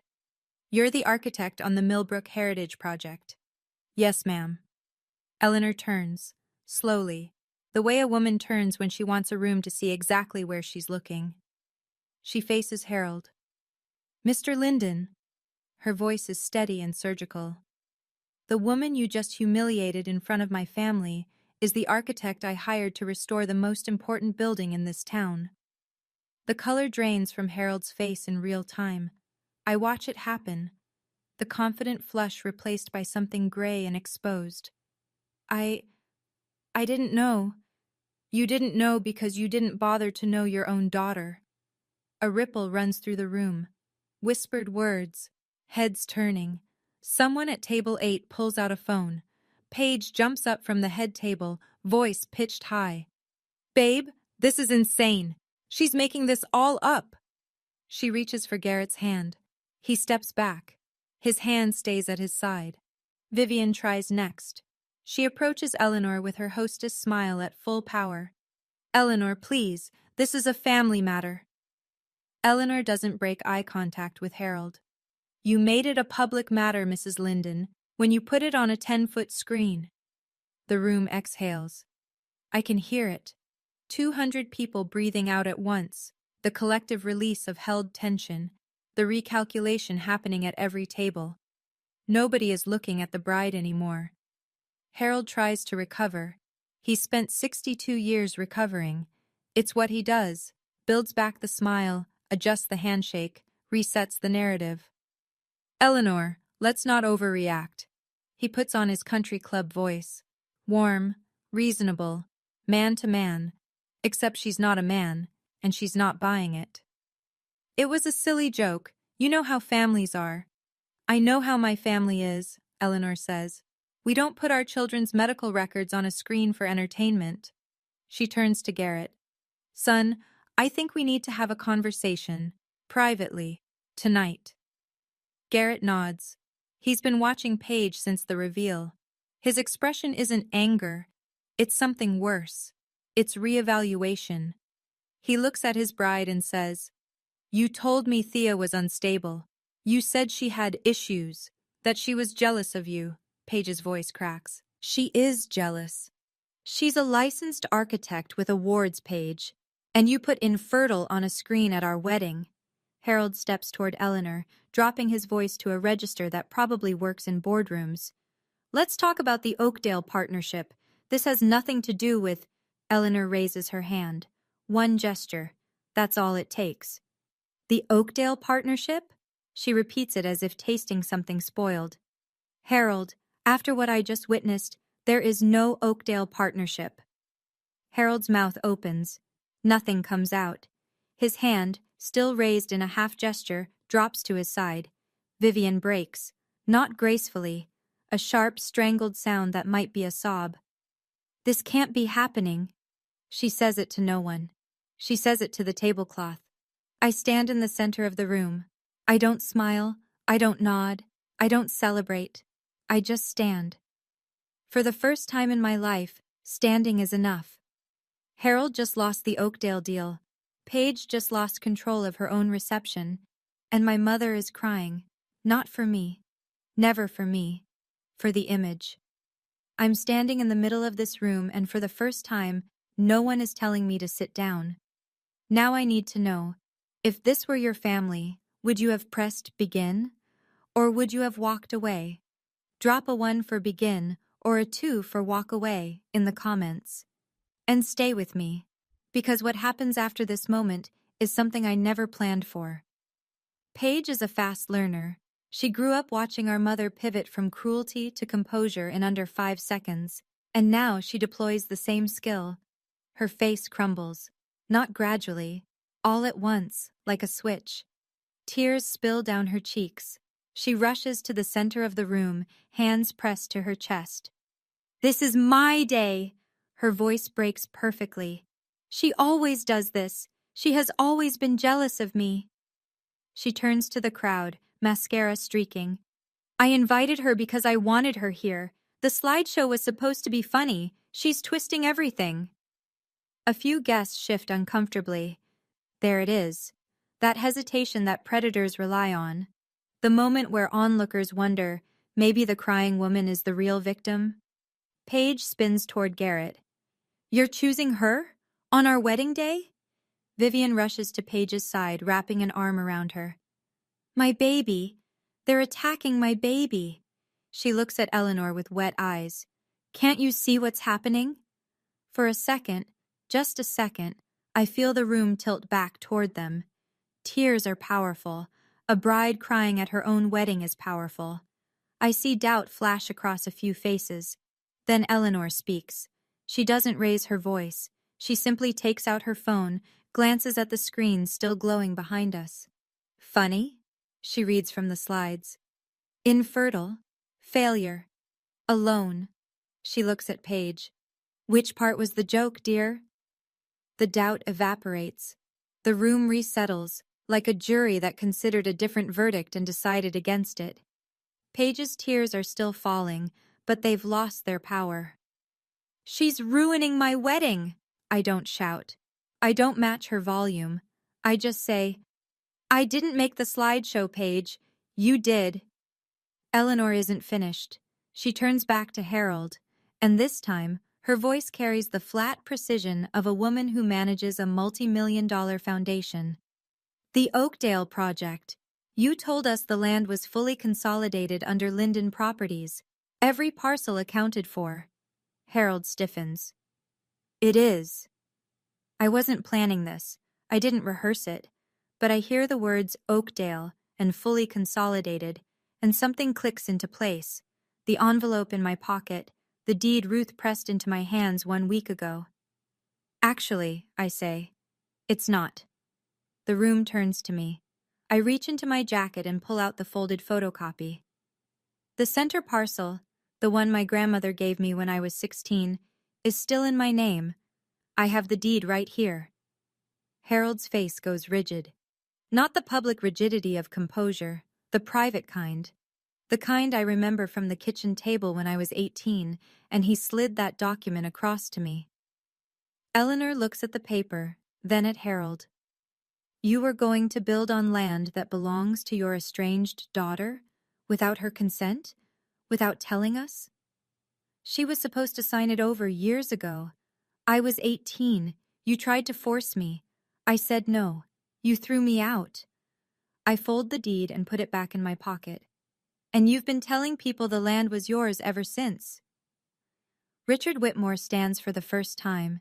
He buttons his jacket, the kind of small, deliberate motion men make when they're about to leave permanently. Eleanor meets Harold's eyes one final time. "Mr. Linden, I think we're done here." Harold turns to me. His voice drops to something raw and small. "You ungrateful—" Garrett steps forward. "Enough!" His voice is sharp and final. "That's enough, Mr. Linden." Something in Vivian fractures. She's been holding it together. The smile, the posture, the hostess mask, for the better part of 40 years. But the Whitmores are walking away. The deal is dead. And the room is looking at her family the way she's spent her entire life, making sure they never would. She turns on me. The polish is gone. The magazine-flipping, wine-swirling composure, gone. "You think you're better than us now?" Her voice is shaking. "You think your little slides change anything? You were nothing. You had nothing when you left this house." "You're right," I say. "I had nothing. Because you made sure of that. I did what was best for this family." "You did what was best for the image. There's a difference." She looks around the room, searching for an ally. Her eyes land on familiar faces, country club friends, book club members, women she's had lunch with for 20 years. She tries the social smile. "This is so embarrassing. Family drama, you know how it is." Nobody smiles back. Then a voice rises from the back. The older woman from the church, the one with reading glasses on a chain. She stands slowly, gripping the edge of her table. I've known Ruth Linden for 50 years. Her voice is thin but carries through the silent room. She would be ashamed of what you three did tonight. She picks up her clutch purse and walks toward the exit. Her heels click against the floor, measured and final.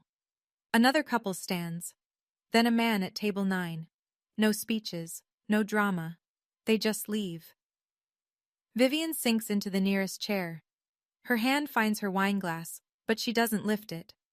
For the first time, she looks exactly her age. Maybe older. The room is emptying, and no one is pretending this was a joke anymore. The room is thinner now. Empty chairs scattered among the remaining guests. The gardenias are wilting under the heat of the chandeliers. Paige sits alone at the head table. Garrett stands with his mother near the side door. Harold hasn't moved from the center of the room, hands at his sides, staring at the floor. I look at what's left. My family. This room. 16 years of silence, ending here, between dessert plates and half-empty champagne flutes. I don't go to the microphone. I don't need it. My voice carries just fine in a room this quiet. I didn't come here to ruin your wedding, Paige. I look at my sister. I came because Grandma Ruth asked me to, because even after everything, she still believes this family can be better. Paige's head drops. I don't hate any of you. I look at Harold, at Vivian. But I am done being your punchline. I'm done earning the right to exist in this family. Harold's eyes finally lift to mine. They're red. I've never seen that before. If you want me in your life, it starts with respect. Not conditions, not performances. Respect. I pick up my clutch from table 14. I straighten my navy dress, the one I bought myself.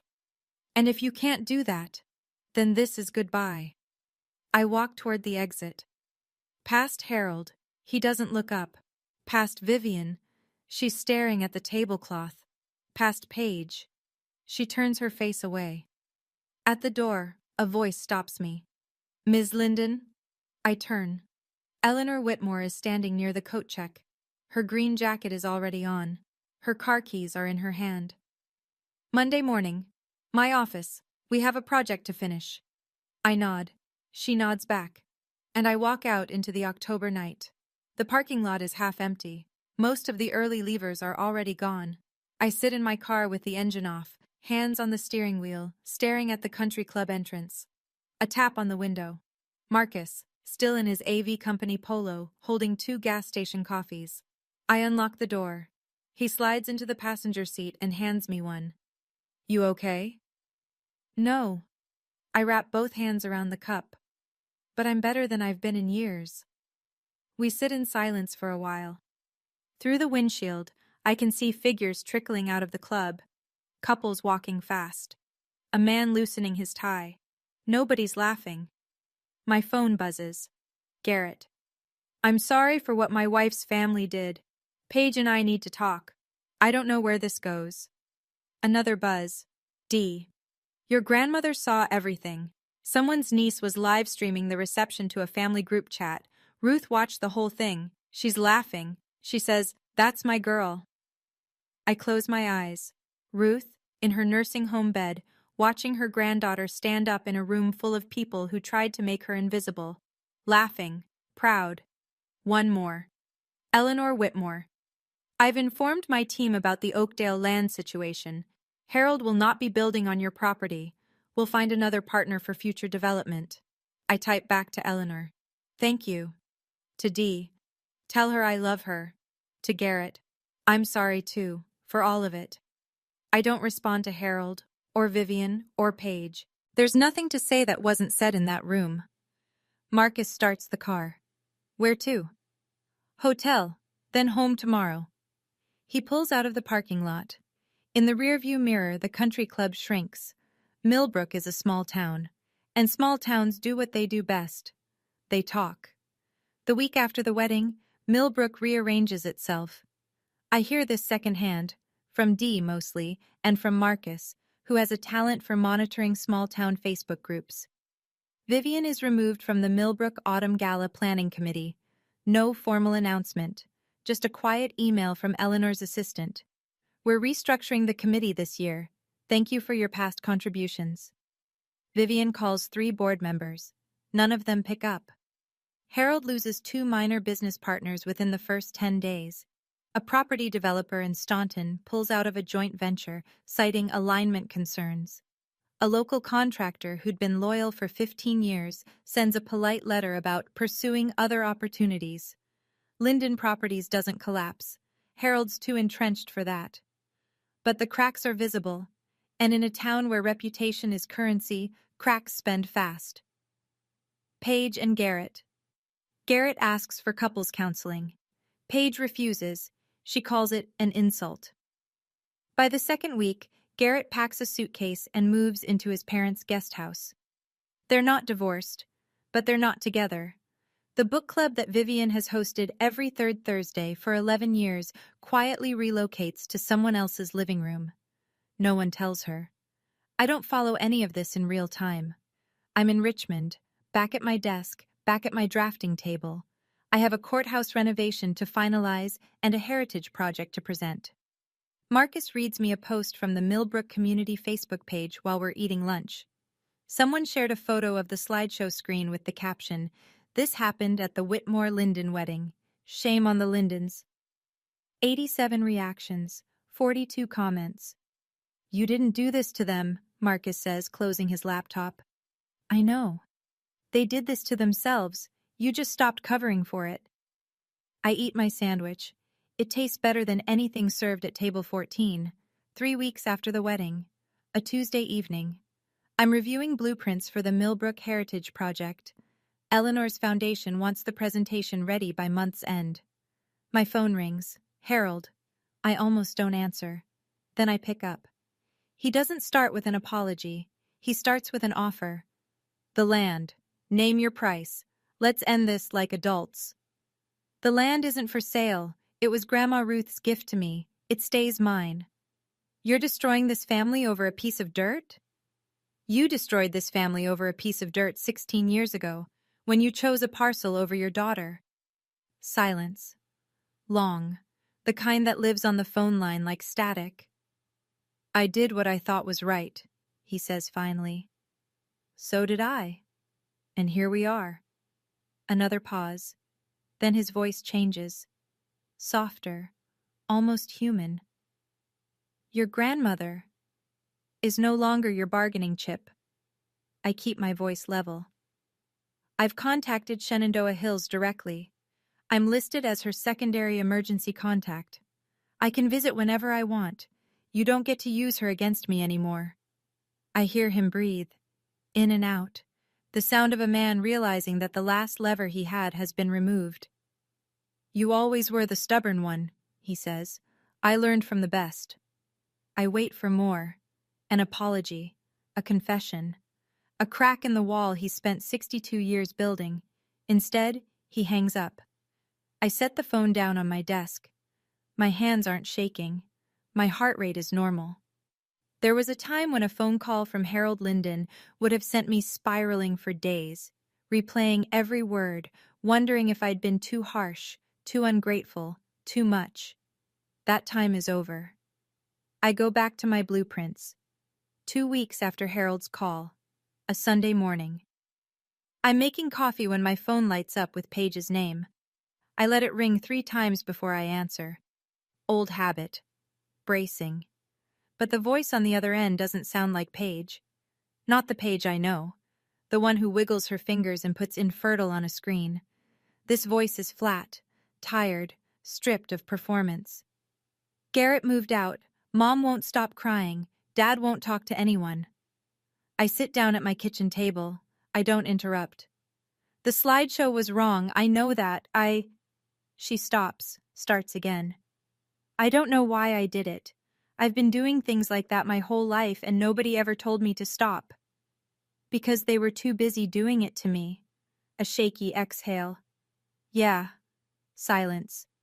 I don't know who I am without being the favorite, she says. And it's the most honest thing my sister has ever spoken. I could be cruel here. I could list every time she twisted the knife, every holiday she was celebrated while I was erased, every lie she inherited from our parents and polished into her own weapon. But cruelty is their language, not mine. Then maybe it's time you figured that out, I say. Without me as the punching bag. Can we start over? I don't know. But we can start with you talking to someone. A professional.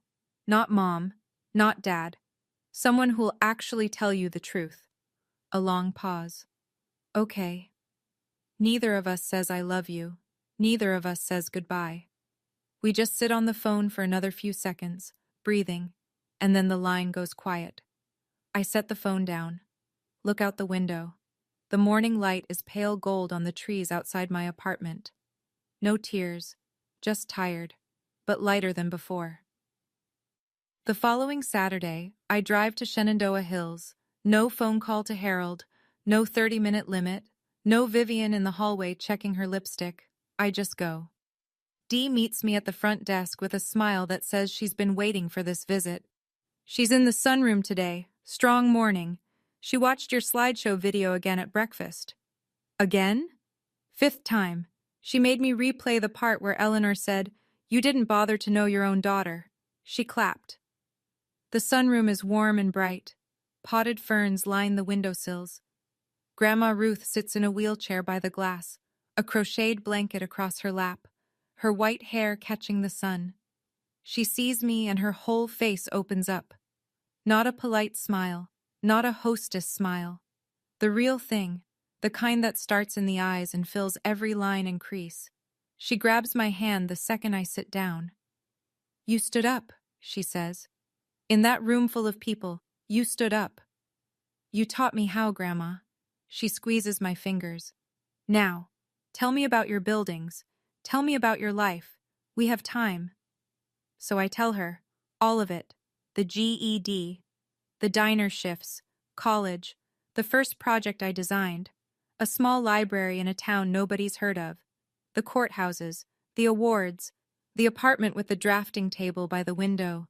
She listens to every word, asks questions, laughs at the parts where I slept in my car and ate cereal for dinner 3 nights a week. Nobody knocks on the door. Nobody says time's up.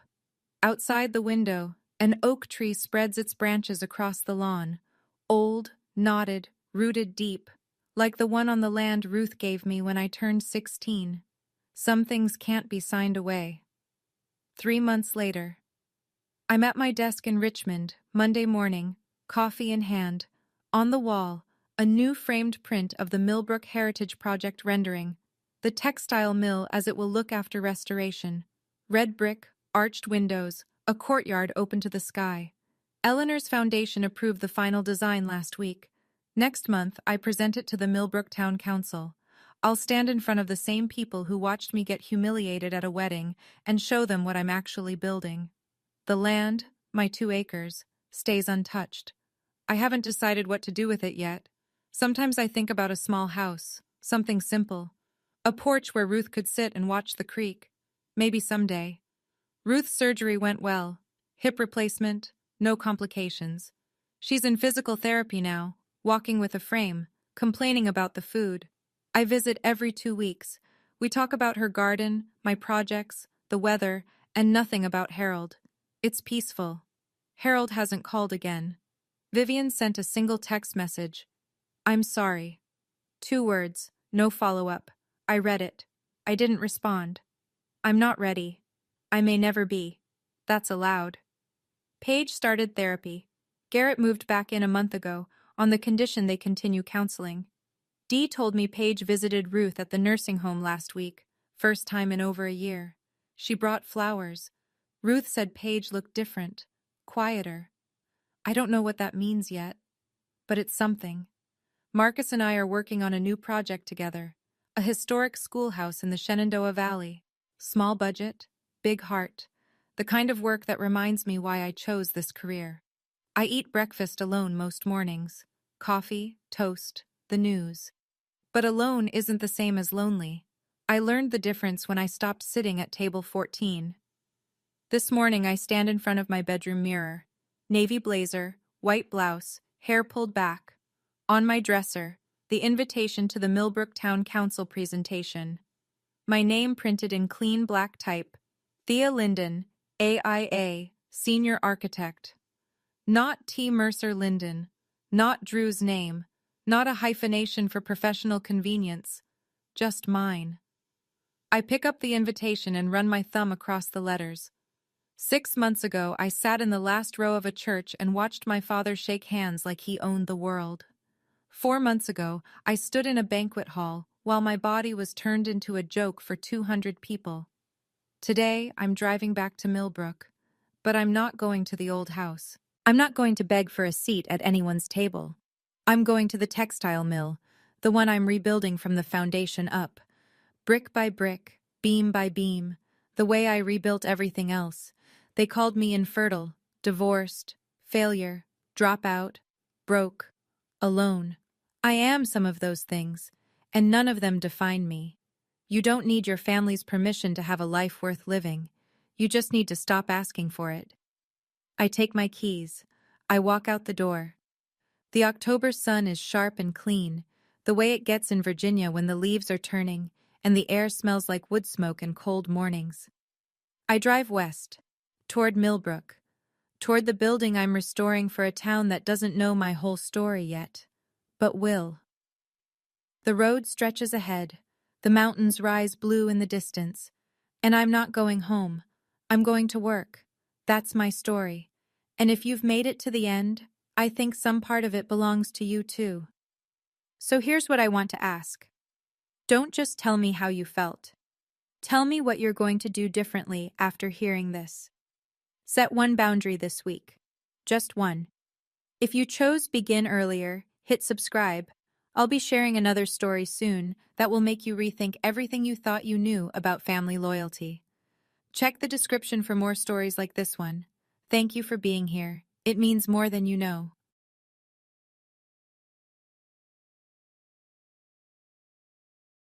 My name is Thea Lawson, and I'm 31 years old.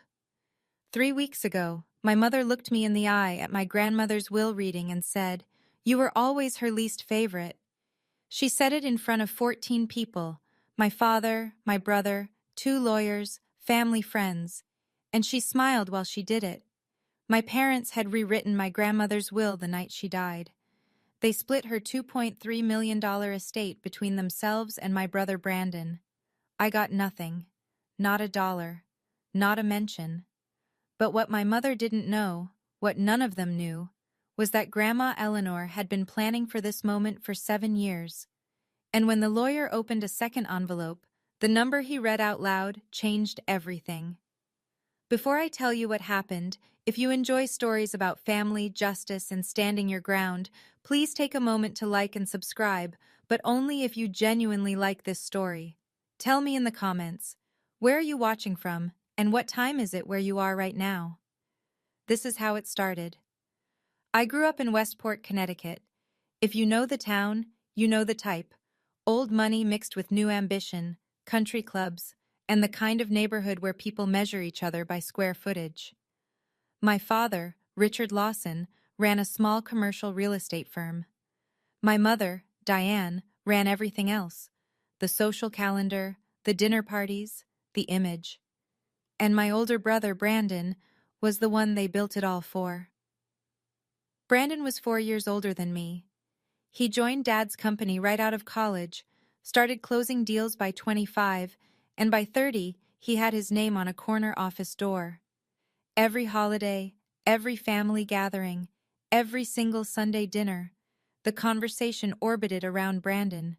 What Brandon closed, what Brandon was building, what Brandon would inherit.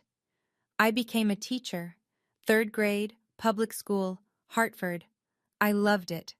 I loved the kids, the chaos, the moment a 7-year-old finally gets long division and looks at you like you just handed them the keys to the universe.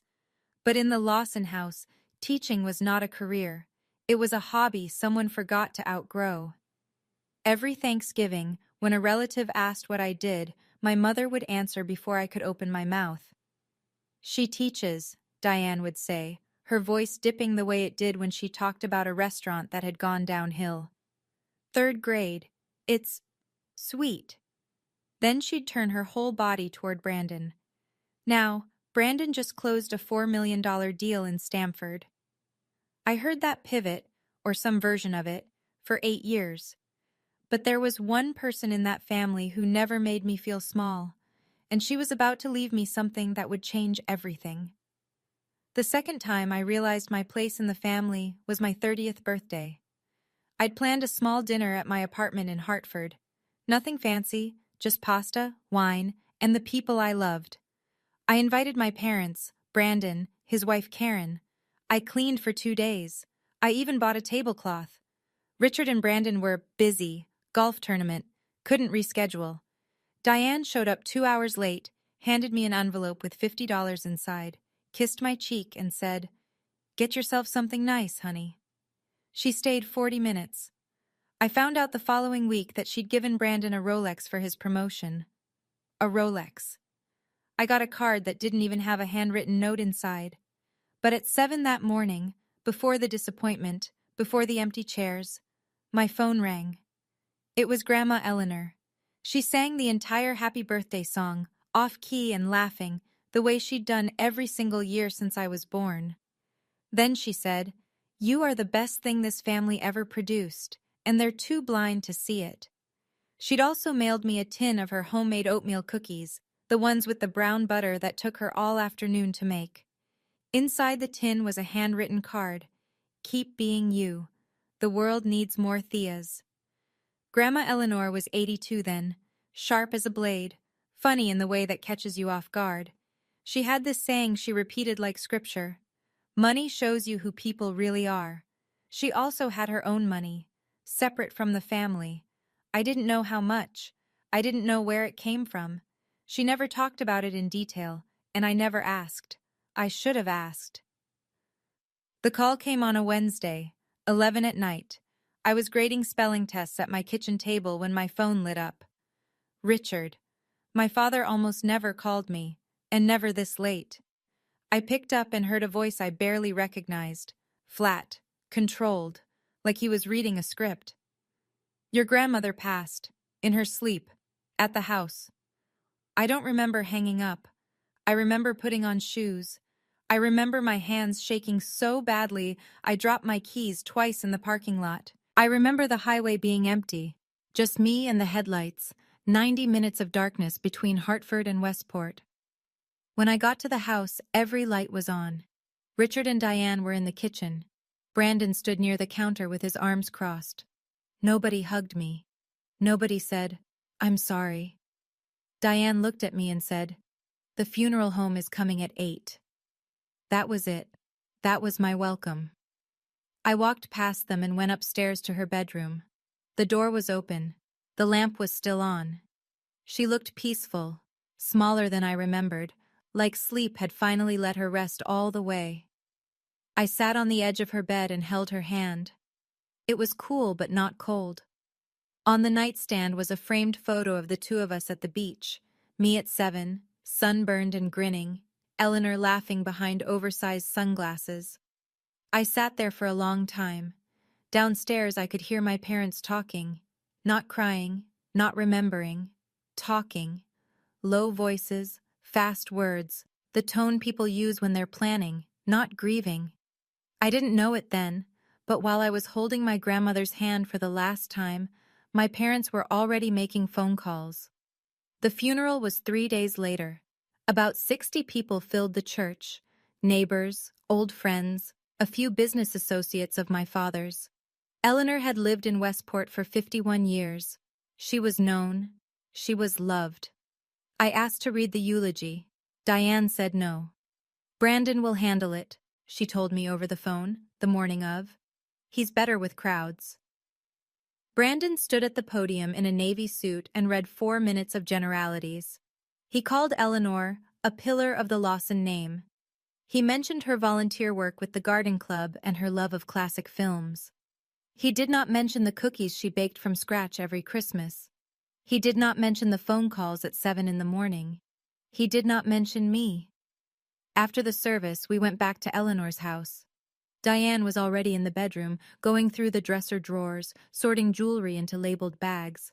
I watched from the doorway. "What are you doing?" I said. "Organizing her things, before the estate process." "Already?"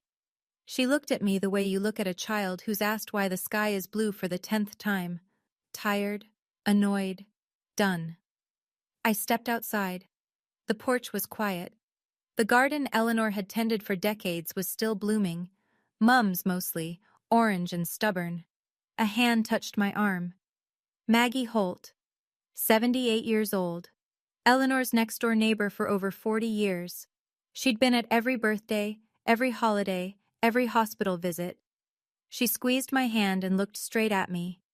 "Your grandmother talked about you every single day," she said. Then her eyes narrowed, just slightly. "She was smarter than all of them, remember that."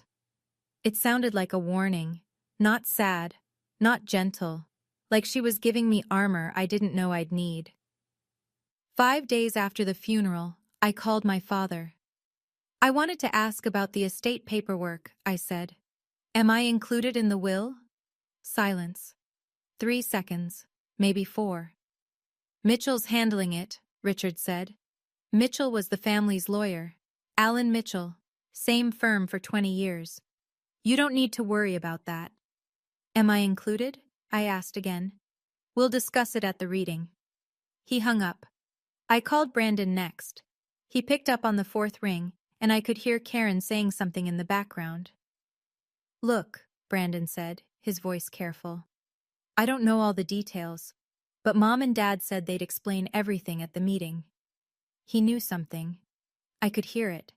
That slight rise in pitch, the way he gets when he's holding back. Brandon was never good at lying. He was just good at staying quiet. That night, I sat at my laptop and looked up Connecticut probate law. I read about wills, amendments, and timelines. I learned that if a will is altered after someone dies and a beneficiary doesn't object in time, they can lose everything. The clock was already ticking, and I hadn't even seen the document. Then something arrived in my mailbox. A letter. Thick, cream-colored envelope. Return address, Kessler and Webb, attorneys at law. A firm I had never heard of. Inside was a single page. It read, Estate of Eleanor Lawson. Separate matter. You are invited to attend a reading at the offices of Alan Mitchell on. It listed the same date, same time, same address as the family reading. I read that letter 3 times. I didn't understand it. But something in my chest shifted. Like a lock clicking open that I didn't know was there. The night before the reading, I sat alone in my apartment. The TV was off. The windows were dark. I held a cup of tea that had gone cold in my hands and stared at the photo of Eleanor on my fridge. The 2 of us at her kitchen table, flour on my nose, grinning like idiots. I was 9 in that picture. She was 71. We were making her brown butter cookies, and she kept pretending I was doing all the work. I thought about the last time I saw her, 2 weeks before she died. I drove down to Westport on a Saturday, made her chicken soup from scratch, and we watched Jeopardy together on her old couch. She was wrapped in her blue afghan, calling out answers before the contestants could buzz in. Before I left, she grabbed my hand, held it tight, looked at me with those clear gray eyes. "Whatever happens," she said, "you're taken care of. Do you understand?" I thought she meant emotionally. I thought she was being a grandmother. Warm, reassuring, a little dramatic. I smiled and kissed her forehead and said, "I know, Grandma." I didn't know anything. That night, I went to my closet and pulled out the navy blazer she'd complimented the last time I wore it. "You look like a woman who knows what she's worth," she'd told me. I pressed it, hung it on the door handle, laid out a white blouse and slacks. I picked up the letter from Kessler and Webb and slid it into my bag. I didn't know what was in that second envelope, but I knew my grandmother, and my grandmother never did anything without a reason. I set my alarm for 6. I didn't sleep until 3. The reading was at 10 in the morning, at the law offices of Alan Mitchell in downtown Westport. A second-floor conference room with a long oak table, leather chairs, and a wall of windows that let in too much light for the kind of conversation we were about to have. I arrived 10 minutes early. I was not the first. Richard sat at the head of the table like he owned the room. Diane was beside him in a black dress and pearls, her posture perfect, her hands folded. Brandon was next to Karen, his wife, who was scrolling her phone with one thumb. Greg and Laura, cousins from my uncle's side, sat near the middle, looking like they'd rather be anywhere else.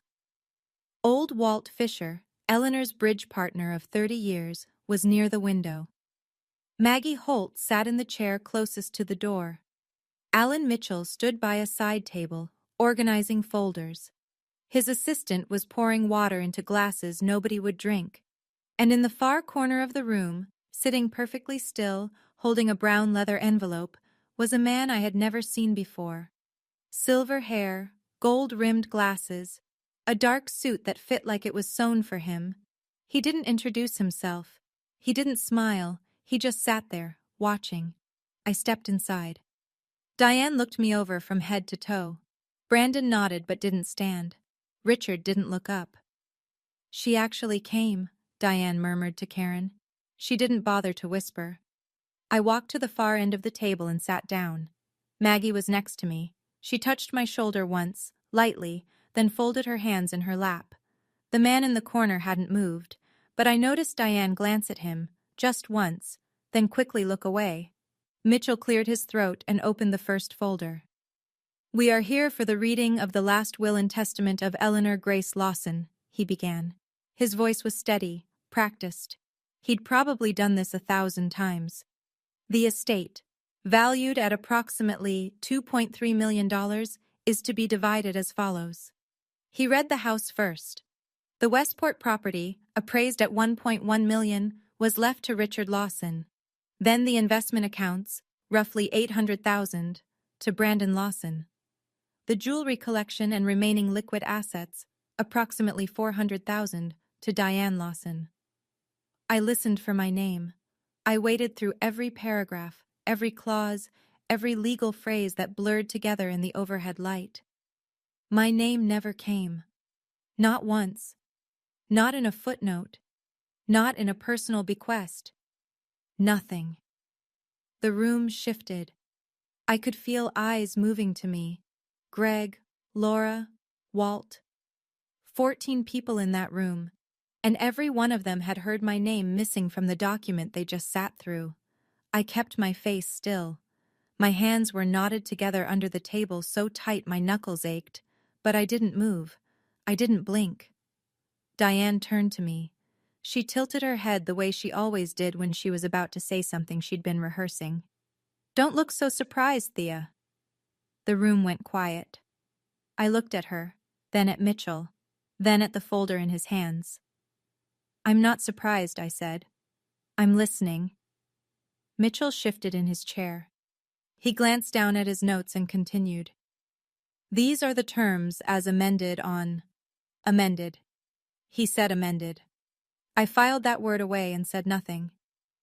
The moment Mitchell closed the folder, Diane spoke again. This time she didn't turn toward me. She addressed the room.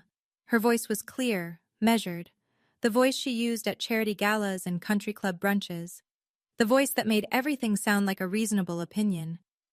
"You were always her least favorite," she said. "Eleanor knew you'd just waste it. You'd probably donate it to your little school." She pressed down on the word little like she was grinding something under her heel. Nobody spoke. Brandon stared at the table. His jaw tightened, but he didn't open his mouth. Karen covered her lips with 2 fingers, and I couldn't tell if she was hiding a smile or biting back something worse. Greg frowned. Laura looked at me with the kind of expression people wear at funerals, soft, pitying, useless. Walt shook his head slowly, once. Then Maggie spoke. "That's not true, Diane." Diane's chin lifted. "Excuse me?" "Eleanor loved Thea, and you know it." Diane's smile thinned. Maggie, this is a family matter. Maggie didn't blink. Eleanor was my family too. The silence that followed had weight to it. You could feel it pressing on the walls. Mitchell looked down at his papers, then, carefully, deliberately, looked toward the man in the corner. The man in the corner set his envelope on the table. He adjusted his glasses, and then he stood up. Every head in the room turned. Diane's mouth opened, then closed. Richard shifted forward in his chair.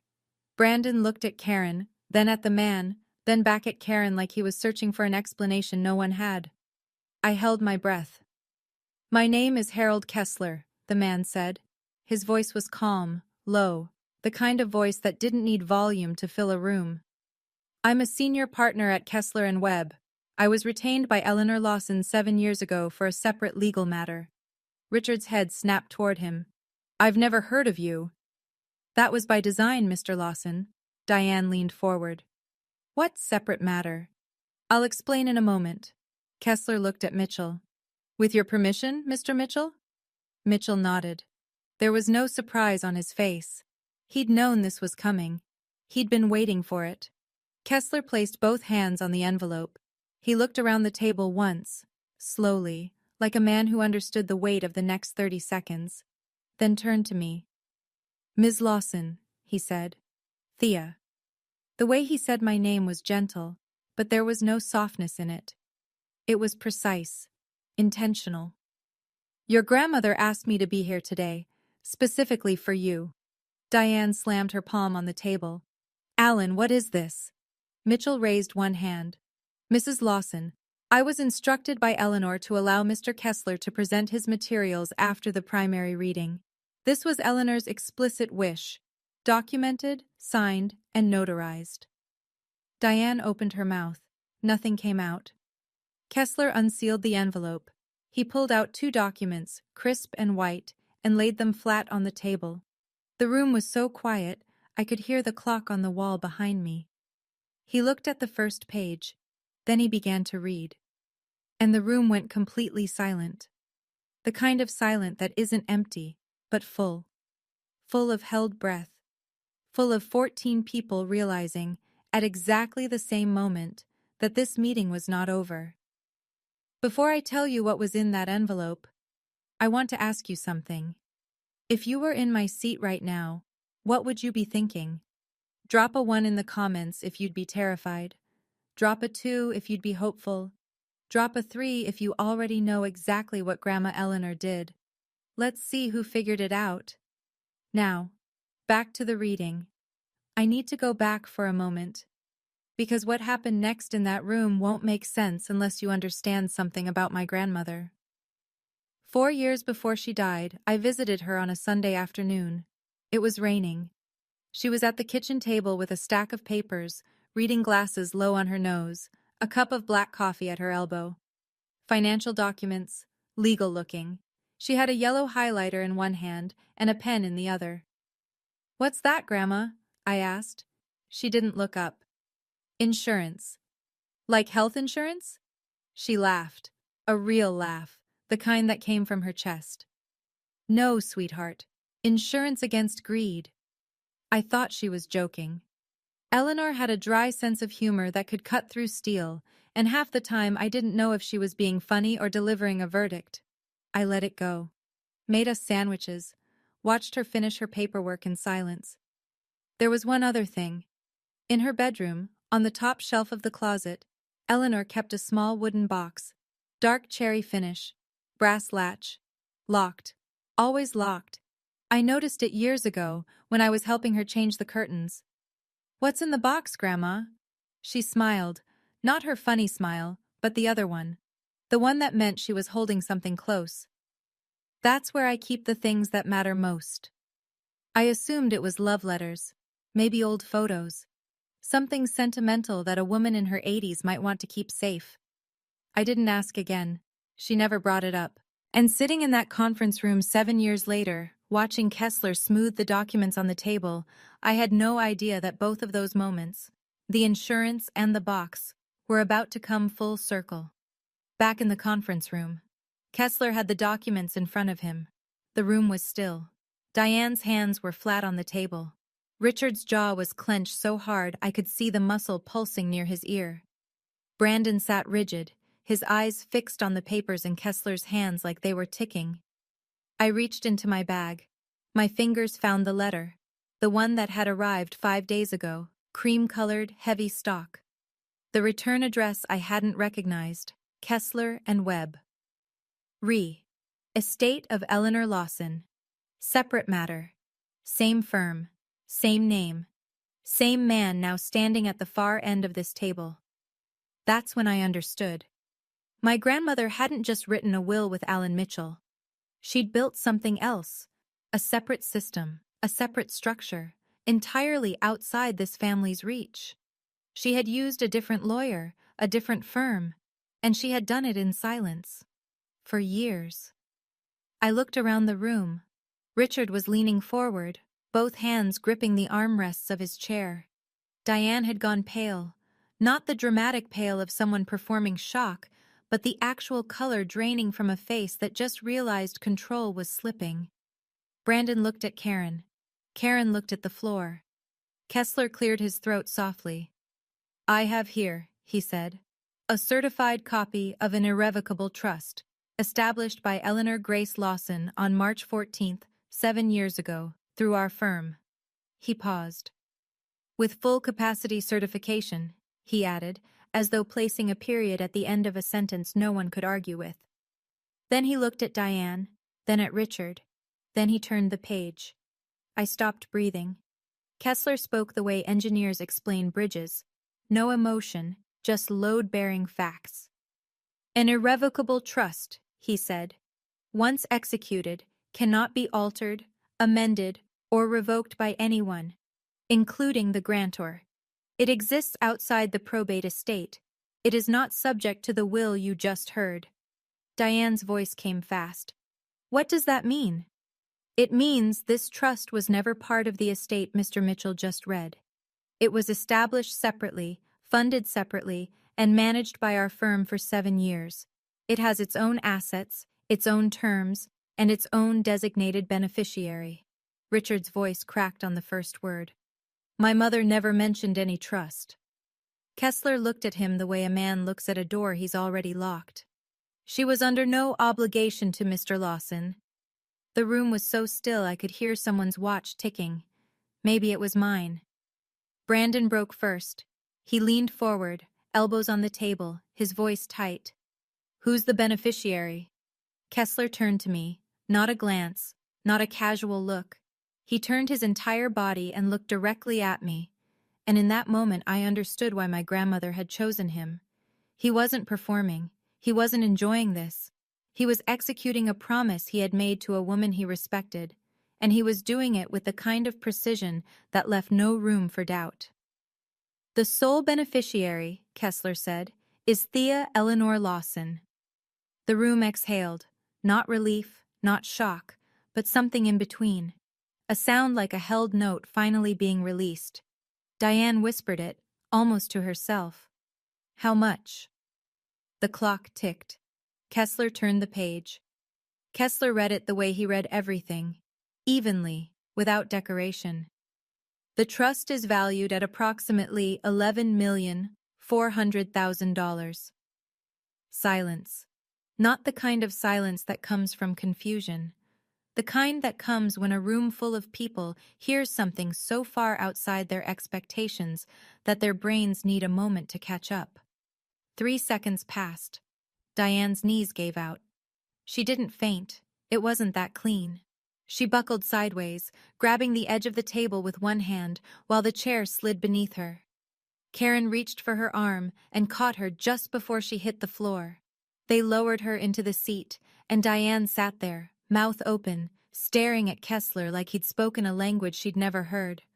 Richard didn't move. He stood frozen, one hand white-knuckled on the back of his chair. His face was the color of wet cement. That's not possible, he said. His voice was barely audible. That's not possible, Brandon shoved back from the table. 11 million? He was almost shouting. She left 11 million to her? Greg and Laura exchanged a look, wide-eyed, wordless. Walt Fisher took a handkerchief from his breast pocket and pressed it to the corner of his eye. He said it softly, but everyone heard. "That's my Eleanor." Maggie Holt didn't move. She sat with her hands folded, her chin steady. She nodded once, slowly, like a woman watching the final piece of a very long plan fall exactly where it was supposed to. And me? I didn't speak. I didn't smile. I didn't cry. I looked down at my hands, folded in my lap, and for the first time in as long as I could remember, they weren't shaking. Richard was the first to pivot. He turned on Mitchell, and his voice had the sharp edge of a man who'd spent 40 years closing deals and never once being the one left out. "Did you know about this?" Mitchell folded his hands. "I was informed this morning that Mr. Kessler would be attending." "And you didn't tell me?" "It was Eleanor's instruction, Richard." Richard's neck flushed red.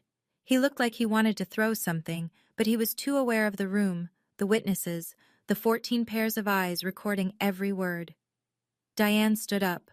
Her composure was gone, her voice high and cracking. "This is fraud. She was 83 years old. She wasn't in her right mind." Kessler opened the second page of the document and turned it so the room could see. "Mrs. Lawson, Eleanor completed a full cognitive and psychiatric evaluation at the time the trust was established. I have the physician's certification here." He tapped the paper once. "She was 76, fully competent. The evaluation was conducted independently and is on file with the state." Diane's jaw tightened. "I don't care. We'll contest this."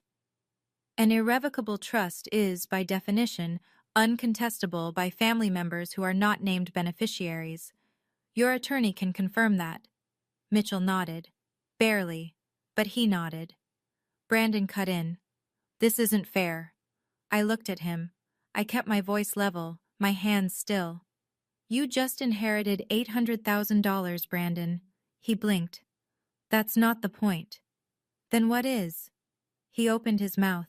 Nothing came out. He looked at Karen, who looked at the floor. No one else spoke. The room had shifted, and everyone in it knew it. Diane changed tactics the way a weather front changes direction, fast, invisible, and without warning. The anger drained from her face. Her shoulders softened. Her eyes filled with tears that appeared so quickly I wondered if she'd been saving them. She turned to me, reached across the table, and opened her hand. "Thea, honey," she said, her voice trembling just enough to sound broken. "I know we haven't always been perfect, but we're family. Your grandmother would have wanted us to share." I looked at her hand. It was manicured, steady, extended like an offering. Like forgiveness was something she was handing down. I didn't take it. "Grandma wanted exactly what she put in writing," I said. "She had 7 years to change her mind. She didn't." Diane's expression crumbled, or rather, rearranged. "You're going to punish us? For what?" "I'm not punishing anyone. I'm honoring her wishes." Richard spoke from across the table, his voice low and cold. "Your grandmother was manipulated. Someone talked her into this." Kessler didn't flinch. "Mr. Lawson, I've known Eleanor for 22 years. No one talked Eleanor into anything, ever." Maggie leaned forward. "He's right. Eleanor was the sharpest person I've ever known." Richard turned on her. "This doesn't concern you, Margaret." "It does," Maggie said. She straightened her back, and her voice had a quiet steel to it that I'd never heard before. "She asked me to be here today, as a witness." That landed. Greg's eyebrows went up. Laura covered her mouth. Mitchell looked at Kessler, and Kessler gave the smallest nod, a confirmation between professionals. Eleanor hadn't just planned a trust. She'd arranged an audience, and she'd cast every role. Brandon stood up. His chair scraped the floor so hard it left a mark. Karen reached for his arm. "Sit down, Brandon." "No." He pulled away. He started pacing behind his chair, one hand running through his hair, the other pressed to his hip. His face was flushed, his breathing shallow. He didn't look angry anymore. He looked like something had cracked. "This doesn't make sense," he said. "I worked for this family for 12 years. I gave up my 20s for Dad's company. I missed vacations. I gave everything to that business."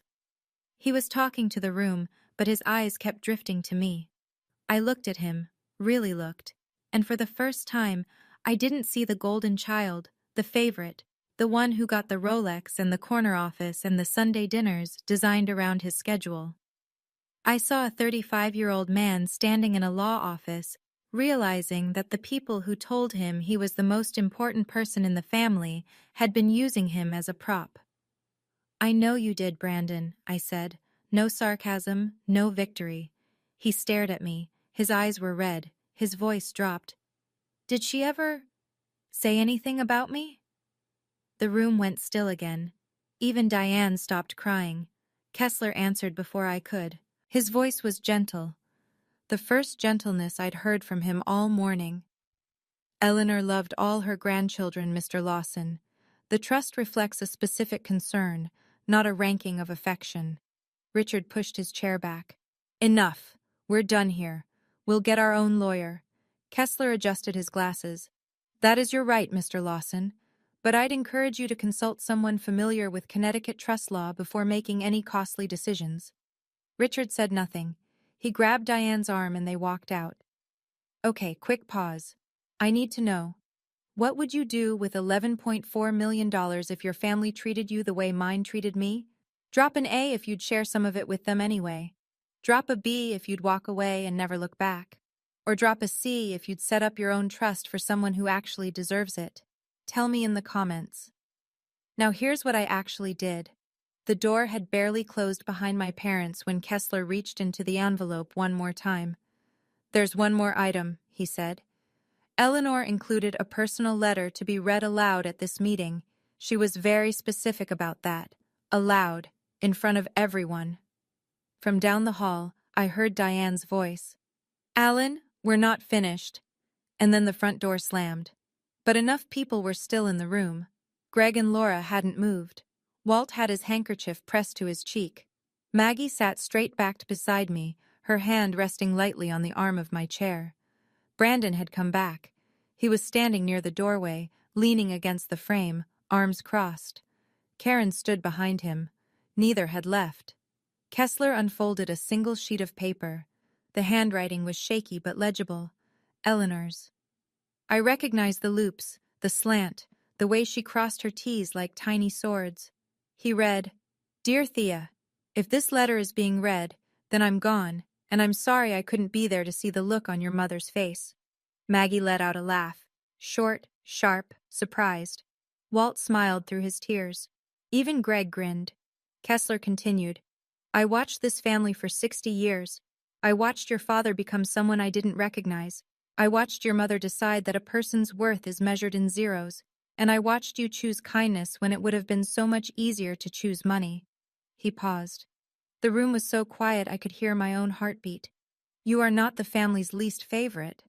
You are its best, and I refuse to let them take from you what they were never willing to give. Respect." That's when the tears came. I didn't fight them. I sat up straight and let them fall. Kessler folded the letter and placed it on the table in front of me. He didn't say anything. He didn't need to. The room was still.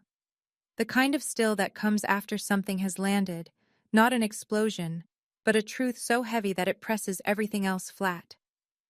Down the hallway I could hear Diane. She had come back. Or maybe she'd never fully left. She was crying. But I'd lived with Diane for 18 years, and I knew the difference between her tears. These weren't regret. They were control slipping through her fingers. Her voice carried through the walls. She turned my own mother-in-law against me. Nobody in the room responded. Nobody agreed. Nobody even looked toward the door. Greg came to my side of the table. He put his hand on my shoulder. "I'm glad she did this, Thea," he said. "Really?" Laura nodded. She didn't say anything, but her eyes said enough. Walt stood, walked over to Kessler, and shook his hand. "Eleanor picked the right man," he said. Brandon was still in the doorway. He hadn't moved. Karen tugged his sleeve and whispered, "We should go." Brandon shook his head slightly. "Give me a minute." He looked at me from across the room.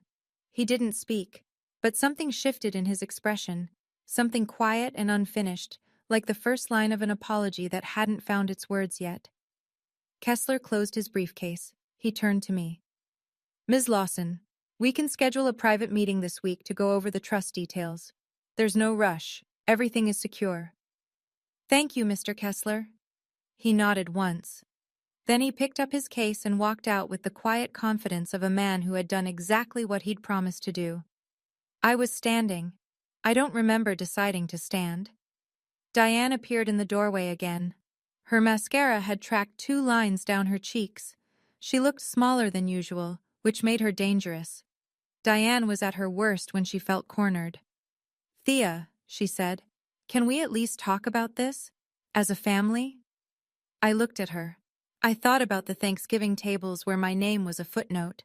I thought about the $50 envelope, the eulogy I wasn't allowed to give, the phone calls from my father that never came, the amended will, filed before the flowers on Eleanor's casket had even wilted. I spoke clearly, not loud, not shaking, just clear. "You told me, in front of everyone in this room, that I was Grandma's least favorite, 30 minutes ago. You said I'd waste her money on my little school. You rewrote her will the night she died." I paused. The room was listening. "So no, Mom, we're not going to talk about this as a family, because for the last 8 years, I haven't been treated like one." Diane's mouth opened. Nothing came. I picked up my bag. I looked around the room once, at Greg, at Laura, at Walt, at Maggie, at Mitchell, at Brandon still leaning in the doorway. Then I looked at Brandon. "For what it's worth," I said, "she loved you too. She just knew you'd be okay without the money." Brandon swallowed. His eyes were wet. He nodded. Once, slow, like it cost him something. I walked to the door. Diane didn't move to stop me. Richard was gone. The hallway was empty. I stepped through and didn't look back. I made it halfway down the hallway before my legs started to shake. The blazer felt heavy. My hands were trembling again. Not with fear this time, but with the kind of release that comes after holding yourself together in a room that wanted you to break. I leaned against the wall and pressed both palms flat against the cool plaster. "Thea." Maggie was behind me. She walked slowly, the way she always did. Deliberate, unhurried, like the world could wait. She reached me, and without a word, she pulled me into a hug. Not polite, not brief. A real hug. The kind where someone holds on because they know you need it. "She would have been so proud of you," Maggie said into my shoulder. I cried then. Not the quiet tears from the conference room. This was different. This was the sob I'd been holding since 11 o'clock on a Wednesday night, since the moment I held my grandmother's hand and felt it cooling. I cried into Maggie's coat and didn't care who heard. When I pulled back, Maggie was smiling. "You know," she said, "she told me about the trust 3 years ago, made me promise not to say a word. Hardest secret I ever kept." I laughed, a wet, broken laugh. 3 years, Maggie. "Hey, I made a promise." She reached into her coat pocket and pulled out a small brass key. She placed it in my palm and closed my fingers around it. "This is for the wooden box in her bedroom," she said. "She asked me to give it to you after today." I stared at the key. I thought of Eleanor's voice. That's where I keep the things that matter most. "What's in it?" I whispered. "Letters," Maggie said. "To you. One for every year since you started teaching." 3 days later, I sat across from Harold Kessler in his office at Kessler and Webb. It was a different world from Mitchell's firm. Quieter. Smaller. A wall of bookshelves, a framed oil painting of a sailboat, and the faint smell of old paper and good coffee. The kind of office where serious things were handled by people who didn't need to advertise. Kessler laid out the trust documents across his desk. The trust includes a portfolio of blue-chip equities, 2 rental properties in New Haven, both owned by Eleanor prior to her marriage, and a brokerage account she funded over the past 2 decades. Total current value, 11.4 million. I stared at the numbers. They didn't feel real. She set this up, Kessler said, when she saw the direction things were going. She told me, and I'm quoting directly, "My son is becoming his father, and my granddaughter is the only one who isn't." I closed my eyes. I could hear her voice in those words. Did she consider including Brandon? I asked. She did, but she concluded that Brandon would receive adequate support from Richard and Diane. You would not. She was concerned, specifically, that you would be excluded entirely. He said it without judgment, just fact. He pushed a folder toward me. This contains the asset detail, the disbursement schedule, and a recommendation for a financial advisor our firm trusts. There's no pressure. You can take whatever time you need. I looked at the folder. My hands were shaking again. I'm a teacher, Mr. Kessler. I don't know how to manage this. He smiled. The first full smile I'd seen from him. That's exactly why Eleanor chose you. She said, anyone who'd choose a classroom over a boardroom has the right priorities. I drove back to Hartford that evening with the folder on the passenger seat, untouched, like it might bite. Over the next 2 weeks, I made decisions. Slowly, carefully. The way Eleanor would have. I kept the trust intact. I didn't pull out a dime beyond what I needed to set up a meeting with the financial advisor Kessler recommended, a woman named Sandra Reyes, who specialized in long-term wealth preservation and didn't flinch when I told her I made $46,000 a year. I kept teaching. Same school, same classroom. Same 22 third graders who still couldn't remember the difference between there, and there. I set aside $200,000 to create a scholarship fund at my school. I named it the Eleanor Lawson Scholarship, for students from families that couldn't afford school supplies, field trips, or the things that make a kid feel like they belong. The principal cried when I told her. I almost did too. I kept the 2 rental properties in New Haven. Steady, modest income. The kind of investment Eleanor believed in. Not flashy, just reliable. I didn't buy a new car. I didn't move. I didn't post anything on social media. I didn't call anyone to brag. I drove my 2017 Honda Civic to work every morning, and I came home every night to a 1-bedroom apartment that smelled like coffee and red pen ink. The only people I told were Maggie and 2 colleagues at school, women I trusted, women who understood. Then I wrote an email. Short, clear, final. I will not be contesting the original will. The trust is a separate matter and will remain as Grandma intended. I wish you well, but I need space. Please respect that. I hit send. I turned off my phone. Diane called 7 times in the first 2 days. I didn't answer. I let the voicemails pile up like a record of everything I'd already spent 31 years hearing. The first one was rage. You're tearing this family apart, Thea. Your grandmother would be ashamed. The third was tears.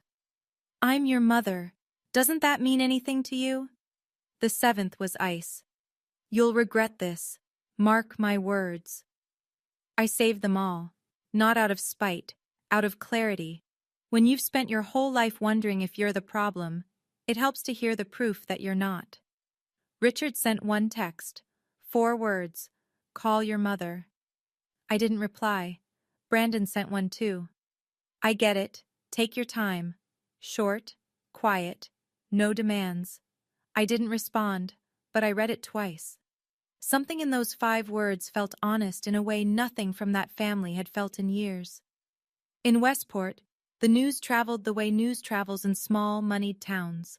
Not through headlines, but through glances. Through conversations at the country club that stopped when Richard walked in. Through Maggie, who didn't spread gossip, but who also didn't lie when someone asked what happened at the reading. 2 of Eleanor's longtime friends stopped inviting Diane to their book club. A business associate of Richard's, a man named Gavin who'd known Eleanor since the 80s, pulled Richard aside at the golf club. I heard about it later, secondhand through Maggie. That's a bad look, Rick, Gavin told him. 6 words. But in Westport, reputation is currency. and the Lawson account was running a deficit. I didn't celebrate any of this. I didn't track it. I just went to work every morning, came home every night, and let the silence do what silence does. 6 weeks after the reading, the consequences were no longer whispers. They were numbers. Diane hired her own attorney, a litigator from Stamford who charged $400 an hour.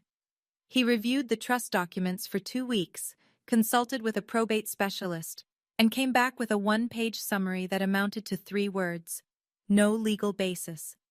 The trust was airtight, established 7 years ago, independently certified, irrevocable, separate from the estate. There was nothing to contest, no standing to claim, and no path forward that wouldn't end in sanctions. Diane spent $15,000 to hear the word no. Richard's firm started bleeding. Not dramatically, not a collapse, not a scandal. Just a slow, steady retreat. 2 longtime clients, both of whom had known Eleanor personally, quietly moved their business to another agency. Neither called to explain. They didn't need to. The silence said enough. At home, Brandon and Karen were fracturing. Karen wanted Brandon to push harder, to hire lawyers, to make claims, to fight for what she called our share. Brandon started pushing back. Maybe Mom and Dad went too far, he told her one night. She slept in the guest room for a week. Meanwhile, at my school, the Eleanor Lawson Scholarship was approved by the district board. 4 students were selected for the first round of funding, 2 for school supplies, 1 for a summer reading program, and 1 for a music camp she couldn't otherwise afford. Her name was Lily. She was 8. When I told her she'd been chosen, she hugged me so hard her backpack swung around and hit me in the knee. I thought about Eleanor, about what she'd said all those years ago. Money shows you who people really are. She was right. It also shows you what you can become. 2 months after the reading, my phone rang on a Tuesday evening. I almost didn't answer, but the name on the screen wasn't Mom or Dad. It was Brandon. I let it ring 3 times. Then I picked up. "I'm not calling to ask for money," he said. His voice was tired. Not the tired of a long day, the tired of someone who's been arguing with himself for weeks and finally lost. "Okay," I said. A pause. I heard him exhale. Somewhere behind him, a door closed. "I just wanted to say, I should have stood up for you. At the reading. And before that. For years." I didn't respond right away. I let the silence sit between us, not to punish him, but because I'd learned that silence is where the truth has room to breathe. "I'm not blaming Mom and Dad for everything," he continued. "But I see it now. The way they treated you. How I benefited from it. I was part of that." "Yes," I said. "You were." Another pause. Longer this time. "Can we start over?" he asked. "Not as the Lawson kids, just as brother and sister." I looked at the photo of Eleanor on my fridge, the flower on my nose, the grin. "I don't know yet, Brandon, but I'm glad you called." He didn't push, he didn't bargain, he just said, "Okay, that's enough for now." We hung up. I sat with the phone in my lap for a long time. I didn't call him back. I didn't text a follow-up. I didn't forgive him on the spot, because forgiveness isn't something you hand out like a hall pass. It's something you grow into, slowly, honestly, when you're ready, and not a second before. But the door was open, and that was enough. That evening, I drove to Westport. Eleanor's house was still in probate, empty, locked, waiting for the estate process to grind through. But Maggie had a spare key. She always had. I let myself in. The house smelled like dust and lavender, which was Eleanor's scent. Not perfume, just the sachets she kept in every drawer. The hallway was dark. The kitchen clock had stopped. I climbed the stairs and went into her bedroom. It looked the same as the night she died. The blue Afghan folded on the bed, the lamp on the nightstand, the photo of us at the beach. I opened the closet.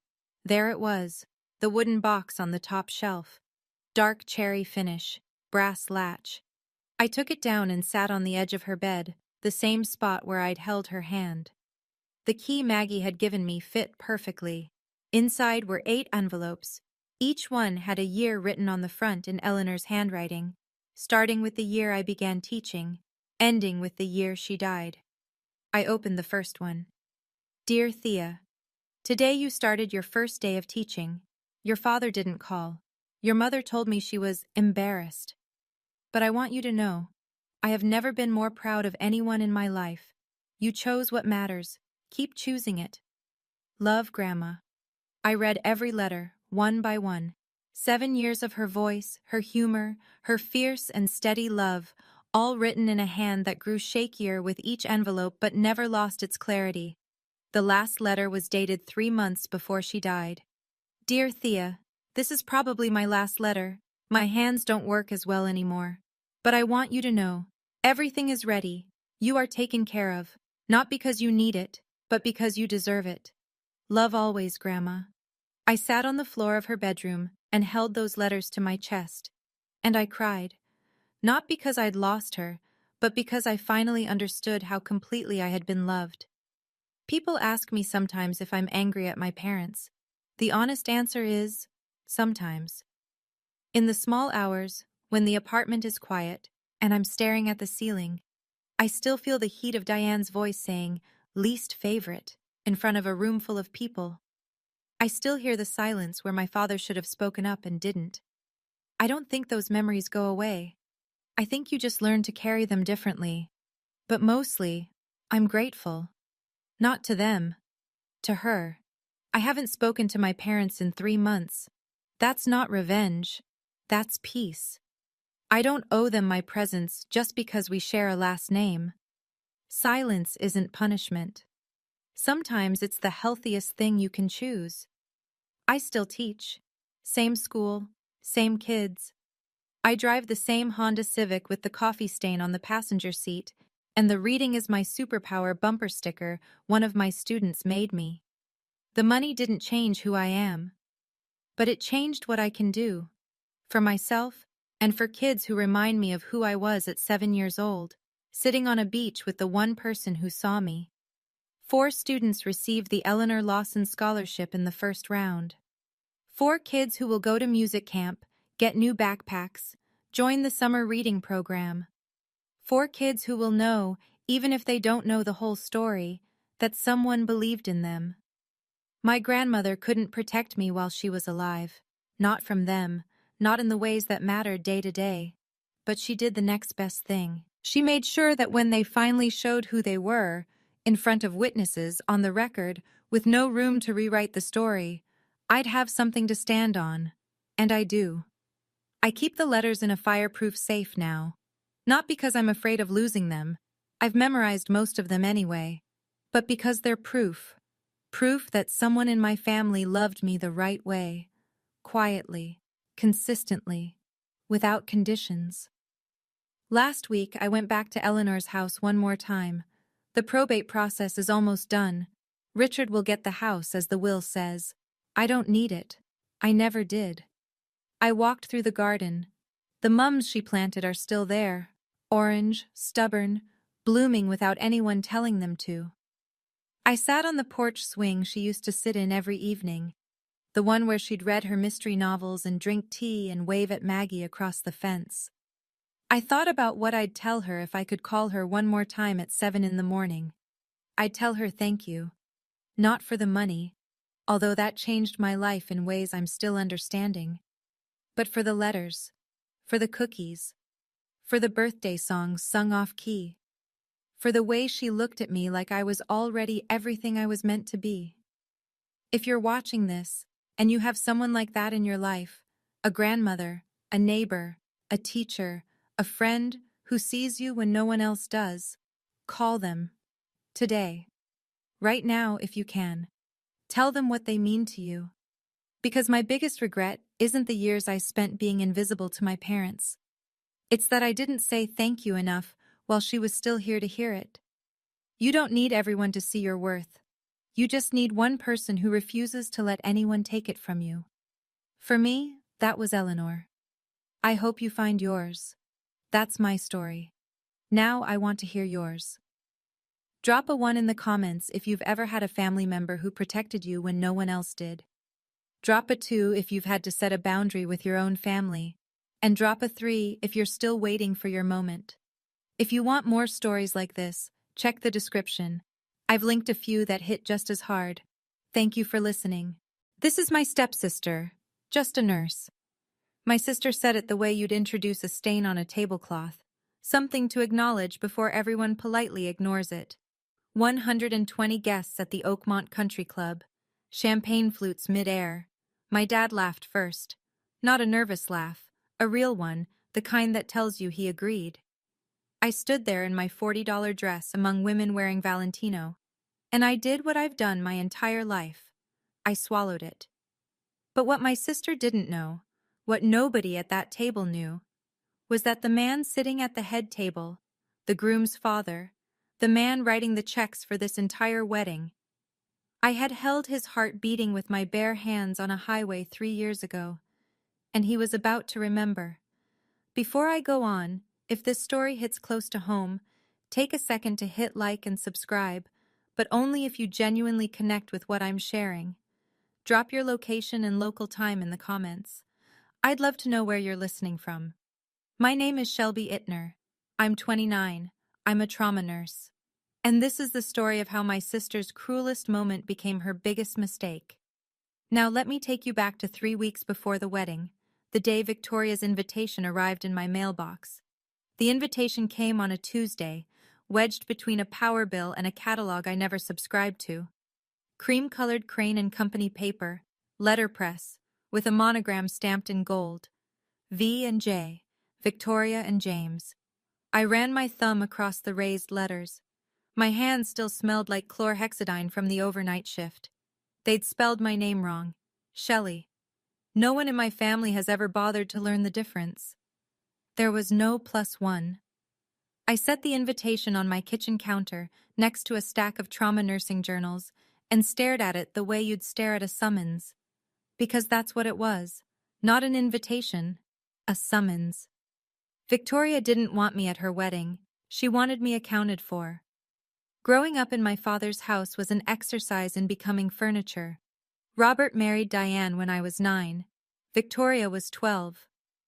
From that first week, the architecture of the family shifted. Victoria's room had a canopy bed and a framed portrait Diane commissioned from a local artist. My room was the old study, repurposed with a cot and a lamp that flickered when the heater kicked on. Victoria's school photos climbed the staircase wall in matching frames. Mine sat in a drawer. Diane introduced Victoria to guests as our daughter. I was Robert's kid from before. And my father? He let it happen, every time. I called him every Sunday like clockwork. He'd pick up, say, "Hey, Shell," talk for 90 seconds, then, "I'll call you back." He never did. 3 months could pass without hearing his voice, and when I'd finally dial again, he'd answer like no time had gone by, like I wasn't someone worth keeping track of. So when Victoria's invitation arrived, my name misspelled, no guest, I almost threw it away. Almost. Then my phone rang, and it was him. "Victoria wants you there," my father said. His voice had that rehearsed warmth he only used when someone was listening. It'd mean a lot. I should have known. When my father calls, it's never for me. It's always for whatever Victoria needs. I looked up the Harringtons that night, sitting cross-legged on my apartment floor with my laptop balanced on a stack of pathophysiology textbooks. Richard Harrington, 63. Started as a construction laborer in his 20s, built a real estate development firm from a single duplex rehab into a company that had reshaped half the commercial corridor in Fairfield County. Self-made, the kind of man magazine profiles describe as unpretentious wealth. His son James was a corporate attorney, Georgetown Law, junior partner at a mid-sized firm downtown, good-looking in that clean, careful way. Victoria had been dating James for 2 years, and in that time, she'd constructed an entire mythology around our family. I pieced it together from her Instagram, the account she'd never let me follow, but never bothered to make private.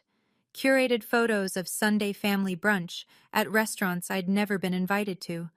Robert in a blazer she'd picked out. Diane with fresh highlights. Candles on the table. The captions read like ad copy. Nothing matters more than family. The comments were a chorus. Your family is goals. So blessed. One photo had 47 likes. I wasn't in a single frame. Robert managed an Ace Hardware in Milford. Victoria told the Harringtons he was in the hardware industry. Diane used to cater small neighborhood events, sheet cakes and chafing dishes. And Victoria had repackaged her as someone who ran her own catering company. Everything about our family was a renovation, new paint over rotten studs. I found out later, from James himself, that Victoria had given the Harringtons a specific instruction about me. I overheard her telling Diane on the phone the week before the brunch, "We need her there for the family photo. After that, keep her invisible." The word landed like a closed fist. Invisible. That had always been the assignment. Here's the thing about being invisible at home. You learn to become essential somewhere else. My shift at St. Luke's Regional started at 7 a.m. and didn't end until the board was clear, which usually meant 19 hours later. That particular week, the week before Victoria's pre-wedding brunch, I worked 4 back-to-back 12s, 3 codes, 1 pediatric trauma that I still think about when the department goes quiet. A 60-year-old man whose heart stopped in the waiting room. I had my hands on his chest before the crash cart rolled in, and he walked out 5 days later carrying flowers for his wife. No one at St. Luke's cared who my stepsister was marrying. They cared whether my IV lines were clean and my assessments were sharp. Dr. Ellen Marsh, the attending who ran our ER like a submarine captain, had nominated me for the Nursing Excellence Award the year before. I'd won. The plaque sat in my locker at work. I never brought it home. I never posted about it. I never told my family. The one time I tried, the one time I mentioned to Victoria that I'd been nominated for something, she'd tilted her head and smiled. "That's cute. Do they give real awards to nurses?" Diane had laughed from the kitchen. Robert had said nothing, so I stopped sharing. I let my work exist where it mattered, in patient charts, in discharge summaries, in the quiet nod from a surgeon who knew I'd caught something he'd missed. The biggest case of my career had happened 3 years earlier. An 18-wheeler jackknifed on I-95 during a rainstorm. Multiple vehicles. I was driving home from a double shift when I came on the wreckage. What happened in those 47 minutes on that highway changed everything. But I'll get to that. In the ER, nobody asks what your family thinks of you. They just need your hands to be steady. The pre-wedding brunch was held at the Harrington estate, a stone colonial on 4 acres with a circular drive and hedgerows trimmed so precisely they looked architectural. I parked my Honda Civic between a Porsche Cayenne and a Mercedes S-Class and sat in the car for 2 full minutes, hands on the wheel, telling myself this was just one afternoon. Inside, everything smelled like fresh-cut peonies and old money. Caterers moved through the rooms with silver trays. Victoria had positioned herself at the center of the living room, magnetic, laughing at something Margaret Harrington said, her hand resting on James's arm like she'd been born there. I needed the restroom. A caterer pointed me down a hallway, past what turned out to be Richard Harrington's study. The door was open. I didn't mean to stop, but the walls caught me. Floor-to-ceiling bookshelves, a cherry wood desk with a decanter of something amber. Macallan, I'd later learn, the 18-year. Framed business awards lined the shelves, and in the center of them, given more prominence than any deal tombstone or industry plaque, was a photograph. A man in a hospital bed, oxygen tubing, bruises across his jaw. Beside the frame, a small card, handwritten, that read, "To the Angel, on I-95. Next to it, a clipped newspaper article from the Fairfield County Register. The headline, "Local businessman survives horrific highway crash, thanks to off-duty nurse." I looked at the photo. The man's face was swollen, half covered in gauze. I didn't recognize him. I process hundreds of patients a year, and 3 years is a long time. Faces blur, details dissolve. I glanced at the article but didn't read past the headline. Then Richard Harrington walked in behind me. "That's my second birthday," he said, nodding at the photo. "The day someone gave me my life back." I smiled politely. "That's incredible." He looked at me, held the look a beat longer than comfortable. Then Margaret called him from down the hall, and the moment broke. Victoria appeared at my elbow. "Stop bothering Mr. Harrington," she hissed. "Come on." She pulled me away before I could say another word. The brunch introductions happened in the garden, under a pergola heavy with wisteria.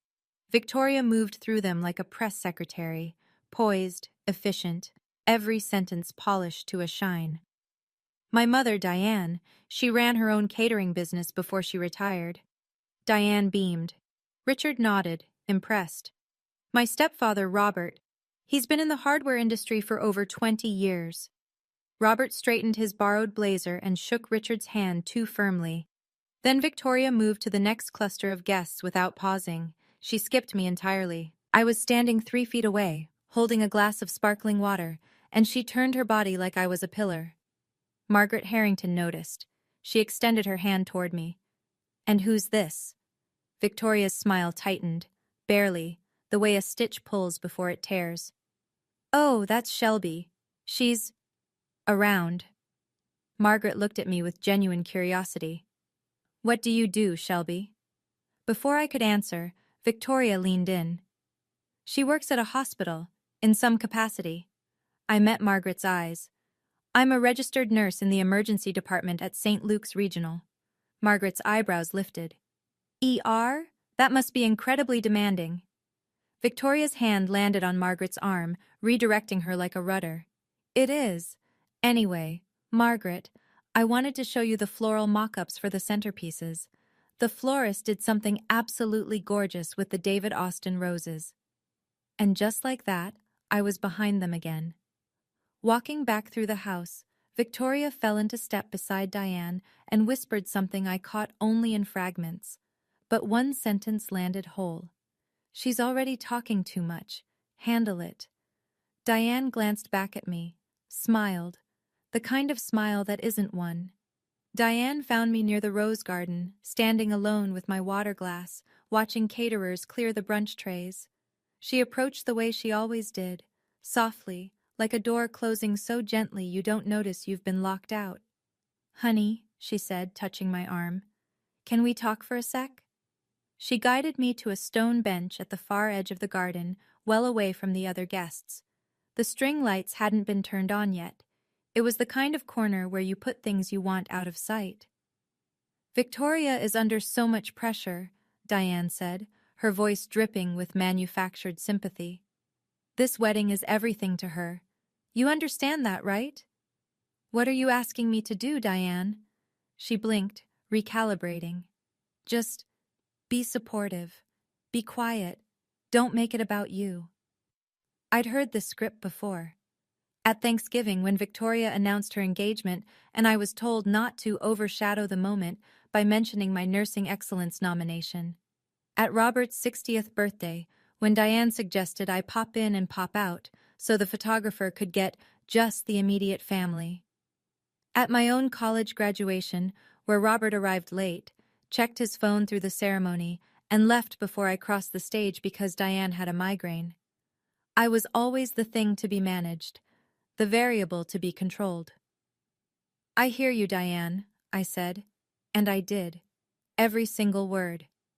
I walked back inside and called my friend Priya from the hospital parking lot, sitting on the Civic's hood. "I don't know why I came," I told her. And then I heard it. Victoria's voice, carrying through an open window. She was on the phone with someone, and what she said next changed everything. "No, I told the Harringtons she has issues, emotional stuff. They won't ask questions." I sat there. I heard every word, and I felt something in my chest rearrange. Not break, shift, issues, emotional stuff. The words replayed in my head for the rest of that day. I drove home from the brunch with the windows down, air pushing at my face like it could strip the conversation from my skin. It didn't. 2 days later, the confirmation came by accident. I was at the rehearsal walkthrough, a quick session at the Oakmont Country Club to time the processional, and I'd stepped outside for air. James was on the patio, talking with his college friend, a groomsman named Tyler. They didn't see me around the corner. "Yeah," James said, casual, almost offhand. "Victoria's stepsister has some personal issues. Victoria doesn't like to talk about it. It's sad." Tyler murmured something sympathetic. James continued. "The family tries to keep it low-key. You know, supportive from a distance." Supportive from a distance. That was the phrase Victoria had packaged for public consumption. She hadn't just excluded me, she'd rewritten me. In the Harrington family's minds, I wasn't someone being pushed aside. I was someone gently quarantined, the kind, tragic stepsister with problems nobody wants to discuss at dinner. That night, I called my father. No preamble. "Did you know Victoria told the Harringtons I have mental health issues?" Silence. Then a sigh. The specific sigh Robert uses when he's been caught and wants to sound tired instead of guilty. "She's just protecting the family image, Shelby. Don't make a scene." "Protecting the family image from what? From me?" "You're twisting this. Did you go along with it?" He didn't answer. Which was an answer. I looked at my father, at the man wearing the Allen Edmonds shoes Victoria had bought him, the suit Diane had picked, the talking points his stepdaughter had scripted, and I understood something I'd been avoiding for 20 years. He hadn't just let her erase me. He'd helped. The rehearsal dinner was the following Friday. The Oakmont Country Club. 120 guests. Crystal chandeliers that threw little rainbows across the ceiling. A live string quartet playing Debussy. Place cards in Hermès orange, hand calligraphed. The kind of event where even the napkin folds had a name. I arrived 20 minutes early because I didn't know what else to do with the anxiety. I wore a navy dress I'd found at Target for $39. Simple, clean lines. No jewelry except my mother's pearl earrings, 2 small, luminous studs that she'd worn every day until the cancer took her when I was 7. They were the only thing of hers I had left. The seating chart was mounted on an easel near the entrance, framed in gold. I found my name, misspelled again, at table 14. The last table, closest to the kitchen doors. I would be sitting with the babysitter, a distant colleague of Diane's, and an empty chair. Victoria had been thorough. I walked in alone. Women in Valentino and Cartier moved around me like water around a stone. Diane spotted me from across the room and made a quick scan, head to toe, 3 seconds flat. Then she leaned toward Victoria and murmured something. Victoria glanced over her shoulder, looked at me, and turned away. I read her lips. 2 words. "She's fine." Meaning, she's plain enough not to cause problems. I sat at table 14, unfolded my napkin, looked at the menu. Chilean sea bass, roasted endive, creme brulee. Each entree probably cost more than what I made in 3 shifts.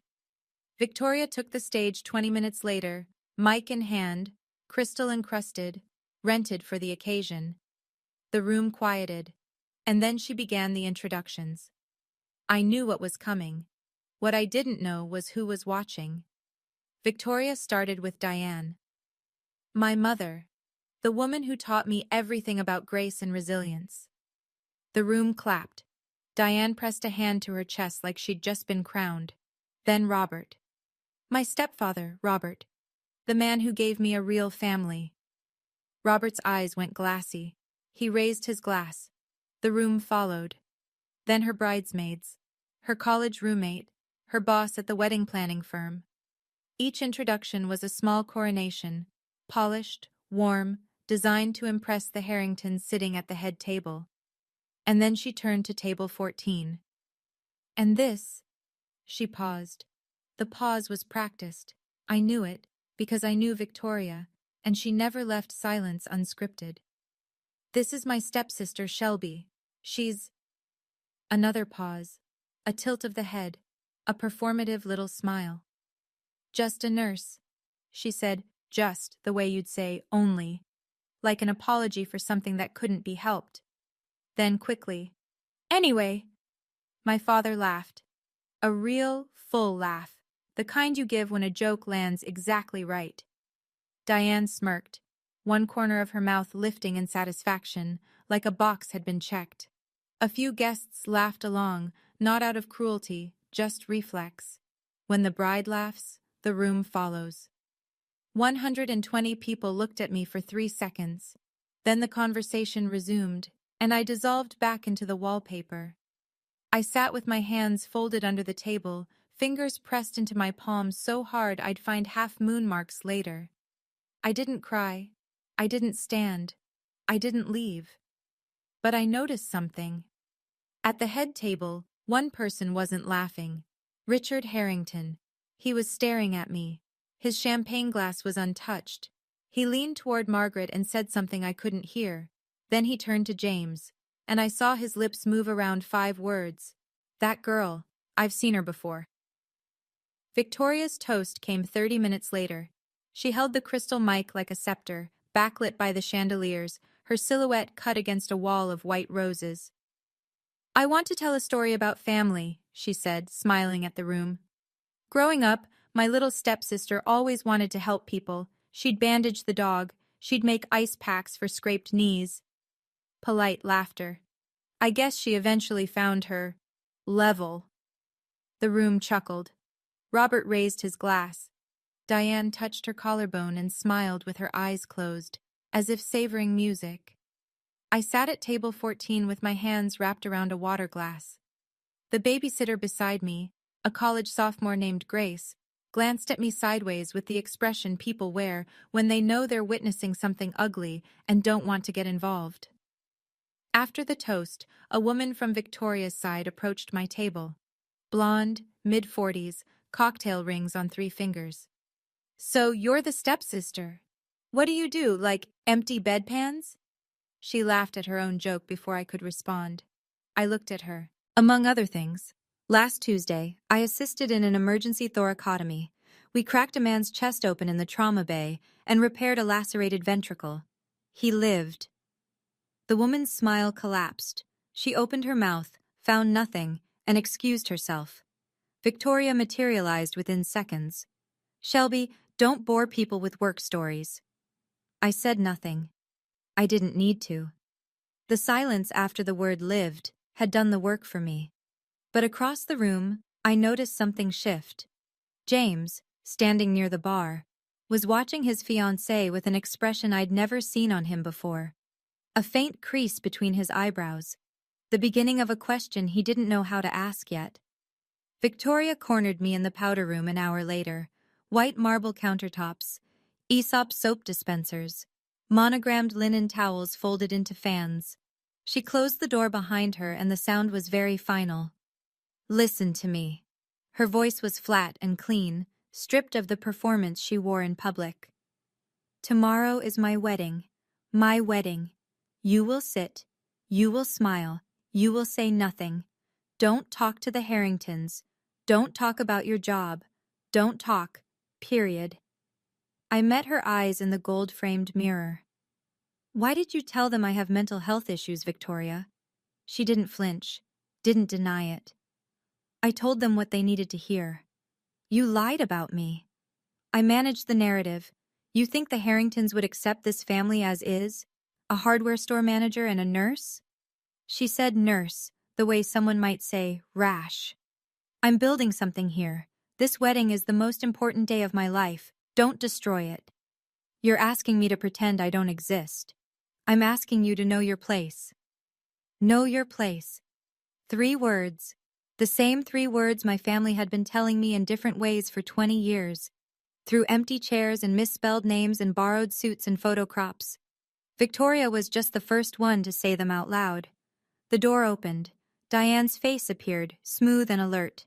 Everything okay in here? Just sister stuff, Victoria said lightly. She smoothed her dress, adjusted her David Yurman bracelet, borrowed, I happen to know, from a client. Diane smiled and closed the door, sealing the conversation like a letter she'd co-signed. I stood in that powder room, surrounded by marble and monograms, in a space that cost more than my monthly rent.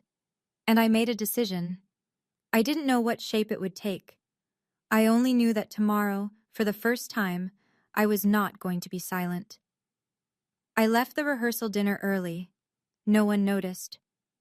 I sat in my Civic in the Oakmont Country Club parking lot, wedged between a Porsche Macan and a black Range Rover, with the engine off and my hands on the wheel. The keychain charm that said RN, a gift from the ER team after my first year, caught the streetlight and threw a tiny reflection onto the dashboard. I could drive home. I could skip the wedding. I could let Victoria have her perfect day and go back to the ER, where people actually needed me, where my name was spelled correctly on every chart I signed. Nobody in that ballroom would miss me. That was the entire point of Table 14. I called Dr. Ellen Marsh. She picked up on the second ring. She always did, even off shift, because that's who Ellen was. "They called you just a nurse?" Her voice was steady, the way a scalpel is steady. "Shelby, you've saved more lives in 1 year than most people do in a lifetime. Don't let anyone shrink you." I looked through the ballroom's floor-to-ceiling windows. Inside, the party continued without a single person missing me. And then I saw Richard Harrington. He was standing alone at the bar, a glass in his hand, staring out through the same window I was looking through.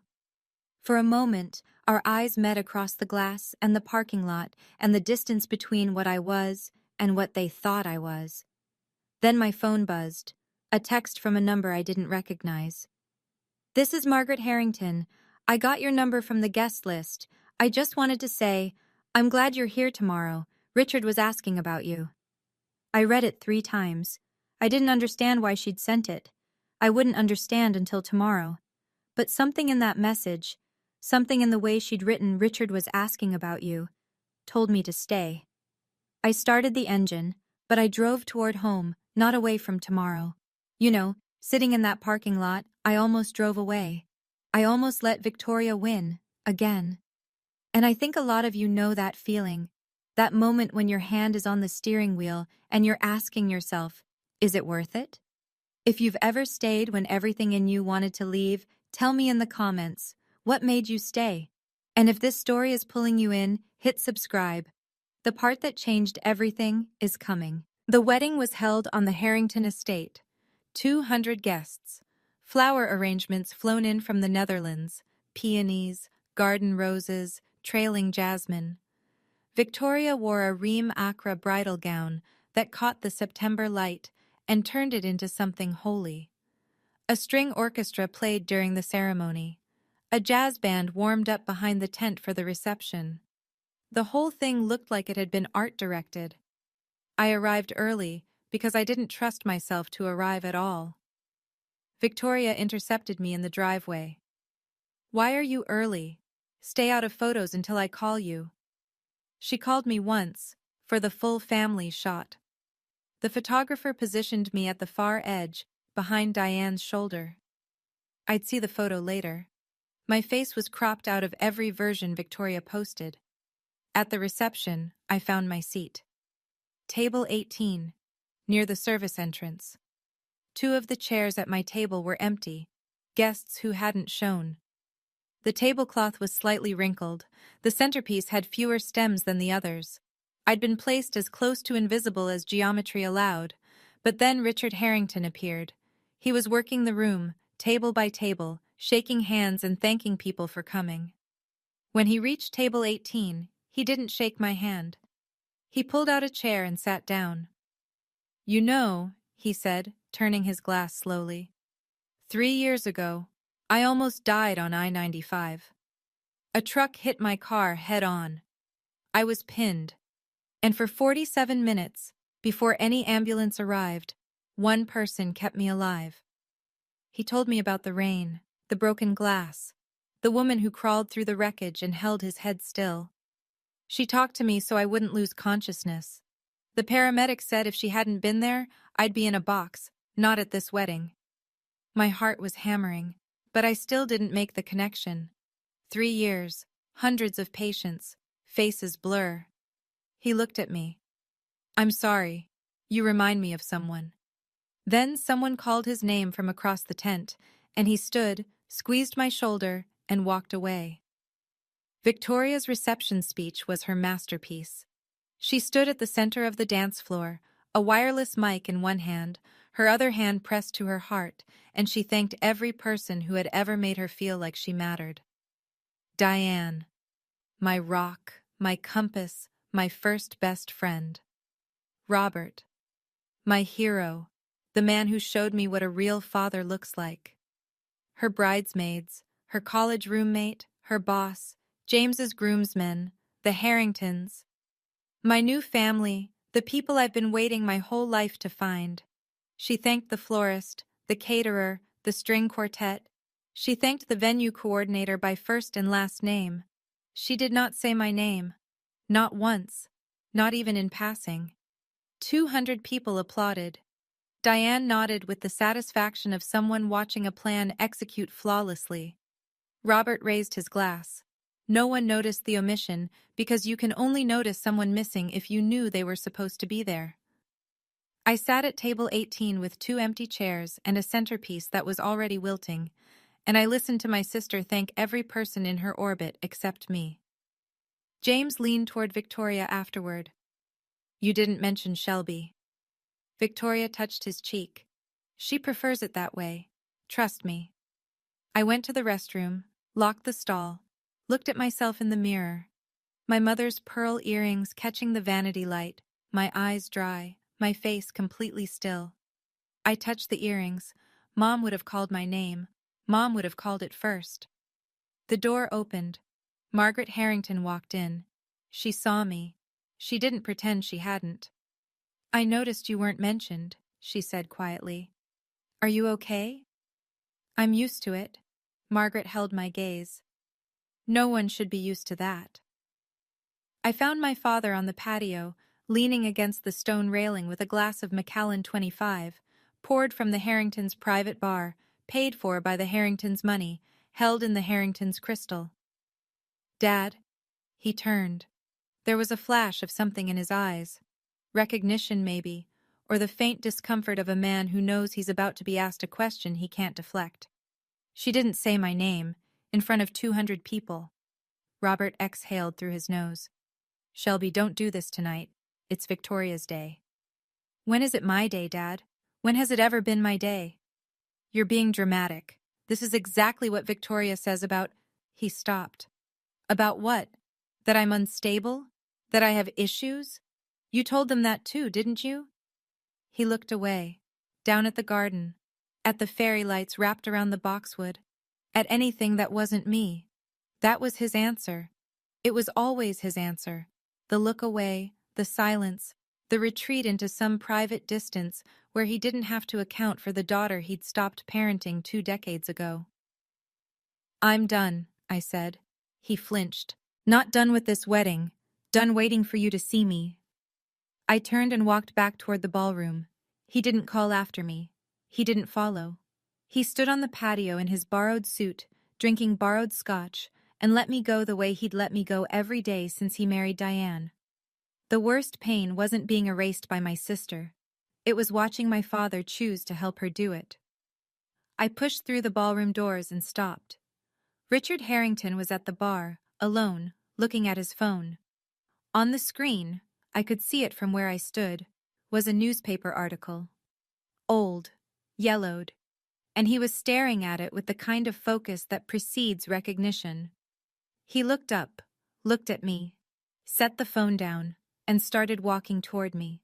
He stopped 2 feet in front of me. His phone was still in his hand, the screen still lit.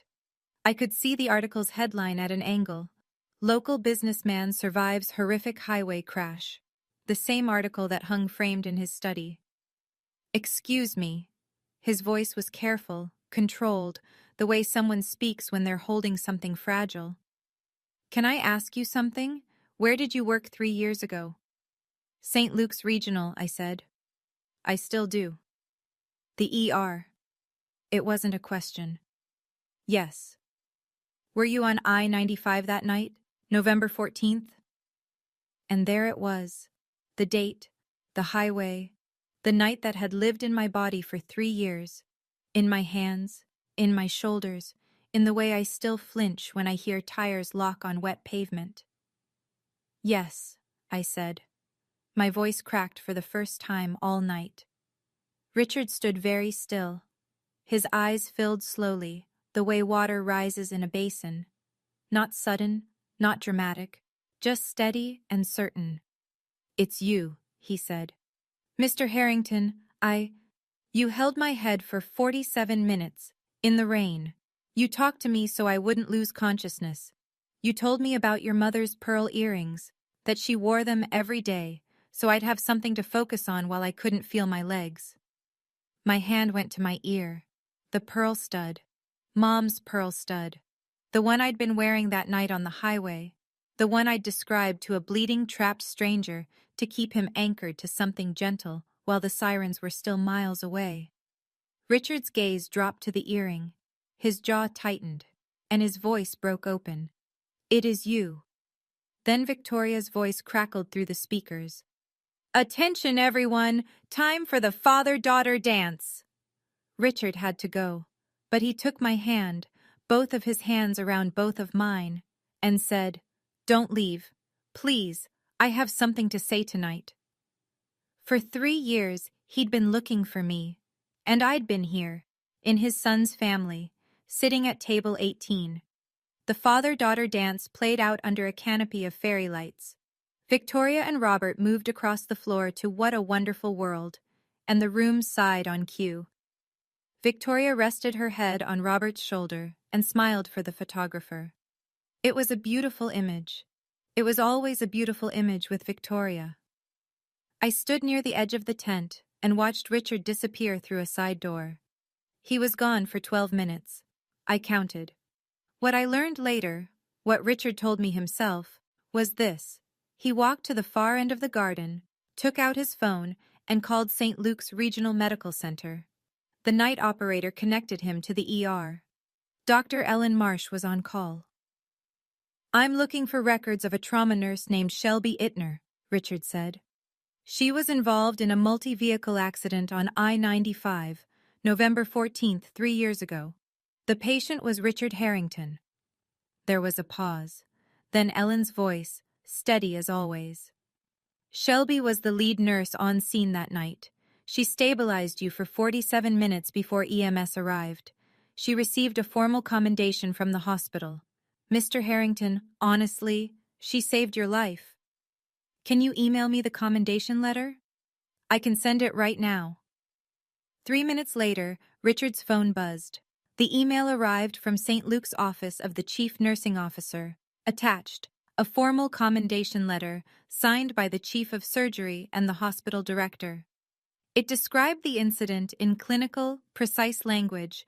Shelby Ittner, RN, BSN, demonstrated extraordinary poise under extreme conditions, stabilizing a critically injured patient with suspected cervical spine trauma, using manual inline stabilization for 47 minutes in adverse weather.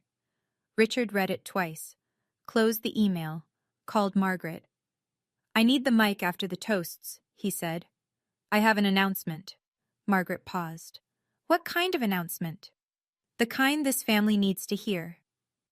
I went back to table 18. The dance floor was full now. Victoria was glowing, spinning with James, then with Robert, then with a groomsman. The room orbited around her. Diane was photographing everything, curating the night in real time. I sat alone with the empty chairs and the thinning centerpiece and my reflection in the blade of a dinner knife. The pearl earrings looked back at me, 2 small points of light in all that dark. Then Margaret Harrington sat down beside me. She didn't announce herself, didn't make a scene. She simply pulled out the chair next to mine at the worst table in the room, placed her clutch on the tablecloth, and settled in like she'd chosen this seat on purpose. Her Loro Piana shawl draped across the back of the chair, understated, expensive, quiet in the way true wealth is quiet. We sat in silence for a while. Then she spoke. "Richard told me about the highway." I looked at her. "He remembers more than I expected. He remembers everything. He talks about that nurse every Thanksgiving, every single one. She folded her hands. You saved the most important person in my life, and you never once came forward. I didn't do it for recognition, Mrs. Harrington. I did it because I was there and I knew what to do. I know, she said. That's exactly why you deserve it. A pause. The jazz band shifted into something slower. What's he going to do? I asked. Margaret looked at me with an expression I hadn't seen directed at me in a very long time, something close to maternal protection. What he should have done if he'd found you sooner. She reached over and covered my hand with hers. And I let her. Because for the first time that night, someone was sitting with me who wanted to be there.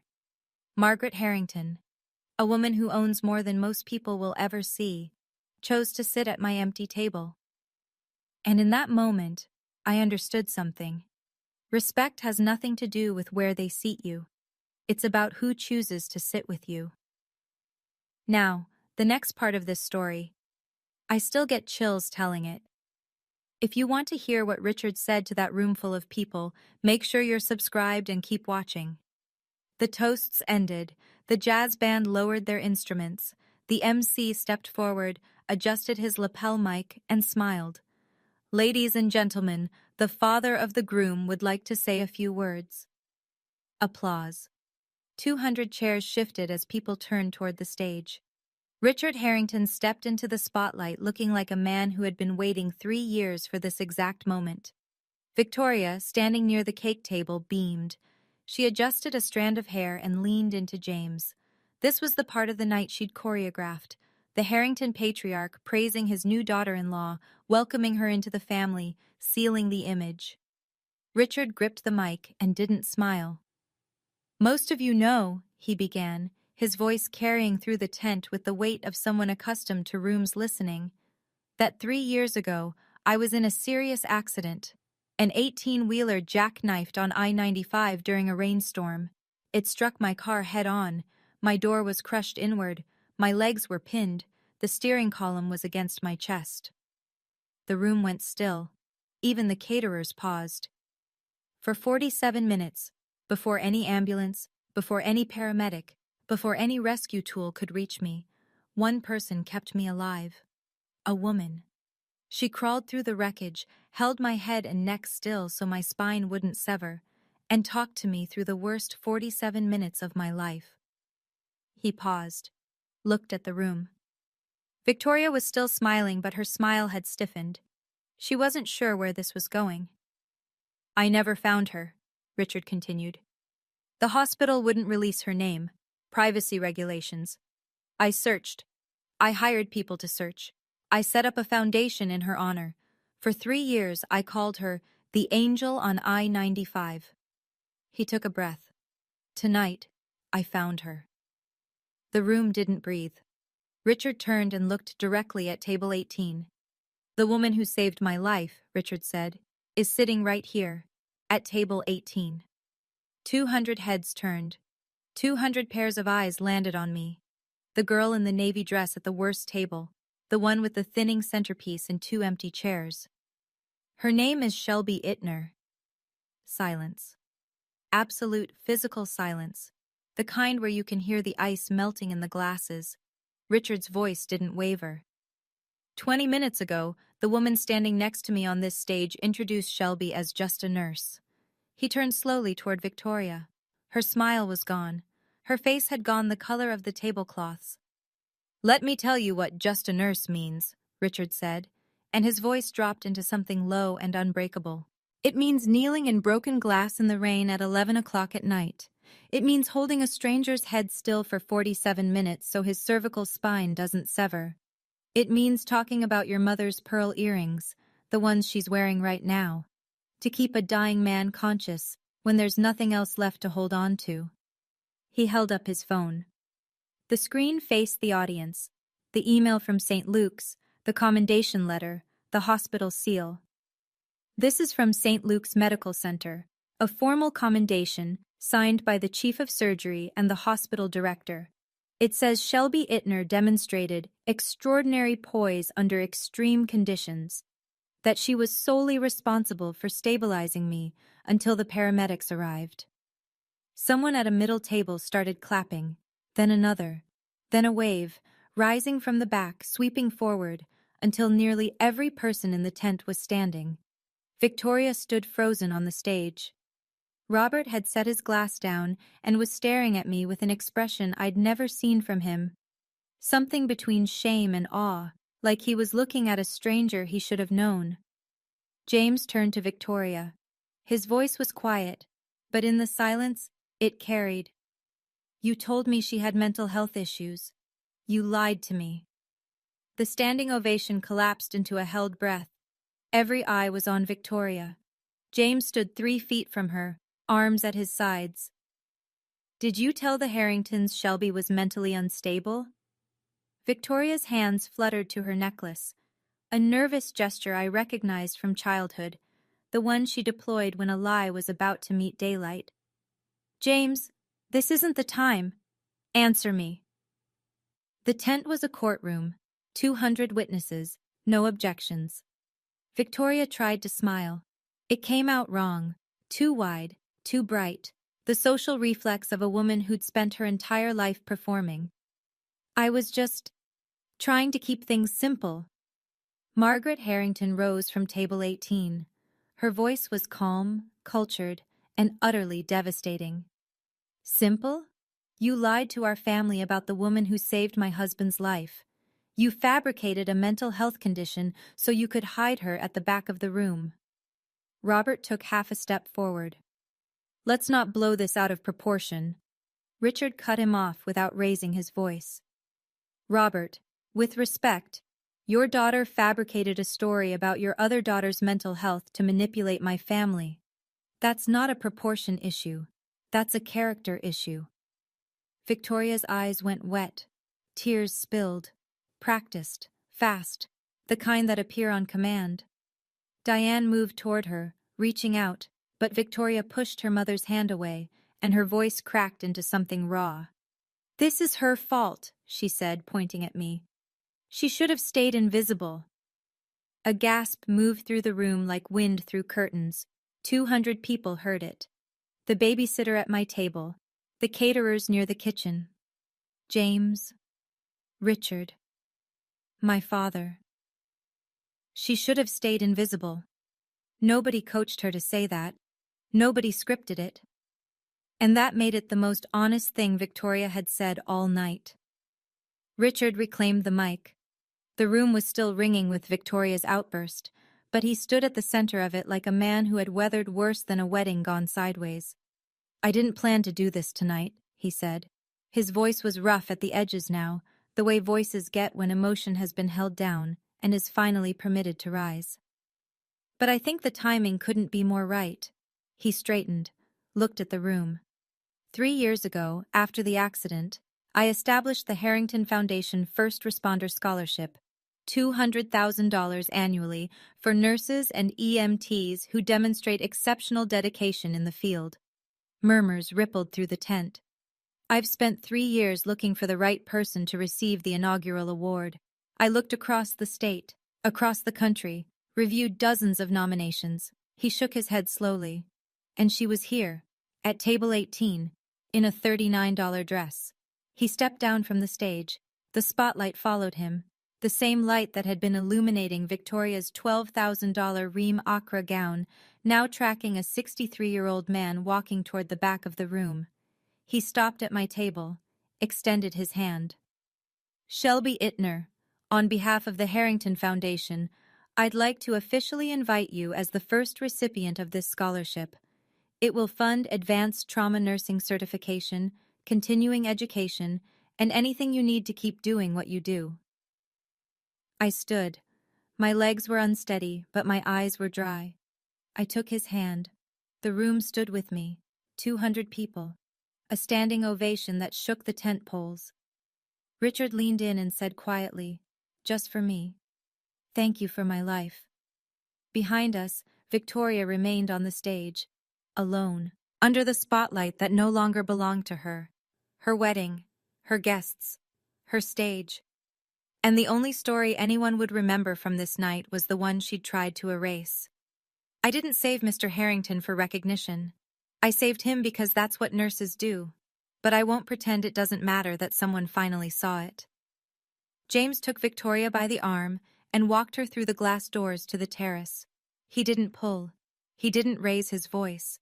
But his hand was firm, and Victoria went because, for the first time in their relationship, she didn't have a script for what was happening.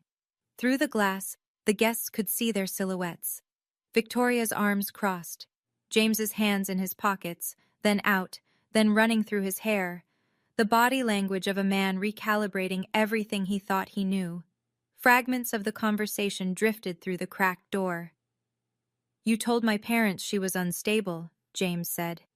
"You had me believing my own wife's stepsister was someone to pity. What else have you lied about?" "Everything I did was for us, James, for our image." "Our image? I married you because I thought you were kind. My father almost died, and the person who saved him was sitting in the back of our wedding because you put her there. She's nobody. She's the reason my father walked me down the aisle today. She is somebody." Silence. Then James's voice, lower now but still carrying. "Here's what's going to happen. You're going to apologize to Shelby. Not later. Tonight. In front of the people who watched you humiliate her. James? And Monday morning, we're calling a marriage counselor. We start next week. You can't be serious. If I find out you've lied about anything else, anything at all, we're done." Through the glass, I watched Victoria's posture change. The confident architecture of her spine softened into something I'd never seen from her. Uncertainty. She stood on the other side of the glass, in her $12,000 gown, and for the first time, the armor wasn't holding. I didn't seek my father out. He found me. I was on the balcony at the far side of the estate, away from the noise, looking out at the garden where fairy lights made everything look like a promise. The night air had cooled, and I could feel it on my bare arms, and I didn't mind because at least it was honest. "Shelby." I turned. Robert stood in the doorway, his borrowed suit wrinkled, his face wrecked. He looked like a man who had just watched something collapse and realized he'd been standing on it. "I didn't know," he said. "About the highway, about Richard." "No," I said. "You didn't, because you never asked. You never asked what happened at work. You never asked if I was okay. You never asked anything. I thought I was keeping the peace. You were keeping Victoria happy.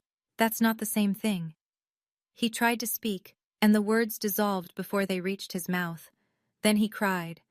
My 58-year-old father, standing on a billionaire's balcony in a suit his stepdaughter bought him, crying like he'd just realized the house was already on fire when he stopped checking the smoke detectors.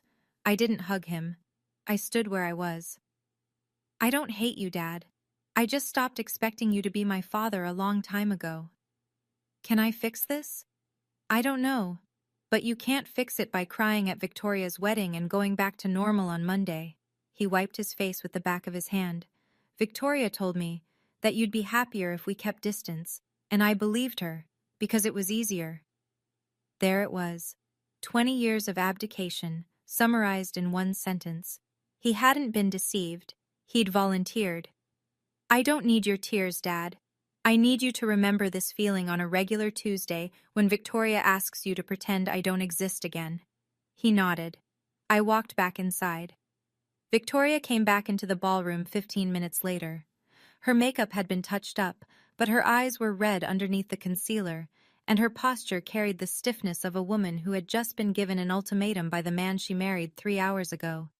James walked beside her, not touching her. Present, but separate. She took the mic. The third time that night. The first time she'd introduced her family. The second time, she'd given her toast. This time, the room knew what was coming, and the silence was a different species of quiet. Expectant. Judicial. "I owe someone an apology tonight." Her voice was thin. She scanned the room as if searching for an exit strategy. Found none. "Shelby. I shouldn't have introduced you the way I did. I'm sorry." She stopped. The room waited. You could hear the ice. Margaret spoke from her chair. Her voice was polite, precise, and relentless. And the lies about her mental health? Victoria's composure cracked. A visible fracture, like a hairline in porcelain. I told the Harringtons things about Shelby that weren't true. I'm sorry for that too. The apology landed in the tent like a coin dropped in a cathedral, small, hard, echoing. It wasn't enough, and everyone knew it, but it was what one night could extract. I didn't go to the stage. I didn't hug her. I didn't say, I forgive you, because forgiveness isn't a reflex. It's a decision that deserves time. I met her eyes across the room and nodded once. That was all. James leaned into the mic. Shelby, my family owes you more than an apology, and we intend to show it. Victoria stood beside her new husband, hearing her own wedding rewritten in real time, and for the first time in her life, she had no control over the story. She apologized with the same mic she'd used to humiliate me. I didn't need to hear her say she was sorry. I needed her to hear herself say it. The reception continued, because weddings have momentum even when the ground shifts beneath them. The jazz band played, guests danced, cake was cut, but the energy in the room had turned, not sour exactly, but honest. People spoke more quietly. Laughter came in smaller doses. Richard found me in the garden, sitting on a stone bench near the magnolia tree, where the ceremony had taken place hours earlier. The chairs had already been cleared. The aisle runner was gone. It was just grass and lanterns now. He sat beside me and reached into his jacket. I want to show you something. From his wallet, weathered brown leather cracked at the folds, he pulled a small, creased piece of paper. He unfolded it carefully, the way you handle something you've carried too long to treat roughly. It was a printout, medical records, and at the top, in clinical typeface, lead nurse S. Ittner. I've carried your name in my wallet every day for 3 years, he said. I didn't know your face, I didn't know your voice, but I knew your name, and I knew that I was alive because of it. I looked at the paper, worn soft at the creases, the ink fading. He hadn't just saved it, he'd lived with it. When that woman said just a nurse tonight, he continued, I wanted to stand up right there. I wanted to turn the whole room upside down, but I needed to be sure first. Why does it matter to you? I asked. After 3 years. He looked at me with the absolute clarity of a man who had been given a second life and had spent every day of it trying to earn it. Because no one gets to reduce the person who saved my life to a punchline. He handed me a business card. Harrington Foundation. A phone number. A name. This is real. The scholarship is real. Call this number Monday. And Shelby, if you ever need anything at all. I took the card, and I held the worn piece of paper with my name on it, and I let 3 years of silence mean something. A week later, the dust settled into something measurable. The Harrington Foundation called on Monday morning, 9 a.m. sharp. A woman named Claire from the grants office walked me through the details. $200,000, designated for advanced trauma nursing certification through Johns Hopkins, plus continuing education credits, plus a stipend for conference travel. The paperwork would take 2 weeks. The announcement would go on the foundation's website. My name, spelled correctly, would be listed as the inaugural recipient. I signed the forms at my kitchen table, in scrubs, before a 12-hour shift. Victoria and James began marriage counseling that same week. I heard through Robert, who had suddenly developed the capacity for phone calls, that the Harringtons had put conditions on the house they'd planned to help the couple purchase. No financial support until 6 months of counseling were completed. Victoria's social circle contracted like a fist. Friends of the Harringtons, the people who actually mattered in the world Victoria was trying to enter, stopped returning her calls. Her wedding photos on Instagram went from 800 likes to barely 100. The comments section, once a parade of heart emojis, went quiet. Robert sent me a letter. Not a text, not an email. A handwritten letter, on lined paper torn from a yellow legal pad, in handwriting I barely recognized because I'd never seen it before. He wrote about regret. He wrote about the things he should have said at my graduation, at my nursing school pinning ceremony, at every dinner table where he'd let someone else narrate my life. He wrote that he was sorry. I read it. I folded it. I put it in my nightstand drawer. I didn't write back. Not because I was punishing him, because some apologies need to sit before you know whether they're seeds or just words. Diane didn't call, didn't text. That was Diane. When there was nothing left to gain, she disappeared, consistent to the end. Victoria's apology cost her nothing that night. The real cost came after, when the people she'd been performing for stopped watching. I went back to work the Monday after the wedding, and the ER didn't care about anything that had happened in a tent full of champagne and fairy lights. A construction worker came in with rebar through his forearm. A teenager overdosed in the ambulance bay. A grandmother coded in room 4, and we brought her back. Dr. Ellen Marsh caught me in the hallway between traumas. She leaned against the wall with her arms crossed and her reading glasses pushed into her hair. Richard Harrington called the hospital again this morning, she said. Wanted to thank the nursing staff personally. He specifically mentioned you. She paused. He said you're a hero. I'm a nurse, I said. That's more than enough. Ellen smiled, the rare, unguarded kind she saves for moments she means. Yeah, it is. I didn't tell my colleagues the full story. I didn't post about it.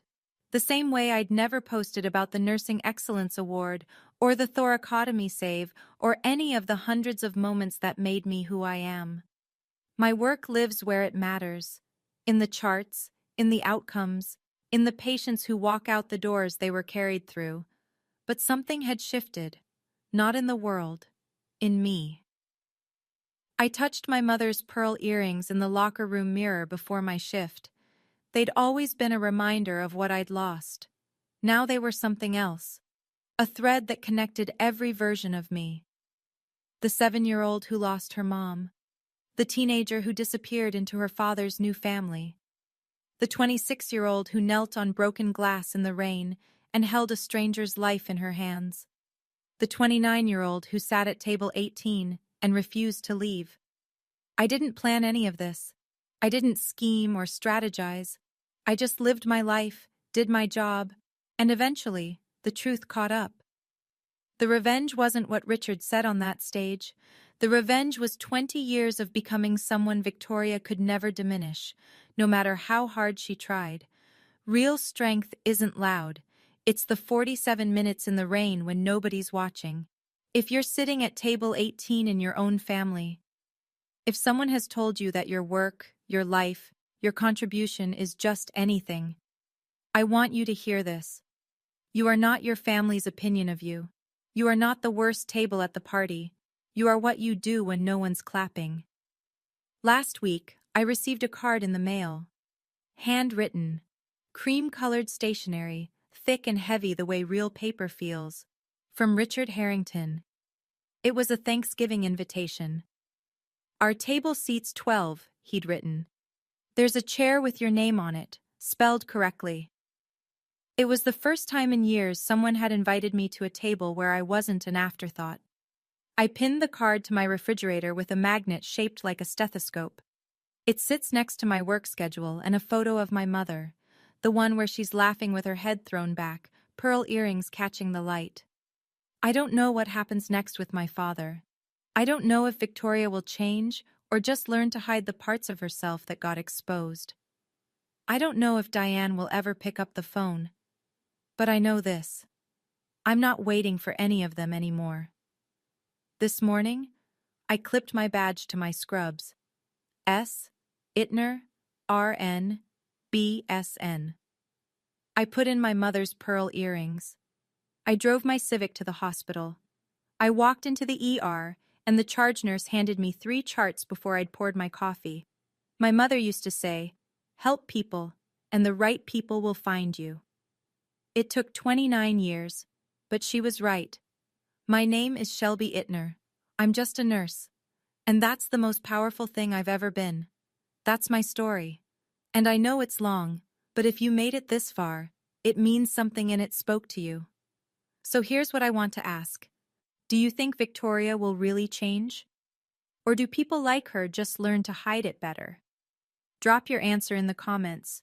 Change or hide. I read every single one. If this story made you feel something, give it a like. It helps more people hear it. And if you want more stories like this, check the description for a playlist that'll keep you going. Thank you for listening. Take care of yourselves. And remember, you are more than what they call you.